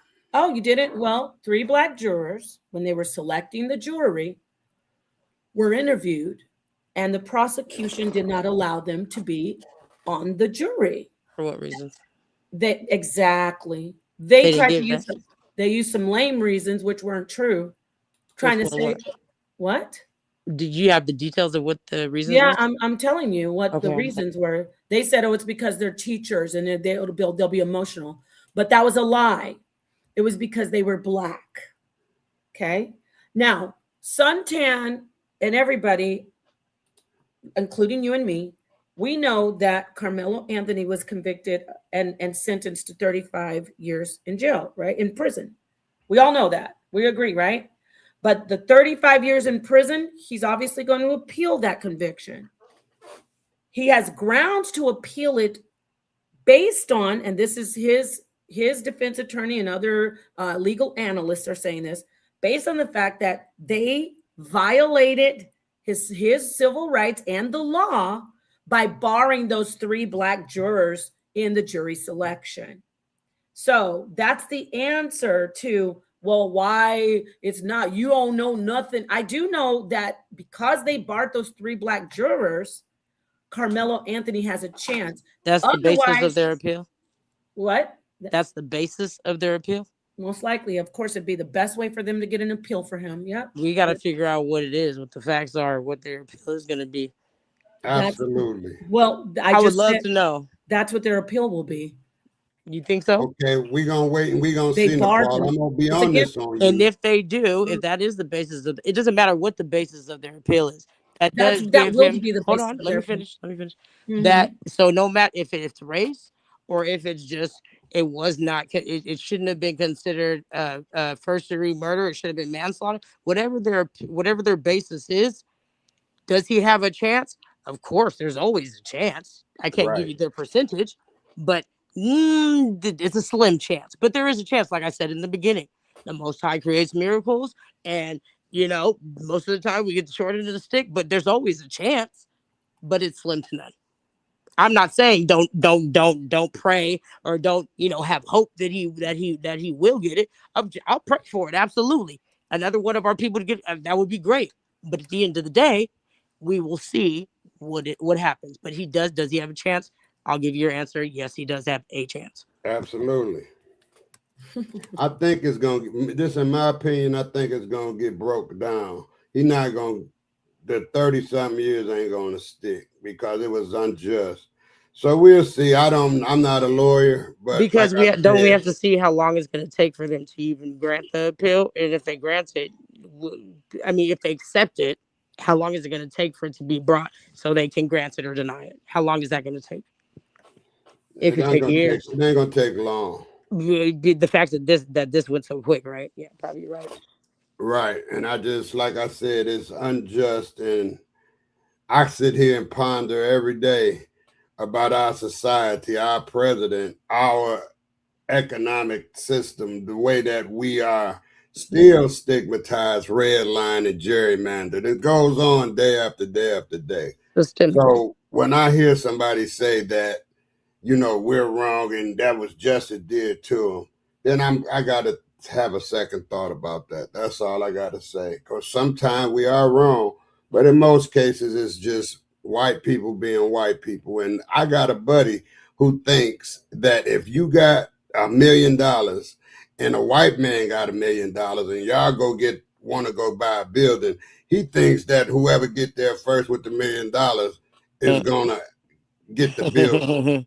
And this guy is 66 too. He'll be 67. He still thinks like that money can rule when white people already got the money. They already got with the most of them, not all of them. They already got it. So money, they'll do something just to prove a point, just cause who you are. It ain't about the money a lot of times with them. Absolutely. I 100% It's not agree. just about money. It's about, the reason I brought the money is he should have gotten better legal. But this is the thing. He has a chance to appeal for a lot of reasons. Yes, he does. Yes. He has a lot of reasons to appeal, but the best way for him to get a new trial is the barring jurors that were Black, and that he didn't even, I don't even know if the judge instructed the jury to look at a lesser charge of manslaughter. It says that if they they did. didn't, excuse me? It says that they did, and they denied it. Oh, then he can't really appeal on it. He can't use that Yep, because it was said. I read it. so if the judge struck them, hey, give him, you can look at manslaughter, and they didn't, he's not going to get that appeal. And I don't have to be a lawyer to know this. I just have to look at the law, breeze through it, know the basics. And the basics are that when people make appeals, there are people in prison who know this better than lawyers. When you make an appeal, you have to have something on the books that says that the trial wasn't handled correctly by the letter of the law, Suntan. And the strongest thing about it, I think I saw Omar come in, I'm not sure. The strongest thing about it is they barred those 3 black jurors. Because up until Ashley said they did put manslaughter on the table, so they can't say that the judge didn't instruct them to give him manslaughter. Right. That's where the racism me back to me saying, ironic, the racism in the jury selection is why he's going to probably get an appeal. And when he does get an appeal, he might get manslaughter, but whatever he gets, he wasn't innocent. And he provoked those kids. He provoked the white kids, you call them bullies if you want, provoked them because they're macho all across the board. Karmelo's macho athlete. The other 2 bigger kids are macho athletes. Nobody wanted to be embarrassed. Nobody wanted to look like the weaker one. And that is who had a hole in his chest and died. And the other one is sitting in prison for 35 years until he appeals it. Hey, I got a question for you, Nepal. Because you said he provoked the white boys. So here's my question to you. Did Trayvon Martin provoke George Zimmerman? See how and I'm going to answer you without you talking over me. See how you first use Emmett Till, who's completely in. Then you go to another man, and you're going to have the audacity and the disrespect to use Trayvon Martin. Those are innocent young black. No, don't talk over me, please. You asked me a question. Those 2 are innocent black men. Karmelo Anthony said he did stab him in the chest. They asked him to leave. He never denied it. He's not innocent. Stop comparing innocent black men to Karmelo Anthony. Don't do that anymore, please. Okay, now can I talk? How are you going to sit there and tell me what to do when this guy provoked Trayvon Martin? The police told him, I don't care if he was innocent or not. The police told him to stop following him. He still kept doing it. So did Trayvon provoke him?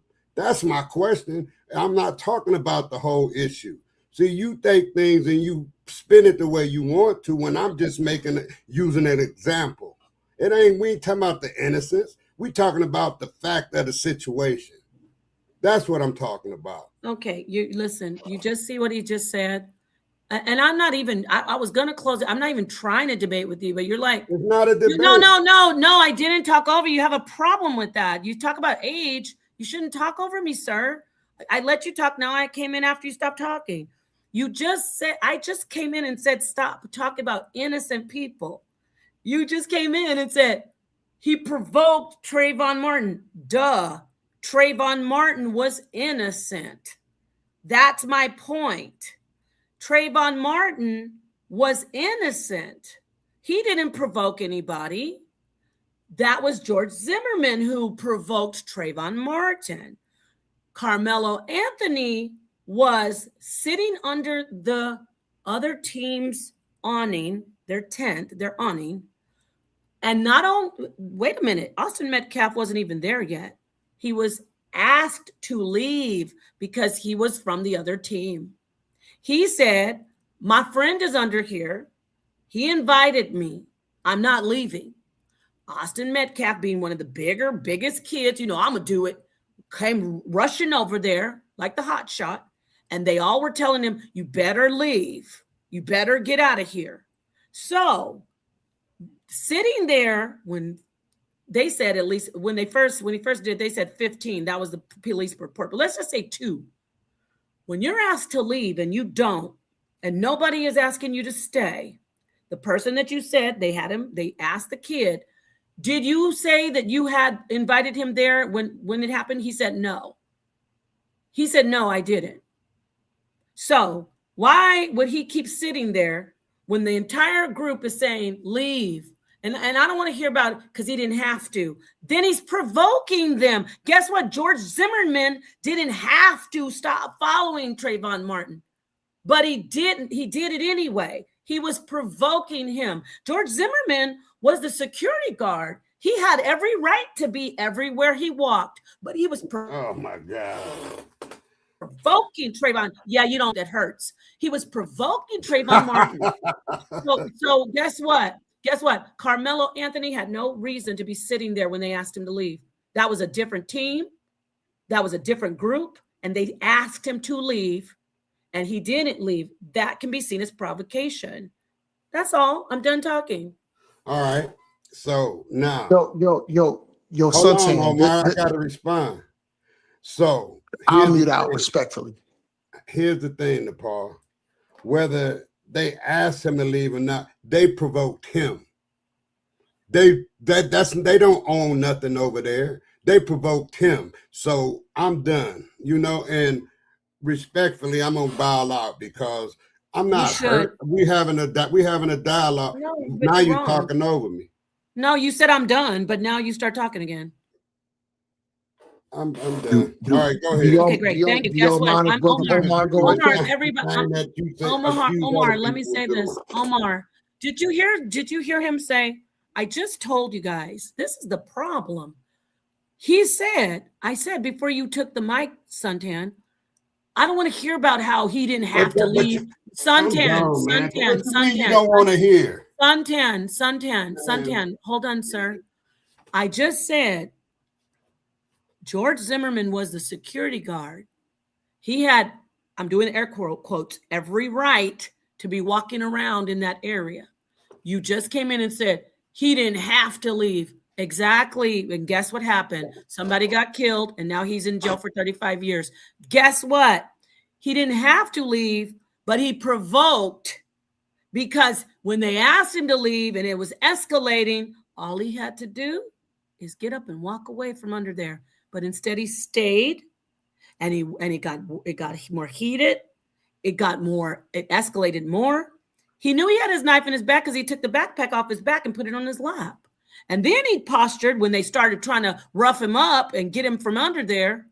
He said, don't touch me again, put his hand in his bag and said, don't do it. You don't want to do it. I got basically, don't mess with me. And then the last thing that Austin Metcalf said, he laughed and said, he doesn't have anything.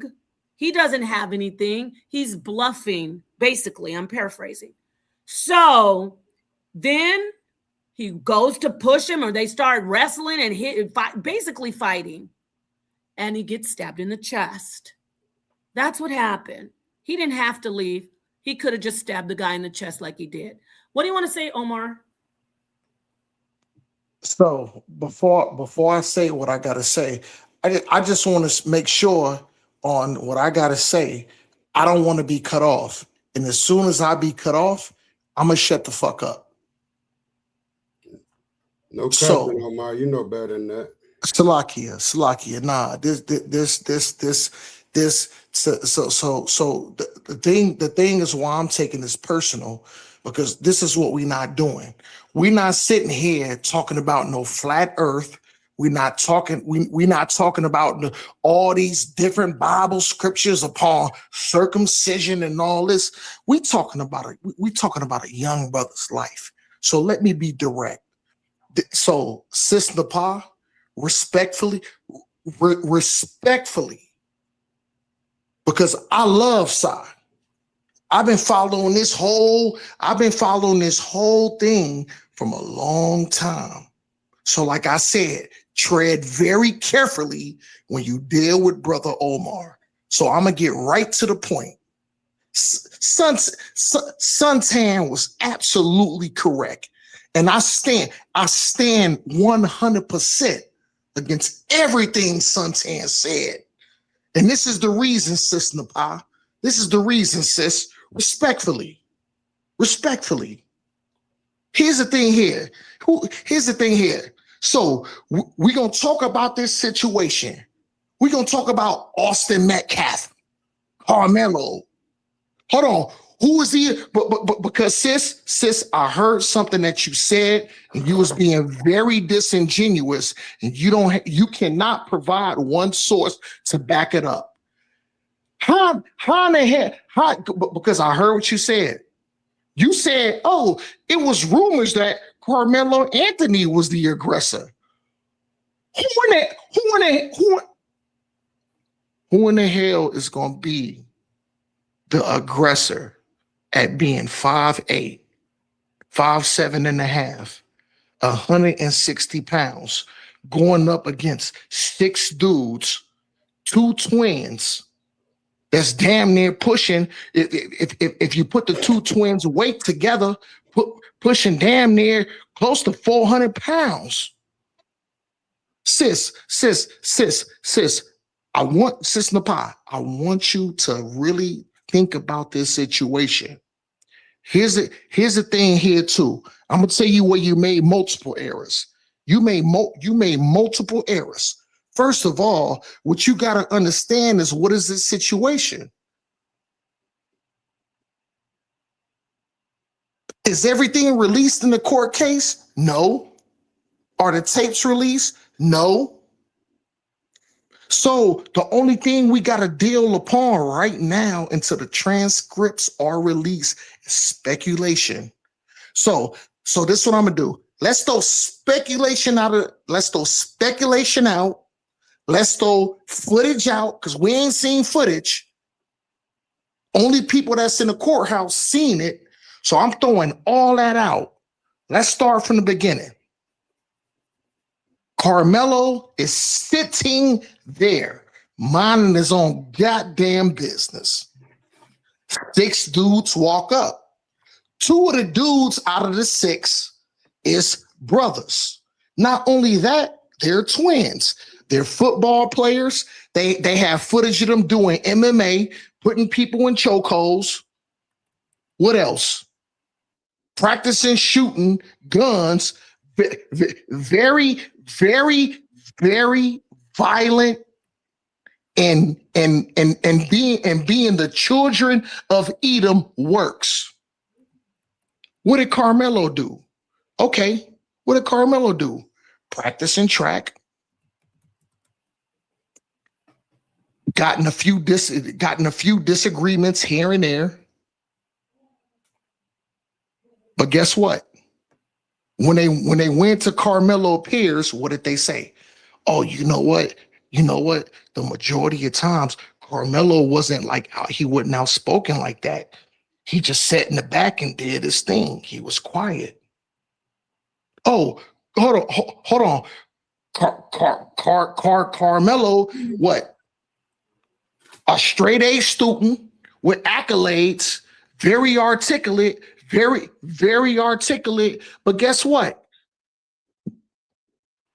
It ain't like Karmelo went to the school of a jungle in Chicago like me or a bunch of brothers other did, to where next thing I know, listen, when I go to my locker, I gotta fight. When I go to school and when I go to school and get off the L, I gotta fight. Before I even get into school, I gotta fight. Then I take all my curriculum. I get my lunch. I take my classes, and guess what? When I leave the school, I gotta fight again. Hold on. And then once I do make it to the train station or to the subway in Chicago, guess what I gotta do? I gotta fight again. So like I said, when you deal with me, sister, you better deal, and you better tread very lightly. So let's deal with the facts. Did Karmelo start it? No. Was Karmelo the bully? No. Did Karmelo have 6 niggas? No. Did Karmelo have a twin? No. Did Karmelo put his hands on Austin Metcalf twice? No. Now, let's deal with some other facts. What did Karmelo do? Was Karmelo dolo before his homeboy got there? Yes. Slaki.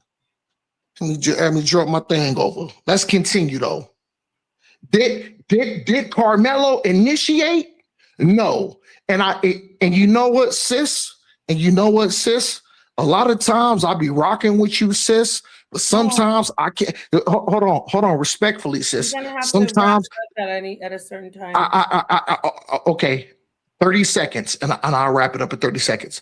So sometimes I can't rap with you, sis, because the thing is, you be trying to build a certain narrative. I need you to give me a background on myself. Stick with the case. I don't care about how you feel about me. Get back to the case. Get back to the case. Get back to the case, sis. please. I don't need you to analyze me. I've been analyzing you personally. Please. Sis, I would never disrespect you because Sa's my guy. Well, why are you talking about me and what you did? Can you get back to the case? No, I'm not. I'm listening to you. Okay. Now you're trying to talk about me. No, I'm not. What I'm doing, I'm questioning your ability to use critical thinking in this case. Don't worry about that. I'm about to use critical thinking. Even though I've been here 8 hours, I'm going to indulge you. Just get back to your facts in the case. Do that. Okay. I just need 30 seconds and I'll land. Salaki, sis. So let's look at the facts. Was Karmelo the aggressor? Like a bunch of diatribes. I just said Salaki. I just said Salaki. No, sis. go ahead. Finish up. Please. I just need 30 seconds uninterrupted. Please, sis. I didn't interrupt you. Salaki, Salaki, sis. I I've been here for 8 hours. I started to talk about me. I said, get back to the case. I just want to be allowed to continue, sis, respectfully. And thank you. Hold on. And thank you, sis. Let's push forward. So let's look at the facts of the. Let's look at the facts of the case. Was Karmelo the aggressor? No. You already asked all that, sir. All it's going to take me is 30. No. That is not a question I'm asking. I'm building. Listen, sis, respectfully. I never said he was the aggressor. I'm building a premise. He was the Yo, Jesus Christ. Hey, I said no, he wasn't the aggressor. I never said he was the aggressor. You went on a diatribe for about 2 minutes and a half. No, I never said I'm he was gonna build my aggressor. I said he was. I answered your question. He was provoked. He was the one who provoked them initially. Yes. Go on. Okay, so now that you're saying that, can I build the case for Karmelo uninterrupted? Please, Salakia, sis. Please. Have a back and forth. I don't want you to go on another diatribe. I only need 35 seconds without being uninterrupted. Do it. I'm asking for you. Say it, please. Please go. Do it. Say it, please. Thank you, sis. So let's look at the facts. Was Karmelo the initiator? No. Was Karmelo the bully? No. Did Karmelo put hands on Austin? No. Who put hands on who first? Austin. Who put hands on who secondly? Austin. What did Karmelo do? Hold on. What did Karmelo do? Gave him a warning. Which is standing on integrity. You know what? If that was me, when I was a shorty back in Chicago, when I went to high school, guess what? I'm not finna tell no nigga, yo, you put your hands on me one time, nigga. If you put your hands on me a second time, nigga, you gonna get fucked up. Salaki. Guess what? He ain't gonna get that warning. What did Karmelo do? Karmelo warned him twice. Don't put your hands on me. Austin did it again. And guess what? He said, if you do it again, guess what? So this is what I'm saying. Both of them could have made more educated decisions. But this is the thing, because homeboy, the white boy, was the aggressor, and Karmelo warned him, put your hands on me again and find out. I could see.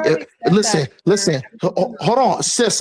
Listen, Do you sis. know I've I been up only. here for almost 8 I'm hours, on. and you already said that about. Actually, it's over 8 hours.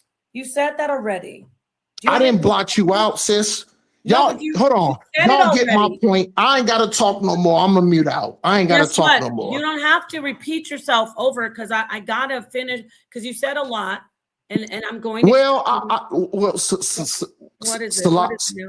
Salaki, sis, and much respect, sis. I do have to repent. I do have to say my point over, because you've cut me off multiple I never times. cut you off. You're lying. Sis, respectfully, I've never cut you off, not one What time, is sis. wrong with? Did you know I'm hosting this show? I'll now? mute out, sis. Sir, Salaki, I'm wrong. I don't I'm know wrong. what's wrong Guess with you what? right This now. is your platform. This It's is your not about being platform, my sis. platform. Salaki, I'm Everybody's wrong. looking I'll at mute this. out. I ain't got nothing else to say. You know Salaki, what's sis, my bad. sad? You want to know what's sad? My bad if I have You are an still opinion, sis. I'm gonna talking. mute out. You know Salaki. what's sad is that I allowed you at about 7 hours. I said, come on in. I'm not going to close it down and let you talk. You came in. Your woman came in. Everybody's still up here. It's 8 hours. And then you already said everything that you said, and then you repeated it again. And I'm hosting. So I'm trying to guide you to your parking space. And then when I do, you try to say, oh, you cut me off. That's sickening to hear you say that. Now, let me get to the fact. This is what you made your fault, sis. Why are you doing I this? don't need, respectfully, I don't need it. Why won't you let me speak? I don't understand. You know what, sis Nepal? I ain't got nothing else to say. This is your floor. I apologize. I apologize, sis. I'm gonna Apologizing is mute out. worse than just letting me get this out. I'm not gonna say nothing You else. don't have I'll to mute out. Salaki, apologize. sis. Why are you and Suntan talking while I talk? Me telling you that I want to go over the facts. The only time I jumped in, and now I have to talk about this gaslight that you just said. I interrupted you. You started to talk about me personally, and I jumped in and said, don't talk about me personally, get back to the facts. It's the only time I jumped in. Nepal, I gotta jump in again. I never said anything about you personally, sis. Don't do that to me. Why? I have integrity. Why, Omar? Listen. Omar, why I are you never say talking? nothing about. Why are you I talking? never say nothing about. Why are you Nothing talking, about Omar? Sinetta Why or are you any of talking, this. Omar, why are you talking while I'm talking? Sis, you can't do. Omar, You you're said I saying how said much you something respect personally. me. I'm exhausted. Why Come are on, you sis. That's talking not right fair. now? I ain't Why gotta are go. you talking? I'm Is there leaving. drinking I'm leaving. involved? You know why you're leaving? Sis. Let me show everybody something. Let me show everybody You something. know what? I'm gonna stay on. Go ahead. I'm gonna mute How out. Go ahead, about sis. you let me address what you said? How's that? How's that? Thank you. This is going off the rails because of your emotionality, and that's okay. Okay, now moving back to the case. I said Karmelo was the aggressor. He was not the aggressor. In the law, he's considered the provoker. Why? Because when he went under that other team's tent, the awning, before Metcalf came over, the teammates, and I have I've got excerpts from the police report, from the witnesses. They said, you shouldn't be over here. You're from the other team. You're from Frisco. He didn't leave. Now, see how I'm stopping? I'm stopping right now. He didn't leave. Do you want to agree or disagree on those facts? Before Austin Metcalf and his brother showed up, was he asked to leave according to the eyewitnesses in the police report? You can answer that. Can I answer? And I'll be quick. Don't go on a diatribe. Stick right with the question, please, because I have more. Sis, I'm not. God, Go ahead. sis. Oh my God, sis, respectfully. Oh my God. So this is what we know, depending upon the testimony. How many people in the testimony vouched for Karmelo that was on his side, and how many people that was on Austin's side that vouched for him? You didn't answer my question. Stop right there. Yes, I have to guide this panel. You didn't answer the question at all. I It's see okay, people sis. no, You can't no, answer no, no, my no. question. Let me try to ask again. Let me These ask are hard again. questions. Yeah, and look at I'm this. gonna answer your See how you're question, but still go ahead. I talking? don't want to cut See you how off. you're still talking? No, you know what's scary? You keep saying, I don't want to cut you off, and you're cutting me off. How about let me ask the question again? Let me ask the question again. This is Sis, scary. you just asked me a question, sis. No, you didn't. Listen. Hold on, sis. Are we serious? Hey, Omar, let me do this. Let me move on to someone else. Anybody? One, just answer the questions. We don't have to do diatribes. Like earlier, we've been up here for 8 hours. Zion was excellent up here. Even Ashe, she was emotional. We got through the facts. We didn't have to get about anybody's personal feelings, really. Now, I'm going to ask again, according to the eyewitnesses, did Karmelo Anthony get asked by the people underneath the other team's tent or awning to leave before Austin Metcalf and his brother came over to the tent? Does anybody know the facts of the case? Please answer. It's just a yes or no because we got to move through this. Anybody? Welcome, Reese. Welcome. I'll answer you, sis. This is a so-called yes. I do agree with you to some part based upon the witnesses and the testimony. But go ahead, because this I'm gonna shred you. You Go didn't, ahead, you didn't sis. agree with me. I'm going to ask someone else. You're not agreeing with me. I'm going to ask it clearly. According to the eyewitness report, not my feelings or somebody agreeing with me, did the children that did the report say, we asked him to leave several times, and then Austin came over with his brother? I'm kind of adding, I'm paraphrasing. Is that a part of the police report? Yes or no? Yep. Thank you, Reese. Yeah, sis. Hold on, Omar. Omar, there's a second question. I'm agreeing. No, friend, stop. I can't answer. Okay, it's okay. Go ahead. I'll answer the second question. Go ahead. Sir, this is I'm being the host. Please stop. I'm gonna ask another question. We're walking it down slowly. Let's pretend that I'm Omar. I'm Karmelo's best friend, and I'm just walking it down slowly. Did Karmelo Anthony, once he was asked to leave, did he stay or leave? Yes or no? Yes. He stayed. Okay. When Karmelo Anthony was under that tent, did he somehow communicate? I'm going to acquiesce, I don't know, that he was invited? According to the testimony, we'll go to the court testimony. Did he say, I'm invited over here? Yes or no? Now, to be honest, I don't know, sis. Go ahead. Who knows? I don't know. Who knows? I don't know, Anybody? sis. I never heard that. Couple things. During the trial, was there a testimony, or was his stance that he had a witness, a friend who invited him over to the tent? Yes or no? Couple things. Can you hear me? Yeah, go ahead. Number one, Karmelo didn't testify on his own behalf, so we don't know what he would say. He never testified. Did the defense of Karmelo? Did the defense of Karmelo call a witness to corroborate his story that he was invited to that tent? Yes or no? Yes, they did. Okay, thank you. Ding, ding, ding. Okay. And I'm gonna you can jump in again. Anybody, Coach K? Okay, see how we're moving quickly along. So Karmelo's reasoning is, I'm not leaving because I was invited. Does anybody know the facts? Which is this is what's in the case, but can anybody agree or validate what I'm about to say?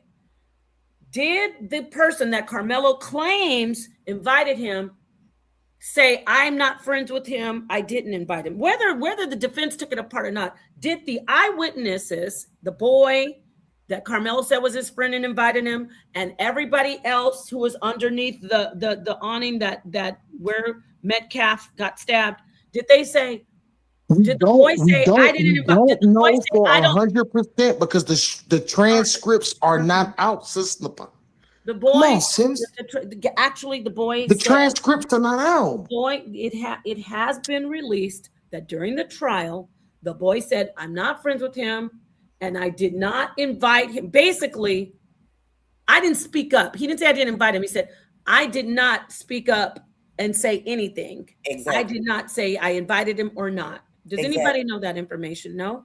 That's what it was. He Thank didn't you. speak up at all. Thank you. Yeah, he's not denying that he invited him Okay, over. that's He fine. just didn't confirm Thank that you. he invited him. Hey, Okay, listeners. no, we're making listeners, progress, I Omar. want y'all to listen. Omar, no. Did he say I gotta yes get through or this. no? Omar, stop. We're making progress. It's inconclusive.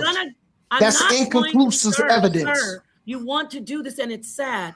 You see how we're all moving through this? So far, we know that he was there, and according to eyewitnesses, he was asked, they said, quote, 15 times. We don't have to say it was 15, but he was asked several times to leave. According to the children after the stabbing, at the time the police report was taken. Anybody can, if you have information, not your feelings, I'm talking to you, Omar, jump in and say, no, that's not what I heard. And this is what so once Aston Metcalf came over, was Karmelo's backpack during the confrontation moved from his back to his lap, according to eyewitnesses? Yes or no? Anybody? No? Reese? Sis Nepal. I want to listen. I want to, Sis Nepal. I want to answer yes or no questions, but I should be given the due diligence to elaborate on it. What you're trying to do, what you're trying to do, you're trying to box me in, and that's why you asking. I know what you're doing. You're asking yes or no questions to try to box me in, but you know what? To be fair, the questions I asked you, yes or no, once you said yes or no, I did allow you your turn to elaborate. You're not elaborating because you must have forgotten that you did about a 6-minute diatribe. You're not allowing me to say, you know what? No, you're not allowing me to say anything. That would love to I feel am that. so tired right now, and I wish you would stop. You don't remember you talked? You said, did 5 men come after? You did a whole thing, and I'm undoing it. So now we know that he stayed there, and he did not leave. We know that he was asked to leave. That could be grounds of provocation. We went over, you see, we're over 8 hours in. We already went over Texas law. We already went over the law. He can't claim self-defense. And the guy the Metcalf dude, they both are football players.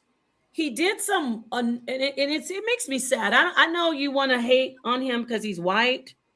He was being aggressive, and he was physically attacking him at the end of after it escalated. But guess what? He did a stupid football move.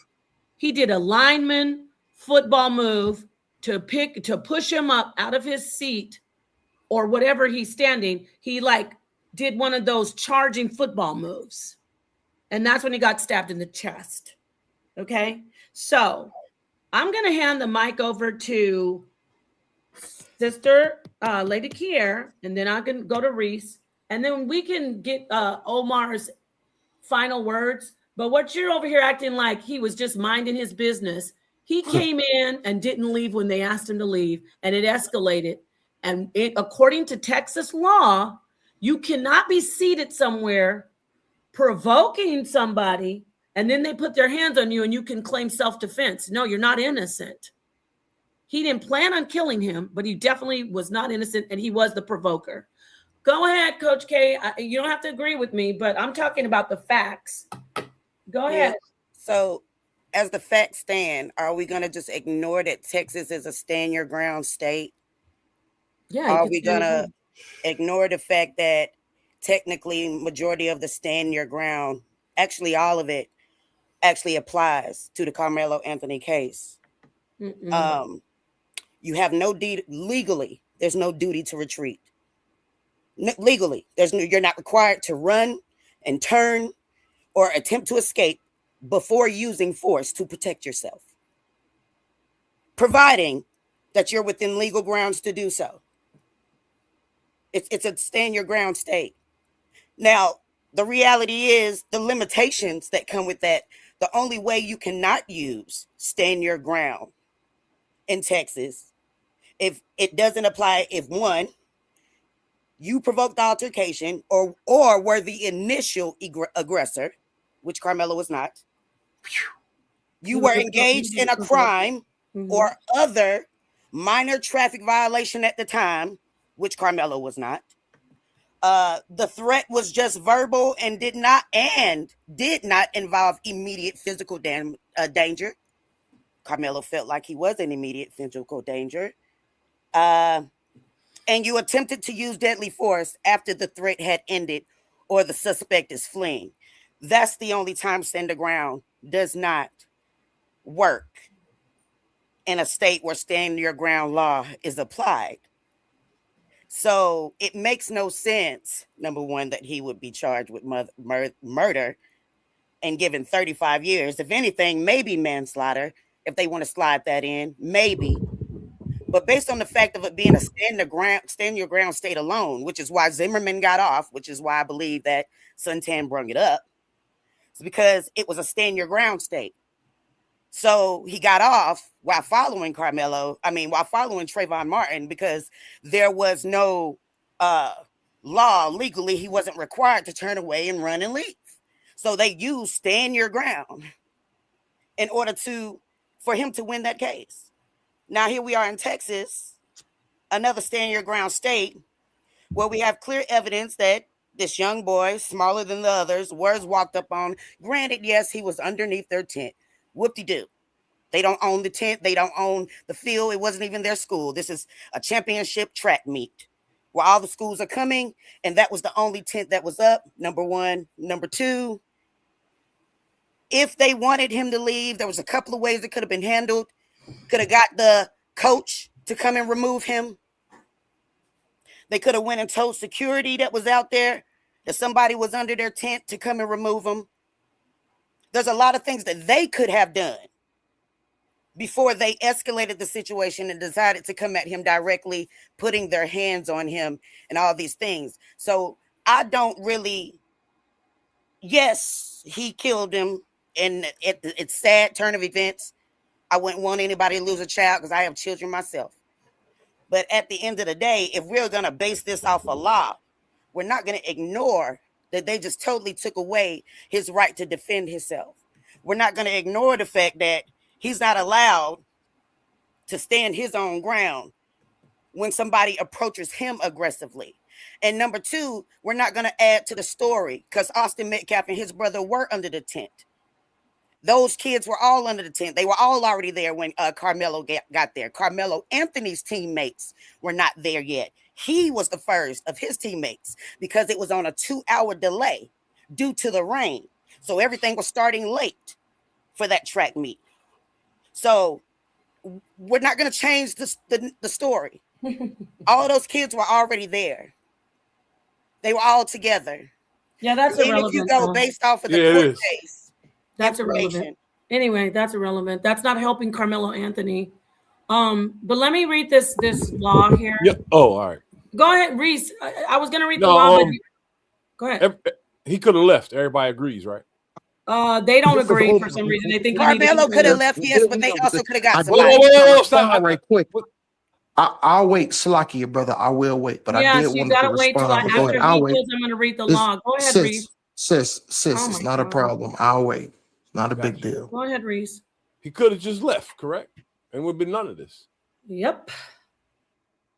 None of it. You think those people Something walked else? over him? You think when they asked him to leave, they just intended to just beat his ass? That's actually a statement that was made in court. You don't leave, I'll beat your ass. That's actually something that was at the end once it escalated. by Austin Metcalf. I can read the quotes of what they said from the police report. But let me read this law first, because stand your ground isn't the issue. He was provoking by being under the tent, and let's please stop using an innocent. If somebody called him black to the tent, man, can I get this out? Let's stop using cut off. Trayvon Martin and Emmett Till, guys, because this isn't even anything close to what happened to Trayvon Martin when we talk about Carmelo Anthony. Not even close. George Zimmerman murdered Trayvon Martin and got away with murder. Exactly. Yeah, so that has nothing to do with this. Using stand your ground law. No, listen. Before he stood his ground, let me read the law. Okay. Let me get to the part where we're going to say it's not justified, because it's a lot. Okay. I'm going to get up here. I might as well go to the top, but I don't want to read this over again. Oh my God. Okay. I might as well read the first. So I can help you out, Nepal.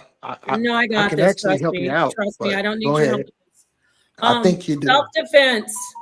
This is section 931, Penal Code, chapter 9. Except as provided, this is a lot, but I'm going to try to get through this quickly.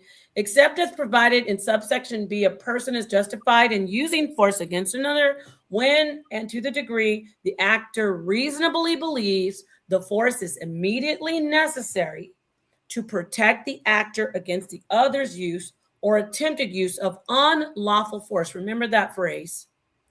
The actor's belief that the force was immediately necessary as described by the the subsection is presumed to be reasonable if, I'm going to get past all this because it's telling you, if he knew he had reason to believe that it was unlawful through different reasons. I want to get to why it's not, because that's the crux of it. You can always read this yourself, though. I'm not hiding anything. Here it is. The use of force against another is not justified, one, in response to verbal provocation alone, to resist. Now, he didn't do force until he was touched, but let's keep reading. The use of force against another is not justified to resist an arrest. That's not relevant because it wasn't a peace officer, so let's keep going. The use of force is not justified if the actor consented to the exact force. No, that's not what happened. The use of force is justified, of lethal force is justified if the actor is not justified, if the actor provoked the other's use or attempted use of force, unless, so he goes over there, doesn't leave. They said, you should leave. He knew he wasn't supposed to be there. He's from the other team. That's grounds that can definitely be seen as provoking them. But let's keep reading. This is grounds. I'm tired. This is not justified. He cannot use lethal force if he provoked them to do the unlawful force. Unless, talk about Karmelo, abandons the encounter or clearly communicates to other his intent to do so reasonably, believing he cannot safely abandon the encounter. This is like stand your ground. He can say, like he said, I'm going to get you. I got something for you in my bag. You know why that didn't work? Because he provoked them before he got to that point. He knew it was escalating. They all told him to leave. He wouldn't leave. And according to the law here, that's not justified lethal force. If the actor provoked the other's use or attempt of use of unlawful force, that would be Metcalf tackling him, because that's what he did, tackled him. He didn't even hit him. So that's a lie. He tackled him according to the witnesses. It says he's not justified in doing the force. Now, look at that law and somebody address it without feelings. Explain what happened here. It's Nepal. It's Omar. Can I explain? Yeah, I Without want to hear feelings? according to the law and the situation. Yo, this is absolutely insane. So this is all we're gonna do. Let's push forward with the information. The specific paraments of Texas self-defense and stand your ground law are outlawed. What did Nepal say? Chapter 9 of the Texas Penal Code. Hold on. hold on. What we're going to do is we're going to go to the first, because I don't know if y'all remember I specifically said that the brother was wrong. I said that he was wrong. But I also said Austin was absolutely wrong. So let's read the core rules of self-defense. This is number one. So I don't know if Sis Nepal understood. I'm kind of agreeing with her, but I'm disagreeing with her upon the translation, and when a person get penalized from breaking this. Oh my God, let's read this. Let's just stick to the information. We ain't got no reason to put nobody down. Somebody in trouble. Core rules for self-defense. Oh, let's read. No duty to retreat. You are not required to flee or attempt to escape a threat. Let's move forward. Even if it isn't safe to do so, as long as you are where you are legally permitted to be. So let's go back to Brother Omar's standpoints. Did I say Karmelo had a right to be there, Brother Omar? I'm gonna answer for myself. No. Did Brother Omar said that Karmelo was absolutely wrong in doing what he did? No. Let's read it again right quick. This is the core rules of self-defense for Chapter 9 of the Texas Penal Code, which Nepal brought up. So this is how you kill somebody with their own source. Once again, listen, no duty to retreat. You are not required to flee or attempt an escape of a threat, even if it is so to do so, as long as you are legally permitted to be there. Now, if everybody heard what Brother Omar said from the beginning, did I say that Karmelo had a legal right to be there? But what Brother Omar say? I said, no, he didn't. He didn't have a legal right. But if we're looking at this code and this statute, yes, he did break it. But guess what? There's other codes and penal issues that Austin broke. What? He's dead. Hold on. I'm putting fault on Karmelo. Listen, sis, I'm putting fault on Karmelo. Karmelo was wrong, but now this is what I'm gonna do. Let's put some faults on Austin, because his father, I'm sure y'all heard what his father said. No, don't do that.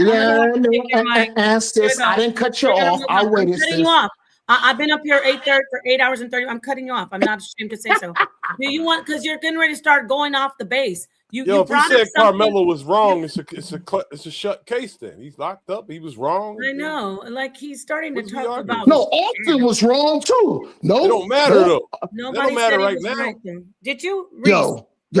Reese, did you hear me read the same thing that he went and grabbed? I don't know who the hell Reese is. I don't know who the hell. I got you. Okay, I'm gonna mute you for a second. I'm gonna ask Reese and Coach K. Did you to address something that he didn't in the actual law that's on the screen? Do you see where it says? Why you want to mute me out like everybody else do, sis? Because you're talking just like I waited 15 minutes. Oh my God! No, you're gonna be quiet and let her run her show. Be quiet. Why is it so hard? Just be quiet and wait your turn. It's hard. Listen, it's hard. And she's not even agreeing with me. Thank you, Coach K. Listen, do you see this part where it says the use of force against another is not justified? I mean, I'm just asking either one of you, Reese or Coach K. Yeah. Because I ask you guys to which you don't, Coach K, you don't agree, right? So did he provoke him by not leaving, or should have done? Like, I'm saying he provoked him. Are you saying that he didn't provoke him by staying? I do not That's what consider I'm that to asking. be a provocation to put your hands on anybody. No, I do not. Okay, tell us why. That's what Thank I'm you, asking. sister. Thank you, sister. Oh my God. Can I talk? Go ahead, Coach K. No, I don't consider it to be a provocation to put your hands on someone because you see them in a space where you feel like they shouldn't be. The reality is everybody keeps throwing this legal term around. There is no law against him sitting up under another teammate's tent. Karmelo committed no crimes by being in the space that he was. He was actually supposed to be there.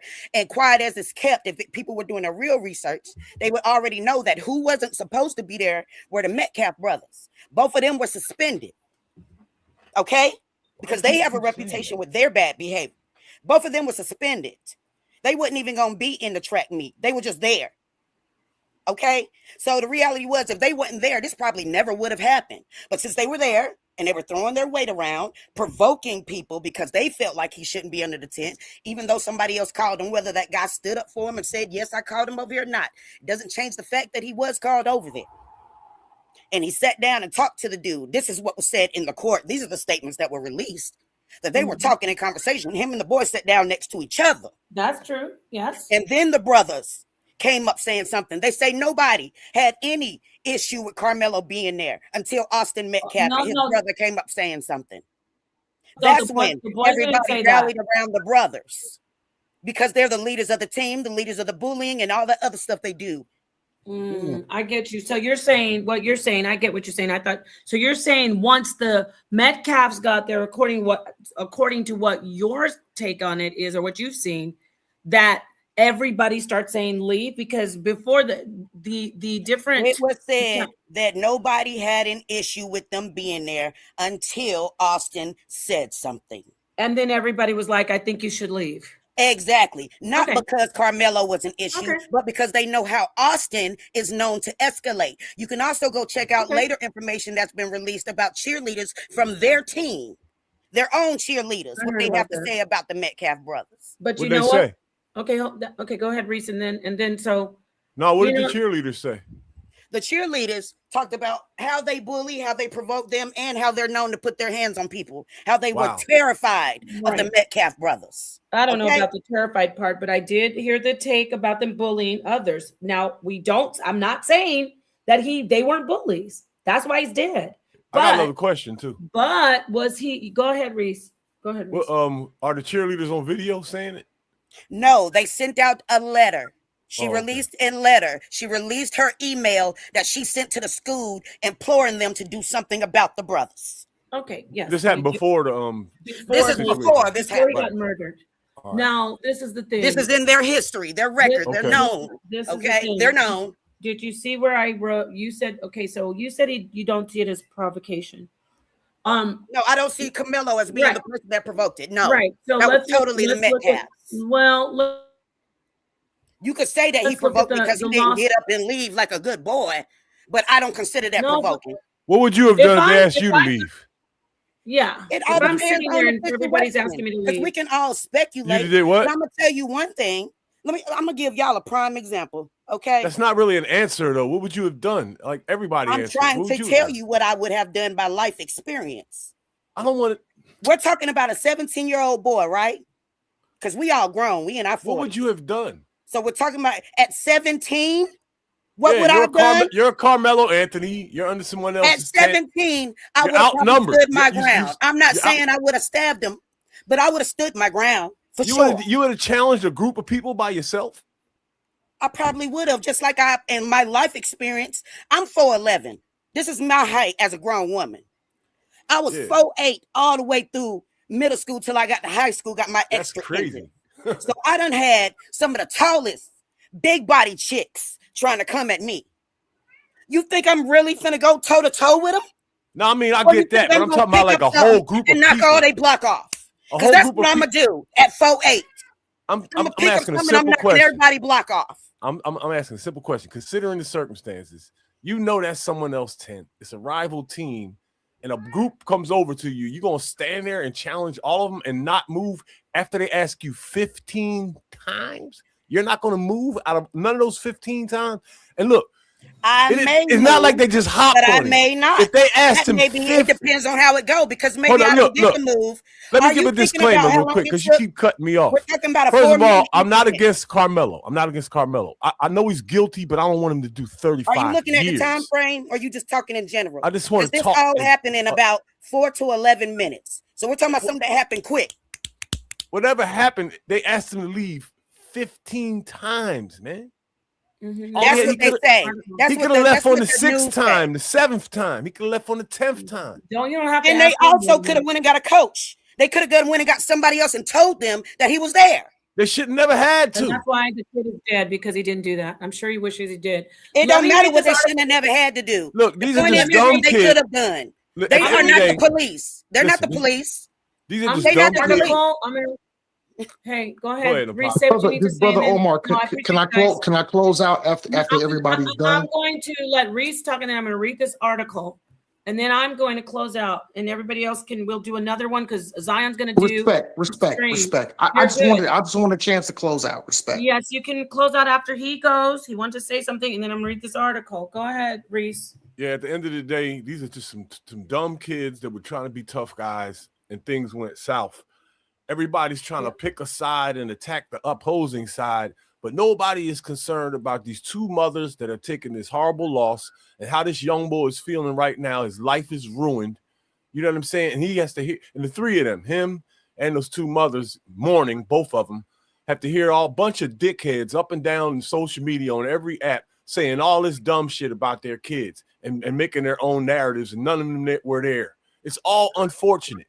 But the facts that are out there is that this kid was over there being the tough guy, man. Austin Metcalf and Carmelo Anthony.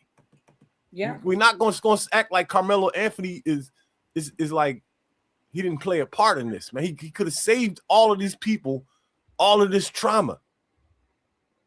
And so could have Metcalf. That's all. So there you have it. It's just unfortunate. Okay.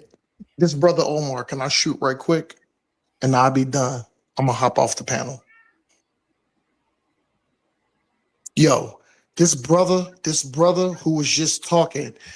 See, this is the thing. To the other sister who was speaking, I actually agreed with you, sister. So I didn't know why you had pushback against brother Omar, because I agreed with everything that you just said, sister.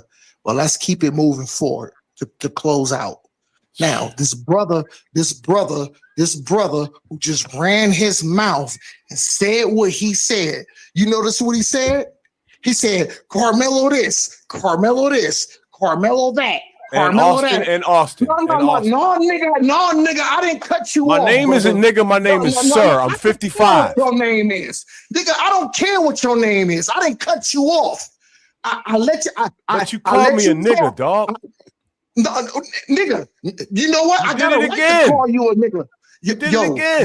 Yo, I don't know if anybody paying attention. When this brother talked, did brother Omar cut him off? You called me out my name, man. Act like we're in the elevator, dog. Don't do that. You interrupted me, nigga. You interrupted me. If we was in the elevator, dog, you wouldn't have called me out my name. Nope. And the only thing I said, I called you nigga. Why though? Listen. I'm not gonna get into that. Right, I'm just gonna finish. I'm just gonna finish my standpoint. Now, not Nepal, but that other sister who was talking. I don't know why you was trying to disagree with me, sister. I just listen. I heard what you said, sister. I agree with you. I said to have respect and decorum and be quiet while the host is talking. I didn't have anything to do with what you said. It was how you were speaking and interrupting. Let's get it right. Let's not be petty. Let's be adults. Salakia, sister, I can't agree with that because you know what? I admit to my faults. I did interrupt, but as you can attest, I was interrupted multiple times too. Let's not dwell on that. Let's move forward. Now, what the sister just said, everything that she just said was absolutely correct. What did this Uncle Tom coon ass nigga just say? The nigga who was just talking. Oh, you call me nigga. You call me this and that. You listen. You couldn't have your own people back. And you know, let me tell you something about a brother like you. A brother like you, if your son, listen, let me tell you something, brother. If your son was Karmelo Anthony, you know what you would do? You would throw your own son underneath the bus. You a pussy. He can't even have you to stop mentioning me, nigga, right no, now. nigga, and that's why I keep calling you nigga. Stop saying, yo. You're interrupting me. I didn't interrupt you. Fag. Yeah, I know it hurts, nigga. It hurts. It hurts. Niggas like you, dog. It hurts. No. You know why you tired of niggas like me? And you know why it hurts? Because now what I'm doing, I'm you making derailed the show, dog, with this dumb stuff. No, nigga, did I interrupt you, brother? Did I interrupt you? You taking shots at me like I'm a clown or something. No, nigga, I didn't interrupt, nigga. I didn't. Keep calling me out my name and acting tough and shit. Oh, okay, that's what I'm gonna do. Salakia. I ain't gonna call you nigga no more. Fuck does that mean? I'm gonna call you brother. Hold on, is that cool? Can I call you brother? Let's move forward. I'm 55 years old. My name is Sir, and that's it. Period. Let's move forward. Okay, nigga, I'm 47 years old. My name ain't nigga, it's Sir. Nigga, you ain't my peer. You ain't my disrespectful, man. You ain't got no respect. Listen, nigga, that's why I keep calling you nigga. If I didn't interrupt you, I'll let you cook. How is this productive movement, yo? How is this productive? This is why we cannot get ahead. Listen, brother. Let me land my plane. I'll only be 30 seconds to 1 minute. Can I at least get 30 seconds to 1 minute? And guess what, brother Omar gonna do? I'm gonna lead a fucking panel. Salakia, let's cook. See, the reason why brothers like this, they can't take that information because you know what they do? They dick ride for the other, hey, the other opposition. Wow, listen, man, brother. You disrespectful as hell, fam. I just spoke for 7 seconds and you cut me off again. And now you talking about dick riding and all this. I'm not doing the language that's gonna get shooting at me. Act like we in an elevator, dog. You wouldn't talk to me like that in no elevator, so don't do it here. Yes, the fuck I would. No, you wouldn't. In a million years, you wouldn't. You wouldn't do it today. All right, hey. Cut that out, man. Let's go on and get this thing right. I don't know when the part goes. I just want to finish. Hold on, Suntan, Salakia, elder. You heard what I said, Suntan. Did I not mute out with the brothers and sisters was talking? All right, you did. Let's move on, man. No homonyms, man. Let's go. Forward. All I want to do is push forward. Let's go. So what the sister was saying, the sister was 100% accurate. I don't know why the sister came and threw shots at me, but that's cool. I understand. Because I have sympathy and I have love. And to show it, I have sympathy and I have love for fucking Karmelo. Come on, you can't be cussing, dude. Salakia, I won't do it again. Unless y'all can kick me off. Let's keep it moving. I won't do it again unless y'all can. Okay, so let's push forward. So here's my standpoint. Where brothers want to put themselves and when sisters want to put themselves on a pedestal and act like when they was not teenagers, did they not make mistakes? Now, guess what? They did mistakes. Brother Omar made mistakes, but guess what? The mistake that Karmelo made cost him to spending a whole lot of time. He's going to do a whole lot of time in prison that he is not built for. Karmelo ain't built for that. Imagine you being 5'8", 5'7", 160 pounds, going to go do 17 years in a goddamn box. Hey, Omar, come on, man. You got to quit that's not profanity. Man. Yo, Suntan, respectfully, elder, that is not profanity. I said in a goddamn box. And did it again. Dude. That's not profanity. The article, did you guys hear?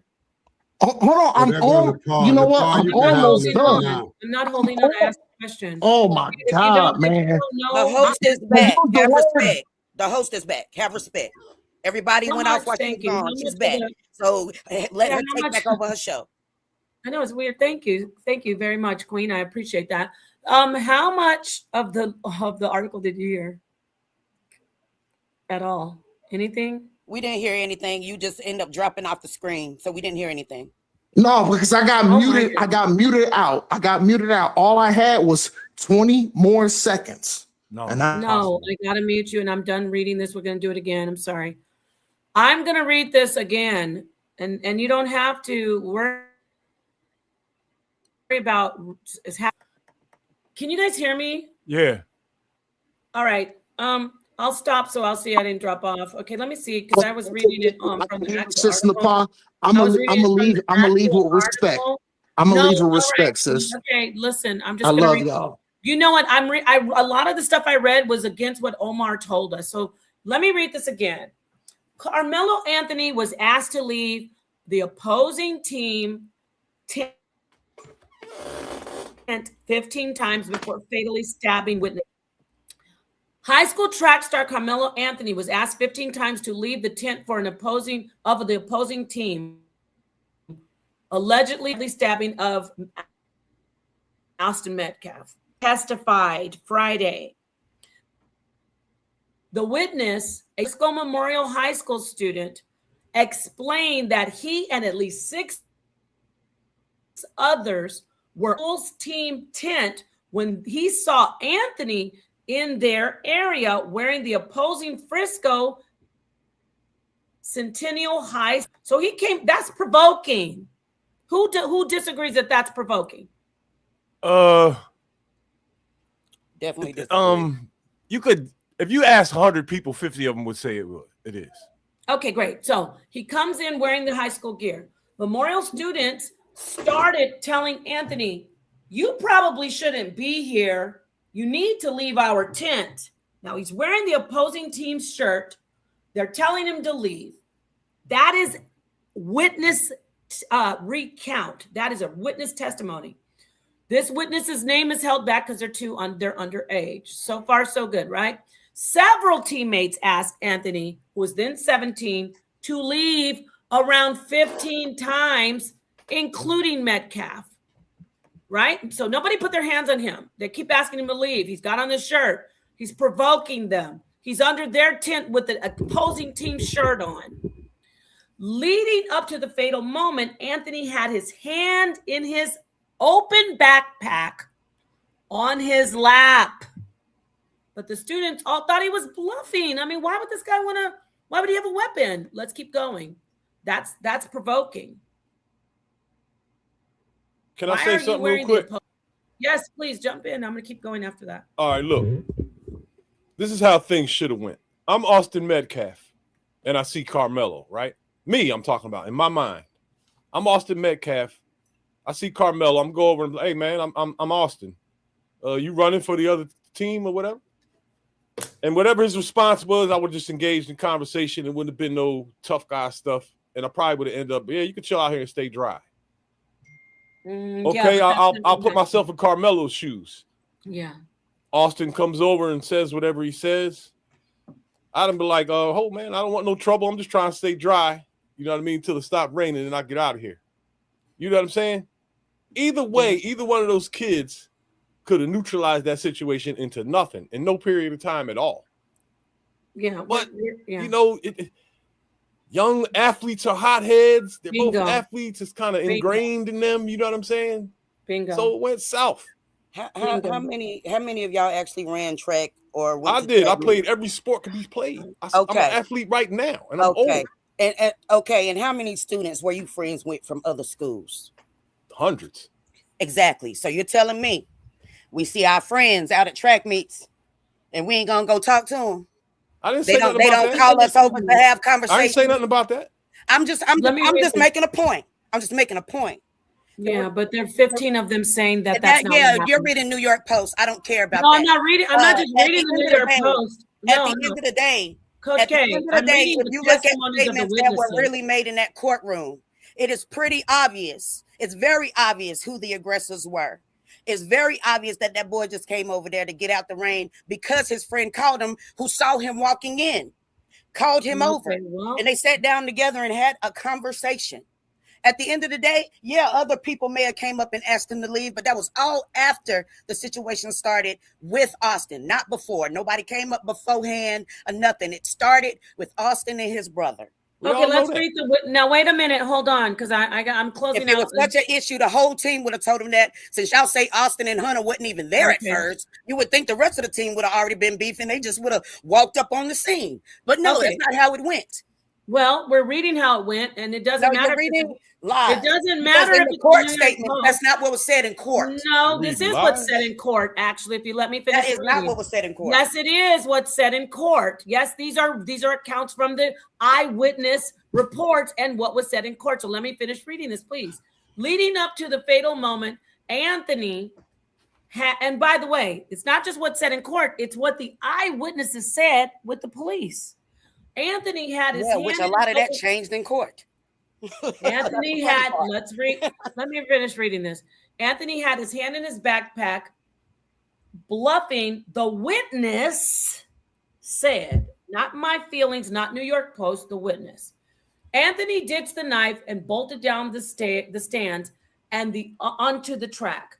Metcalf fell on his back, stood back up, lifted his shirt, leaned on the railing, which with a scared look on his face as he saw his chest bleeding out. This is what a teen who witnessed it claims. He's witnessed, not New York Post. These are eyewitness accounts. Let's keep reading the eyewitness accounts. Quote, I think he said, oh my God, the witness recalled Metcalf saying. Jurors, that means it was in the court, jurors then heard a 911 call made by the witness in which he frantically told the operator, my friend just got stabbed. My friend is bleeding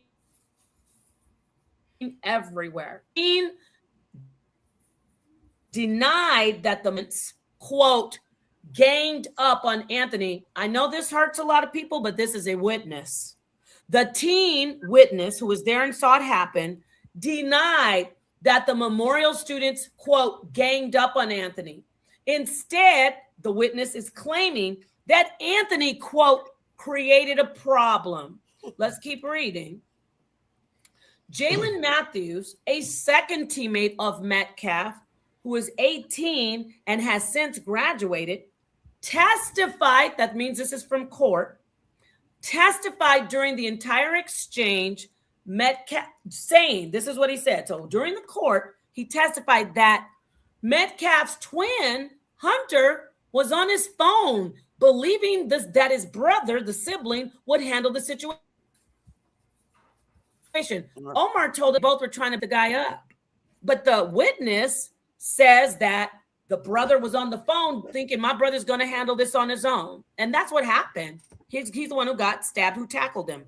One of the memorial students said, this is another witness, you have nothing in that backpack. You're from Frisco.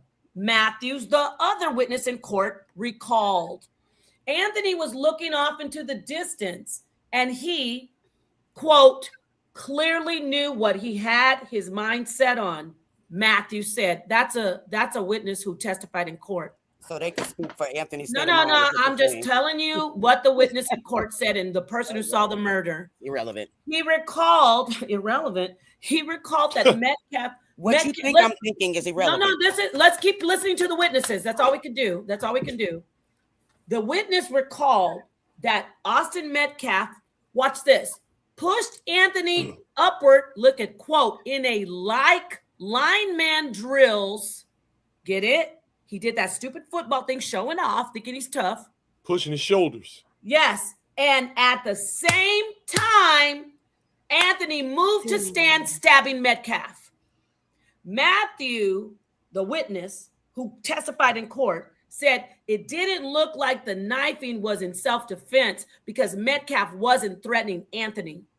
He said Anthony was the instigator. It's not me, not my feelings. It's the person, one of the people, the many people who said that they asked him 15 times to leave, and they said he was the instigator. Now, we got all that out the way with he was so innocent and he was sitting there, poor guy. No, he wasn't. He was provoking the shit and he was ready to kill, and he did kill. Now, let's stop playing. Now, So now we I'm gonna gonna paint him let like a y'all straight talk up and close murderer. out. Go ahead. Go ahead. Sis. I want to respond to that. Nepal, that might be a bit extreme. I mean, Yeah, like definitely. somebody hears that, they'll take it the wrong way because of the way you delivered it. I understand what you said.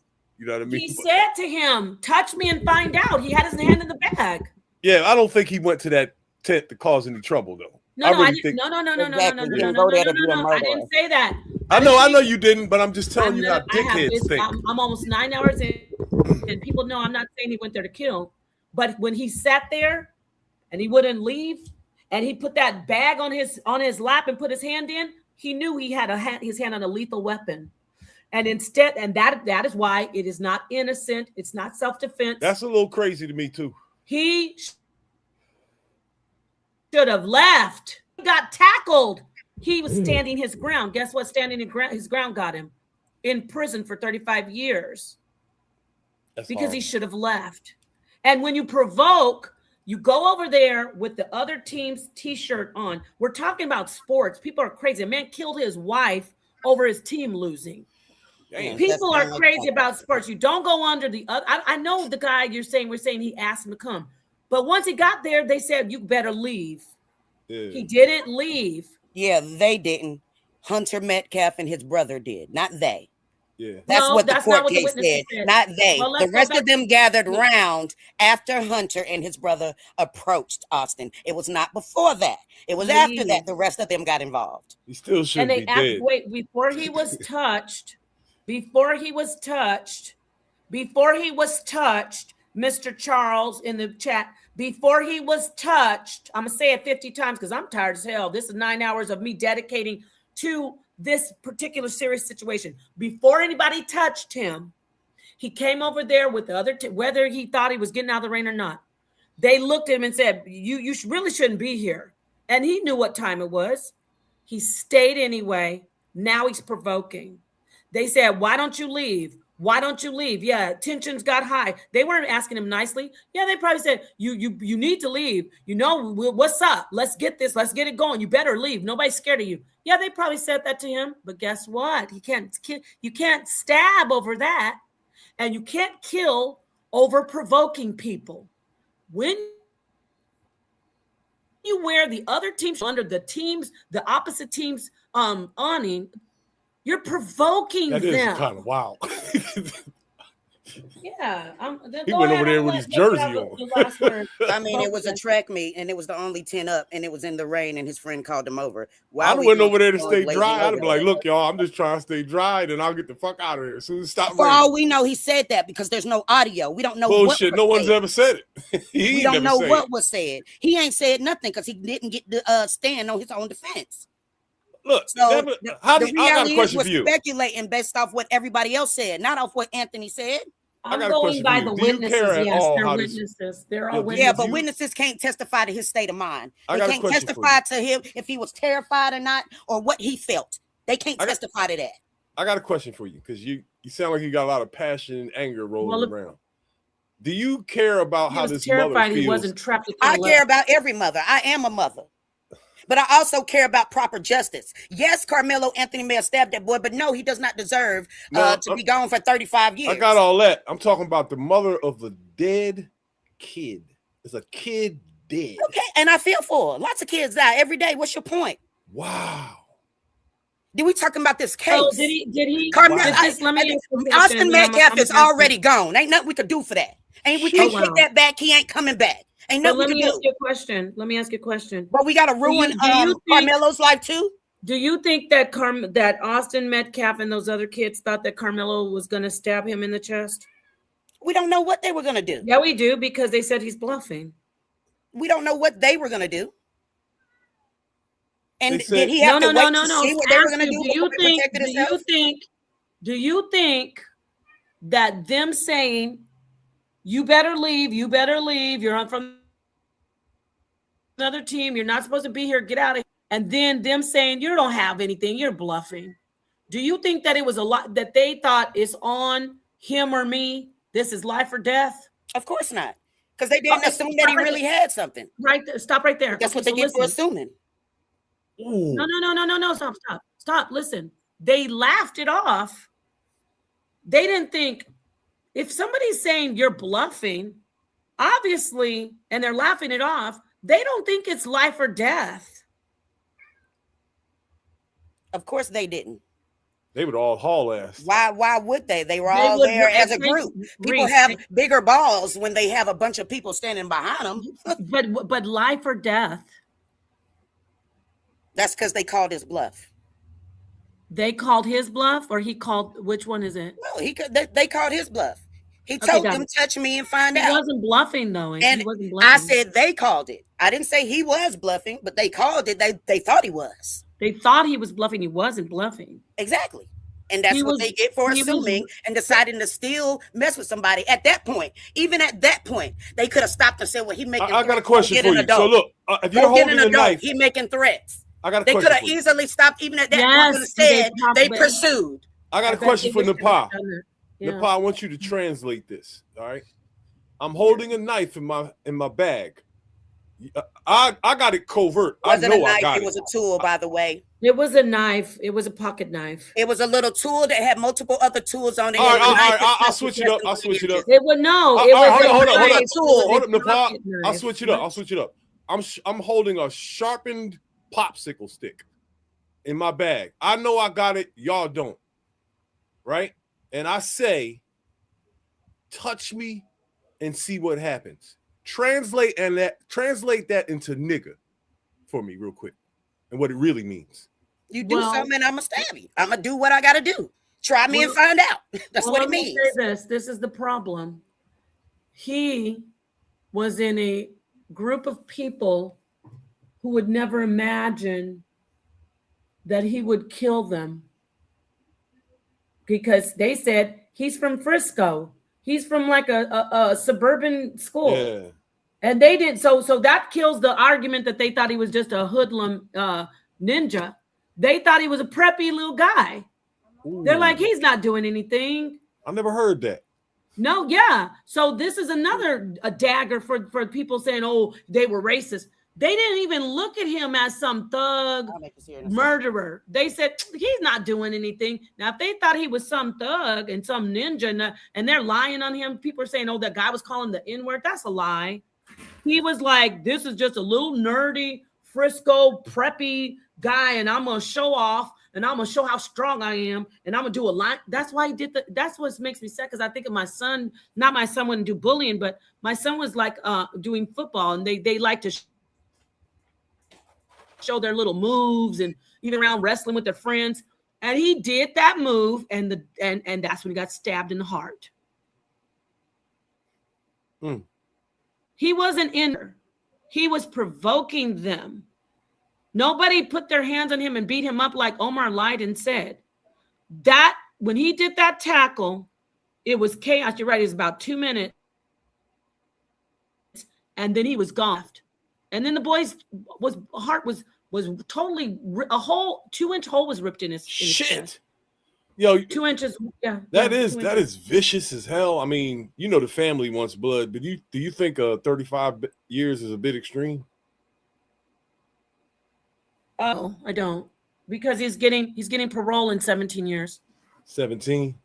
And guess what? He's still going to be 36. This guy's dead. he's dead. I understand the punishment phase of it, like in retribution and all of that, but I think he can heal himself and his mindset and all that in less time than that, to where he can come back out here and be productive. Yeah, but let me say this.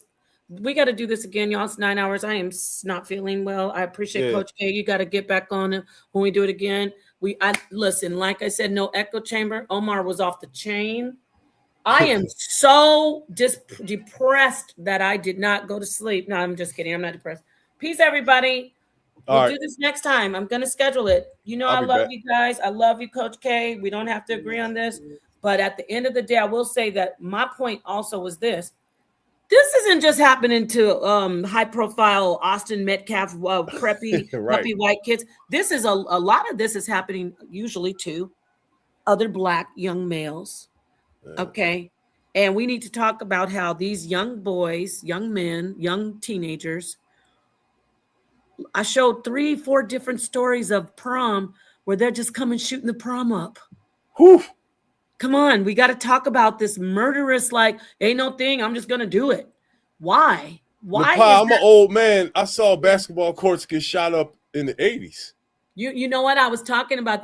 Look, it's a 9-hour stream. They were You from talking the about East Coast, right? You know, I actually in Phoenix. I seen you in Philly before. Never mind. You saw me in Philly when? Yeah, years When? ago.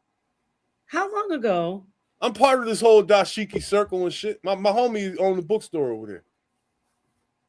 I wasn't there. I didn't see you at the There bookstore. I think it during was that at a time. Doom Day or some shit, or just maybe downtown. You or know where something. you saw me? Wait, was this in the early 2000s or 1990s? No, but not long. It was like recently, like 5 years, maybe. No, I don't wasn't. No, I haven't been to Philly. Was it New York then? I might have It seen was you New in New York. York. Yeah, in New York, you probably saw me. Somewhere. And it was at an I'm always event. in New York. Oh, really? Which one? I can't remember. I've been to hundreds of these shits. Were you at the Malik Zulu Shabazz debate against Tazariak? I can't remember that. All right. Well, guess what? Speaking of, let me show y'all something. This is important. You're in Philly? Yeah. You need to make it to this right here. Let me show you. Boom, shakalaka, boom. Jabari is a clown, man. Oh, come on, bro. No, don't do that. Come on. He be acting like he gotta save us because we're so stupid. Listen, look at this. Look at this. Look at this. This is going to be an in-person debate in Harlem on July the 11th. At the Did Al you know Harbor that? Ballroom. Does Karmelo know that he Oh, has? Coach K, I got to talk to you about the music. Yes, I told him. Does Of course. Karmelo know that he has flyers up that say July 11th for Kassad and Jabari too? Does it say July or June? It says July 11th. Oh, he made a mistake and said meant to say June. This at the ballroom? This is at the ISUPK school. Yeah, I had his signetter up saying he should have. I wish they would have played it in advance or something. Let us know. ISUPK. So we could have came up and we could have performed to open up the show. Well, are you going to do it? It's a July 11th. I would love to, but he ain't got back to us about it No, yet. he told me to take care of it. I was going to contact you, and here you are. So we're going to work that out and arrange it so you can do it. Okay. So Okay, well, yeah, y'all keep us posted. Let us know what's good. yeah, I got to get in touch with you. I got to get some sleep, but yeah, you're on the roster now. We have performances by Afu Nation, officially, unofficially. Nepal, stop making assumptions about Black students. You know what? Do yourself a favor. Look how stupid they are. Stop making assumptions about the Black student who was defending himself. You know what? Damn, man. Shut up. I'm so tired. I don't even have anything clever to say. Okay. How about this? Get you some rest, sis. Listen, drop the link. It's no worries. Drop the link for the tickets. But if you don't drop the link, any mod, if you don't drop the link, y'all can get them right in the description box. Try to get there. R.I.S.E. All right. You can. Yo, you ever work for Barbizon Modeling Agency? Yeah, a long time ago when I was That's a where teenager. I was What down the with hell? Barbizon back in the day. That was a long time ago. It was like 20 years for me. Yeah, how you remember? Oh, you were modeling? Yeah, they discovered me walking down this damn street in Philly. Oh, damn. Yeah, I did that. And I was with Ford and I was with a lot of different agencies. So peace, Coach K. Yeah, that's crazy. I don't remember. You know what I thought you were talking about, though? I actually did a show in Philadelphia in the 90s, late 90s, where we went and there were different writers. They're called writers, but they're graffiti artists. Oh, I see what you're saying. And I thought you were going to say that was where it was, but that was. No, I was booked in the 90s. I came home. Look at this fool talking about Cap. Who's capping? They're real. so strange. It's like people. They don't even say what they think you're lying about. They're saying, I get about Barbizon. I don't know that they found you. I got discovered twice. What is he talking about? R.I.S E. 2 different occasions. R.I.S E. Twice. I got discovered while I was locked up. Oh, damn, you were locked up like Sonetter said he was locked up. Locked up Listen, I'm glad you're not locked up anymore. We need to try to have this conversation again. Reese, hit the link later. Zion, not Zion Lex, Zion Workshop is going to come in with all the legal facts and talk about this some more. We did a whole 9 hours and 12 minutes.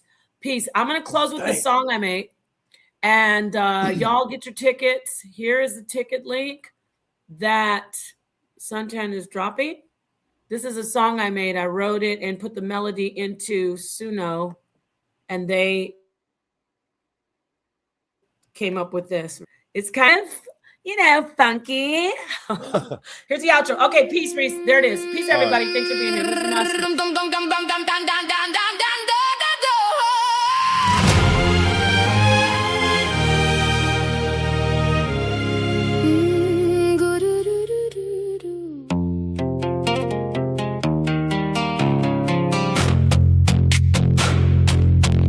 Good looking now, keep getting clout. This is what it's about. We love teaching. There is no time. They programmed your mind. Construction blind. We not sleeping. Come join the love, come join the fun, and call it education. Let's get profound. Let's uncover all of the deep arcane things. Good looking out.